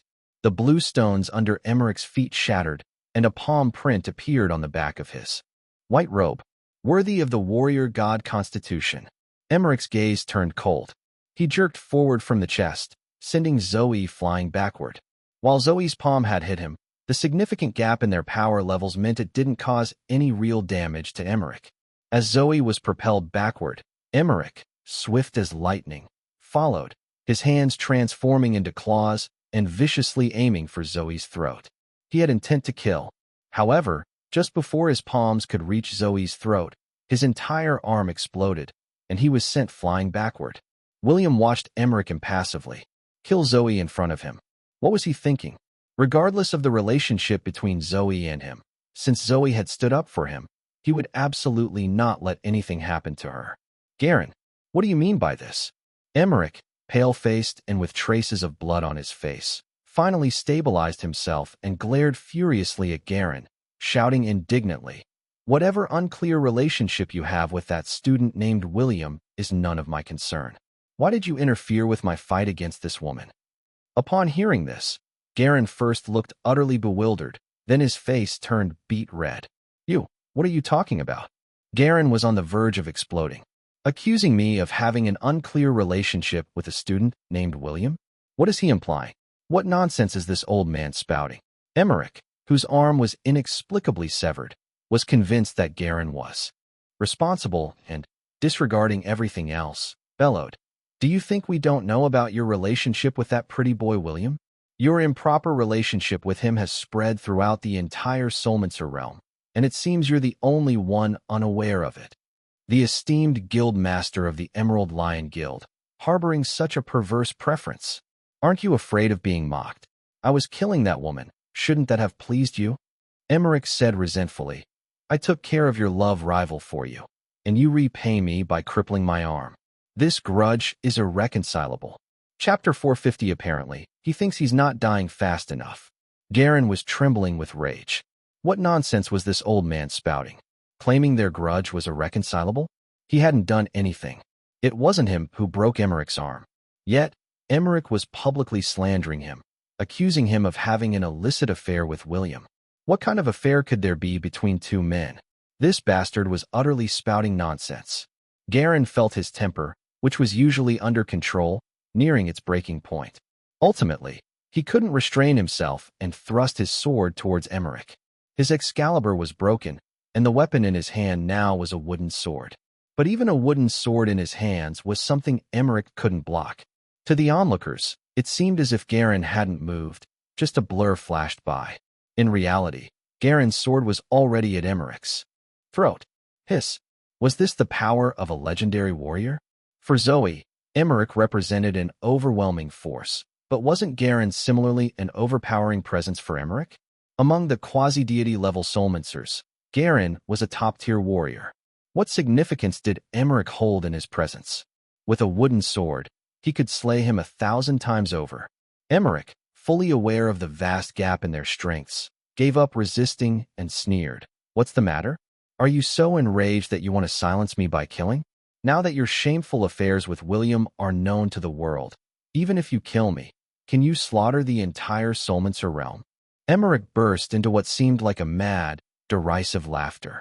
This statement left all the surrounding students dumbfounded, and their gazes towards William and Garen shifted. Evelyn's expression became even more complex. William likes men? Garen, trembling with rage, knew that killing Emmerich would be no difficult task for him. But what about this rumor? If he killed Emmerich now, wouldn't it be seen as silencing a witness? While Garen hesitated, a cold glint flashed in William's eyes. Turned to ash. Rumors? Did William care about such things? Some words, once spoken, have to be accounted for. Garen, still holding his sword, watched in disbelief as Emmerich disintegrated into particles of light and faded away. He sneaked a glance at William, having never seen him make a move. Was this William's true strength? The students on site were utterly silent. From their perspective, it was Garen who killed the man. They too hadn't seen how Garen executed the strike. But a quasi-deity level legendary warrior is not something they could comprehend. Garen, realizing what had happened, took a sharp breath and said coldly, "From now on, if I hear anyone spreading rumors, this will be their fate." He also quickly understood a principle. Rumors either stop with the wise or end with absolute force. Elliot stood there, utterly clueless about what to do next. Emmerich was one of the vice presidents of their Echoes of Eternity Guild, and their strongest member was only at the quasi-deity level. Garen had killed Emmerich without even blinking. Who in their guild could avenge him? He considered himself a genius, possessing extraordinary talent. But he was only at the demigod level. According to the old rules of the Solmancer world, someone like Garen, who had already slain their vice president, would definitely not spare him. The more talented he was, the more imperative it was to nip him in the bud. The seeds of hatred had been sown, and there was no reason to let him go. Would they keep him around, waiting for him to grow strong enough to seek revenge against the Emerald Lion Guild? Garen's gaze swept over Elliot, who suddenly fell to his knees with a thud. I know I was wrong. Please spare my life. Garen couldn't understand why Elliot kneeled just because he killed Emmerich. Was he out of his mind? As Garen raised his eyebrows, Elliot's heart trembled within him. Was this a sign that Garen was about to kill him? Terrified, Elliot hurriedly began to kowtow to Garen, shattering the bluestones in front of him. Where was his earlier arrogance now? Tears and snot mingled together as he trembled and pleaded. Guildmaster Garen, please let me go. I swear, from now on, if I encounter members of the Emerald Lion Guild, I'll leave immediately and never oppose the Emerald Lion Guild. What are you doing? Garen was bewildered by Elliot's actions, feeling as if he was being portrayed as a bully, intent on killing to cover up a crime. Although Elliot could be considered a prodigy, Garen hadn't thought that deeply about it. A prodigy? Wasn't everyone a genius in their youth? He hadn't thought about Elliot as complexly as Elliot imagined. Just then, a rainbow light flashed across the sky, and Astrius and Ares flew in, hovering above. Upon seeing William standing below, they quickly descended to the ground. Pantheon Guild's elder guild leader, and Ares, what brings you here? Garen sheathed his wooden sword and looked at Astrius and Ares. Seeing Ares and Astrius, Elliot also excitedly exclaimed, Mr. Ares, do you remember me? I'm Elliot from Echoes of Eternity Guild. When you were little, I even held you. No. Terrified, Elliot became incoherent mid-sentence, slapped himself, and then said to Ares, when I was little, you held me. Do you remember? Ares glanced at him and just nodded slightly, his attention already on William. Meanwhile, Astrius, hearing this, stared intently at Elliot and asked again, You are Elliot from Echoes of Eternity Guild? Overjoyed, Elliot responded, Elder Guild Leader, I am indeed Elliot from Echoes of Eternity Guild. He had just heard Garen addressing Astrius as Elder Guild Leader. In the Pantheon Guild, besides Astrius, known as the strongest in the world, who else would Garen address as Elder Guild Leader?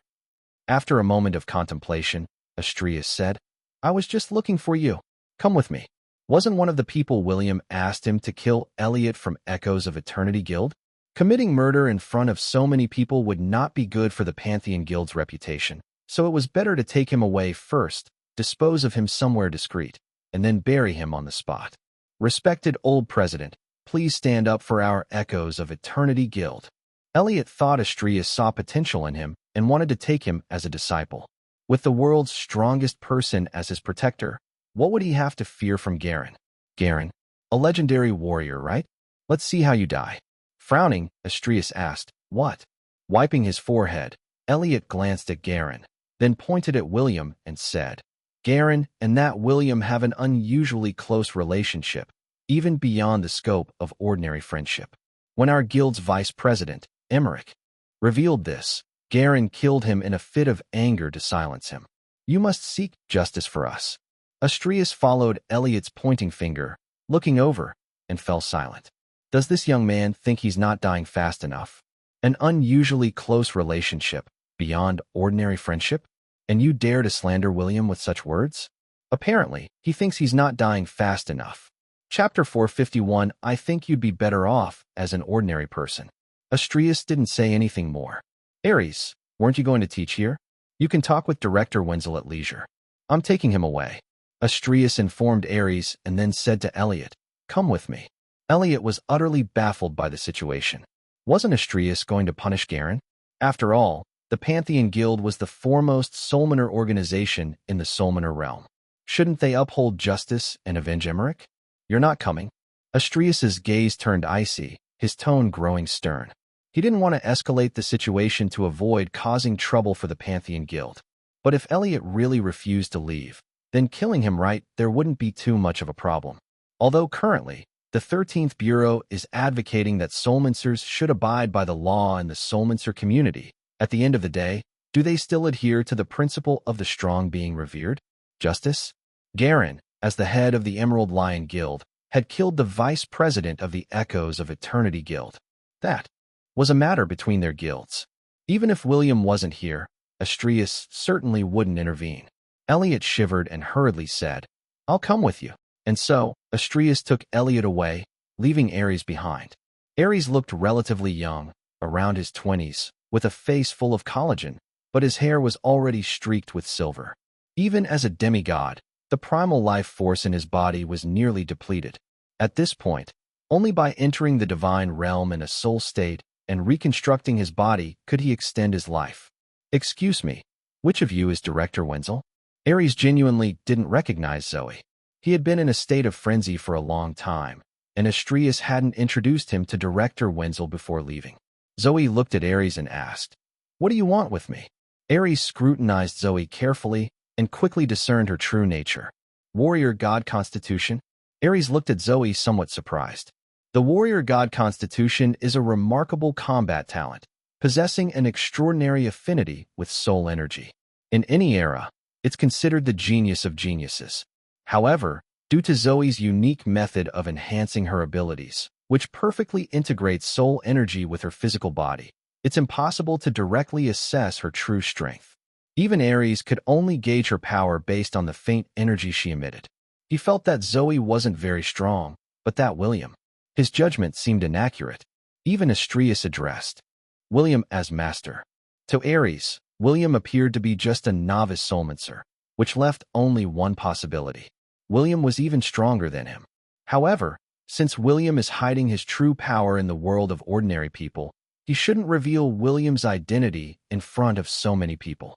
"Director Wenzel, I am Ares, president of the Pantheon Guild. I've come to teach at this soulmancer school." "All right, follow me," said Zoe, uninterested in these matters, and led him to Stephen. Ares stole a glance at William and followed Zoe. His strength had now surpassed that of a demigod, entering the realm of a quasi-deity. According to the messenger from the divine realm, once a soulmancer breaks through the demigod level, they must ascend in soul form to the divine realm and cannot linger too long in their current world. The reason is straightforward. First, to prevent overly powerful individuals from disrupting the balance of this world. Second, to allow soulmancers on the brink of ascending to the divine realm to choose their allegiance, be it the Olympians, the Titans, Roman Pantheon, Aesir, Vanir. Third, if these soon-to-ascend soulmancers do not transition to the divine realm in soul form, their innate life force will not last much longer. All these reasons seem filled with justice and thoughtfulness, making it hard to refuse. After reaching the divine realm in a soul state, there are new magical secrets to be learned, and the envoys of the divine realm even promise them the possibility of eternal life. Normally, no soulmancer would refuse to go to the divine realm. So Ares couldn't understand why Astrius told him to avoid going to the divine realm if possible, even instructing him to kill the divine realm's messengers if absolutely necessary. What exactly is William? After Ares followed Zoe, Garen Steele, in an attempt to ease the awkwardness, said, "Does any other student want to come up and try the sword technique we just learned? If not, then that's all for today." "Wait a minute. Mr. Steele, I want to give it a try." Evelyn suddenly stood up, glancing at William with a smile, and said, "I'll spar with William." Hearing her, Garen couldn't help but frown. What's with these students? Why do they all want to spar with William? Or do they actually know William is very strong and want his guidance? Garen didn't say anything, exchanging glances with William, who also slowly stood up, smiling. "Sure, Evelyn, I look forward to it." Evelyn reached out her hand and grabbed a wooden sword. William wasn't as swift. He strolled up leisurely to Garen and said, "President Garen, may I borrow your wooden sword?" Garen handed his wooden sword to William. William and Evelyn stood in the center of all the students. All the students watched them with wide eyes. Some knew Evelyn's strength and also knew of William's strength. A demigod level facing a novice soulmancer. Isn't that like picking on a newbie? Evelyn, holding a wooden sword and wearing a smile like a blossom, telepathically said to William, "Would you really have the heart to kill me?" William's eyebrows slightly raised as he telepathically replied, "You don't actually think I couldn't do it, do you?" Even though they were lovers in the past, and even spouses in a previous life 2,000 years ago, Evelyn couldn't believe that William would actually kill her. "Why don't you kill me then?" Evelyn's gaze gradually turned icy. Or are you just trying to hide your true strength? William didn't telepathically respond this time. Instead, he spoke indifferently. Draw your sword. Many students around them laughed. Was William really asking Evelyn to draw her sword? Did he expect her to attack first? Evelyn took a deep breath, energy swirling around her wooden sword, warping the light near it. Garen, watching silently, wondered if the girl was going all out. Indeed, she knew William's strength. Was she hoping for William to guide her? William, on the other hand, appeared quite ordinary. His sword-holding posture was casual, and no energy fluctuations were detectable from his wooden sword. To the uninformed, it looked like Evelyn was serious. If Garen didn't intervene to save William, William might end up being carried back today. However, Evelyn was just testing. She wanted to know if William still had any affection for her, if he would actually kill her. Swoosh. Evelyn thrust her sword towards William's chest. Energy surging, her intent to kill clear and cold. William slightly lifted his eyelids, casually flicking his wooden sword upward. I don't want to kill you, but I think you'd be better off as an ordinary person. With that, Evelyn's wooden sword was flicked away by William's effortless strike.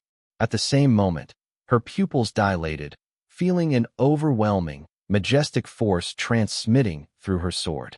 A mysterious and unfathomable power shattered her energy shield, piercing the core of her soul.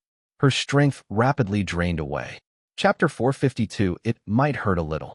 Evelyn's thrust was incredibly fast, so much so that even Garen thought it was a perfect strike. But to everyone's surprise, William casually flicked his sword, sending Evelyn's wooden sword flying. A demigod-level soulmancer. Beaten by a sword move from a novice soulmancer? Was she making it too obvious that she was going easy on him? Evelyn's strength was nullified, yet she didn't even utter a grunt. Now she was in charge of quite a few soulmancers and could be considered a leader of a soulmancer organization. But what would happen if these soulmancers found out that her abilities had been nullified? The consequences would be far worse than death. She looked at William expressionlessly, then stepped back and admitted, I lost. No way. There must be something going on behind the scenes. This damn William. Did he even deceive the goddess Evelyn? Darn, fooled by him. Again. Apart from Garen, no one believed that Evelyn could lose to William. They thought she was just playing along with William's act, and her performance was a bit over the top. Garen, meanwhile, was still pondering the sword move William had executed. It seemed ordinary, but without experiencing it firsthand, it was hard to appreciate the finesse of that move. If William knew what he was thinking, he might actually teach him a thing or two. Ladies and gentlemen, that's it for today's lesson. Now, let me introduce you to Teacher Maximus. Garen had great respect for Moroz's abilities, and after chatting with him, he discovered that Moroz was also someone William had brought from Mount Fuji. He needed to make a good impression in front of William, at least to show William that he got along well with Maximus, who was using an alias. Moroz had been observing from a distance all along. He saw William's swordsmanship and noticed something. Evelyn's powers were permanently removed by William. But, intriguingly, Evelyn now carried a hint of William's aura. This suggested that Evelyn's relationship with William was not simple. A realization struck Moroz. The way this woman had previously enhanced her abilities must be connected to William. By nullifying her abilities in his presence, wasn't William implying that he should take her as a disciple? Exactly. Hadn't she shown no sign of pain or dissatisfaction when her abilities were nullified? Approaching them, Moroz cast a grateful glance at William. William and Moroz locked eyes, William feeling puzzled. What did that look mean? But it seemed not to matter much. Dear students, this Maximus teacher is a powerful witch from a primitive tribe, stronger than me. I wonder if any of you are interested in learning witchcraft. Garen is now not very interested in recruiting apprentices, but Moroz is in urgent need of apprentices to promote witchcraft, and Garen doesn't mind doing him a favor.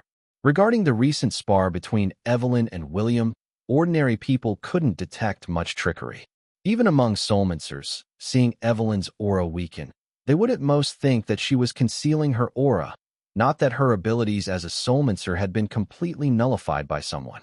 Garen's announcement stirred excitement among everyone. He had personally acknowledged that this Maximus teacher was stronger than him. Witchcraft is inherently mysterious and unpredictable. In this era, where soulmancers dominate, and the rigidity about right and wrong in thought has long faded. As long as it makes one stronger, what does it matter what is learned? Everyone was looking at Moros, not yet aware that this person in front of them was one of the 12 deity of witchcraft, Moros. Otherwise, the matter of recruiting apprentices would probably no longer involve Garen and the others. Moros stood in the open space of the arena, his gaze sweeping over the students present. He spoke loudly, "Fellow students, my name is Maximus. To strengthen our tribe, our shamans are widely recruiting followers. Anyone interested can learn from me. Teacher Maximus, may I ask, compared to magic and swordsmanship, what are the advantages of witchcraft?" The students of today were no fools. They had all received K-12 education and were well-read in various fantasy novels, TV shows, and movies. For them, it was like playing a game, choosing their character's profession and guild with care. Wasn't it necessary to be cautious? And there was the question of whether their aptitude was suited for learning witchcraft. While Maximus might be more powerful than Garen, it didn't necessarily mean they were fit for witchcraft. Hearing a student's question, Moros couldn't help but smile arrogantly. When our witchcraft powers are maximized, not only can we use witchcraft, but we can also shatter spaces and possess incredible physical strength. What are those frail soulmancers compared to us? They're nothing but a punch away. As for those who study swordsmanship, when your physical body reaches a certain level of strength, your fists and feet become the most powerful weapons. Those so-called divine swords? Easily snapped in half. Garen's face changed upon hearing this. Damn, that's so shameless. Is he really going to any lengths to recruit disciples? I introduced him so positively, and he's undermining all our soulmancers? Especially that last part. Those divine swords. Easily snapped in half. Does he have any sense of propriety at all? Garen sneaked a glance at William, and, seeing that William had no intention of intervening, couldn't help but say, "Teacher Maximus, you haven't told the students how to train their bodies to the utmost limit." Training the physical body to its ultimate limit sounds so simple, but do they really think other soulmancers haven't considered it? To withstand divine swords with one's physical body, how many years would one have to strengthen themselves? Do they really think it's just a matter of casual training?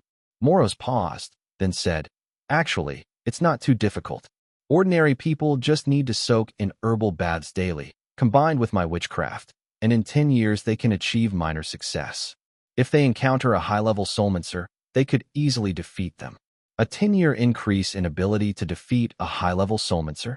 You must understand, many soulmancers spend a century enhancing their abilities and still might not glimpse the way to become a high-level soulmancer, even until their old age." Moro's statement left even Garen momentarily stunned. Is witchcraft that powerful? If that's truly the case, in less than 100 years, their witches could unify the world.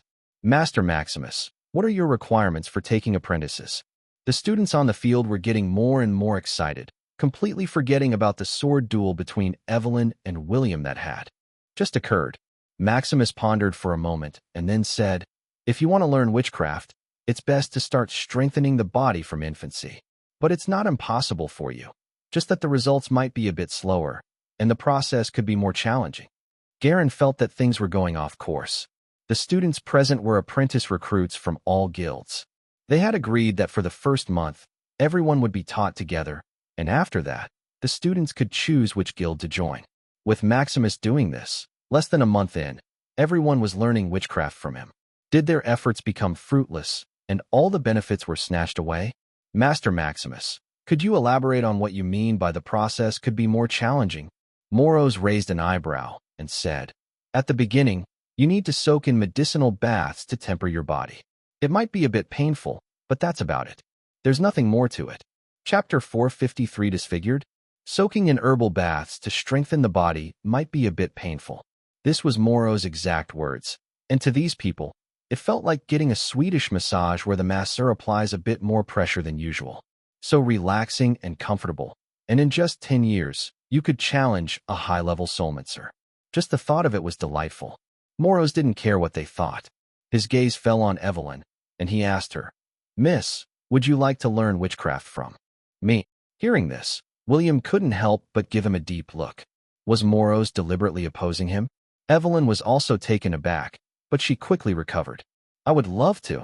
Her abilities had been destroyed, and if the soulmancers following her found out, her fate would be grim. She believed that this powerful witchcraft practitioner must have realized that William had destroyed her abilities. Yet, he still wanted to take Evelyn as his apprentice. Could it be that he didn't get along well with William, but was nearly as powerful, and taking her as his apprentice was just to annoy William? Excellent. Morose smiled satisfactorily, even giving William a look with a more intense smile. It was as if he was saying, "Master, are you satisfied with what I'm doing?" William gave him a cold look and turned away. He had already destroyed Evelyn's abilities. As for Morose taking her as an apprentice, that was Morro's business and Evelyn's opportunity. He didn't care to interfere anymore. William's sword strike was meant to make Evelyn understand not to test him over and over again. Old feelings? Sorry, but William wasn't that sentimental. If Evelyn provoked William again like she did earlier, it wouldn't just be a matter of losing her supernatural abilities. Morose didn't quite understand William's intentions, but he felt he had probably done the right thing. "What's your name?" Morose, having come from his tribe, was quite attentive to his first disciple. Evelyn's soulmancer abilities had been nullified, but having absorbed a trace of William's essence blood, her constitution was definitely stronger than any other soulmancer present. In Morro's view, Evelyn was an excellent candidate for training. Evelyn, whose mindset was no longer that of the fragile girl she once was, performed a medieval-style bow to Morose as a gesture of apprenticeship and said, "My name is Evelyn." "Very good." Morose looked at Evelyn approvingly and then said to the other students, "I see you might not fully understand this body-strengthening process. How about we have Evelyn demonstrate it for you right now? Then you can decide whether you want to learn witchcraft from me." Learning witchcraft requires courage. Morose knew that strengthening the body with herbs was not as simple as it sounded. You get what you put in. To expect to match a soulmancer who has enhanced their abilities over 100 or even several hundred years with just 10 years of witchcraft training, the effort required is inevitably 10 or even 100 times more. After Morose finished speaking, he waved his hand, and a cauldron the size of a bathtub appeared before everyone. This large cauldron, brought from the tribe using a space spell, was adorned with various strange runes drawn in blood around it. It was filled with various herbs and the blood of ferocious beasts. With another wave of his hand, water filled the cauldron. Those standing nearby could faintly smell the blood and the unpleasant scent of the herbs. "Get in," Morose said, looking at Evelyn. As soon as he spoke, the liquid in the cauldron began to boil, and the smell of blood grew even stronger. Dark red smoke billowed from above the cauldron, looking incredibly eerie. "Is the water boiling?" exclaimed those who had just passed the test to potentially become soulmancers, but hadn't yet become official soulmancers. "Boiling water? Wouldn't getting in peel off a layer of skin? It looks terrifying." "Peel off a layer of skin?" It looked more like it could cook someone alive. Evelyn, witnessing the scene before her, couldn't help but tremble. She didn't have the strength of a demigod now. Would it really be safe to go in there? Morose noticed her confusion and said nonchalantly, "Don't worry, you won't die. If you're afraid to get in, how can you learn witchcraft? In our tribe, even babies can go in." Putting babies in there? That sounded horrifying. The students present felt a chill run down their spines upon hearing this. It was no wonder witchcraft wasn't widely accepted. It seemed ominous at first glance. Evelyn glanced in William's direction and saw that he was busy talking to a man, paying no attention to what was happening here. Biting her lip, she finally mustered the courage and jumped in. Ugh! As soon as she plunged into the cauldron, Evelyn immediately felt an intense pain on her skin, like boiling water scalding her. She felt as if every inch of her skin was being cooked. But at the same time, a mysterious power emanated from the herbal concoction in the cauldron. The pain intensified. It was a bone-piercing agony, like falling into an endless pit of hell. Was this the little bit of pain Maximus had mentioned? Evelyn, enduring the pain without crying out, eventually fainted from it, her head submerging into the herbal soup. The mysterious witchcraft symbols painted on the cauldron seemed to come alive, as streaks of blood-red light penetrated into the pot. Evelyn woke up again from the intense pain, this time involuntarily letting out a heart-wrenching scream. But the scream lasted only a moment before she suppressed it again. When her head emerged from the herbal soup, Many students nearby were so scared that they covered their eyes.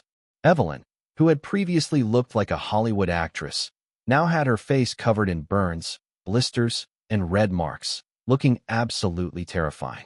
Some girls were so frightened that they burst into tears and sat down on the ground. Walker, who had just approached William and was chatting casually with him, couldn't help but curse out loud when he saw what was happening. Holy shit, she's completely disfigured. William watched Evelyn in the cauldron, enduring the pain, with an expressionless face. He didn't know how to describe his feelings at that moment. Evelyn's desire to kill William was simply because she had learned Hades' ritual of forgetting, cutting off emotions to enhance power. Maybe she thought that secret technique was truly invincible.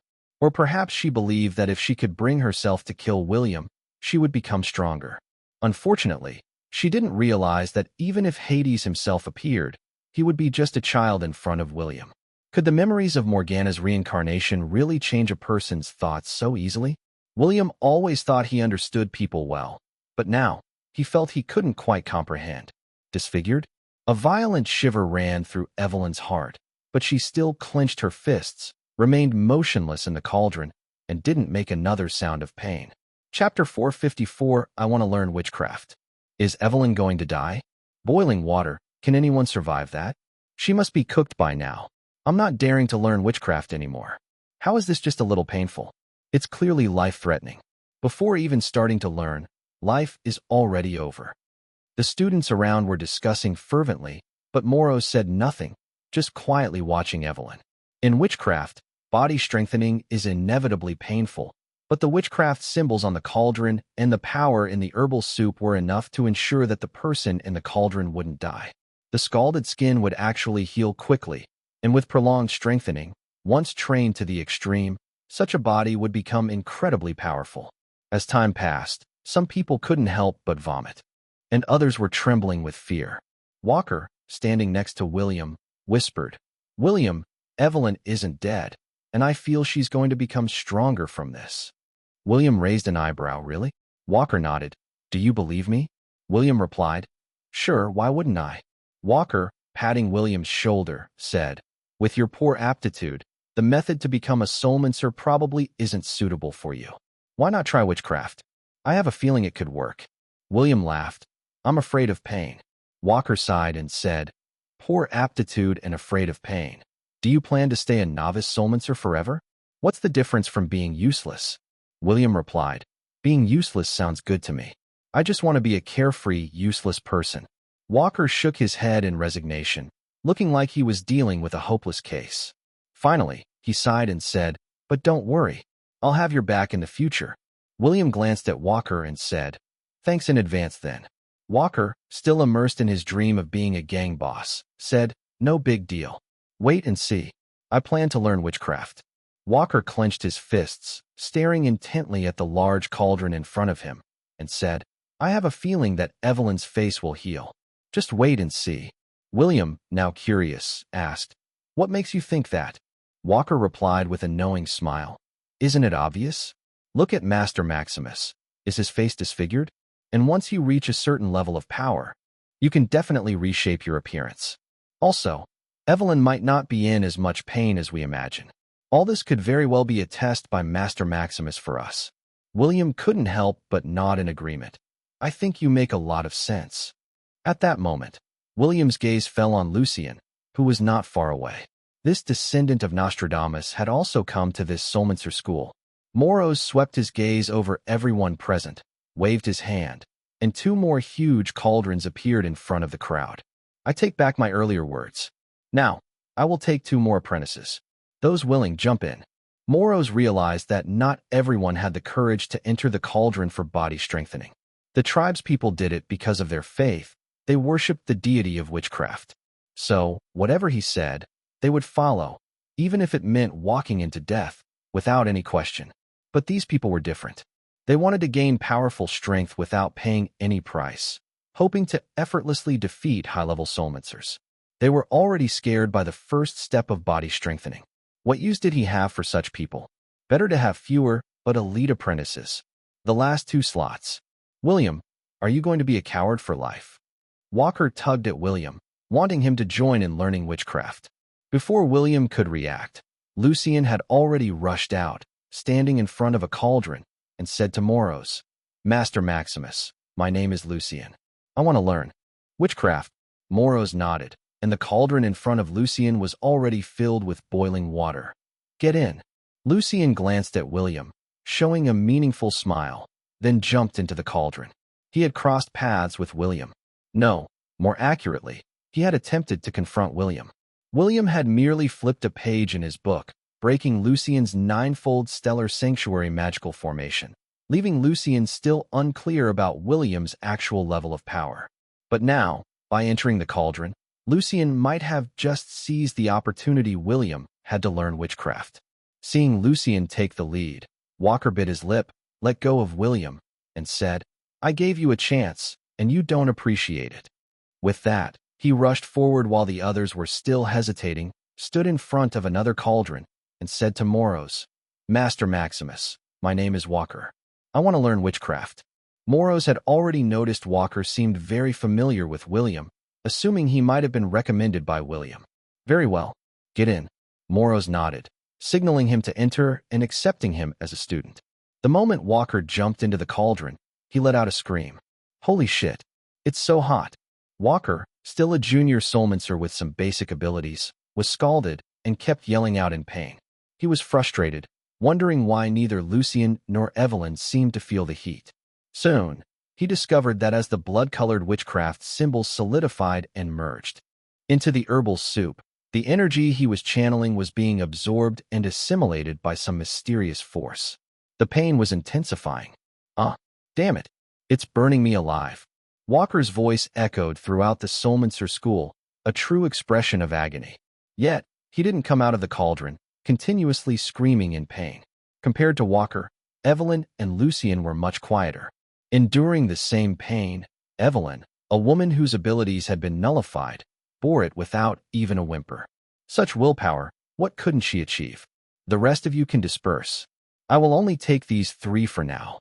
Moros waved the others away. He had decided that since they were chosen by William, he should teach them well. Perhaps they could change the fate of witchcraft? The other students dispersed, with other teachers continuing their lessons. As for Evelyn and the others, they continued to receive body-strengthening witchcraft in the arena. Evelyn had previously received a trace of William's essence blood, which she hadn't fully absorbed. Now, the remaining power of that essence blood was slowly being activated. Her face, burned by the scalding water, kept healing and then burning again. William didn't bother with the 3 of them, instead returning to the classroom to listen to other teachers. Moros stayed by their side until the next early morning, when the herbal soup in the cauldron finally cooled down from boiling. When Evelyn emerged from the cauldron, her face showed no change. The previously burned skin had completely healed, as smooth and radiant as ever. Her powers had been nullified before, but now, she could clearly feel her strength growing. Just one day, and she could feel such a clear change.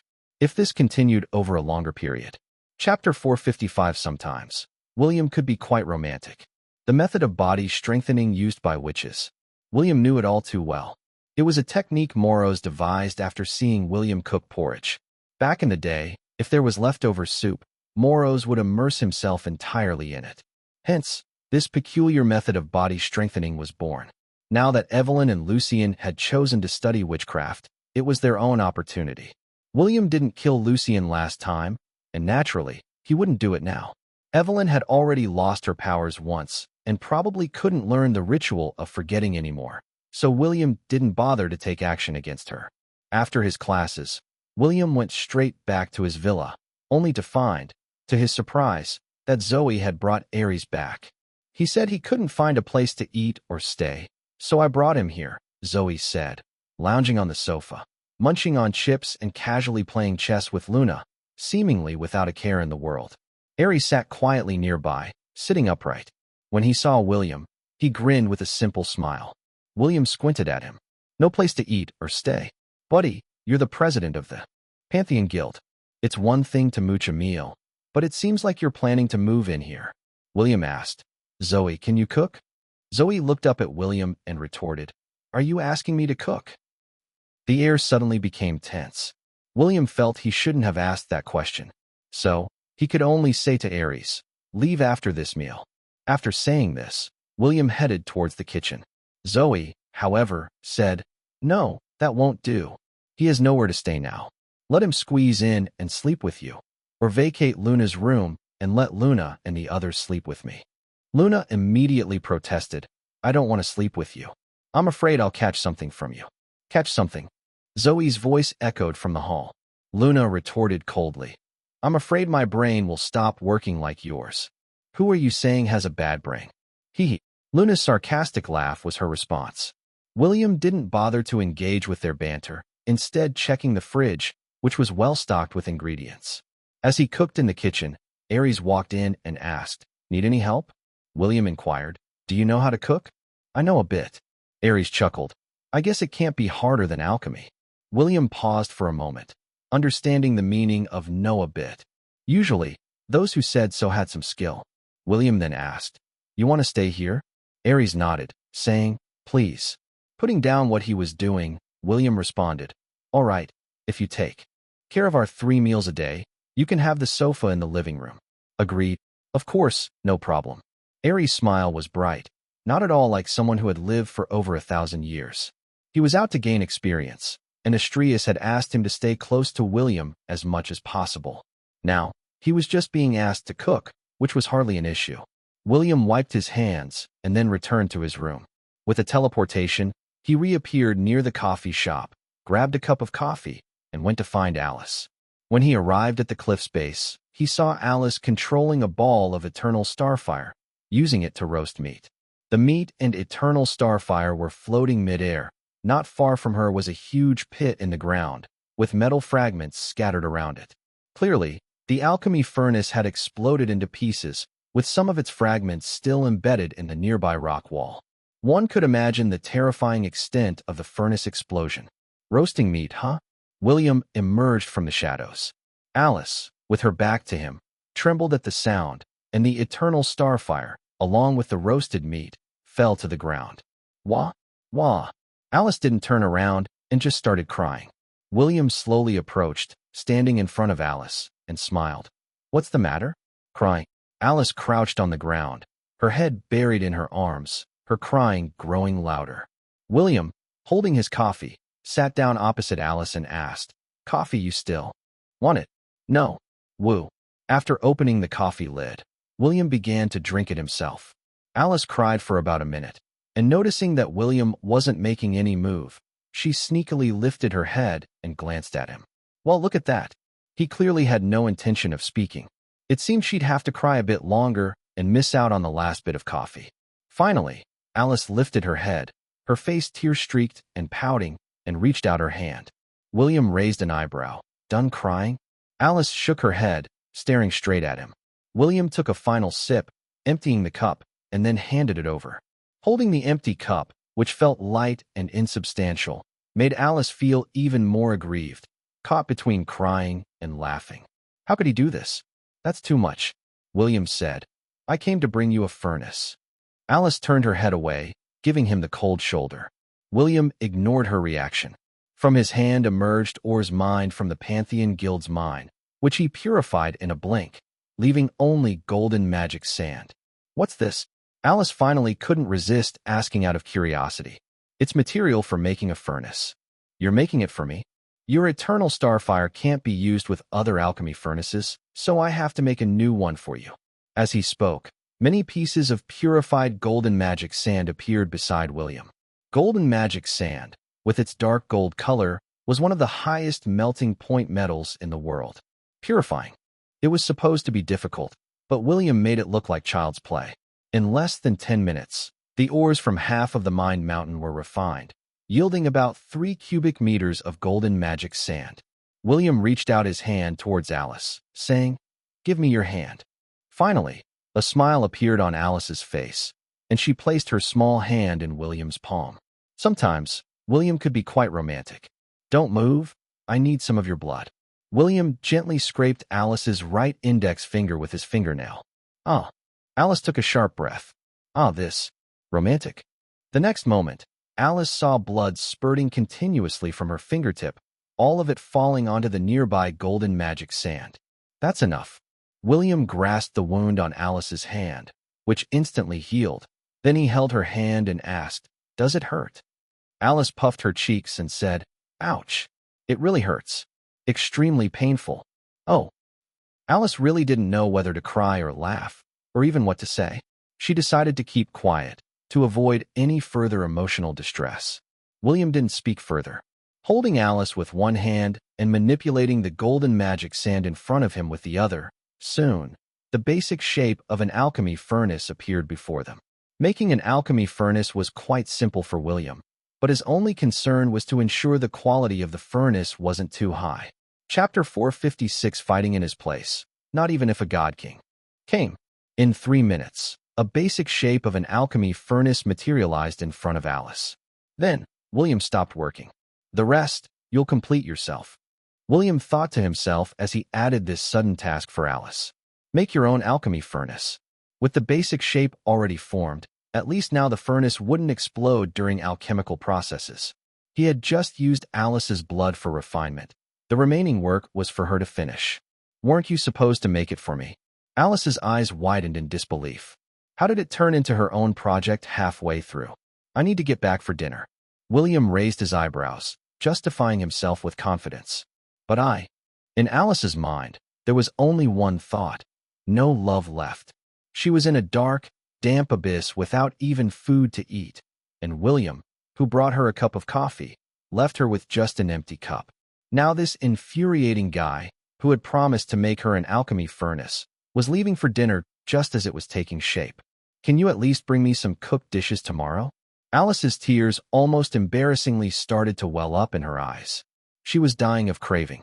Making a food lover like her stay in this abyss for so long, forcing her to eat her own roasted meat, was downright diabolical. William's eyelid twitched as he said, "If you want to eat, you can cut some meat from the dragon at the lake's bottom. I can bring you some seasonings, but don't expect anything else." He didn't have Alice stay in the abyss for a vacation.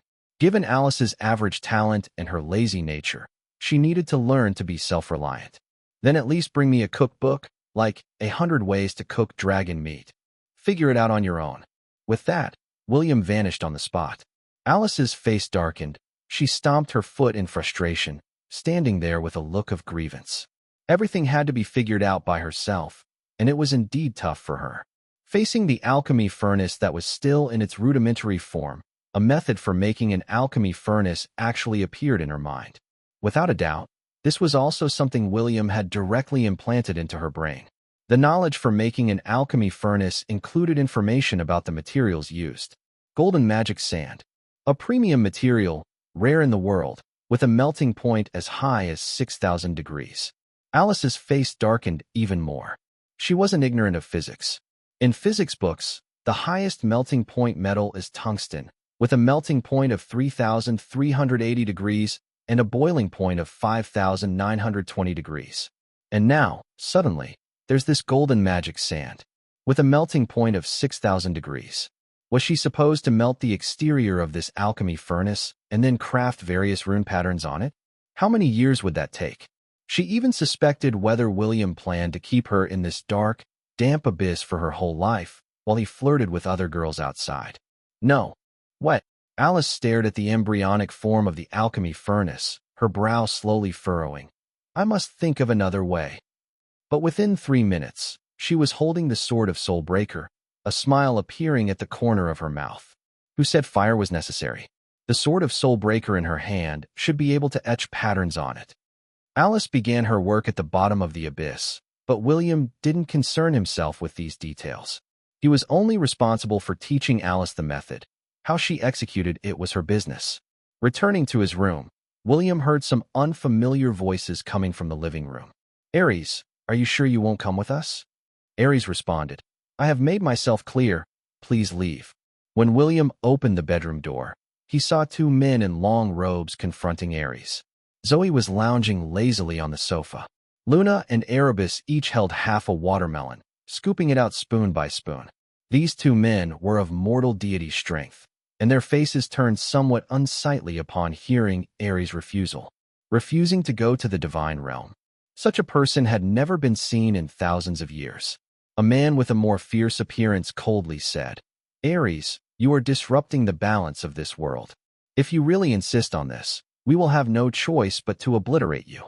We'll leave your soul intact, so you can make your decision later." Unfazed, Aries smiled.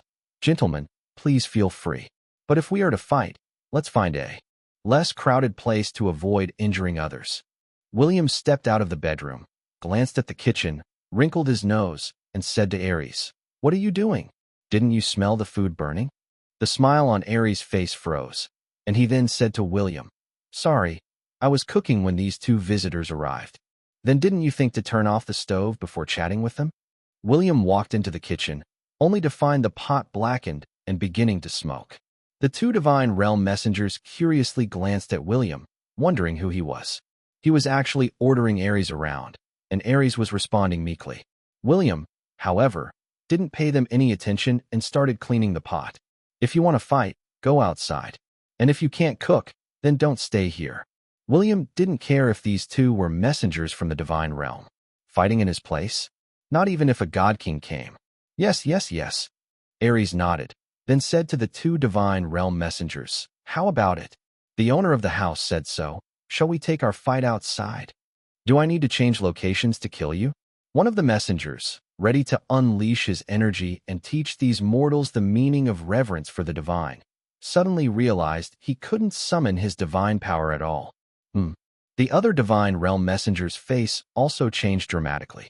They looked at each other, utterly clueless about what was happening. It wasn't just the inability to use divine power, their strength was being mysteriously suppressed. Both looked at Aries in horror. What level had he reached? He managed to suppress two mortal deities without them noticing. After washing the pot, William came out and said to Zoe, "Zoe, these two are wreaking havoc in your home, and you're just watching?" Zoe rolled her eyes at William and said, "Aries told me I couldn't beat them and asked me not to interfere." She then scooped a spoonful from Luna's half of the watermelon. That sounded quite reasonable. She probably sensed that these two were beyond her capacity to deal with. But to just lounge on the sofa eating watermelon, was that really okay? William rolled his eyes at her and asked, "So what do you plan to do now?" "Watch them fight." Zoe replied, "I think Aries is a bit stronger." Completely trusting her intuition, impressive indeed. She probably hadn't considered that if the three really started fighting, whether the house would still stand or whether she would even survive. The three had turned into spectators of the drama. Of course, to Luna and Erebus, the two shapeshifters' lords, these mortal deities meant nothing. In their eyes, what were divine realm messengers but mere trash? Chapter 457. Mr. Johnson, may I hit back?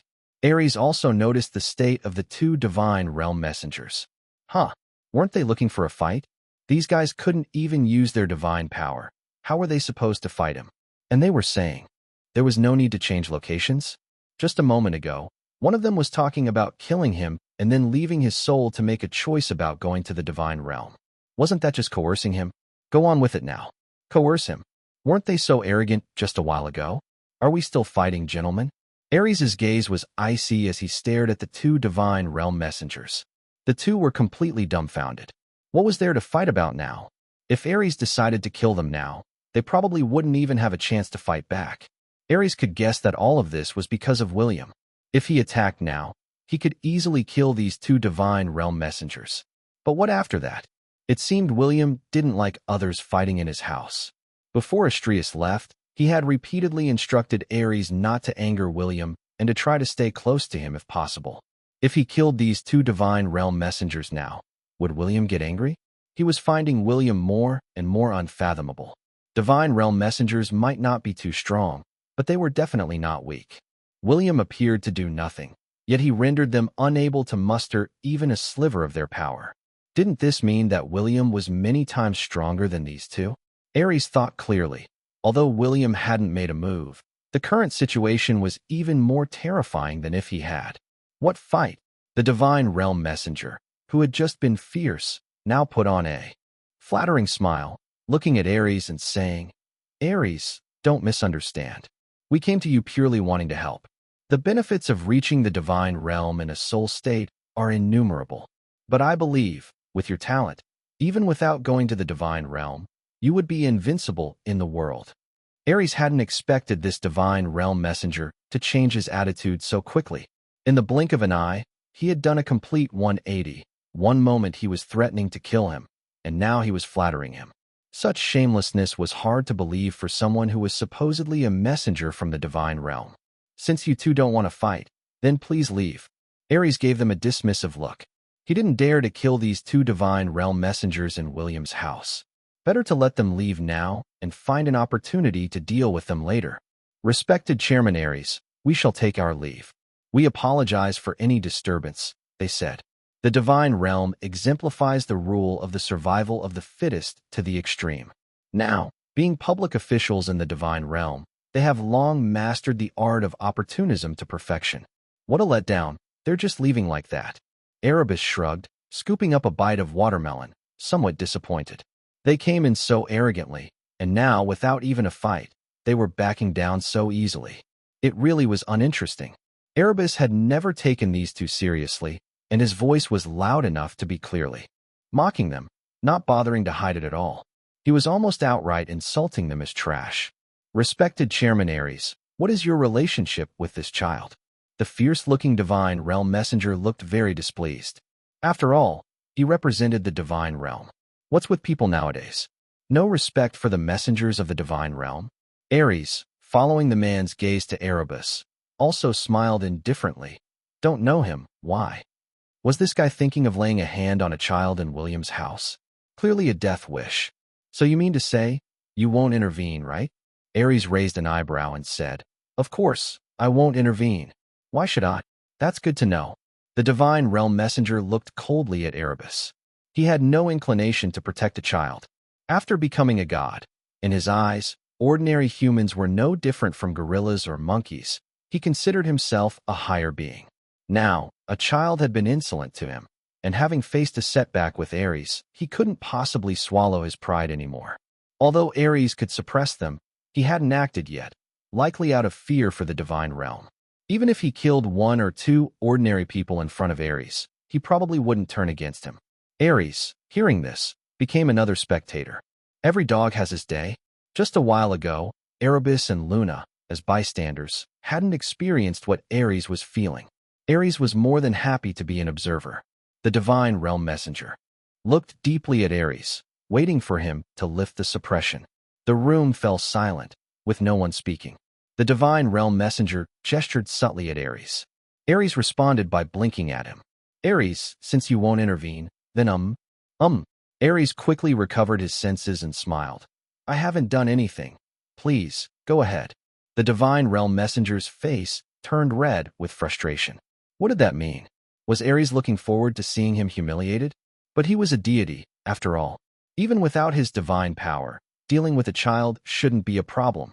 His physical strength was enough to instantly kill any ordinary human. The next moment, the divine realm messenger gritted his teeth, flashed in front of Erebus, and raised his hand to slap the impudent child. It had to be said, being a divine realm messenger, he moved so fast that even Zoe didn't have time to react. Erebus's eyes sparkled fiercely. In the void of the underworld, he was a little demon prince who did as he pleased. If someone provoked him in his regular days, he would annihilate them without a second thought. These days, staying by William's side had been stifling for him, dealing with chores like cleaning up and being bullied by Luna from time to time.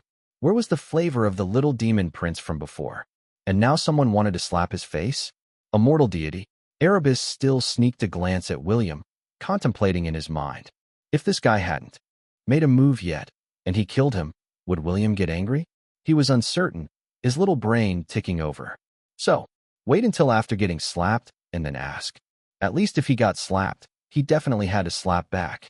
Erebus simply sat there, motionless, waiting for the man's slap to land. Slap. The slap landed solidly on Erebus's face. However, when the slap came down, Erebus's head didn't even move an inch. For a mortal deity, even using all his divine power to slap him, wasn't it just like scratching an itch?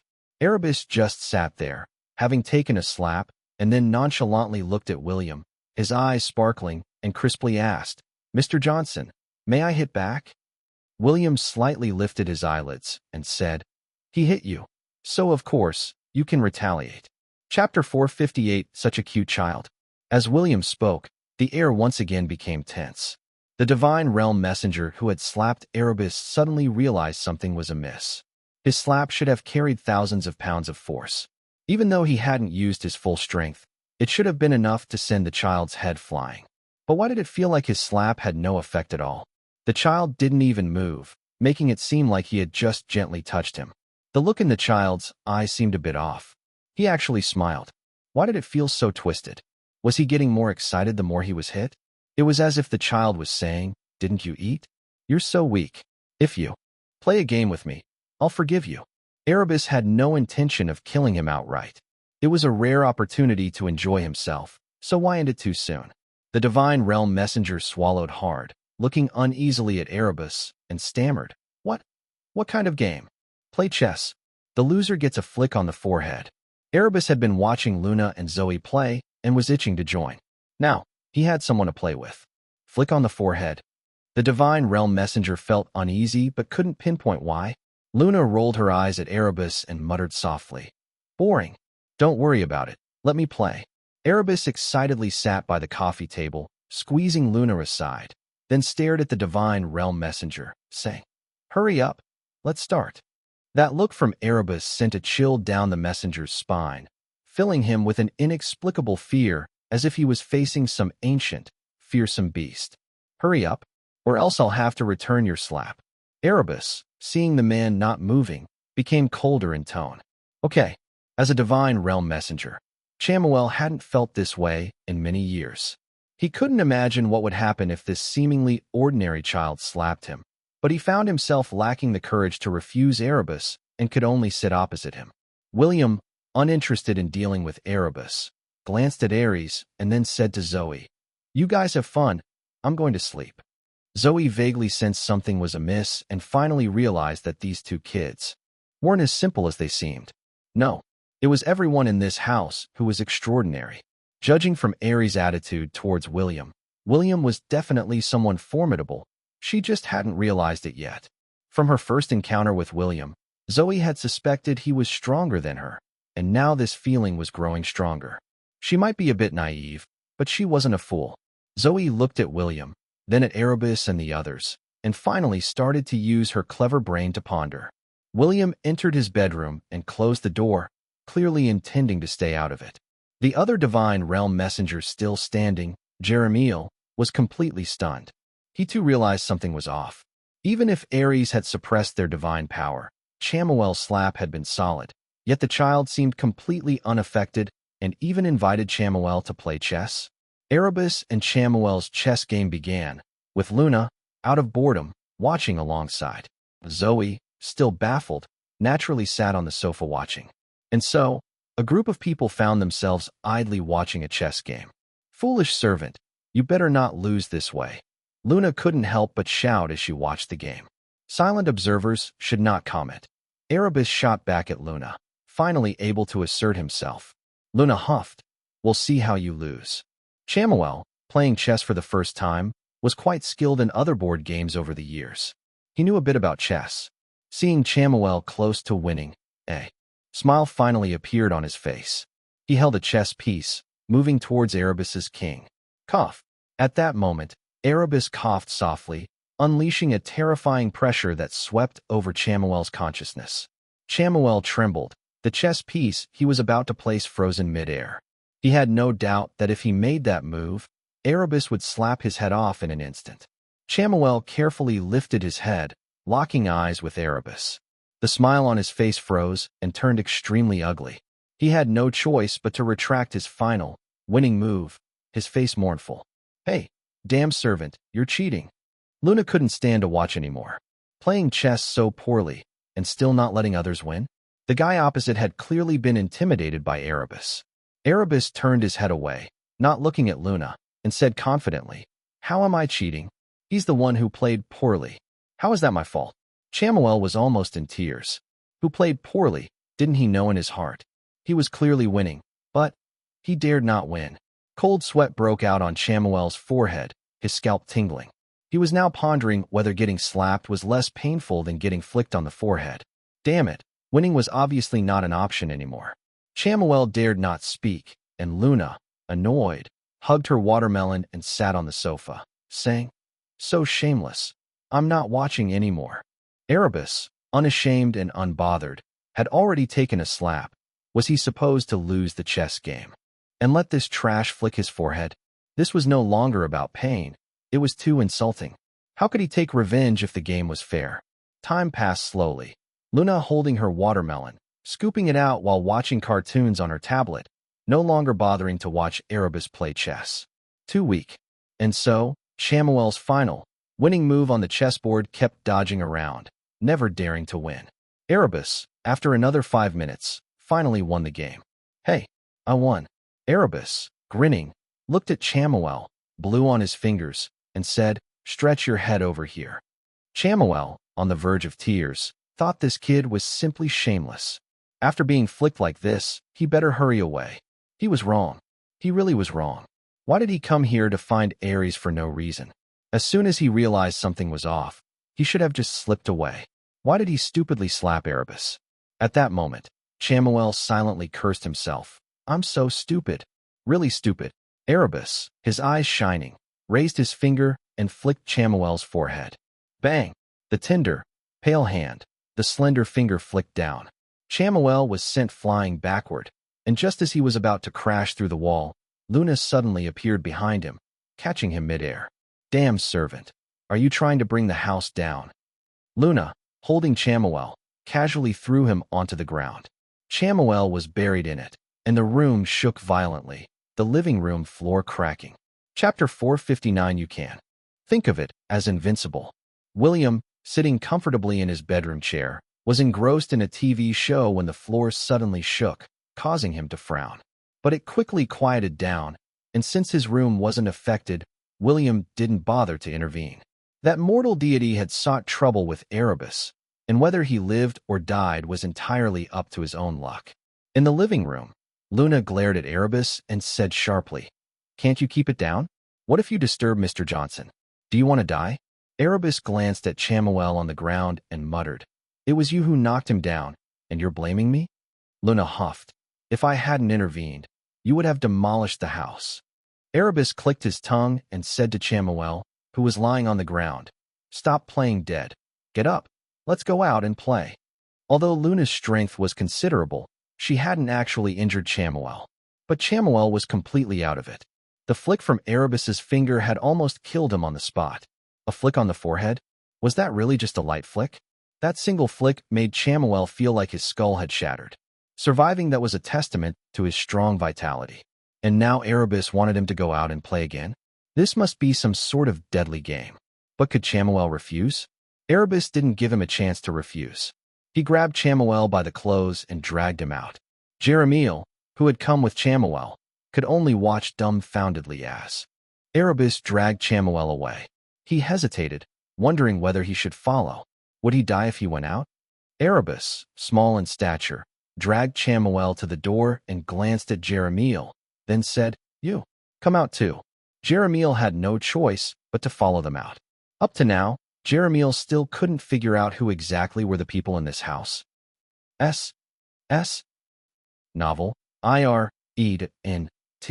Luna and Erebus were clearly not simple, but they seemed somewhat fearful of the Mr. Johnson in the bedroom, that seemingly ordinary young man. Luna, naturally not interested in watching a fight, looked at the cracked floor, pondering how to restore it. Ares, somewhat curious, followed them outside. He hadn't realized these two kids were so formidable. Once Chamuel and Jeremiel left the room, they immediately felt the mysterious oppressive sensation disappear. Chamuel's injuries rapidly healed, but he still harbored a deep-seated fear towards Erebus. "You two squat down."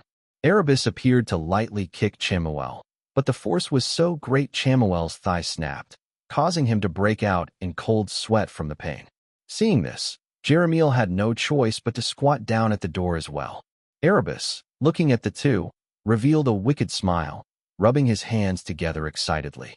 "Slapping me, huh?" Erebus chuckled and swung a slap at Chamuel's face. Whack! The slap sent Chamuel flying. "Ah, Blood spurted from Chamuel's mouth, his teeth flying out. In an instant, he was nowhere to be seen. Jeremiel was dumbfounded. Who was this kid? Chamuel's slap on Erebus didn't even make him flinch, yet Erebus's slap sent Chamuel flying without a trace. The disparity in strength was too great. They were divine realm messengers, supposedly the pinnacle of combat power in the Prime World. How could they be so easily overpowered by this child? After flinging Chamuel away, Erebus's gaze turned to Jeremiel. Why make them squat? Because it's easier to slap someone squatting. It wasn't like he should jump up to slap, right? What? What are you going to do? Jeremiel gritted his teeth. We are divine realm messengers. Attacking us is akin to offending the entire divine realm. Scaring me? Erebus laughed. You two trash represent the entire divine realm? The divine realm is a complex array of powers, and no one could represent it as a whole. These two were at most waste materials sent by the divine realm to fetch souls. Desiring to descend from the divine realm to the prime world, the weaker the power, the easier it is. Clearly, these two were of the weakest sort in the divine realm, mere waste. Probably used to being arrogant and domineering in the prime world, they truly thought themselves to be significant figures. Erebus's words made Jeremiel's face turn ugly, but the next moment, Erebus's palm had already landed on his face. This slap was even more ruthless than the one he had given Chamuel, showing off in front of him. When slapping Chamuel, Erebus had simply used his physical strength, but this slap on Jeremiel employed the primitive power of the shapeshifters. Jeremiel didn't even have the chance to be sent flying. He was directly shattered on the spot, his body dissipating into the air. After hitting someone, Erebus rubbed his hands and walked back into the house, leaving Ares, who had followed him outside, utterly stunned. He had imagined the kid might be somewhat strong, but he hadn't expected Erebus to be this powerful, flinging one with a slap, then shattering another on the spot. But whether it was Erebus or Luna, they seemed to fear William. Just how strong was William? At this moment, William was still watching his cartoons, living his happy life, when Zoe knocked on his door. Come in. William felt there was no need to hide his strength from Zoe anymore, especially since it seemed impossible to keep it hidden now. As an employee of the 13th Bureau, his initial intention was to slack off and free ride on the salary, but now that his strength was exposed, it seemed somewhat troublesome. Zoe walked in, staring at William, and asked, "Are you going to cook or not? Isn't Ares supposed to cook?" William looked at Zoe with some confusion, wondering if Zoe, in her simplicity, hadn't noticed anything unusual. Zoe responded, "You're free now, so you cook." William had thought she came in to question him about something else, only to find out she wanted him to cook. All right then. William could only press the pause button and step out of his bedroom.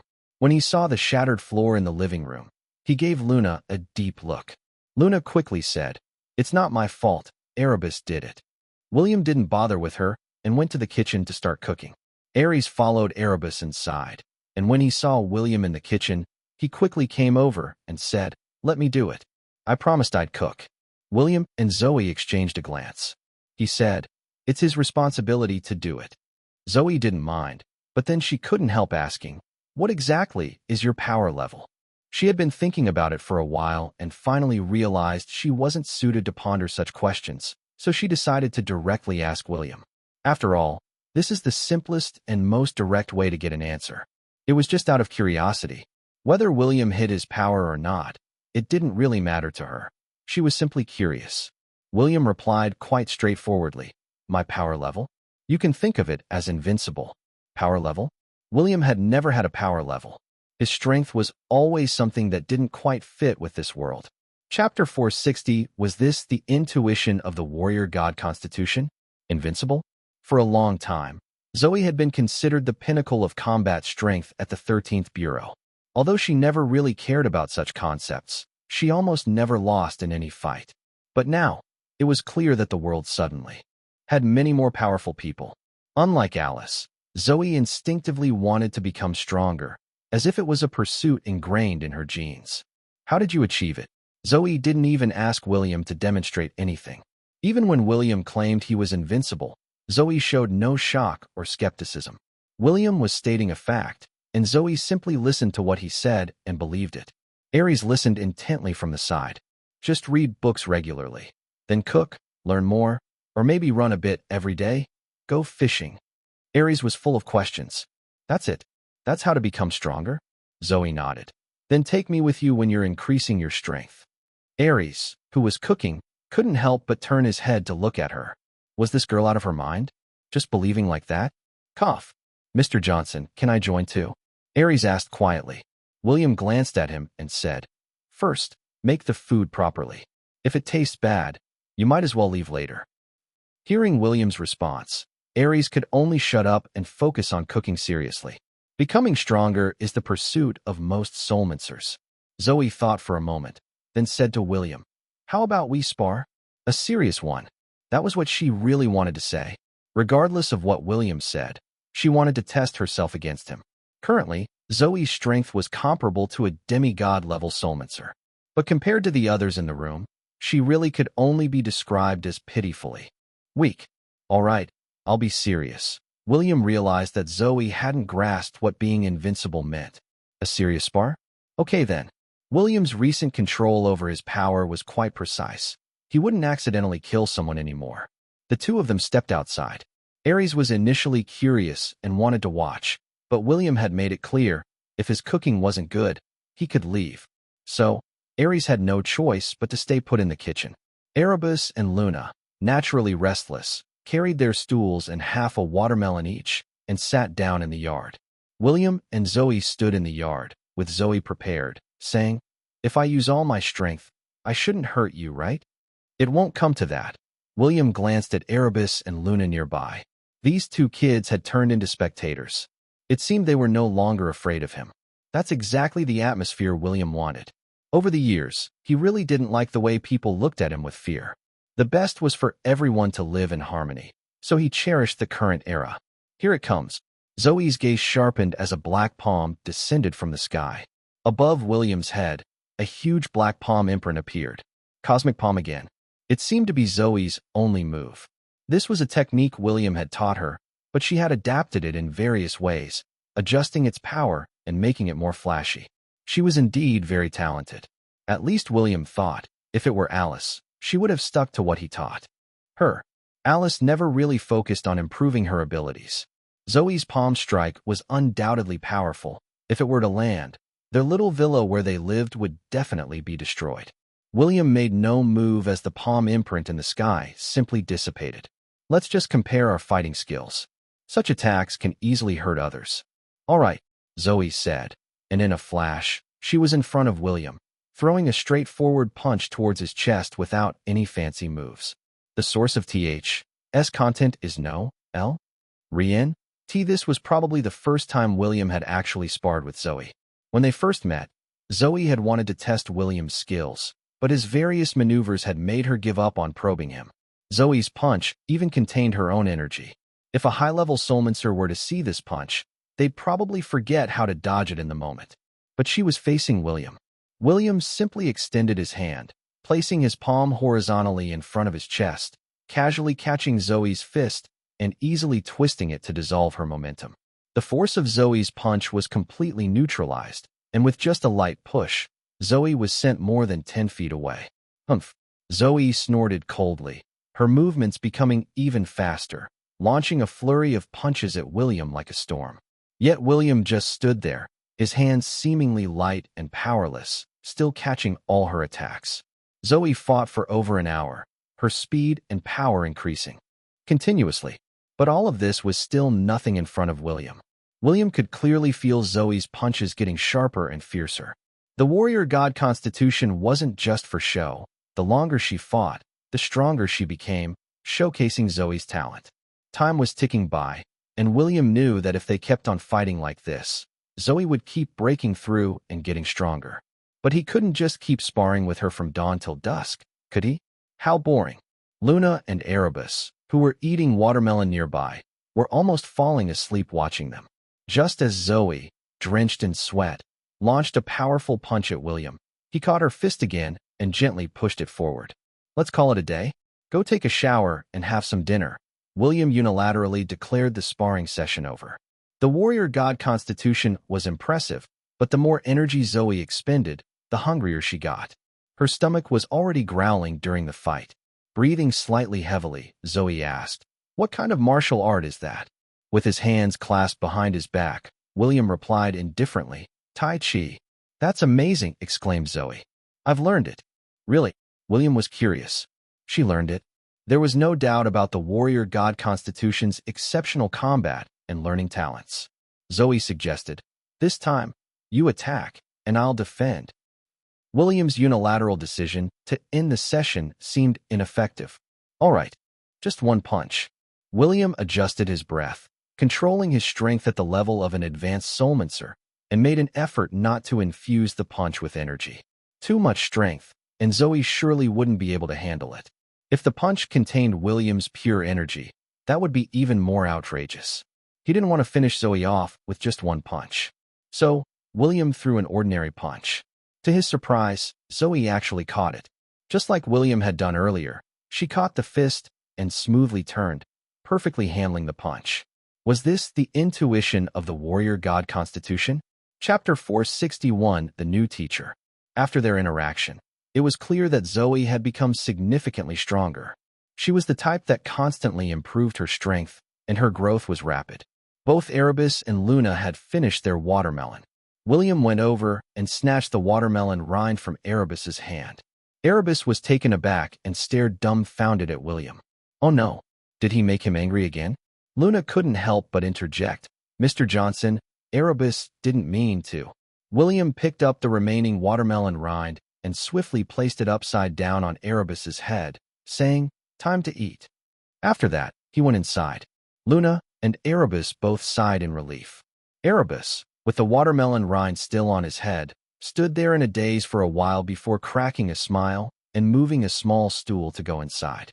Ares had some skills indeed. He managed to prepare a table full of dishes that all looked quite good. As William tasted the dishes Ares had prepared, Ares stared intently at William, knowing that William's next words might decide whether he could stay and possibly sleep on the couch that night. "Not bad. The couch is yours," William said, quite satisfied with Ares's cooking. The flavor was genuinely good. When William is bored, he likes to cook, but he usually cooks for himself. Serving a whole house of people is something he's somewhat resistant to. Now that someone has come to be the chef, why not enjoy it?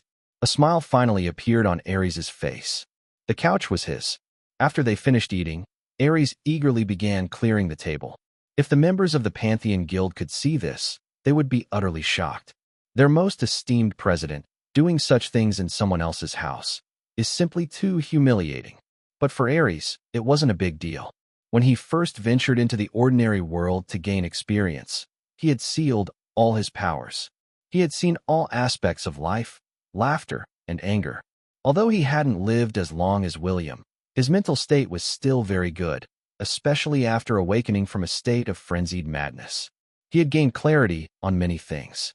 The next day, when William returned to the Soulmancer Academy, Paul and Daniel found him. Paul asked, "William, did you see Wyatt?" William shook his head. "No, I haven't seen him." "Isn't he an S-rank potential?" Paul asked in confusion. "Could it be that S-rank potentials aren't in this academy?" William shook his head again. "I don't know about that." Since the opening of the Soulmancer Academy, Wyatt had seemingly vanished into thin air, which undoubtedly must have been Evelyn's doing. Wyatt's fate was sealed the moment he slapped Lucy. What did S-rank potential count for? Even Lucian hadn't received any special treatment. So why would Wyatt? Paul didn't press further, but instead asked William, "What level of potential are you, William?" William replied, "I haven't been tested." William naturally doesn't need testing, Daniel chuckled. There were rumors in the academy the previous day that William had a special relationship with Garen, the president of the Emerald Lion Guild, and there were also whispers that William was cohabitating with the dean of students, who is also the director of the 13th Bureau, Wenzel. With such a background, who needed testing? A handsome appearance was justice. A handsome appearance could conquer all. Without saying much more, William entered the large classroom with Daniel and the others. There were many familiar faces in the classroom. Lucian and Evelyn were sitting together, while Walker took a seat next to William. "Holy cow, William, do you realize how much you missed out?" Walker said. I only now understand how amazing that witchcraft body strengthening is. It even merged the soulmancer power in my body. Just one soak, and I can feel that my body has strengthened a lot in many ways, although it's a bit painful. The initial instance of this chapter being available happened at N0V3L.bin. Damn, it really hurts. While Walker complained on the side, William simply said, I'm afraid of pain. No pain, no gain, Walker said in a low voice. If you still want to learn, I can talk to Professor Maximus and see if he would accept you. William asked curiously, why are you so concerned about me? Their acquaintance wasn't that long, and William had tricked Walker more than once. Yet, during their time at Hudson University, Walker had voluntarily helped William, and now he seemed very eager to assist, which was quite peculiar. Walker draped an arm around William's shoulder and chuckled. I told you before, I've got your back. This is nothing. If you want to learn, I'll talk to Professor Maximus. He should agree. Have Moros teach William witchcraft to strengthen his body? That was quite an idea. No need. I'm afraid of pain. William smiled slightly, raising his head to see a young person in priestly attire walking onto the podium. This person was dressed in a deep sea blue robe, embroidered with patterns of waves and marine creatures, shimmering as if reflecting sunlight off water. On his shoulders, he wore a cloak as light as sea waves, and at the collar of his robe, there was a small trident-shaped brooch, revealing an extraordinary temperament in his brows and eyes. William glanced at the magician, his eyes narrowing slowly, thinking to himself, how did he come? It seems the divine realm is indeed on the brink of collapse. Even the incarnation of the sea god Poseidon has arrived. Hello, everyone. I'm Delmar Seaborn, the new teacher at your academy, said the man in the deep sea blue robe, his eyes twinkling as he scanned the students. His gaze lingered on Zoe for a while and nodded. When his eyes fell on William, he froze, his expression turning excited. William, seeing his reaction, knew for sure that he possessed the memories of the sea god Poseidon. Many might know of the sea god Poseidon, but few truly understand his lesser-known experiences. In fact, Poseidon had reincarnated in later ages as another identity, Socrates. However, at that time, he had no memory of his godly period and did not recognize William. Now, recognizing William at first glance proved that this man had regained the memories of Poseidon. As for his power level, William almost burst into laughter. Apart from that sliver of divine soul, he was just an ordinary man. Others, like Moros, reincarnated and could still annihilate the lords of shapeshifters at will. And here he was, daring to teach at a school with just a fragment of a divine soul? Wasn't he afraid of being killed on the spot by Moros? Everyone, wait a moment. Delmar called out after seeing William and walked straight towards him. At this moment, Zoe also approached from the back of the classroom. William frowned. What was this guy up to? Walker, standing beside him, paused and whispered to William. He's looking at me. William, does Mr. Seaborn want to take me as his disciple too? William took a deep breath and replied, probably. You're exceptionally talented. Uncle, when did you get here? You didn't even tell me. Come on, let me take you for some barbecue, Zoe said, grabbing Delmar's arm. Delmar stared at William, making faces. Zoe seemed to understand Delmar's intention and pulled William along, saying, you come too. The classroom fell silent. What was going on? A new teacher had just started his introduction, and the dean of students was already pulling him out for barbecue and taking William along? Chapter 462, I think that's a good proposal. William didn't refuse and followed Zoe and the others out the back door of the classroom, leaving a group of students looking at each other in confusion. Are they not attending the class? Clearly, Zoe didn't care whether the class continued or not.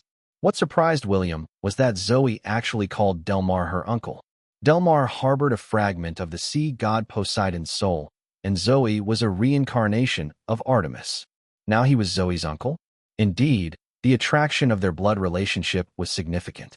Moreover, choosing this moment to appear made William suspect Delmar had some special intentions. William, Artemis' husband, is it really you? Delmar excitedly grabbed William's hand as he came out. Artemis' husband. Zoe curiously looked at her uncle and then at William, mainly unsure what calling William Artemis' husband meant. Was William married? William pulled away his hand, saying, Don't call me that. That was ages ago. Now you're Delmar, and Artemis is no more. Why still call me Artemis husband? But you still are Artemis husband. Delmar stroked his non-existent beard, glanced at Zoe, then back at William, and smiled. Your bond over hundreds of thousands of years, and in this life, it was I who guided Artemis' soul to possess the warrior god constitution in Zoe, enabling you to find her. You truly are a fated couple. William realized. You intentionally guided Artemis' soul into Zoe's body? Delmar nodded. Hey, of course. If Zoe didn't possess Artemis' soul and the warrior god constitution, how could she remember the ancient secrets? William stared at Delmar, wondering if he had any sinister plans or strange quirks. The initial instance of this chapter being available happened at N0V3L.bin. William, didn't you go to the divine realm? Delmar asked. I couldn't find you there. Did you, like Artemis, choose to reincarnate? William fell silent. He had forgotten that during his world-destroying strike back then, it seemed none of the gods had reacted in time, and they didn't even know it was him who did it. In their memory, there was only a powerful and mysterious figure known as the Obliterator. Perhaps they even thought that this powerful Obliterator had perished in that catastrophe. Cough. William said. Yes, I chose to reincarnate too. He certainly couldn't tell Delmar that the reason they all perished was because of him. Well, so many years have passed, it's better not to dwell on the past. Why not live in harmony? What's your power level now? A novice soulmancer? Delmar sized up William. Though currently without much power, Delmar still possessed a fragment of the sea god Poseidon's soul, allowing him to discern others' power levels. Zoe muttered, he's invincible. That's what William himself had said, and Zoe believed it. Moreover, she had already sparred with William and knew she couldn't beat him. Delmar nodded. Makes sense. With your memories, your power level is bound to increase eventually. Being invincible is just a matter of time. How formidable was William back then? He easily broke Delmar's Godslayer sword formation. Who else could do that? Claiming he's invincible wasn't an exaggeration. William didn't refute, but instead said, Do you know Moros is also in the school? He came here through witchcraft from the divine realm, a soul possessing a human, but with great power. Delmar fell silent for a while, then said, He probably won't recognize me. It's fine. William chuckled. If I can recognize you, why wouldn't he? With your deep-sea blue robe and trident-shaped brooch, and the magician's attire, even if he doesn't recognize you, he could guess. Delmar was silent again, then hurriedly urged William. Then what are we waiting for? Let's go? That guy and I have deep grudges in the divine realm. If he finds out I'm here, he might kill me on the spot. He's a soul possession. He must have some power. William didn't argue, because Moros approached them, surprisingly smiling at William. Mr. Johnson, where are you all headed? Zoe replied. We're going for barbecue. Want to join us? That sounds great. I'm eager to try the cuisine of this world. Moros, dressed in a suit and tie, looking very refined, happily agreed. Being a man who had memorized the Oxford English Dictionary, he probably knew what barbecue was, just hadn't tasted it yet. Delmar was completely flabbergasted. He had just arrived at the Soulmancer Academy, and now was he going to be directly obliterated by Moros? Moros was a notoriously formidable figure. If he discovered Delmar was the sea god Poseidon with currently limited combat ability, wouldn't he just kill him? Many of his divine artifacts were lost to William in a bet and now collected by him. Presently, Delmar was only a fragment of a soul without his divine artifacts. Even if he had some special abilities, his current physical body couldn't fully utilize them. At best, he could handle an average soulmancer, but he stood no chance against Moros. Moros, after all, was a powerful being who controlled the forces of space. A deity of witchcraft with control over spatial forces could probably kill him with a mere thought by warping space. Just when he thought of hiding, Zoe openly invited Moros for barbecue. Was she tired of her uncle living too comfortably? This friend, I haven't seen you before, Moros said, eyeing Delmar, his brow furrowing. The Poseidon of the past was radiant, surrounded by a brilliance like the depths of the sea, seemingly standing upon churning waves. His body was draped in a shimmering sea-blue robe, flowing with an enchanting luster. In his hand, he held a trident pulsating with the essence of the ocean. He single-handedly invaded the sacred ground of witchcraft, leaving countless believers fallen under his trident. Even when Moros intervened with his spatial powers, he couldn't capture Poseidon, who left unscathed after wreaking havoc.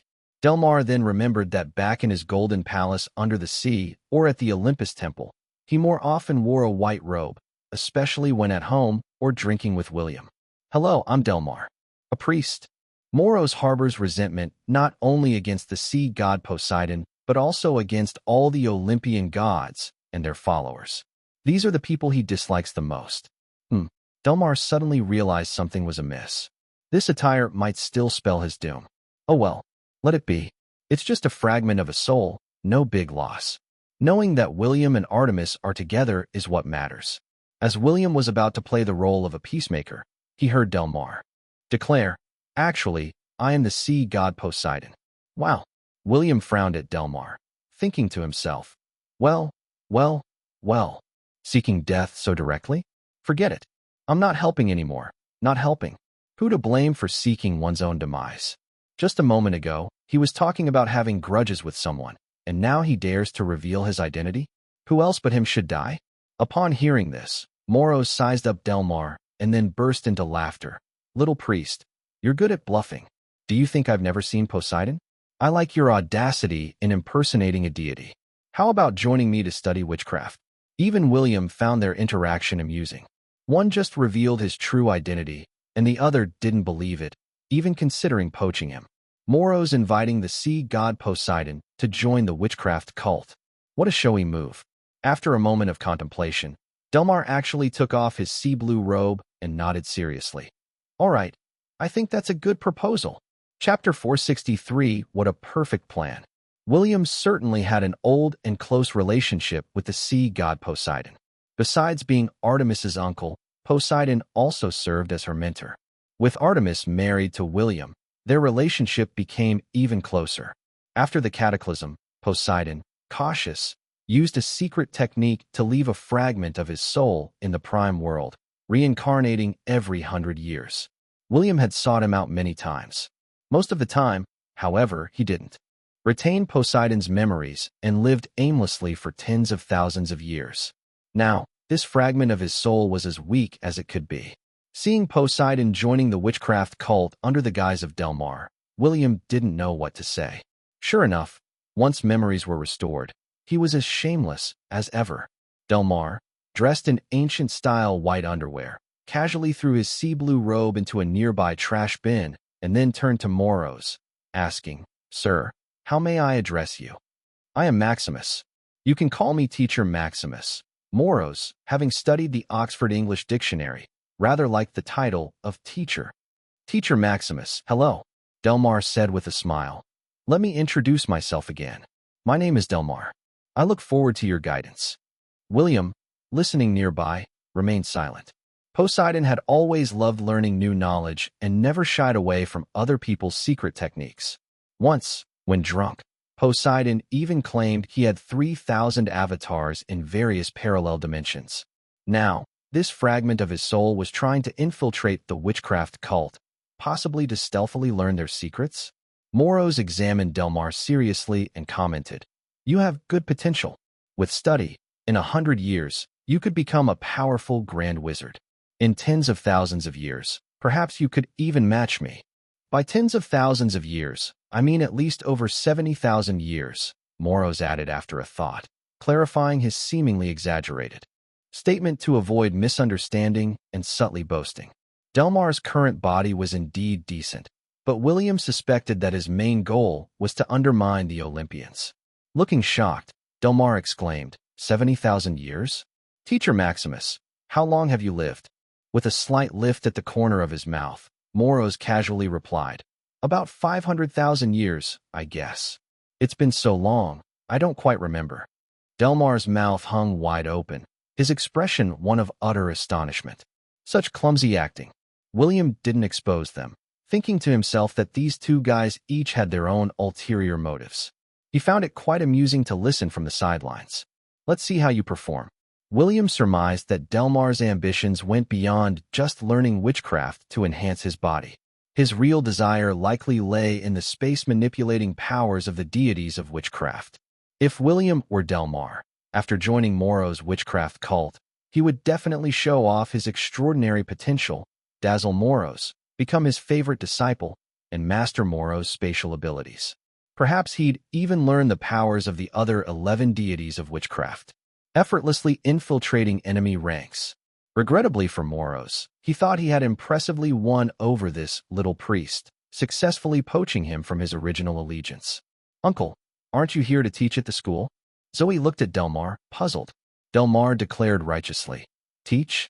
Now I am going to learn witchcraft from Teacher Maximus. Why bother teaching when such powerful witchcraft is at hand? I want to learn too," Zoe said earnestly, looking at Morrow's. "Can you teach me?" Morrow's was overjoyed. Wasn't his purpose in coming out to spread the knowledge of witchcraft? Zoe's potential far surpassed that of the little priest, and most importantly, her relationship with William seemed rather special. If he could become her master. Thinking this, Morrow's shivered and quietly asked William, "Mr. Johnson, may I take her as my disciple?"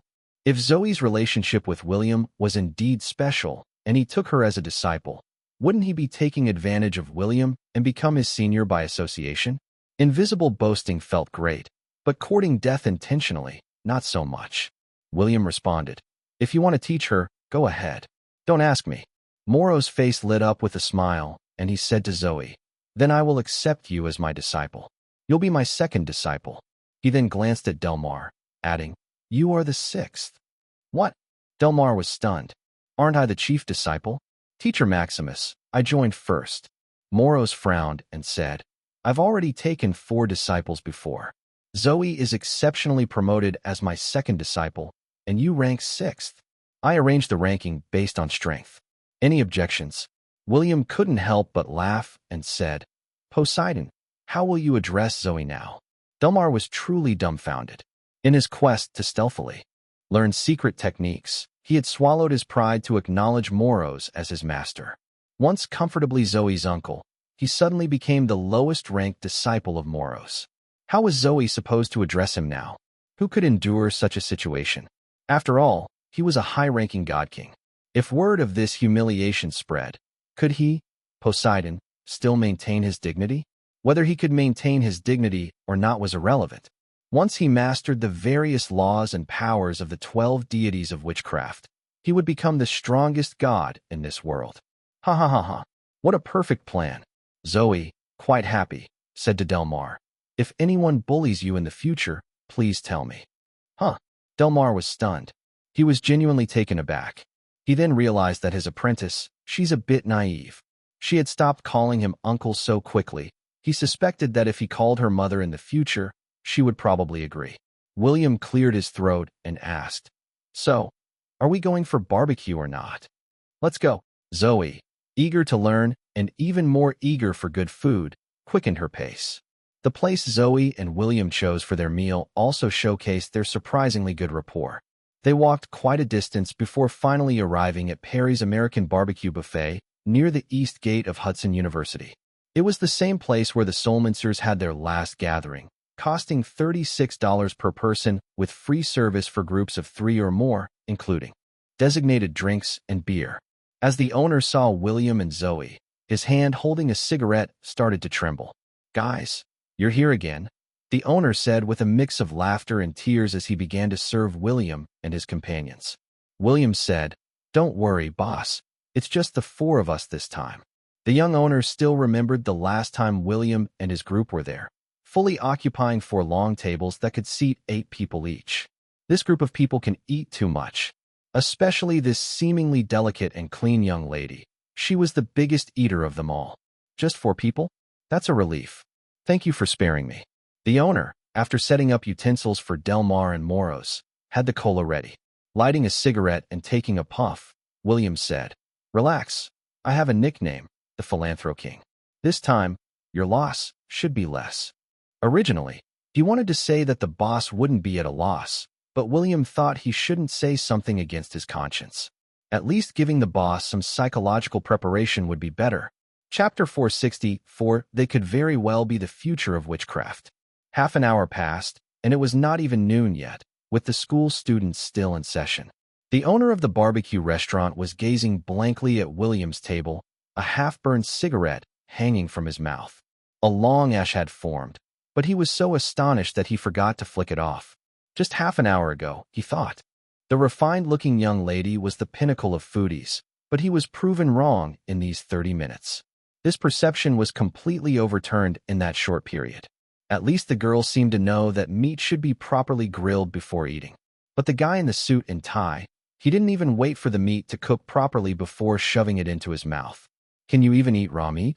Most importantly, he would take a bite of meat and then chug a bottle of beer. Chug, chug, chug. 3 bites, 1 bottle, without even pausing for breath. The owner had counted.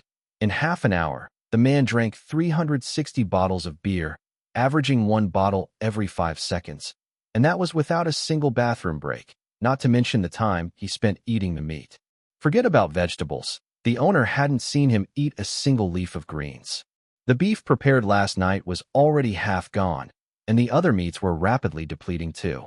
The young owner looked at William with a mixture of resentment and awe. So, this is the so-called the Philanthro King?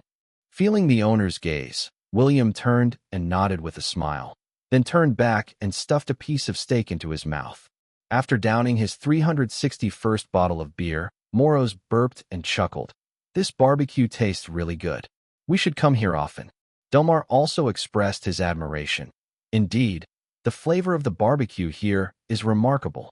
Zoe, adhering to the principle of not talking while eating, focused on her meal. Delmar, this is William. Show some respect when you see him, Moros said, turning to Delmar. Come on, let's toast. Here's to William. William picked up a beer bottle and chugged it down in one go. He didn't see anything wrong with it. Poseidon, with such thick skin, was so quick to listen to Moros and immerse himself in the role. Which god isn't shameless? Very good. Delmar, when we get back, I'll prepare some body-strengthening herbs for you.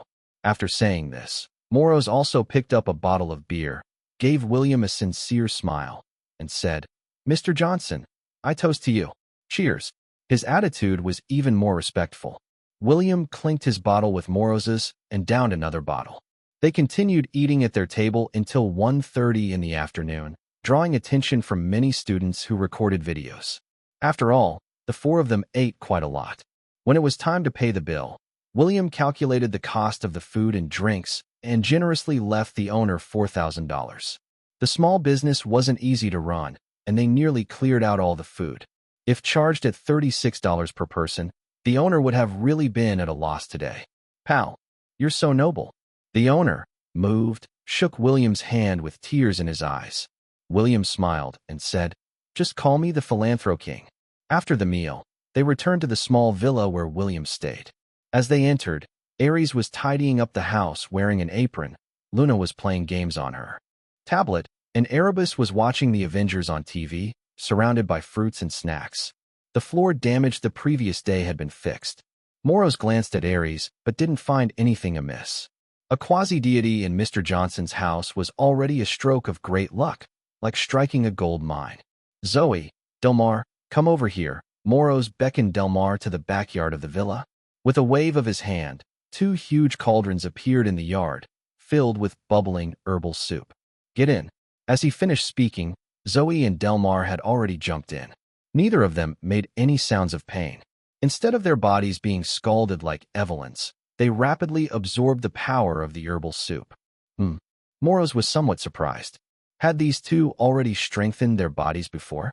Their rate of absorbing the herbal soup's effects was comparable to that of Freya from his tribe. Half an hour later, Zoe had perfectly absorbed the energy of the herbal soup in the cauldron, and the liquid ceased to boil. Is that it? Zoe frowned. Just this. Moros felt a bit embarrassed. Normally, someone strengthening their body for the first time would be scalded and take nearly a day to absorb the soup's power. Zoe's speed was simply abnormal.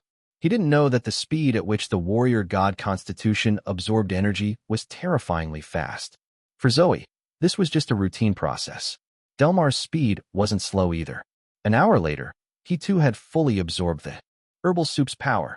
After all, he possessed the memories of the sea god Poseidon. Strengthening his body with witchcraft? Did they really think he didn't know what was happening? This was similar to absorbing energy from this world, just that his current physical constitution wasn't as good as Zoe's. Otherwise, Moros watched the two, couldn't help but take a deep breath in surprise. Their current strength might not be formidable, but their potential for the future was enormous. They could very well be the future of witchcraft. I will teach you witchcraft, Moros decided, planning to instruct them in some basic witchcraft practices.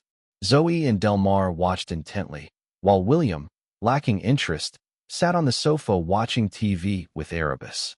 Aries, meanwhile, was tidying up the house and sneaking glances towards the yard.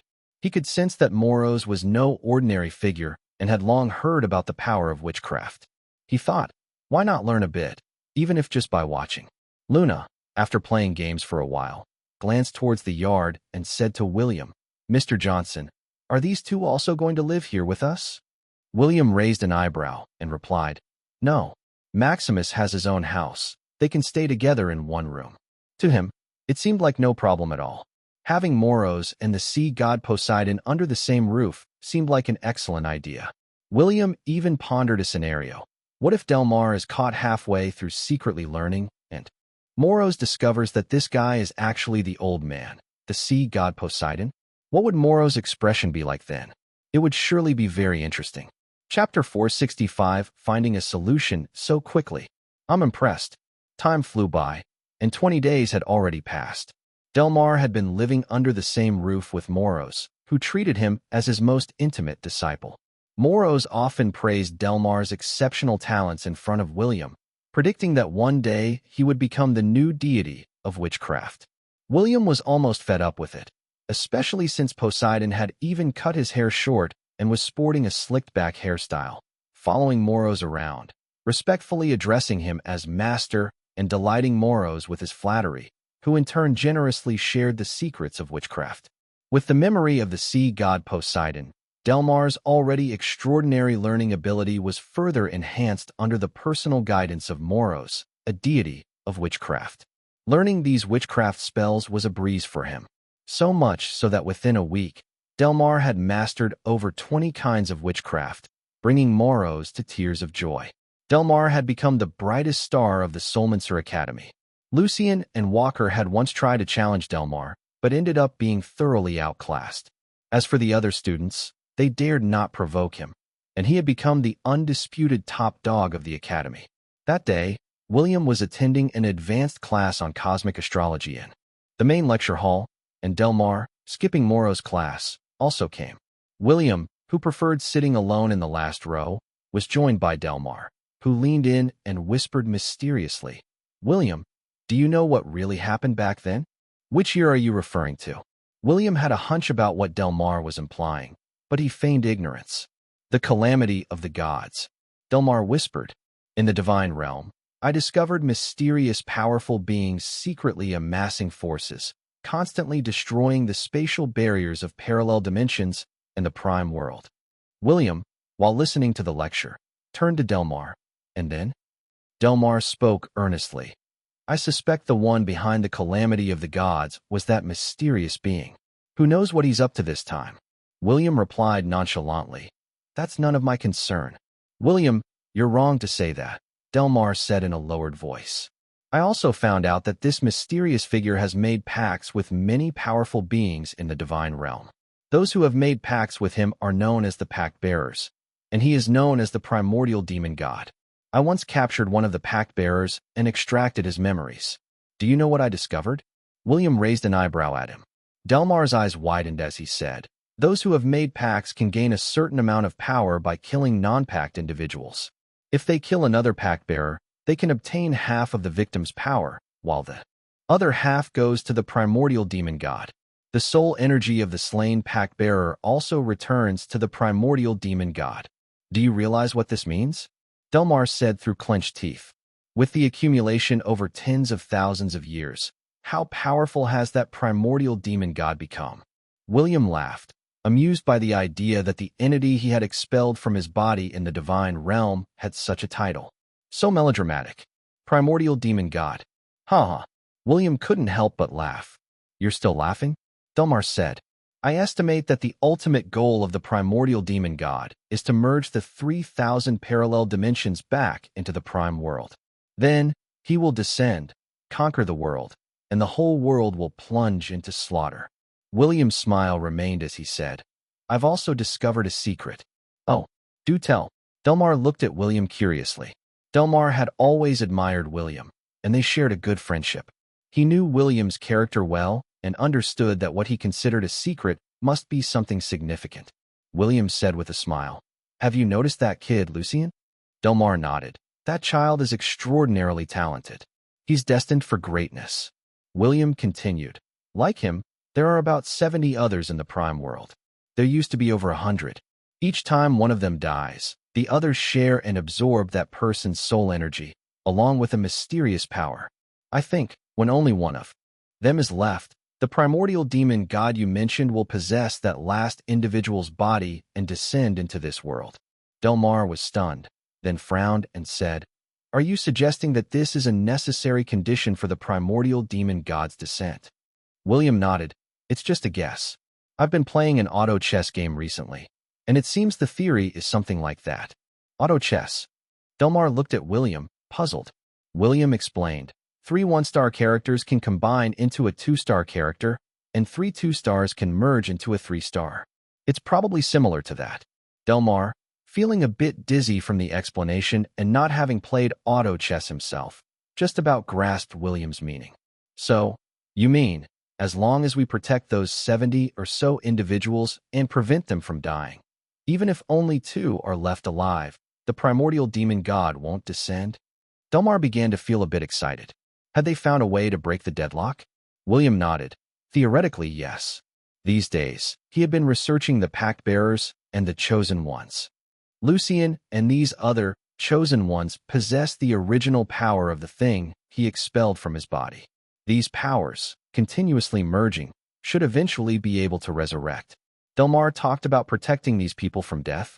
William's previous idea was to reduce their numbers to just 1, not only refraining from stopping the process, but even aiding it. Just a rebirth, how powerful could that be? But William also pondered another question. After that being's rebirth, would he have to slap it into oblivion again? Contemplating the potential future events, William felt everything was bland and uninteresting. If every enemy could be defeated with a single blow, indeed, there's no fun in that. But regardless, these were not William's concerns. Whether or not there's a rebirth, it didn't matter much to William. He'd let Delmar and the others deal with it. Or perhaps, even if that guy is resurrected, he will be made to live honestly as an ordinary person. Either way works. William felt indifferent about it. As long as it didn't affect his normal life, anything was fine. Delmar excitedly said, This method is fantastic, truly worthy of you. Finding the solution so quickly. I'm impressed. William smiled and replied, It's all right, but do you plan to protect them? How can I protect them? Delmar responded, Let Zoe send people to guard them. My single strand of divine spirit can't handle it all. Trying to break the primordial demon god setup with just a fragment of myself? That would be ridiculous, wouldn't it? So what do you plan to do? William was genuinely curious about Delmar's approach. Delmar began to smile and said, Wait and see. Since he wants to merge the 3,000 parallel worlds back into the prime world, I'll give him a hand. I'll bring the divine realm down ahead of schedule. Then, we'll have the major powers take care of those 70 or so individuals, keeping them all separated and imprisoned. Chapter 466. William was sure to get a sound beating. William thought that Delmar's idea was quite good. However, those individuals were protected by mysterious powers, and the process of capturing or imprisoning them would likely be fraught with unexpected complications. William also realized that the reason why those chosen ones had such a surge in strength was probably because they received the power of the thing William expelled from his body, which changed their destiny, rather than their own talents being exceptionally strong. William, where did you put those divine artifacts of mine? I've been missing them for so many years. Maybe you could return them to me. Delmar finally voiced the thought he had since the moment he saw William. William's eyes narrowed slightly as he smiled. That must be the real reason you've been looking for me. Back then, Poseidon, in gratitude to William for solving his quandary, excitedly gifted an amphora to William. Later, he made a bet with William. If William could break his God-Slayer sword array, he would lend him the artifacts of Olympus and the trident for a while. How long this while wasn't specified, leading to the current situation where his belongings were still with William. Delmar chuckled.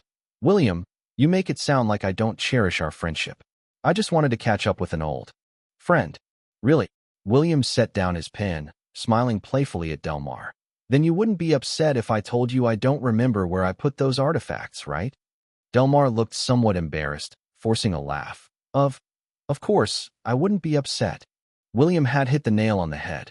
The main reason Poseidon divided himself into 3,000 avatars and entered various parallel dimensions was to find William and retrieve the trident and other divine artifacts. But, William, our bet was that I would lend you the trident for a while, and now. Delmar knew that William had many treasured artifacts, and although the trident was a powerful divine artifact, William's artifacts were no less formidable, some even more powerful. Take, for instance, his Sword of Soul Breaker. Delmar felt that given William's stature, even if he really lost his trident and other divine artifacts, or didn't want to return them, he would at least offer a similarly valued artifact as compensation. William raised an eyebrow and said, Delmar, let's get something straight. Your sword was lent to the William of the Age of the Gods, not to the current me. Why should I be responsible? Even if it's lost, you shouldn't be coming to me. Ah. Delmar was completely taken aback. The sword was lent to the William of the past, so what does it have to do with the current William? What kind of nonsense was that? Was he simply denying any responsibility? Moreover, what you just mentioned was a matter between the sea god Poseidon and William. Even if it involves returning the trident and other divine artifacts, that would be to the sea god Poseidon, not to you, right? Delmar was truly at a loss for words. According to William's logic, his trident and other divine artifacts were as good as gone, and it was evident that William had no intention of offering any compensation. A total loss. William had already decided to enforce the law among these deities, aiming for peaceful coexistence. How could he possibly hand over the trident and other artifacts of Olympus? Wouldn't that be akin to handing over a weapon of mass destruction? Absolutely not. In the lecture hall, the teacher had finished speaking and left. William also packed up his things and stood up. Is there anything else? If not, I'll be heading out now. Wait, I have another question. Delmar couldn't hold back any longer. William looked at him with an amiable smile. Are you really just a novice soulmancer? Can your strength return to its former level? Poseidon, that's 2 questions. William's smile disappeared. Delmar became somewhat anxious. Then asked both questions. William chuckled. We agreed to only ask 1 question, didn't we? Delmar, suppressing the urge to strike him down then and there, gritted his teeth. Then answer the second one. William pondered for a moment. He didn't really need any power boost. As time passed, he would only get stronger. Currently, he felt many times more powerful than before. Over the years, he had been working hard to align his strength with the times. As for reducing his strength to how it was billions of years ago, that would be too difficult. He couldn't even recall how weak he was back then. That's a bit difficult. William mused, probably impossible. Delmar burst into laughter. So, you really are just a novice soulmancer now? His laughter was loud, attracting the attention of other students in the classroom, who looked back at them. In their eyes, Delmar and William always seemed to have a good relationship. And the fact that William was a novice soulmancer was well known, but they couldn't understand why Delmar found it so amusing. William was taken aback for a moment, realizing his words could be easily misunderstood. But he didn't explain. Instead, he said, if you're done asking, then I need to get going. Go ahead. Tonight, let's have a duel, a sword fight. What do you say? Delmar didn't intend to kick someone when they're down, but having suffered countless setbacks at William's hands in the past, now that he has the opportunity, isn't it time to get back at William? As William said, he is now William, and he is Delmar. Delmar challenging William to a sword duel wasn't really about revenge, right? This is merely a pure contest of swordsmanship. Delmar felt exceptionally happy at the thought of defeating the once strongest sword deity William with just a fragment of his divine spirit. An unparalleled joy. William looked deeply at Delmar, challenging him to a sword duel. What was he thinking? Let's talk about it tonight. William was busy planning to meet Alice. Yesterday, Alice had already crafted more than 900 legendary-grade pills, and by calculation, she should be coming out today. After refining so many legendary-grade pills, her control over mental power must be quite impressive. Even if she couldn't fly, simply floating in midair would be very easy for her. After saying this, William walked towards the classroom door, while Delmar called out loudly from behind, "Tonight, in your courtyard, let's have a good duel." "All right," William replied and walked away. Soon, the news of Delmar challenging William to a sword duel spread throughout the academy. Moros also received the news quickly. He didn't take it seriously, seeing it as an obvious opportunity for William to offer some guidance to Delmar. Indeed, their relationship seemed very good, and William must have agreed to guide Delmar out of respect for him. As for others who heard the news, some were nearly ready to pop champagne in celebration. Had the school bully Delmar finally become fed up with William? William was sure to get a sound beating. Of course, many also started worrying about William. William, however, didn't think much of it. When he arrived at the bottom of the cliff, Alice was already standing on the surface of the lake, hands behind her back, exuding the aura of a strong person. Even when she heard footsteps behind her, she remained undisturbed. Chapter 467. I also think you can handle it. Go for it. William could tell that Alice was trying to show off her new skill in front of him, the water surface suspension technique. Yes, the water surface suspension technique. After her recent practice in alchemy, Alice had achieved unprecedented control over her mental power, reaching the peak of advanced soulmancer level. In just 20 days, she had progressed from an intermediate to the peak of advanced soulmancer level, a feat that would qualify her as a genius in any era. But showing off water surface suspension as a soulmancer at the peak of advanced level? That's really not something to brag about. Aren't advanced level soulmancers usually capable of flying, moving mountains, and altering landscapes? Yet, after such a significant improvement in her abilities, Alice still couldn't manage to fly. Considering she's favored by a cosmic entity, fused with the energy of an ancient dragon's orb, eats the meat of ancient dragons daily, and receives personal guidance from the sword spirit of the Sword of Soulbreaker. Is this all she can do? Considering she's favored by a cosmic entity, fused with the energy of an ancient dragon's orb, eats the meat of ancient dragons daily, and receives personal guidance from the sword spirit of the Sword of Soulbreaker. Is this all she can do? William thought that even a stray dog picked up from the roadside might have learned to fly by now. He slowly approached, and Alice still showed no sign of turning around. She even tilted her head back slowly, gazing at the sky at a 45-degree angle. It's over. Alice's delusional syndrome is flaring up again. William walked to the edge of the lake and lightly touched the water's surface with his toe. Instantly, 1,000 waves surged towards Alice at the center of the lake. Alice was startled but quickly mobilized her energy, surrounding herself with a barrier of sword energy. The waves crashed over her, yet not a drop of water touched her. However, William's action thwarted her attempt to impress. She turned around in a huff and snapped, "What are you doing?" William retorted, "And what are you doing? I asked you to improve your strength, not to stand on a lake for no reason." I was just trying to surprise you. I can now stand on the lake effortlessly. Isn't that amazing?" Alice became a bit frantic, having thought William would praise her. Turns out, she was just overthinking it. William spoke with a dismissive tone. Standing on a lake effortlessly? And that's supposed to be very impressive? Alice felt insulted. William, unconcerned, asked, "Can you fly up to the cliff top now?" Alice instantly stepped in front of William, excitedly saying, "Let me show you the pills I've refined, a total of 1,008. William turned away, saying, "I don't want to see them." Alice was on the verge of tears, thinking, is this how a couple should be? What woman wouldn't be infuriated by such a boyfriend? You can talk about it once you can fly to the cliff top. William knew what he was doing. He couldn't let Alice think she could slack off just because she had his protection. Regardless of their relationship, making her stronger was always the right choice. Over the years, William had many women, but except for a few from the age of the gods, none had reached the advanced soulmancer level. It seemed like a curse, almost ironic. Now that Alice had finally broken through to the advanced soulmancer level and was favored by a cosmic entity, William genuinely wondered if she could achieve true immortality. "I'll do it." Alice, besides practicing alchemy for the past 20 days, hadn't forgotten to attempt flying.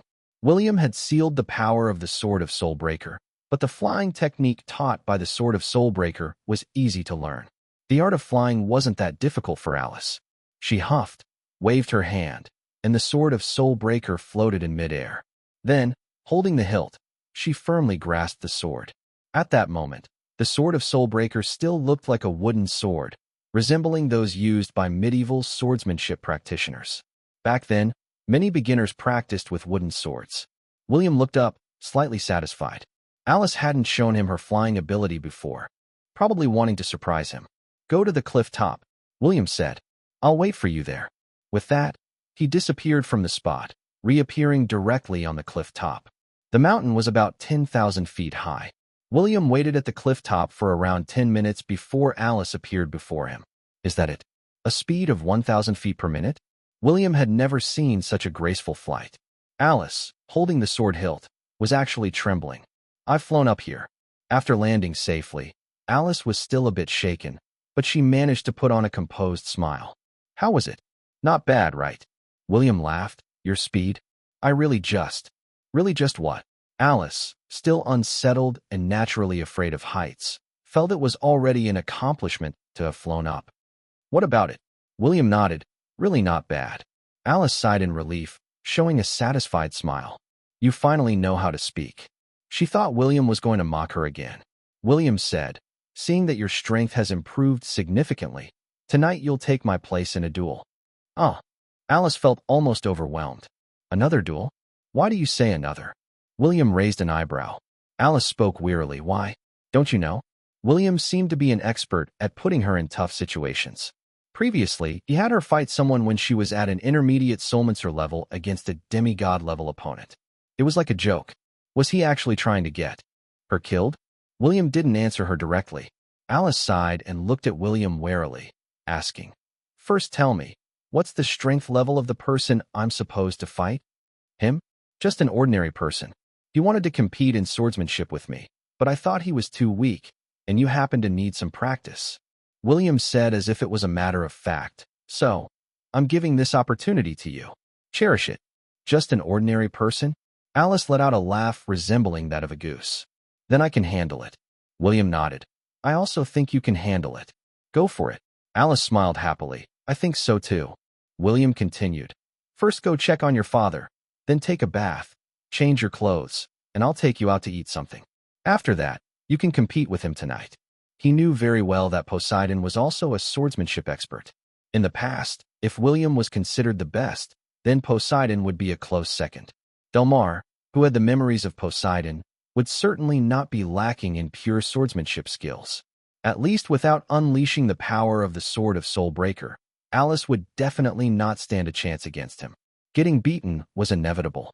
Before that, let her enjoy herself comfortably for a while. Being well-fed before getting beaten would at least not make her look so pitiful. Of course, William also wanted to conduct a small test. Alice was now favored by a cosmic entity, a true chosen one. So could Delmar, an incarnation of a fragment of Poseidon's divine spirit, harm Alice? During their sword duel, if Alice's life were threatened, would a thunderbolt strike from the sky and hit Delmar? Chapter 468. Men are really unreliable. Alice was unaware of all the thoughts William had been entertaining. She simply thought the evening's plan was a simple celebration of her leaving the cliff base. She was overjoyed inside, even thinking that William had finally made a significant change for her. They first visited Alice's home. Calvin, her father, breathed a sigh of relief the moment he saw his daughter. Alice had been away with William for so long without any contact. Her phone was unreachable, nobody could find her, and when asked, William only mentioned that Alice was undergoing secret training. Calvin had even suspected at one point that William might have harmed his precious daughter. Though William didn't seem like a bad person, as a father who hadn't seen his daughter for many days, how could he not worry? "Dad, I'm going to take a bath first. Could you prepare something to eat for me?" Alice had been at the cliff base all these days.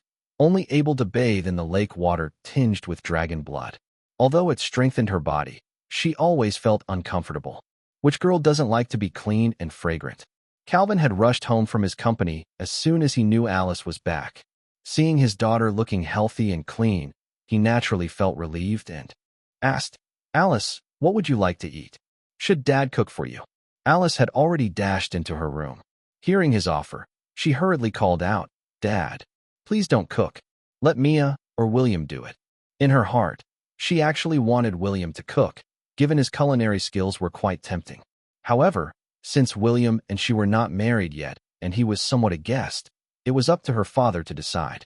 Anyway, the food cooked by her father was not something she could eat. Fatherly love was too heavy for Alice to bear. "William, please sit down. I'll ask Mia to cook for her," Calvin said, clearly very pleased with Alice's fiancé. But he couldn't ask William to cook. A man should maintain his position in the family. William didn't make any show of insisting otherwise, and simply sat down on the sofa. After taking a bath, Alice changed into the off-shoulder evening gown William had made for her last time and put on beautiful makeup. She took her time, and an hour and a half later, she re-emerged as the exquisite little princess she was. At the dining table, an array of dishes had been prepared. Mia, who had watched Alice grow up, knew her tastes better than Calvin did. In just an hour and a half, she managed to prepare 8 dishes. Usually, Alice would have a little bit of each dish, being mindful of her figure as most girls are. Alice eyed the food on the table, then slowly and methodically took her seat. William watched her, knowing all this was just a facade. If she wasn't concerned about appearances, she would probably be devouring the food by now. "Alice, go ahead and eat," Calvin said with a smile. "William mentioned you were away for secret training. Is it over now?" "Yes, it is." Alice, holding her knife and fork, nodded without taking her eyes off the dishes. After swallowing hard, she couldn't resist anymore and used her fork to pick up the baked and braised pork shank, a dish she usually ate the least. Her actions were still graceful. William just watched. Calvin invited him to eat as well, and William sampled a few dishes. At first, Calvin chatted with Alice about various family matters, but gradually, their conversation dwindled. An hour later, William and Calvin exchanged glances as Alice finally put down her knife and fork. She had truly mastered William's way of eating. Though her actions seemed graceful, she never really stopped, and she managed to clear every dish on the table. Then, with a smile, she slowly wiped her lips with a napkin and said, "I'm done eating. What about you two?" William chuckled. "We're full, just watching." Alice glared at him, her cheeks reddening. He never seemed to understand the concept of tacit understanding. "Dad, we're going out," said Alice, eager to enjoy her newfound freedom after being confined to the cliff base. "Will you be back tonight?" Calvin asked. Alice looked at William questioningly. William responded, "The academy has arranged accommodation for us, so we won't be coming back." Alice's cheeks flushed again. Was this an official move towards living together? "We won't be back tonight," Alice added, following William's lead. Calvin, fully aware that his daughter had grown up, spoke with a complex expression, "Then be careful out there." He might not be a soulmancer, but he understood that the world of soulmancers was much more brutal than that of ordinary people. Alice smiled and reassured him, "Dad, don't worry. I'm quite strong now. What could possibly happen?" William didn't say much. After bidding farewell to Calvin, he left with Alice. After taking Alice around the amusement park, and while she was still in high spirits, he finally said, "Alice, I need to tell you something." "Hmm? What is it? Where are we going to play next?" Alice's face was radiant with happiness, her eyes twinkling mischievously as she raised an eyebrow. William smiled and said, "I just wanted to tell you that the person you'll be competing in swordsmanship with tonight is an incarnation of the sea god Poseidon." "What incarnation? My swordsmanship is quite, huh?" Alice's smile gradually froze and then disappeared completely, turning into a face of dismay. "Could you repeat that?" "I'm afraid I misheard." Still smiling, William gave Alice a big hug and whispered in her ear, "He's an incarnation of the sea god Poseidon." Alice pushed him away, pouting, "The sea god Poseidon you're talking about, isn't he one of the powerful 12 Olympians, the ruler of the seas?" William nodded seriously. "Though I don't think the sea god Poseidon you're referring to is that formidable. It's probably him. Alice, staring into William's eyes, asked, "Have you found another woman?" William shook his head. "No, I haven't." Alice punched him lightly with her fist and said with a bitter smile, "I mean, do you not love me anymore?" William shook his head again. "Then why are you so eager to send me to my doom?" William replied, "I don't think you'll die. Just treat him as a sparring partner. He's just an incarnation of the sea god Poseidon, not Poseidon himself," William explained. "You don't need to be afraid of him. With the swordsmanship I've taught you, it should be a 20 to 80 split in your favor." Alice frowned and asked, "I get the 80%. William looked at her with a smiling face. No words were needed. Men are really unreliable. Alice looked at William tearfully, now seriously doubting whether William was sending her off to be defeated. Chapter 469. Were they building their love nest before marriage? Watching Alice's pitiful expression, William couldn't help but smile even more. "Don't worry, I think you won't die." William dared not foretell Alice's future, nor did he want to, but with the holy aura surrounding her head, even an incarnation of the sea god Poseidon surely couldn't kill Alice. Only the sea god Poseidon himself might pose a real threat. But that's the sea god Poseidon. Alice never imagined that characters from mythology would actually come to life. Her, an advanced-level soulmancer, battling the sea god Poseidon? William was perhaps overestimating her. "It's just an incarnation, nothing to worry about. You don't need to be afraid of him," William reassured her. "It's not the full power of the sea god Poseidon." Alice couldn't help but give a wry smile. Even if it's just an incarnation, it's still an incarnation of the sea god Poseidon. "How am I supposed to fight against that kind of power?" William replied with a smile. "Don't worry, if you really can't beat him, I'll step in, just like I did in Ravenwood." Alice then asked in a low voice, "And what if we still can't win?" William shrugged. "Then we'll just have to die together." Alice had thought William would confidently assure her that even the sea god Poseidon was no match for him. "Stop overthinking, you'll know once you've fought," William said as they arrived at the Soulmancer Academy. "Let me show you where I'm staying first." Alice nodded, following William to his villa. Was William finally coming around to the idea of living together, to enjoy their own little world of happiness? Alice had already forgotten about the sword duel. She still wanted to believe in William, at least that he wouldn't let her face death. Were they building their love nest before marriage? Lost in these thoughts, Alice couldn't help but smile to herself. "Give me the key to the door, I'll open it." Alice was already thinking about how to decorate their cozy little home. Should they get a cat or a dog? Maybe a golden retriever, plant some flowers and succulents, which don't require much care. Alice was beaming with joy all the way. When she opened the door, she saw Luna and Erebus, two little kids, sitting on the living room sofa watching TV. "Mr. Johnson, you're back," Luna greeted upon seeing Alice, saying with face blindness, "Alice, have you finished your secret training? Want some ice cream?" "Oh, no thanks," Alice replied. Alice felt that this wasn't quite what she had imagined, but then she remembered that these kids were probably powerful demons. If they weren't kept close, William probably wouldn't feel at ease. "No problem. No big deal. Just two more kids." While she was thinking this, Aries walked out of the kitchen and asked, "Mr. Johnson, have you had dinner?" "The meal is ready. I've already eaten." "You guys go ahead," William said.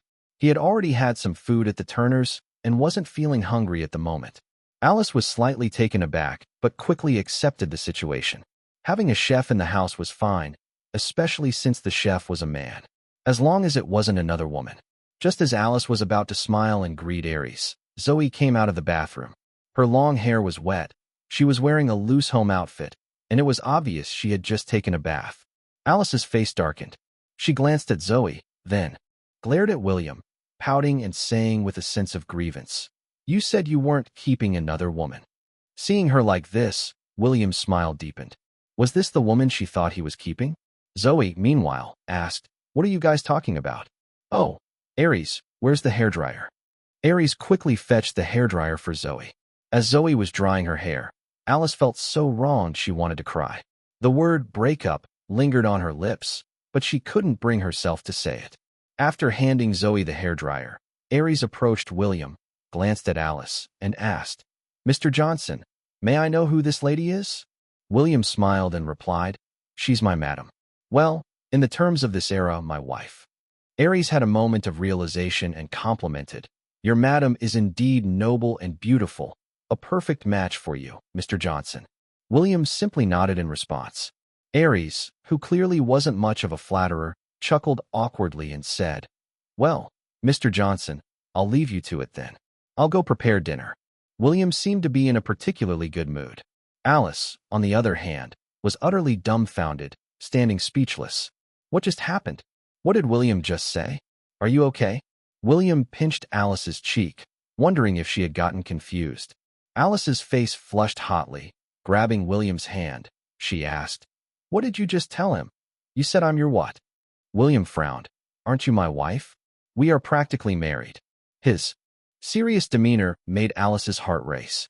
Was he using his most solemn face to say the sweetest words? But how could he say that out loud? That's so embarrassing. There are so many people around. We haven't gotten a marriage certificate yet. I'm not your wife." Alice protested verbally, yet her hand clutched William's tightly, as if afraid he would run away if she let go. William's expression grew more serious, asking, "Don't you want to marry me?" Alice was almost driven to despair. Had she ever said she didn't want to marry him? Didn't he understand a girl's modesty? William's brow relaxed into a smile. "I get it. You're just shy." He fancied himself as someone who understood women, much like some love experts who are perennially single. Due to the context of past eras, marriages among nobility were arranged by families and formed as political alliances, meaning William never really experienced true romance. Later on, it goes without saying that William either engaged in various odd jobs or simply relied on his charm to captivate women. The process of courtship was practically skipped. He had been with many women, but he definitely couldn't be considered a true romantic. "Don't say any more." Alice glared fiercely at William. William naturally ceased speaking. He wasn't foolish. Alice's reaction was clearly not one of unwillingness. Zoe, while drying her hair, asked in surprise, "You two are married?" William responded, "Not yet, but she's essentially my wife already." "Why?" Zoe pondered aloud. "I remember you need to get a marriage certificate from the city clerk's office to be legally married." William gave her a dismissive look. "You wouldn't understand even if I explained." "Oh," Zoe responded and continued drying her hair. Chapter 470, it didn't seem like an ordinary practice wooden sword. The news of Delmar challenging William to a sword duel had spread throughout the entire academy by today. As soon as the mealtime was over, a crowd rushed to the arena, eagerly anticipating a spectacle. The two main characters hadn't even appeared yet, but the audience was already very enthusiastic, almost as if it were only missing vendors selling popcorn and cola in the front rows. Delmar also arrived at the villa to find William. "You defeat her first, then you can fight me," William said, pushing Alice forward. Delmar looked at Alice, just an advanced soulmancer at her peak. He stared at Alice, his pupils suddenly contracting, his mouth agape, unable to close it. Is this what an advanced soulmancer looks like? Why does her level seem so peculiar? And what about the divine halo circling above her head? Why does she have a divine halo? Isn't that something only a few deities possess? "William, who is this girl?"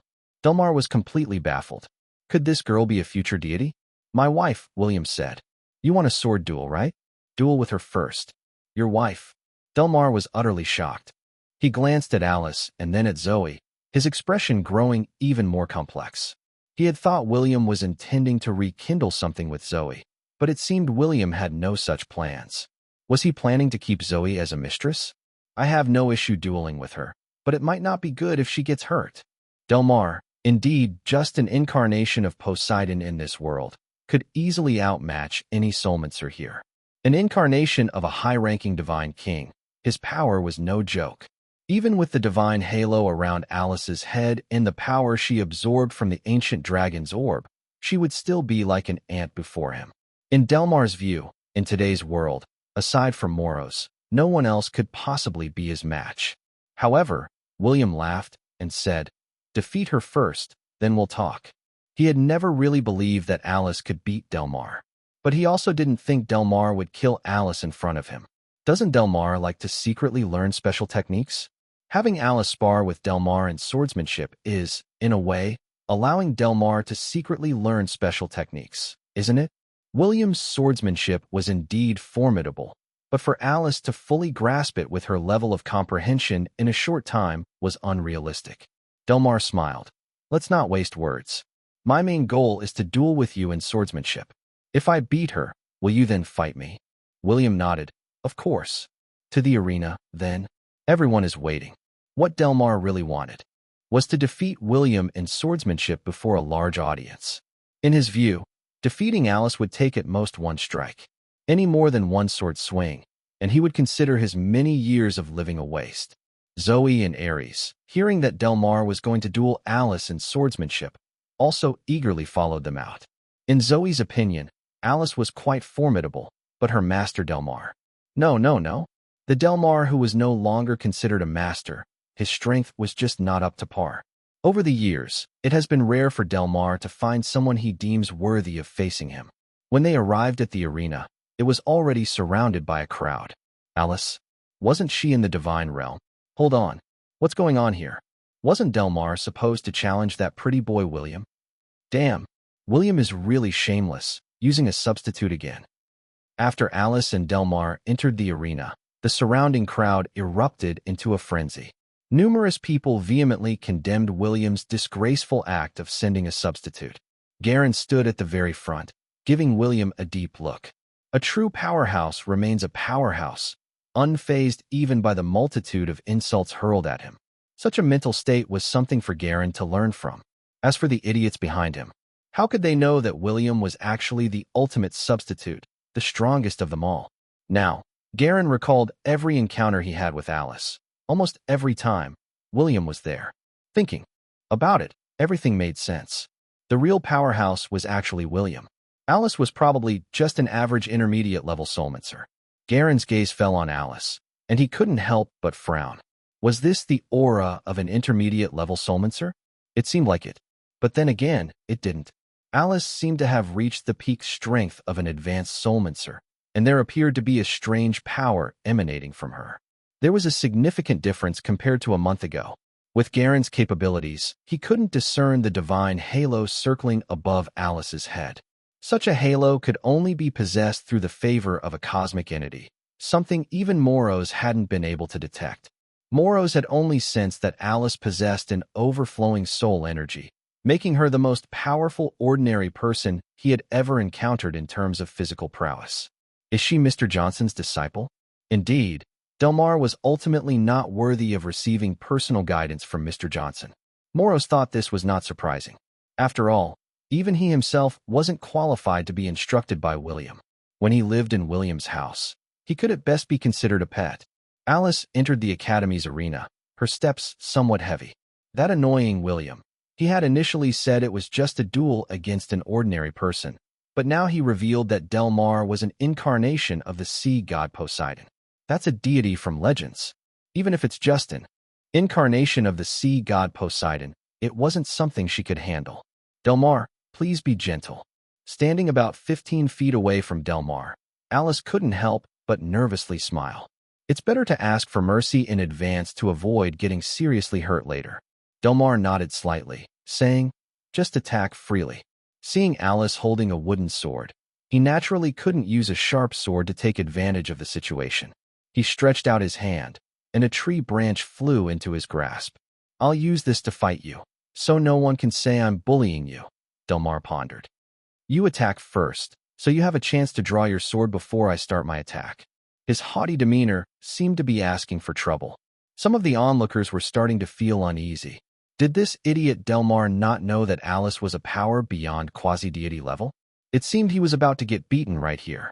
Alice gave a nod, holding the sword of Soul Breaker, her mind filled with the sword techniques and secrets William had taught her.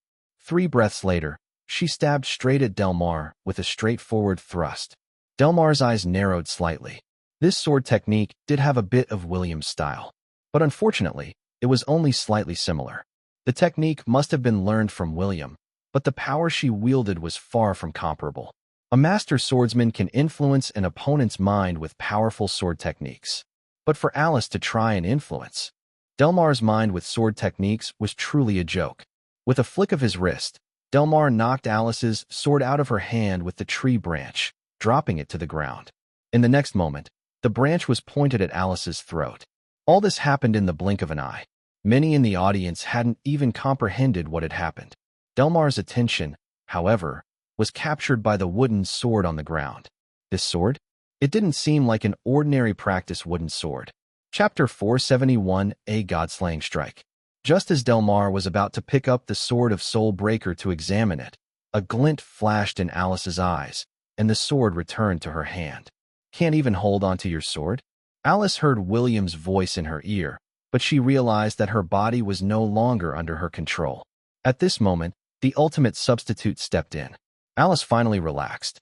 With William by her side, even if her opponent was the sea god Poseidon, she didn't feel as frightened. Delmar hadn't realized yet that his opponent had changed. He chuckled. Little girl, step down. Let William come up. You're no match for me. Alice's gaze was cold as she asked, do you want to test swordsmanship skills or the secret sword techniques? Delmar laughed heartily. Your choice. Just bring your strongest strike. Is that so? William's voice reached Alice's ears again. Feel it closely. You need to learn not just from me, but from him too. His swordsmanship is simpler, so it should be easier for you to learn. Alice responded to William in her mind. If anyone else heard what William was saying, they would probably be astounded. Right. So you're the best. Even the sword techniques of the sea god Poseidon are like child's play to you. Just when everyone thought the duel was over, Alice lunged at Delmar with her sword again. In the instant she thrust, the previously clear sky suddenly filled with a red glow. An extraordinary phenomenon appeared in the heavens and earth. Delmar was momentarily stunned, and the sword almost reached his throat before he barely managed to smack Alice's sword of Soul Breaker away with the tree branch. The secret sword technique Alice used indeed had no effect on him. But what if it had been William instead? As the branch touched the body of the sword of Soul Breaker, merely grazing the flat side and not the edge, it instantly turned to dust. The wooden sword was now pointing at Delmar's throat, just an inch away. Cold sweat rolled down Delmar's forehead. He had no doubt that Alice's strike could have been lethal. Delmar even had an illusion. Could this sword obliterate his divine soul? That sword is not right. Delmar's eyes were fixed intently on the wooden sword in Alice's hand. There was definitely something off about that sword. Alice mocked. You're not suggesting that my sword is a divine weapon, are you? From outside the arena, Zoe shouted. Delmar, her sword has a sword. Spirit, it's extremely powerful. William almost forgot that Zoe had seen the sword spirit of the sword of Soul Breaker. Delmar then said, I knew something was off. But as he spoke, he felt even more that something was amiss. Even if Alice was incredibly strong, she was still just an advanced level soulmancer. Even with a divine sword, could she unleash the kind of power displayed in that secret sword technique? It wasn't about the sword at all. The secret sword technique wasn't about what sword she was wielding. Do you want to continue? William, controlling Alice's body, asked, if you think there's a problem with the sword, we can both switch to different swords and duel again. Delmar could accept being defeated by William, but he absolutely could not accept being defeated by Alice, an advanced level soulmancer. Even if her future prospects were boundless, at least for now, she was still pathetically weak. Again, Delmar's brow furrowed, and the aura around him underwent a drastic change. This time, he was serious. He wanted to see what this young girl was truly capable of. The aura of Poseidon's divine soul surged, leaving everyone around feeling an unprecedented suffocation. Even Moros, who had been cheerfully watching the battle, suddenly changed his expression. This aura was so familiar. He frowned, thinking hard, and finally remembered whose aura it was. Despicable, shameless Poseidon. To think you dared deceive me. Moros, furious, had already sealed the surrounding space. Delmar noticed the anomaly in the surrounding space, and his mouth twitched violently. Bad news. He had been found out. In his excitement, he had forgotten that Moros was watching. He was doomed. He had really messed up this time. Moros, with his control over spatial laws, was not someone his mere incarnation could defeat. It was just a pity that he hadn't managed to steal Moros's spatial law powers yet. The witchcraft he had learned these past days was something Delmar actually looked down upon. At this moment, William glanced at Moros. Moros shivered and turned to look at William. He quickly understood that William must have known Delmar's identity all along. But since William hadn't said anything, it meant he tacitly allowed Delmar's actions. If he now killed Delmar, would William get angry? Thinking this, Moros withdrew his power. But he glared at Delmar with gritted teeth. Delmar could clearly feel the fluctuations of the spatial powers around him. Moros had actually stopped targeting him. Never mind that for now. At worst, it's just death. Just an incarnation. If he died, so be it. It wasn't a big deal. He might as well have this duel before his demise. He stretched out his hand, and a long sword suitable for two-handed use fell into his grasp from outside the arena, pointing at Alice. You don't need to change swords. William certainly hadn't forgotten how Delmar had mocked Alice just moments ago. Alice curled her lips into a scornful smile. I wouldn't want you to accuse me of bullying you.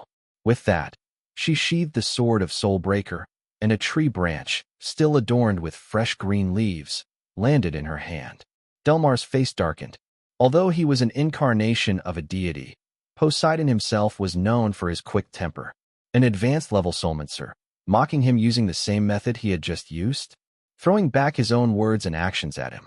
The key question was, if she was always this strong, then what was the deal with her first strike? Was she deliberately showing weakness to lower his guard? Little girl, I won't hold back this time. Delmar coldly huffed, raising the two-handed sword in his hand. The red glow in the sky dispersed, replaced by purple lightning and a downpour of rain. Looking up, the sky was filled with purple lightning accompanied by heavy rain, and the sound of thunder was incessant. Garen, standing aside, was petrified. What kind of sword technique was this? A sword can simplify complexity, focusing power into a single strike. But Delmar's strike wasn't deliberately summoning the storm. It was a natural phenomenon caused by his sword move. Although Alice couldn't control her own body, she could see everything happening in front of her. It's over. He's angry now. Alice was nearly panicking internally. The sea god Poseidon angry. What did that mean? Why panic? Just feel his strike. This is a god-slaying strike. Most who have seen it are dead.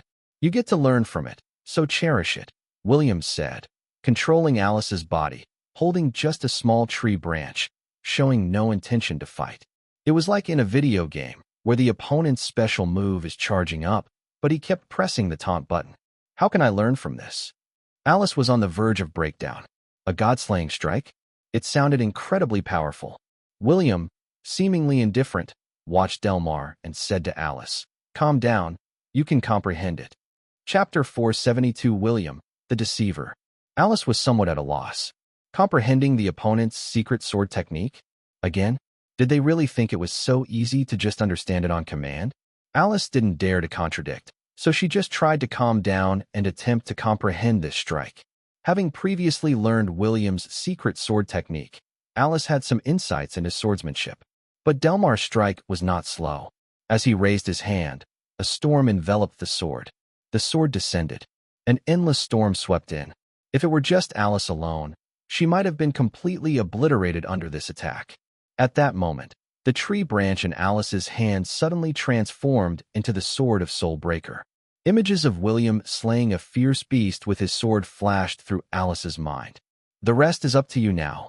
William left these words in his soul and abruptly left Alice's body. Alice regained control of her body, her eyes filled with terror. William had chosen this moment to leave her body. Delmar's strike was filled with immense energy, but the intangible pressure was even more terrifying. Alice felt as though she was in the midst of raging waves, facing the approach of death. William quietly watched from afar. He didn't believe Alice could defeat Delmar, but he also didn't believe Delmar could kill Alice. Only in the face of real life and death could Alice's potential be truly unleashed. Could someone truly favored by a cosmic entity die so easily? Indeed, in a split second, the divine halo that had been circling above Alice's head merged into her body, combining with her advanced soulmancer power. William watched Alice's every move intently from start to finish. At that moment, Alice's eyes suddenly glowed with a faint purple light. The sword of Soulbreaker in her hand sang piercingly, and Alice, as if transformed, fixed her gaze determinately and struck at Delmar. The sword spirit of the sword of Soulbreaker erupted with terrifying energy, forcibly breaking through the tornado swirling around Delmar's sword. This strike, taught by William, was now understood by Alice to about 50%. Coupled with the power of the divine halo, it managed to break the seal William had casually placed on the sword of Soulbreaker. Not bad at all. It indeed has consciousness. William murmured to himself. That divine halo definitely possessed its own consciousness. Could it be carrying the will of a cosmic entity? With the seal on the sword of Soulbreaker broken, Delmar's two-handed sword instantly shattered into fragments. The raging storm dissipated without a trace. Dare to draw your sword in front of this sword spirit. The sword spirit of the sword of Soulbreaker laughed heartily, thinking William had released the seal. The audacity of this guy to duel Alice in swordsmanship. Wasn't that courting death? Delmar's face drastically changed. His strongest strike, the god-slaying sword, had been broken? And that voice of the sword spirit. Damn, he finally understood why he felt that wooden sword was extraordinary. Wasn't it William's personal sword? If his sword was in Alice's hands, and its sword spirit had emerged, did that mean William at least had some strength, and his own power hadn't weakened much? Deceiver. William, the deceiver. Delmar's strongest god-slaying strike was broken. Alice, now enveloped with the power of the divine halo and the force unleashed from the sword of Soulbreaker, along with William's secret sword technique, was overwhelming. Delmar quickly gave up any resistance. It was just an incarnation, after all. Even if he managed to dodge, he would likely be killed by Moros. Worse, Moros might banish him to the chaotic flows of space, subjecting him to untold suffering. So be it, death then. Since he was certain that William's power hadn't diminished much, that was enough. There was no escape for him now, unless he killed Alice. He could do that, but there was no need. More importantly, he was afraid of angering William. Delmar glanced towards William, even with a hint of a smile on his lips. As Alice's sword was about to pierce his chest, the next moment, Delmar found himself in his own bedroom. The power of spatial laws. Even the powerful sword of Soulbreaker locked onto Delmar's aura, and Moros couldn't save him. But with just a glance from William, Delmar miraculously escaped death. Where is he? Moros's eyes flashed with astonishment. He knew William could manipulate spatial laws, but he didn't expect William to use them to such an extent. It's important to note that the space barrier near Alice and Delmar just now was unstable. If it were Moros, he could take the opportunity to kill Delmar, but he would definitely not be able to survive under Alice's unsealed sword of Soulbreaker. The clash between Poseidon's mightiest god-slaying sword and Alice's thrust meant that no creature could have survived nearby. Moros didn't know how to use the power of space to teleport any one of them, but William did it effortlessly. Where is he? The purple light in Alice's eyes faded, and she looked around in fear. Let's go, he's gone. William called from not too far away. Alice then ran to William, her heart pounding uncontrollably, looking at him with confusion. Let's talk when we get back, William said, glancing at the sword of Soulbreaker in Alice's hand. This time the seal was much more secure than before. Without William's permission, even with the power of the divine halo, Alice likely couldn't break the seal. William led Alice away from the arena. After they had gone, the watching students started whispering among themselves. That's it. Where did that guy Delmar go? Could he have been blasted to bits? Looks like it. I thought he was really powerful, daring to challenge Alice. He was challenging that shameless William. It's just that William had Alice stand in for him. William is just too shameless. That Delmar wasn't any better. Good riddance if he's dead. The students buzzed with discussions, but Garen was lost in thought, looking at the spot where Alice had stood. Was Alice really that strong? And that student named Delmar, was his power that outrageous? Considering Delmar's strike, Garen thought if he had faced it, he would probably have been pulverized by now. And Alice's strike, it was terrifying. He had watched William make a move earlier, learned a bit, and thought he wasn't too weak in swordsmanship. But compared to those two strikes just now, he felt utterly weak. Alice, where's Delmar? Zoe, following behind William, quickly approached and stopped Alice. Alice looked confused. You mean that guy just now? I don't know. Zoe frowned. Did you kill him?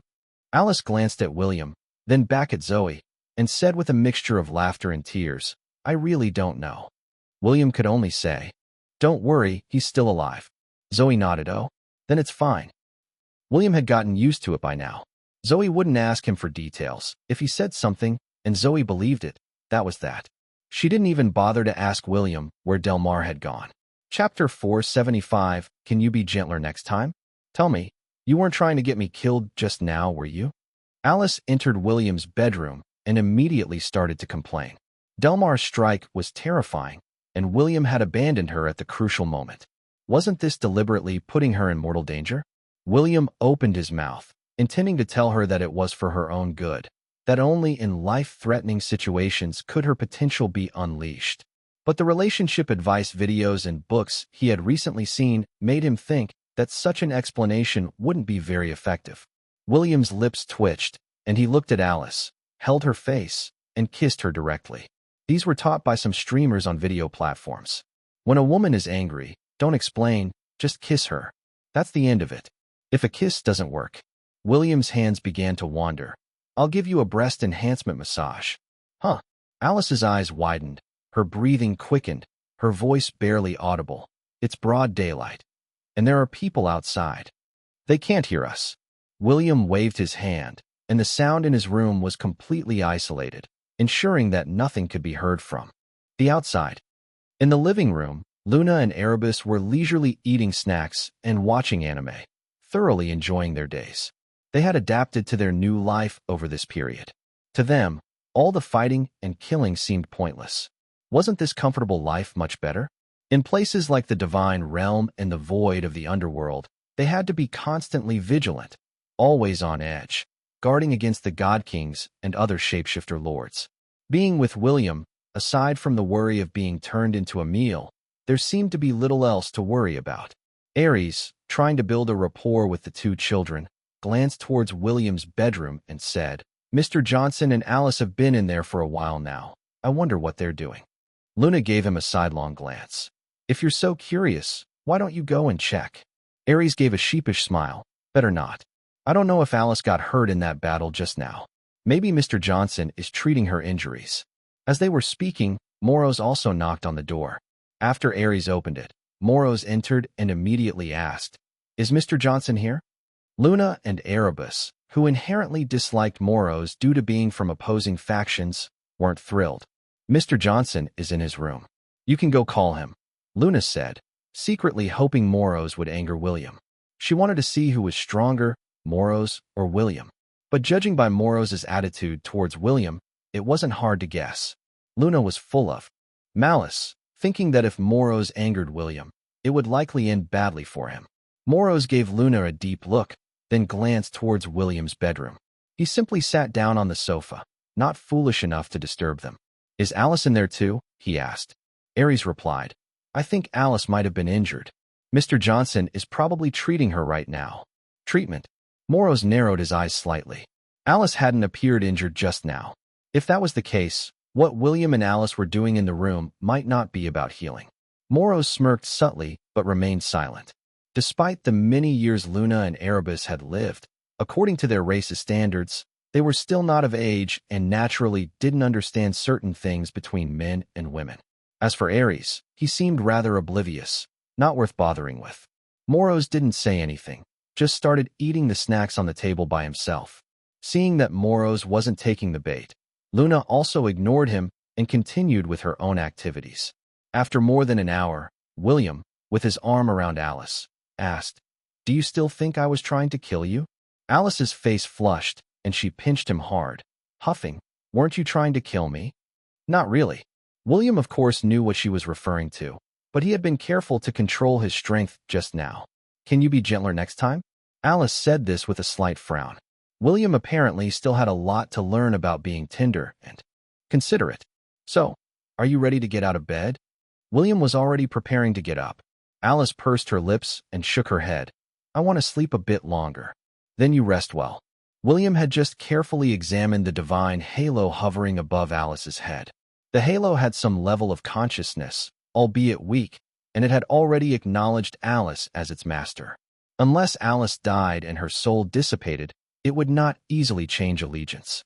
During Alice's battle with Delmar, the purple glow in her eyes was the divine halo's reaction to sensing Alice's life in danger immediately protecting its master. Of course, if William insisted on removing it, there was nothing it could do. Upon leaving the bedroom, Moros greeted William with a smile. "Mr. Johnson, is that detestable Poseidon dead?" William shook his head. "He's not dead. He's at your place." "Huh? He dares to go back?" Moros was enraged. Poseidon was bold indeed. William said, "I sent him back." "Oh." Moros's anger instantly subsided, and he weakly asked, "So, can I kill him?" "No," William replied. "He's an old friend of mine, and if you two keep fighting, what will happen when his true form descends into this world? Another battle? I'll fight if I have to. Am I supposed to be afraid of him?" Moros, reminded of how Del Mar had fooled him recently, couldn't help but get angry. William coldly said, "It's not about whether you're afraid of him. With your way of fighting, you'd destroy the entire Earth in less than a day. It's not that serious. We could just go to space to fight, right?" Moros was afraid of William, but couldn't swallow his pride. Poseidon had deceived him terribly. "If you fight on other planets, I won't interfere. But if you brawl illegally on Earth and harm innocents..." William gave Moros a cold look, causing him to shiver. William wasn't positioning himself as Earth's guardian. He just didn't want these beings to disrupt his comfortable life. Their fighting could demolish countless buildings, disrupt cell signals, paralyze traffic, and destroy various delicacies, turning the world into a desolate and boring primitive state. Right. I'll take him out now, okay?" Moros's eyes lit up. If he used his spatial powers to take Del Mar into the cosmos, couldn't he kill him however he wanted? William frowned. Didn't this guy understand what he was saying? Moros could easily kill Del Mar, but if he did, wouldn't Poseidon seek revenge on him? Seeing William frown, Moros quickly added, "I only need 3 seconds to kill him. When that despicable Poseidon comes to this world, I'll challenge him to a battle outside. Or I can teleport Del Mar to outer space and kill him there. That should be okay, right?" William thought for a moment, his expression complex, and smiled. "If you hadn't told me and just taken him out to kill him, I wouldn't have said anything. But do you know I'm now a public official of the 13th Bureau, and I'm in charge of these matters?" Chapter 476. William is a liar. Moros looked at William, his mind somewhat muddled. When he was in the divine realm, it wasn't as if he hadn't clashed with Poseidon. The result of those fights was, as soon as Poseidon got serious, Moros had no choice but to flee. But Moros, unable to defeat Poseidon, wondered if he couldn't even kill one of his incarnations to vent his frustration. Seeing Moros's puzzled expression, William frowned. "Do you think he can't kill you?" Moros hesitated. "If he still had his trident, naturally I wouldn't stand a chance, but his trident seems to be missing. Although I can't defeat him, it's not so easy for him to kill me either." William genuinely wanted to slap some sense into this fool. "If you encountered one of his brothers, I think you'd die miserably," William said. He actually had a decent relationship with Poseidon and understood his temperament. Poseidon could be a bit shameless at times, but was generally kind-hearted. Just now, in the sword duel with Alice, he didn't really try to kill her.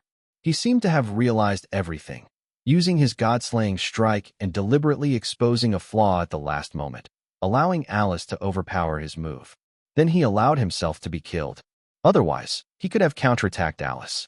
Moros's face turned grim, murmuring, "Are you saying he was letting me off in the divine realm? What else do you think?" William smiled. He recalled when Zeus defeated Cronus and seized the heavenly throne, dividing the rule of the world with his brothers.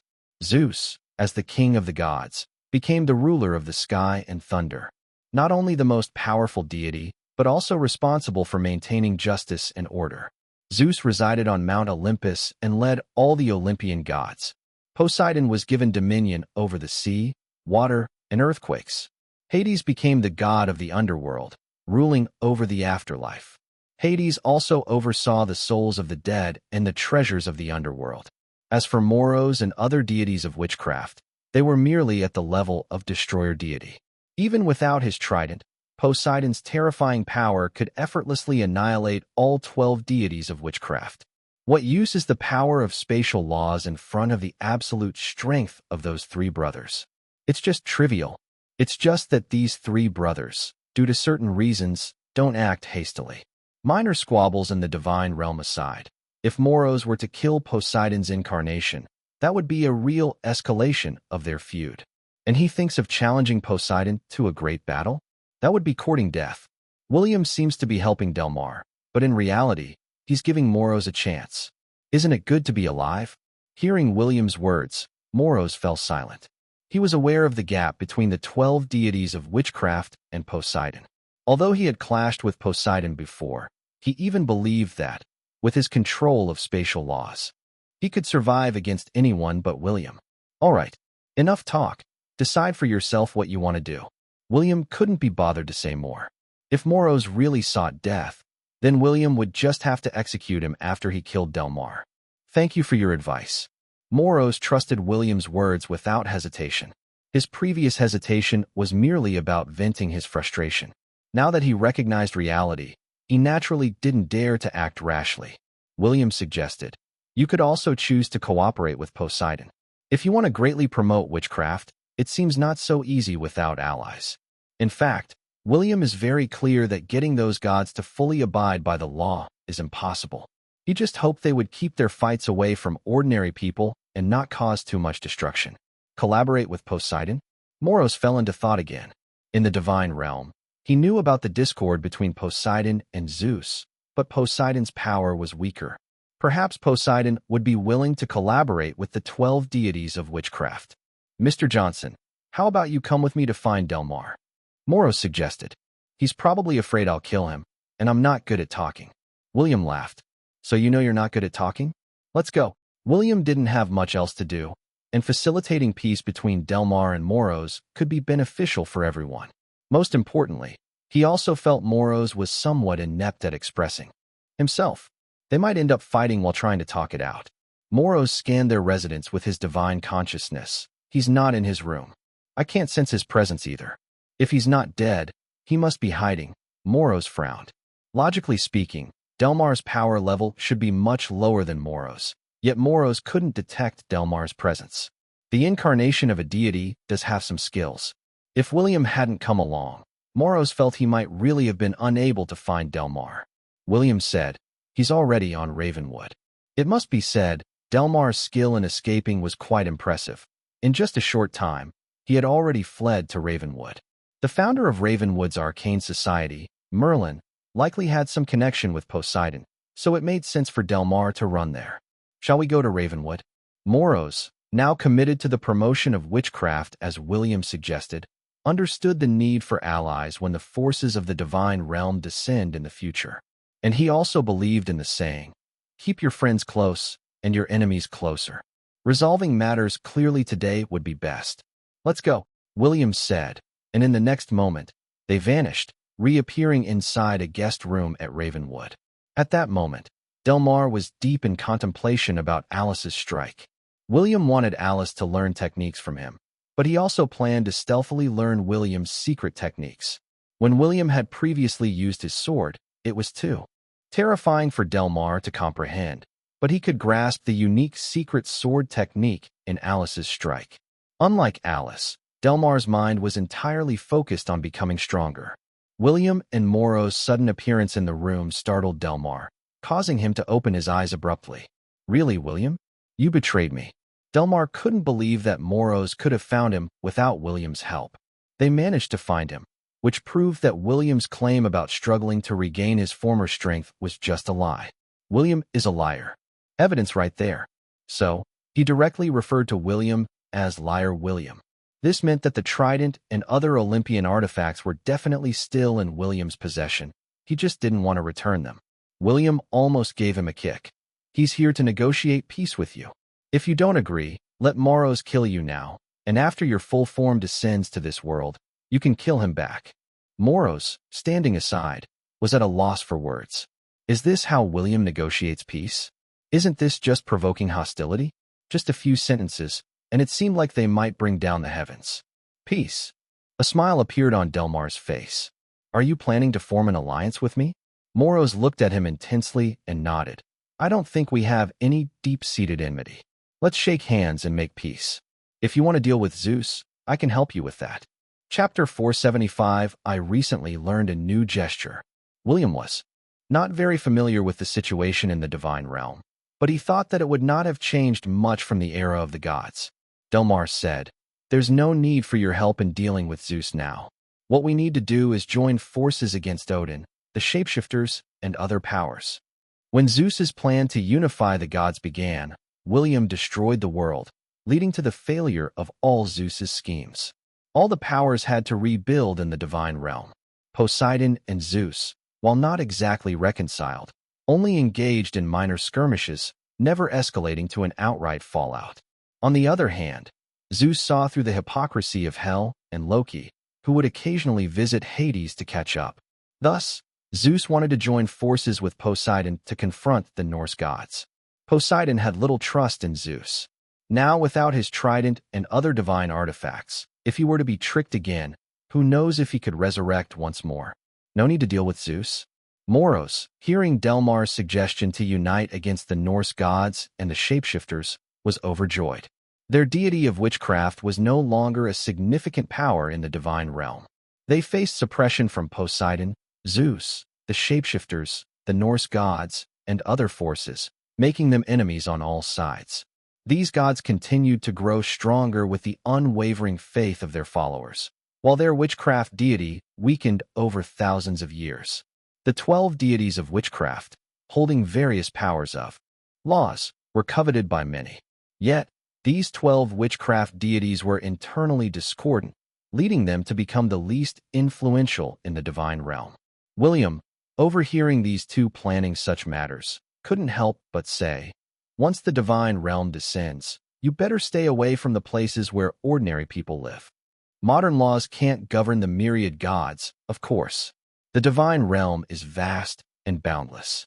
If its framework collapses and descends onto the prime world like that previous parallel dimension, they can continue as they were in their divine realm, fighting their battles as long as they don't disrupt modern civilization.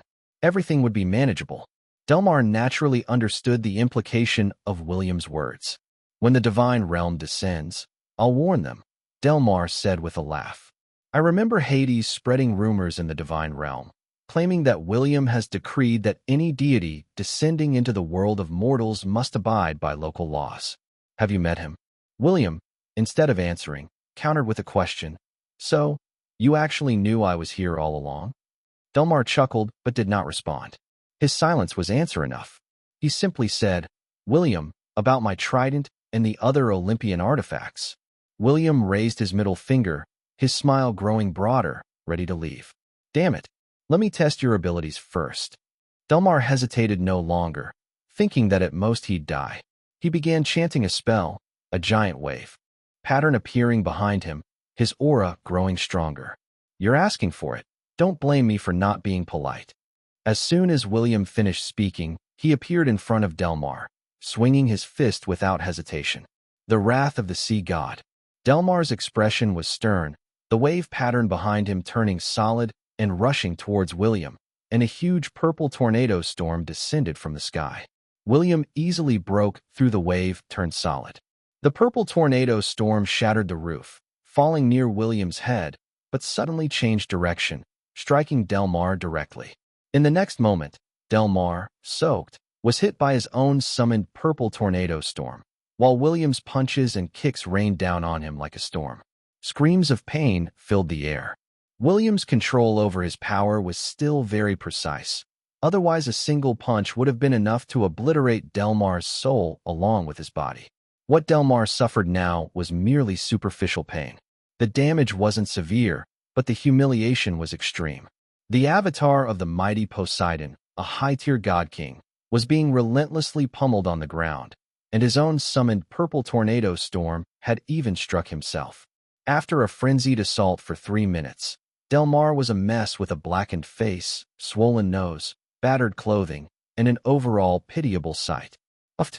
Delmar spat out a mouthful of seawater, looking pathetically at William, and said unclearly, "Is this the level of a novice soulmancer?" William raised an eyebrow. "Yeah? You got something against novice soulmancers?" Moros, standing aside, could only turn his head away. Delmar was really courting death by challenging Mr. Johnson. Poseidon had no idea how terribly those beings, even stronger than their deity of witchcraft from thousands of years ago, were beaten when they faced William. It seems that the delicious-looking ancient behemoths are basically killed in one move, and then slathered with secret sauce for grilling. Although Moros acknowledged the strength of a high-tier god king, he didn't believe they were a match for William. Even the mighty Zeus, who tried to show off in front of William, ended up being brutally beaten by him. After that, William forcefully took Zeus's Sword of Thunder and used it as a decoration at home. Chapter 476. This is just the beginning. Delmar is still unaware that after the Titan deity Cronus was defeated, William, in his leisure and seeking amusement, divided Cronus's power into 3 parts and bestowed it upon Poseidon and his 2 brothers, thus qualifying them to truly become gods in charge of their respective domains. This was also because William had watched these 3 brothers grow up since their childhood and had taught them many things. Strictly speaking, Poseidon, Zeus, and Hades should all call William master. William always enjoyed seeking fun. Even the mighty Cronus was considered by William to be too weak, and fighting him was just a way to pass the time, let alone the power of the sea god Poseidon. Older people often don't like to admit their age, much like William, who always enjoyed playing the role of a younger man. When he was with Artemis, he even shamelessly called Poseidon master, causing Artemis to burst into giggles. Now that Artemis is no longer around, William has started new pranks. He even finds it okay to casually beat up Poseidon's avatar, just as a form of practice. William, if you didn't die back then, did you ever find out what really happened during that cataclysm of the gods? Delmar thought that if William had survived that disaster, logically, he would have investigated the exact circumstances. William, if you didn't die back then, did you ever find out what really happened during that cataclysm of the gods? Delmar thought that if William had survived that disaster, logically, he would have investigated the exact circumstances. Mentioning that past cataclysm, William, despite his thick skin, felt somewhat embarrassed about killing so many people, among whom were many old friends. I really don't know about that, William laughed. Why would I bother investigating such things? Delmar was stumped by his question. If you're not busy, shouldn't you be looking into these things? What's the point of living so long otherwise? William chuckled. So what meaningful things have you done in all your years? Delmar earnestly replied. Improving my strength. Only by becoming stronger can one live longer. It's the way to explore the truths of the universe, seek true immortality, and become undying. Undying? William frowned. And then what? Then just eat, drink, and be merry every day, carefree. If one is already immortal, then naturally, there's nothing to fear. The sea god Poseidon and other soulmancers, many strive to increase their strength to become more powerful, because only the sufficiently strong can survive. But William doesn't need to upgrade his power levels. Moreover, he's already immortal, invincible even. Aren't others busy seeking adventures and enhancing their powers to achieve the state he's already in? Yet, William did nothing and already attained this status.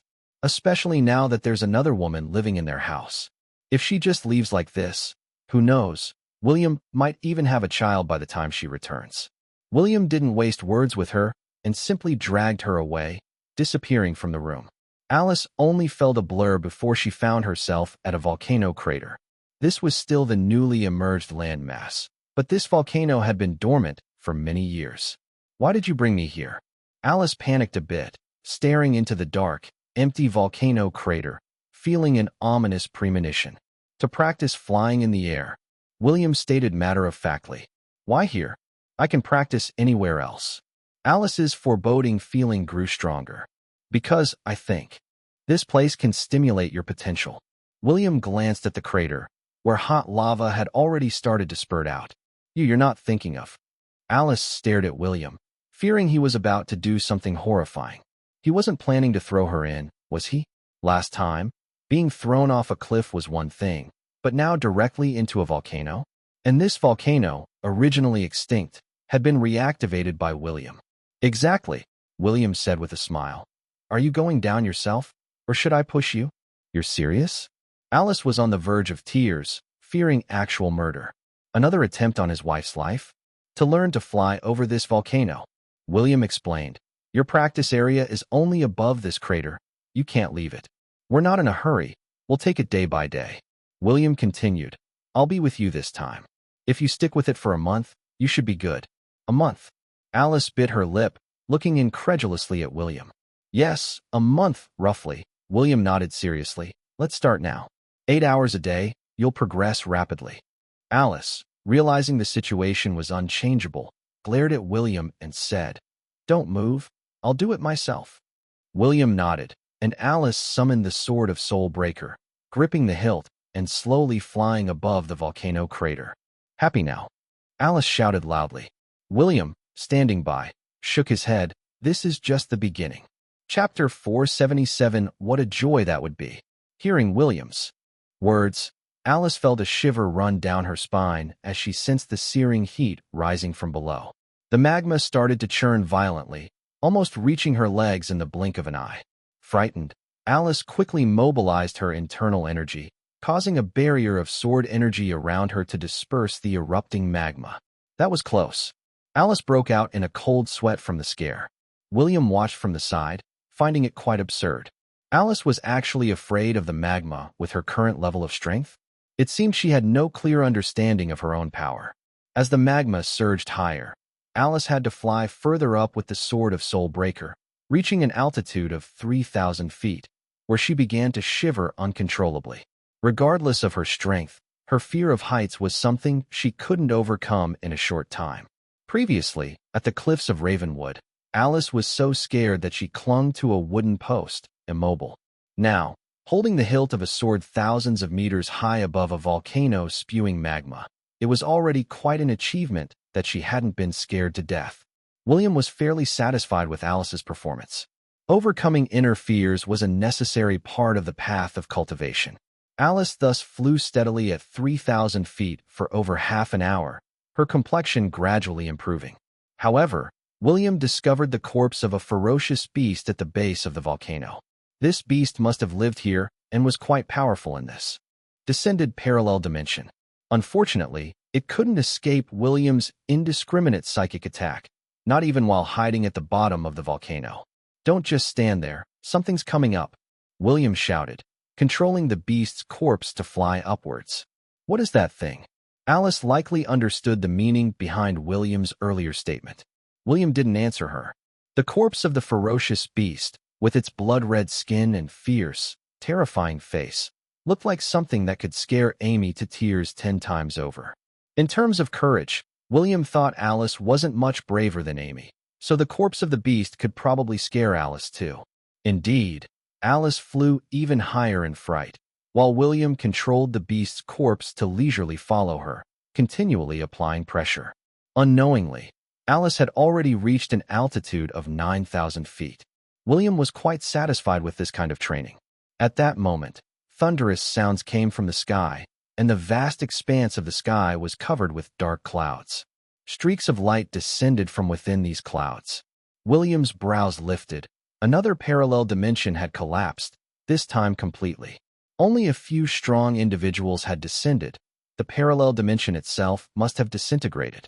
William had encountered such events before. When a parallel dimension collapses completely, the strong beings from that world are forced to descend into the prime world. During the era of gods, this land was teeming with powerful beings. Those who descended, if too arrogant, generally did not survive long. William could, of course, annihilate these newcomers, but he felt it unnecessary. He couldn't just kill everyone every time a parallel dimension collapsed. However, the individuals descending this time seemed quite powerful, and William sensed the aura of the entity he expelled from his body in many of them. Again, the power of a pact. William was looking at Alice in the sky when a man with blood-red hair not far away stared at William and glanced at Alice and the beast in the sky. He loudly proclaimed, "Insignificant humans, this area now belongs to me. The woman above, become my servant, and I might spare your life." William ignored him completely. Such a ludicrous statement. Any carbon-based life form shouldn't be able to utter it. Oh, little kid, did I scare you silly? The red-haired man, his body ablaze with flames, appeared before William in a flash of red light. He looked at William as if he was an ant, playing with a ball of fire in his hand and cackling. "Insignificant child, I give you the chance to run if you can." William, growing impatient, raised his hand and slapped the red-haired man's face. The slap turned him to ashes. Such annoying chatter, William found it quite bothersome. Alice didn't even notice the arrival of this red-haired man. She was already panicking, with thunder rumbling and dark clouds overhead. She only heard someone talking below. She assumed it was probably William saying something. On another mountaintop a few miles from William, another red-haired man watched in horror. What did he see? The next king of their fire god tribe, slain by a slap from someone? They were true deities, their control over fire unparalleled in their original world, their physical bodies incredibly powerful. And the one William had just killed was the heir to their fire god tribe. As the heir, his powerful lineage was unquestionable, and he was recognized as the strongest youth among the fire god tribe. William had long sensed someone spying from a distance, but did not act, not wishing to completely annihilate them. Good. It seems he hasn't noticed me. I should hurry and meet up with the God Kings. Only they might be able to handle such a powerful being, thought the red-haired man from afar as he tremulously fled the area. Meanwhile, the newly arrived deities from the parallel dimension had almost all gathered on the recently emerged landmass.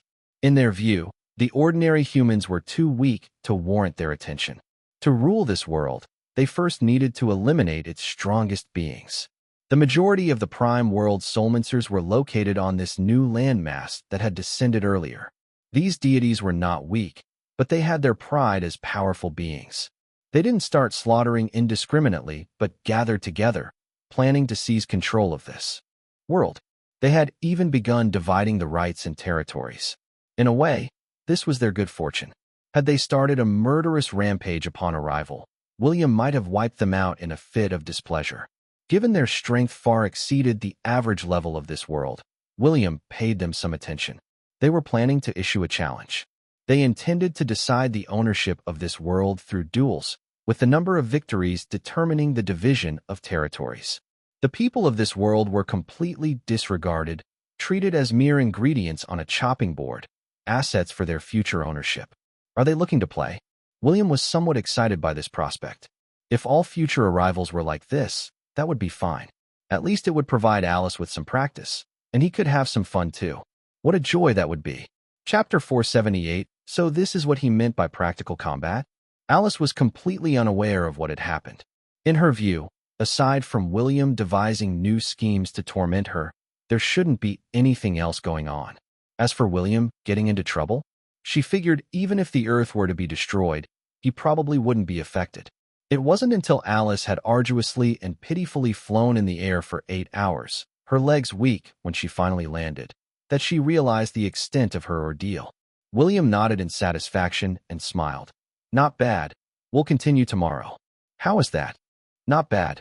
Alice was exasperated upon hearing his comment. William tentatively asked, You don't like this kind of training? Alice replied irritably, I don't think anyone would enjoy such a twisted training method. William nodded. You make a good point. Since you don't like this method, we'll try a different approach. Alice looked at William suspiciously. Was he being sarcastic? In reality, William was already upset. After all, she knew that William had her trained for her own good. Her lack of enthusiasm was disappointing, and it was normal for William to be angry. I'll continue training tomorrow. Don't be mad, Alice said, not unappreciative of his efforts, as she clung to William's arm. William, somewhat surprised, said, I'm not angry. Why would I be? Alice pouted. You are angry. William, having learned from his experiences, remembered never to argue with a woman about her conclusions. He said, Then I am angry. You really are angry, Alice responded. I'll continue training tomorrow. Don't be mad. William pondered for a moment. This didn't seem quite right. According to some video tutorial he had seen, at this point, the woman should usually say, Fine, how dare you be mad at me? Then William would respond, I'm not angry, and the cycle would continue. Unexpectedly, Alice didn't follow the usual script. This was unexpected to him. Since you like this type of training, we should add some practical combat training to it, William thought. About the newly arrived powerful beings from another dimension of this world. He felt it would be remiss not to utilize them, as it would trouble his conscience. What? Add practical combat training. Alice was stunned. She realized she had been worried about William getting angry. Was she out of her mind? Clearly, William had already planned to add combat training when he spoke earlier. William seriously said, "Yes, just flying in the air like this is too simple for you. It must be boring, right? Don't you think real combat would be more interesting?" Alice's smile was stiff as she chuckled. "You're really thoughtful." "Of course." William looked deeply at Alice and said, "Don't worry, I won't make you fight Poseidon's avatar again. To be honest, there's a certain gap between you two, and he has to hold back to avoid hurting you." Alice's mind was full of question marks. He has to hold back? Did this mean he found someone who wouldn't go easy on her? Was William worried she wasn't dying fast enough or living too long? "Let's go. I'll introduce you to some new friends." After William spoke, they were already back in his bedroom. By now it was evening. When they came out of the bedroom, Stephen was sitting stiffly on the sofa. Apart from Stephen, Moros and Delmar were also in the room, seemingly having formed an alliance. As for Luna and Erebus, they were playing their own games, paying no mind to these matters. New powerful beings arriving? How strong were they? Wasn't Moros strong enough? Seeing William and Alice emerge from the room, Stephen quickly stood up, saying, "Mr. Johnson, you're finally back." William nodded. Do you have something urgent?" Stephen said. "Some people popped up from nowhere and issued a challenge to the whole world. If we lose, they want to rule this world." William responded, "I know, they haven't won yet. So what's the hurry?" Stephen took a deep breath and said, "Garen has already been defeated and is currently healing. There are hundreds of these people, and each one is very strong." William replied, "Isn't the challenge set for tomorrow? Don't worry, they won't win." He glanced at Alice and said, "She alone could defeat them all." Alice was truly stiff. What was going on? This can't mean she has to fight hundreds of people by herself, can it? The key point is that Stephen, hearing William say this, actually seemed relieved and smiled, saying, "That's great." Alice stared at William, then at Stephen. What exactly was great? She, the person involved, hadn't said a word. William and Alice exchanged a smile, with William saying, "Hundreds of people, that should be enough for a while." Alice was speechless. So this is what he meant by practical combat? She's supposed to save the world? In the room, everyone else seemed unfazed, except for Alice. Moros didn't take those people seriously, and Delmar was indifferent. He had seen the strength of that group. The strongest. Among them were only at the level of a creator deity, none at the supreme deity level. If his full form descended into this world, he could just go on a rampage. For now, it seemed only William in his prime could handle them.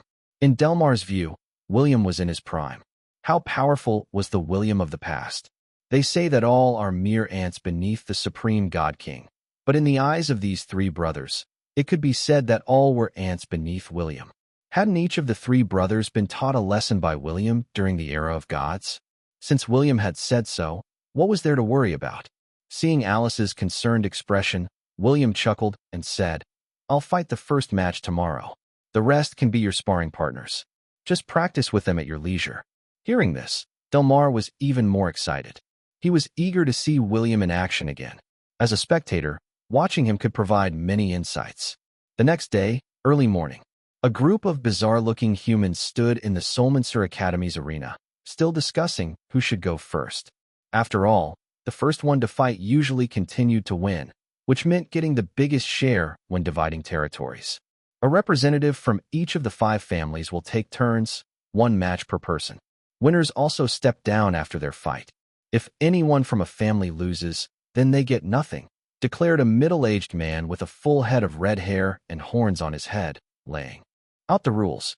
They all claimed to be gods and didn't regard the humans highly. Losing would obviously be a loss of face. Just then, a man wearing a bronze mask, typically used in Roman sacrificial rituals, and a white robe appeared in the center of the arena. Holding a baseball bat, he pointed at the horned man.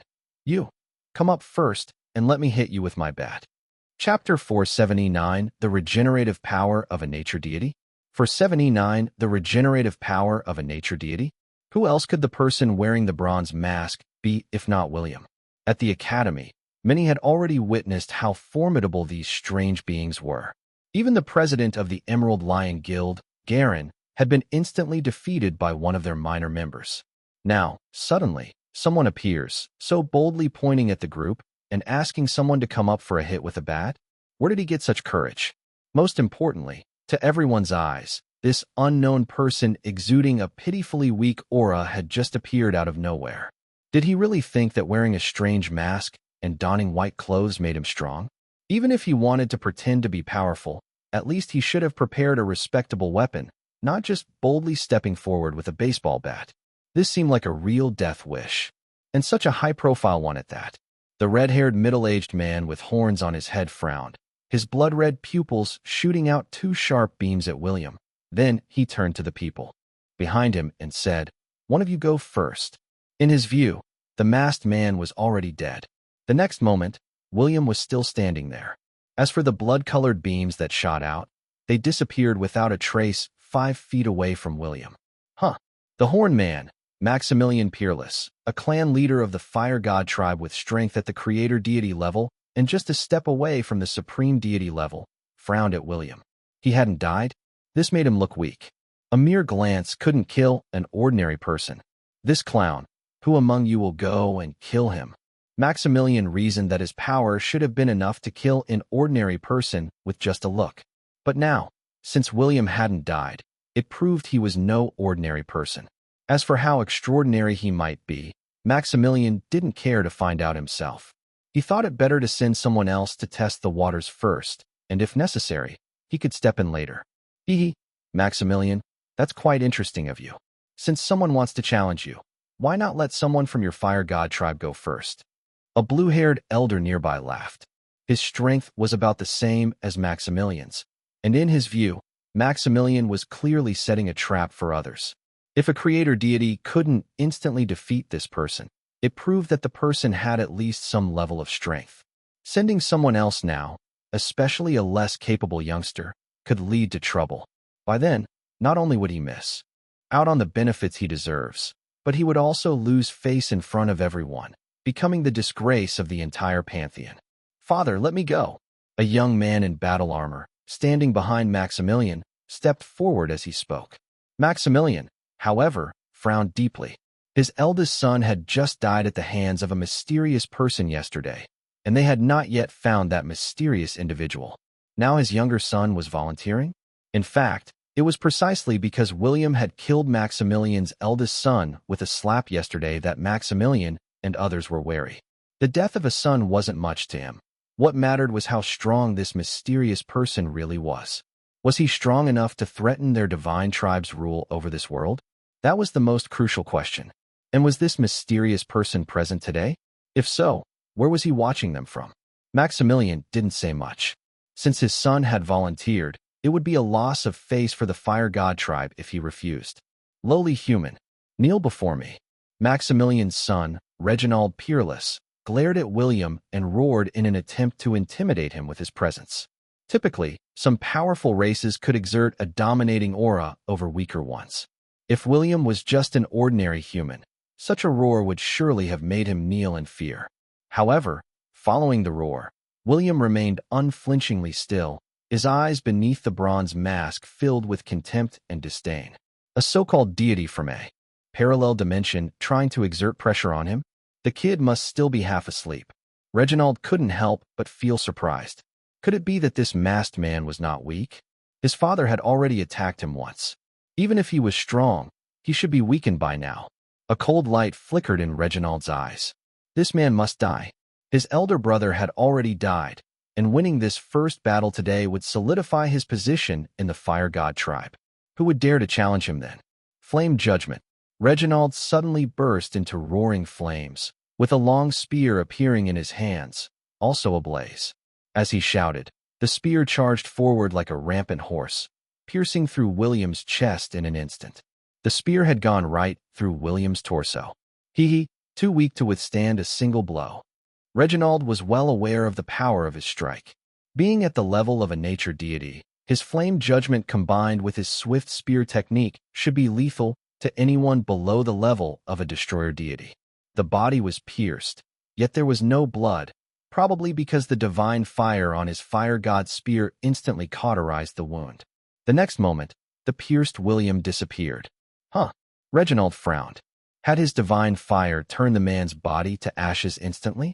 But that strike felt as if it hadn't hit something solid. Was it because the opponent was too weak that it gave him this feeling? Reginald, watch your back. Maximilian couldn't help but shout out. What Maximilian had struck was merely an afterimage. William was already standing behind him while he was still lost in thought. Startled, Reginald turned and thrust with his spear again, unable to sense William's presence.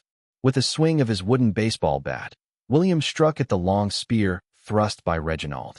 Courting death, Reginald grew frantic, but he couldn't believe that someone with a mere baseball bat could withstand his flame-imbued spear.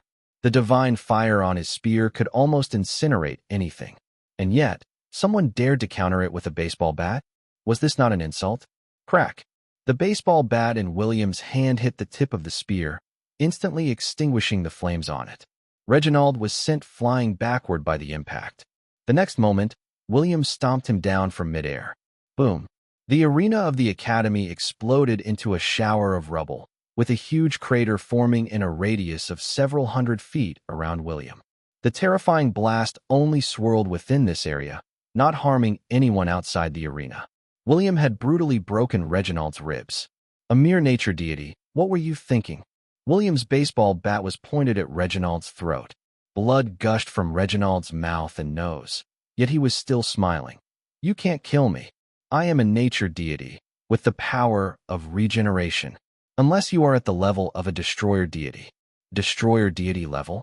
William's voice was filled with cold indifference as he casually swung his bat, sending Reginald's head flying. The regenerative power of a nature deity? William laughed. Even high-tier god-kings would not dare claim in front of William that they couldn't be killed. Chapter 480, An Ordinary Human? For 80 an ordinary human?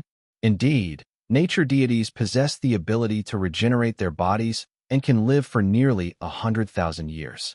Their souls are incredibly resilient, but they are not immortal. With a swing of his baseball bat, William ended Reginald's life right there. The surrounding rubble fell to the ground, dust settled, and the crowd from the Solmancer Academy erupted in excitement. Damn, that was awesome. Does that count as an instant kill? Maybe not. The guy who died seemed pretty powerful. The students of the Academy were exhilarated. It felt like a group of aliens wanted to attack Earth and enslave humanity, and these aliens were incredibly strong. Just when they were about to lose hope, a superhero appeared and saved them. This superhero, dressed in white, tall and upright, wore a mask that added to his mystique.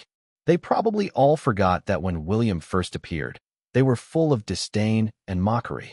Reginald, Maximilian cried out in agony and leapt towards William as a huge pillar of fire descended from the sky, seemingly from the atmosphere itself. The terrifying heat wave spread out, and if an ordinary person were to be touched by even a spark of it, they would be incinerated. The students and Solmancers present all felt a deep-seated fear. Regardless of how the battle unfolded, they felt they might die from the residual effects of the fight. William looked up, holding his baseball bat, and with a casual wave, an invisible force dispersed the pillar of fire. His movements were effortless and relaxed. It was as if he was casually waving away an annoying buzzing fly. The terrifying pillar of fire vanished into thin air, and the next moment, William's baseball bat pierced through Maximilian's chest. The divine beings were all stunned. What had they just witnessed? Maximilian, pierced through the chest by a human with a baseball bat? Was that bat some sort of divine artifact? Maximilian, that old guy, must have been planning to toy with this human kid. Among the divine beings, the leader of the Thunder God tribe laughed easily, not believing that Maximilian had been defeated just like that, and killed by a baseball bat. What a joke. Huh, Maximilian is always like this. Even with his son dead, he's still playing around. Another leader, from the Wind God tribe, also started laughing. He, too, thought Maximilian was just toying with the human. A creator deity-level strength being pierced through the chest by a baseball bat? The divine beings were all laughing, especially the Fire God tribe, cheering, thinking their God King was putting on quite a show. Boom. Maximilian's massive body slowly fell. William kicked Maximilian's corpse to the side and said indifferently, "Take him away." Next, the entire arena fell silent. The divine beings looked as if someone had grabbed them by the throat, their faces filled with disbelief. Could it be that Maximilian was truly dead? The divine beings exchanged glances, particularly those among the god kings of their tribes. They were all at the creator deity power level, with two of them even less powerful than Maximilian. Now that Maximilian hadn't even managed to withstand a single move from this man. Just how strong was he? William stood amidst the ruins of the arena, with two corpses at his feet, one a creator deity and the other a nature deity. But evidently, they had not seen the full extent of William's power. Merely with a baseball bat, he had achieved a double kill. No one else. William's gaze swept over the group of divine beings. His look was cold, as if viewing a herd of cattle and sheep awaiting slaughter. As soon as he spoke, the divine beings remained silent. Maximilian was definitely among the top-tier strong in their ranks. But they didn't even understand how Maximilian had died. A baseball bat through the chest, and then dead? Logically, to kill a powerful being like Maximilian, one would need to destroy at least half a planet. To effortlessly slay a creator deity-level figure, especially a god king with supreme bloodline and exceptional talent, seemed quite surreal, especially since William's attack was not at all flashy.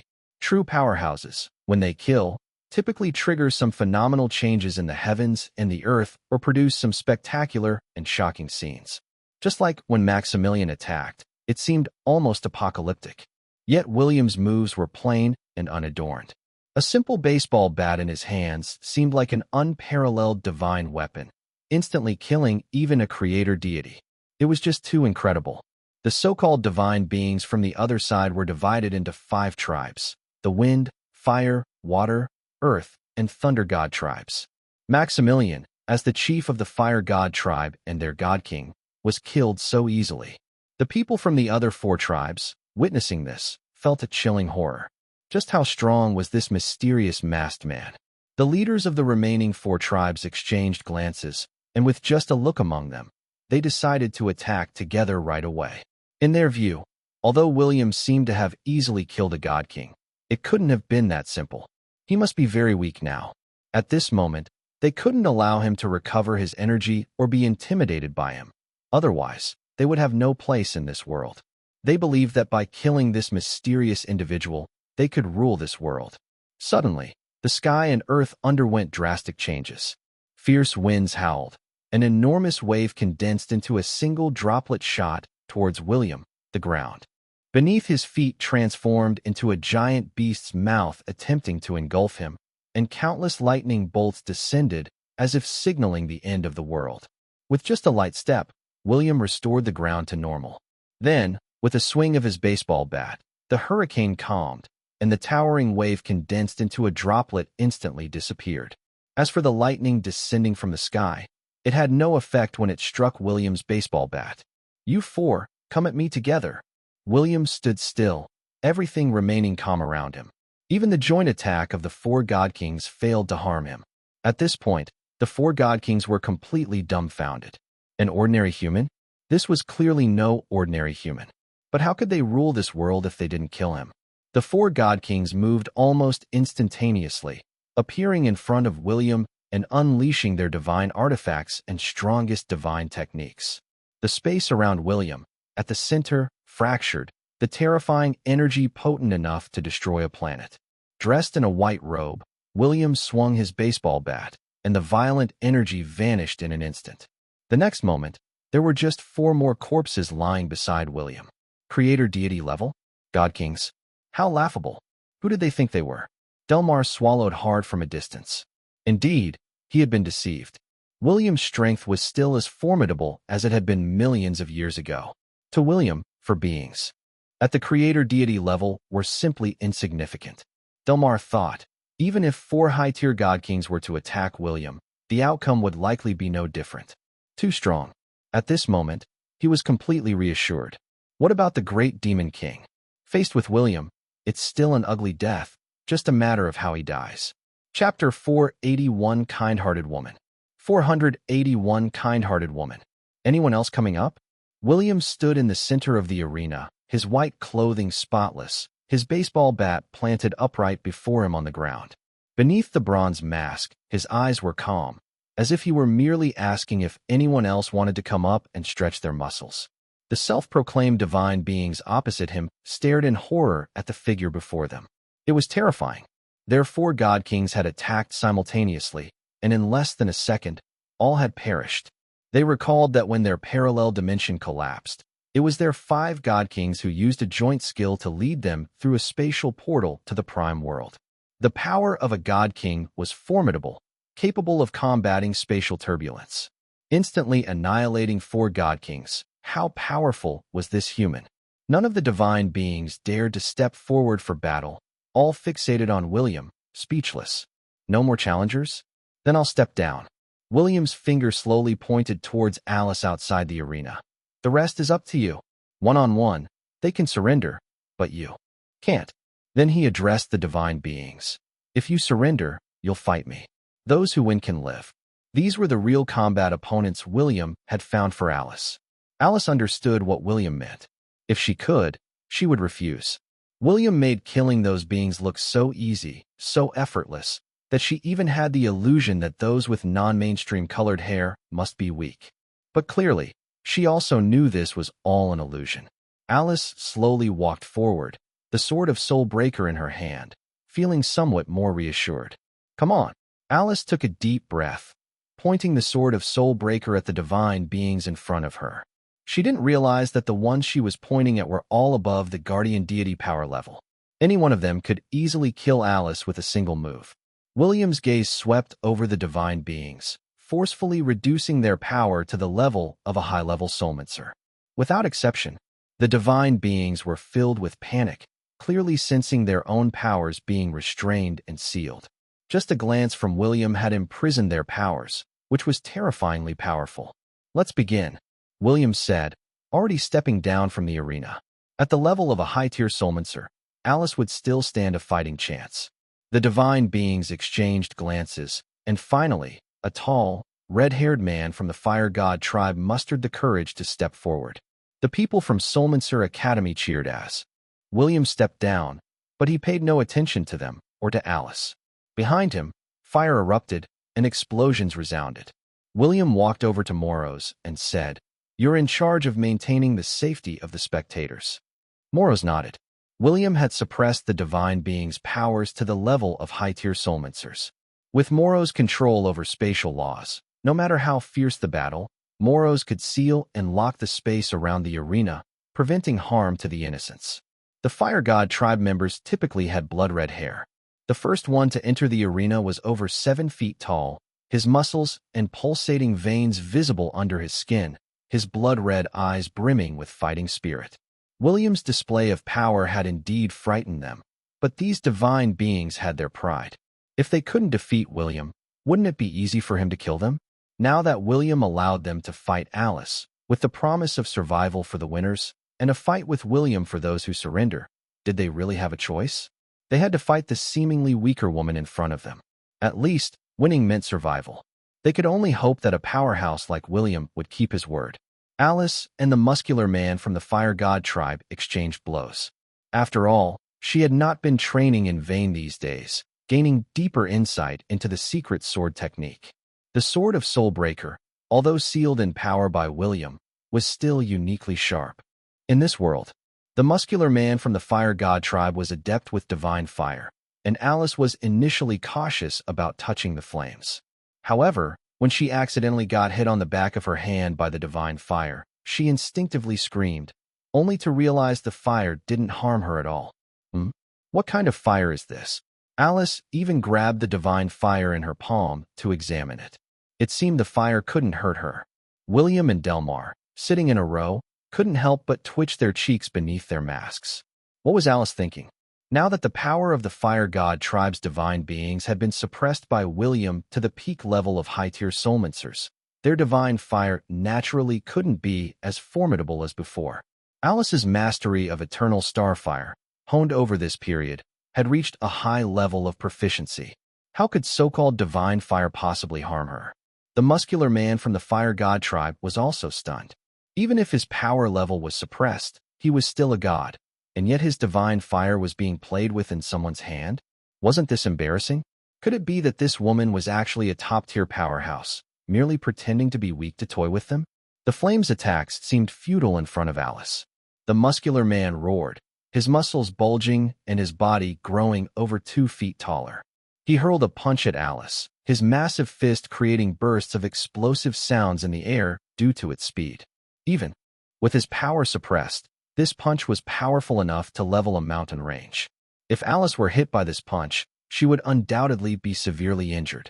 Alice gradually adapted to the fight, furrowing her brow, recalling the sword techniques William had taught her. One sword strike. Her sword was swift, striking first despite attacking later, the tip stabbing straight at the muscular man's fist. The man from the fire god tribe felt dazed, as if the woman had sealed and locked his energy channels. Her sword didn't seem to be an ordinary object. He couldn't meet force with force. He struggled to retract his fist and avoid her sword, only to find his movement was much slower than her strike. He was enveloped by the secret sword technique unleashed by Alice. It was over. Despair filled the muscular man's eyes. His fist would surely be ruined. Alice's sword could easily cripple his hand. The next moment, Alice's thrusting sword suddenly withdrew, choosing to slap away the muscular man's fist instead. She didn't want to kill or even harm anyone. The man's eyes suddenly flashed with a bright light, sensing the disappearance of the terrifying secret sword technique. His other fist immediately struck the side of the sword of Soulbreaker. The immense force directly knocked the sword out of Alice's hand, sending it flying and embedding it into the ground far away. William, watching, remained motionless. Alice's kindness did not mean others would spare her life. Chosen by a cosmic entity, personally trained by William, and the current wielder of the Sword of Soulbreaker. If she were to die like this, wouldn't it be somewhat laughable? Chapter 482 It's Thor. Chapter 482 It's Thor. 482 It's Thor. In a moment of urgency, Alice unexpectedly released her alchemical furnace from the Olympian emerald golden glow bracelet. The alchemical furnace appeared suddenly. Alice, placing her hands on it for support, leaped backward, while the muscular man from the fire god tribe punched the furnace. The alchemical furnace, crafted entirely from golden magic sand, was incredibly durable. Even the full might of Poseidon, the sea god, wouldn't be able to break it with a single punch, let alone the fire god tribesmen at the level of a high-tier soulmancer. However, the furnace, struck by the powerful blow, flew rapidly towards Alice. Alice then skillfully retracted the furnace back into her Olympian emerald golden glow bracelet. This maneuver even took William by surprise. He had always thought of Alice as somewhat less astute, but she cleverly used the alchemical furnace to block the attack, and then quickly retrieved it. This was indeed unexpected. Alice had thought of this tactic in her desperation, but she realized that the big guy couldn't damage the alchemical furnace, which gave her a bold idea. When the muscular man from the fire god tribe attacked again, she summoned the alchemical furnace and enclosed herself inside it. William really found this girl's way of thinking quite peculiar. Using an alchemical furnace made of golden magic sand as a turtle shell? Not only that, but a layer of eternal starfire also ignited around the furnace. Alice, safely inside the alchemical furnace, felt relieved. She began chanting a spell, and the Sword of Soulbreaker, which had been knocked away earlier, started to attack autonomously in midair. The muscular man from the fire god tribe snorted coldly, his reactions quick. Each time the Sword of Soulbreaker approached, he smashed it with his fist, knocking it away repeatedly. This was probably the most humiliating battle the Sword of Soulbreaker had ever faced in its many years. When it was with William, had it ever been treated like this? Being repeatedly knocked away by a fist? Alice didn't care much about that. She felt this was a safe approach, resolving her opponent with minimal effort. The muscular man from the fire god tribe repeatedly knocked away the Sword of Soulbreaker, finally finding an opportunity to punch the alchemical furnace. The furnace wrapped in flames? When has the fire god tribe ever feared fire? They trained and increased their strength in magma. His punch contained a hidden trick. Instead of directly colliding with the alchemical furnace, he transferred all his force to its interior. Even if he couldn't shatter the outer part of the furnace, the person inside would undoubtedly be doomed. But now, the situation had drastically changed. William's arrival, the instant killing of 4 god kings, and the suppression of everyone's power levels brought them to the same level as Alice. Their initial ambition of easily conquering this world had shifted to defeating the woman in front of them and surviving. Alice was still fighting the newly arrived member of the Thunder God tribe. Suddenly, a huge fireball appeared in the sky, heading straight for Solmancer Academy. Simultaneously, the 13th Bureau reacted instantly, activating the Patriot missile system. Several interceptor missiles roared towards the fireball, attempting to stop it in midair. However, the missiles exploded upon contact with the fireball, which remained unaffected and continued its rapid descent to the ground. William slowly looked up, and in the next moment, he appeared right beneath the fireball. He took out a fan made from Luna's feathers and gently waved it. The fireball dissipated, revealing a giant holding a massive hammer in the sky. It's Thor. The divine beings near the arena erupted in cheers. Thor, a high-tier god king surpassing the strength of the 4 god kings and equivalent in power to a supreme deity of the divine realm, was the chief deity of their parallel dimension, a truly powerful divine being. Thor's arrival brought them hope. Perhaps only the chief deity of their world could defeat this masked freak. Lord Thor, this human has killed our tribe's god kings. Lord Thor, tear him to pieces. The divine beings cheered, seeing their chief deity as invincible. The chief deity of an entire world. No matter how strong this human was, could he be stronger than their chief deity? A human. Thor, towering over 15 feet tall, wielded a hammer that resembled a small mountain. William stood in the void, facing Thor. Sit down quietly and watch the fight, or die. William's tone was calm, even devoid of any killing intent, but just a glance was enough to unsettle Thor. Could a person capable of killing 4 god kings be ordinary? But he was the chief deity in the hearts of these beings below. The chief deity of a world, threatened by a human in such a manner? Chapter 483 I hope you don't die too quickly. For 83 I hope you don't die too quickly.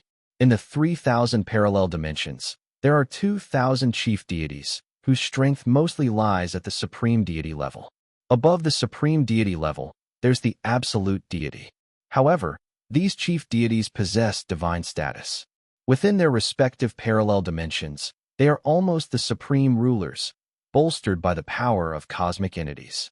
They can even manipulate the forces of their entire dimension at will. Unless beings of higher power than high-tier god kings enter their dimensions, even those with special abilities like Moros, who controls the laws of space, find themselves helpless against these chief deities. The Thor now facing William is many times more powerful than the Thor from the Avengers in film and television works. He is an entity that has lived undefeated. Holding the Mjolnir firmly, Thor stared at William. Despite feeling slightly uneasy about the man before him, the pride of a chief deity wouldn't allow him to just sit obediently below. Thor's body was shrinking, yet his energy continued to soar, and his muscular definition became even more pronounced. I hope you're worth a full-fledged battle. Thor's fighting spirit was fierce. Fear, trepidation, such emotions were definitely not befitting a chief deity. Thor's gaze was icy. The space around his Mjolnir began to crack, light distorted, and purple lightning swirled around him, emitting terrifying thunder. William, still wearing that seemingly odd bronze mask, had put away his fan and stood with his hands behind his back, calmly watching Thor. He didn't even assume a defensive stance. Had Thor, a chief deity of a parallel dimension, also made a pact with that entity William had expelled from his body? Was that entity trying to collect the divine status of 2,000 chief deities? Did it plan to amalgamate the powers of the strongest from 3,000 parallel dimensions into one being, then resurrect to replace William? William didn't consider Thor a significant threat. He was pondering whether that entity had really made contracts with all the chief deities. Surely, things really are that absurd. So that entity plans to destroy all. The parallel dimensions, wait for the chief deities to arrive in the prime world, have William kill them, gather their powers, and finally kill William? If that's really the case, a faint smile actually appeared in William's eyes. It seemed somewhat plausible. Interesting, let it happen then. Let him come and kill. He had been puzzled before. as the entity surely wouldn't think that just amassing the powers of some chosen ones would be enough to contend with him. Now, considering the combined power of the chief deities and divine beings from 3,000 parallel dimensions, the shapeshifters from the netherworld's void, and some human powerhouses, it might actually be enough to kill him. In Thor's view, even a fellow chief deity would be pulverized under such an attack. In an instant, the electric light vanished, and William stood unmoving in the air, having blocked the hammer of Thor with one hand. "I, too, would like to receive the baptism of death," William said, his eyes neither happy nor sad, more like talking to himself. "Sadly, it's too difficult." "What? How is this possible?" Thor's pupils shrank in shock. The human before him had actually blocked his attack with his bare hands. How exciting! Thor's eyes gradually filled with excitement. How many years had it been? He couldn't remember the last time someone had excited him this much. As the chief deity of his world, an invincible being in his parallel dimension, invincibility meant loneliness. Thor thought, at last, he could be less lonely. "Come on, show me your true power. Let's fight to our heart's content." Thor's eyes shimmered with purple light, his smile turning maniacal. As he spoke, he retracted the hammer of Thor and madly attacked William again. "I hope you don't die too quickly." Thor burst into hearty laughter, swinging his hammer at William once more, unleashing divine thunder. There were 180 consecutive attacks, each one doubling in power from the last. William was still standing in midair, and what Thor just said was also what he wanted to say. Since Thor was not compliant, William decided to indulge him in this game. As Thor launched his second strike, William could feel that this hammer's force was much stronger than the previous one. Well, as for how much stronger, he hadn't really paid attention. It probably didn't make much difference anyway. For the second strike, William still blocked it with one hand. The third strike. The fourth strike. Thor swung his hammer at lightning speed, and in the blink of an eye, he was at the 100th strike. The power was growing exponentially, and William thought that this strike could probably destroy a planet. Yet, William still blocked it with one hand, as if swatting away an annoying fly on a hot summer day. Considering Thor's feelings, William decided to let him fully unleash his power. After all, this might be the last time Thor would have the opportunity to swing his hammer. Chapter 484. Please add extra cheese foam for me. 484. Please add extra cheese foam for me. Thor was still unaware of the kind of being he faced, but the ease with which William had blocked so many of his attacks was already indicative of his immense strength. Most importantly, from William's effortless defense, it was clear that he hadn't yet used his full power. Still undaunted, Thor, though not as ancient as William, had also experienced long, monotonous eons. In some ways, he was similar to William, bored from being invincible. Thor, fully immersed in the battle, didn't ponder much and just kept swinging his hammer. By the 179th strike, William remained in the same state as before. Thor, due to the immense recoil, began to bleed from every pore. The 180th strike. This was his limit. Delmar, watching the sky, had lost interest in Alice's fight with the divine beings. He was curious to see if William was still at his peak. The power of this final strike should be able to gravely injure an absolute deity-level being, Delmar mused, a smile appearing on his face. Moros nodded in agreement. Close enough. In their view, Thor's attack, given his strength, was impressive. But his opponent was William, the being who even high-tier god-kings revered. Thor, now spitting blood, roared as he swung his hammer for the last time, "Die." William looked on indifferently as the massive hammer nearly hit his head. He again extended his hand and caught the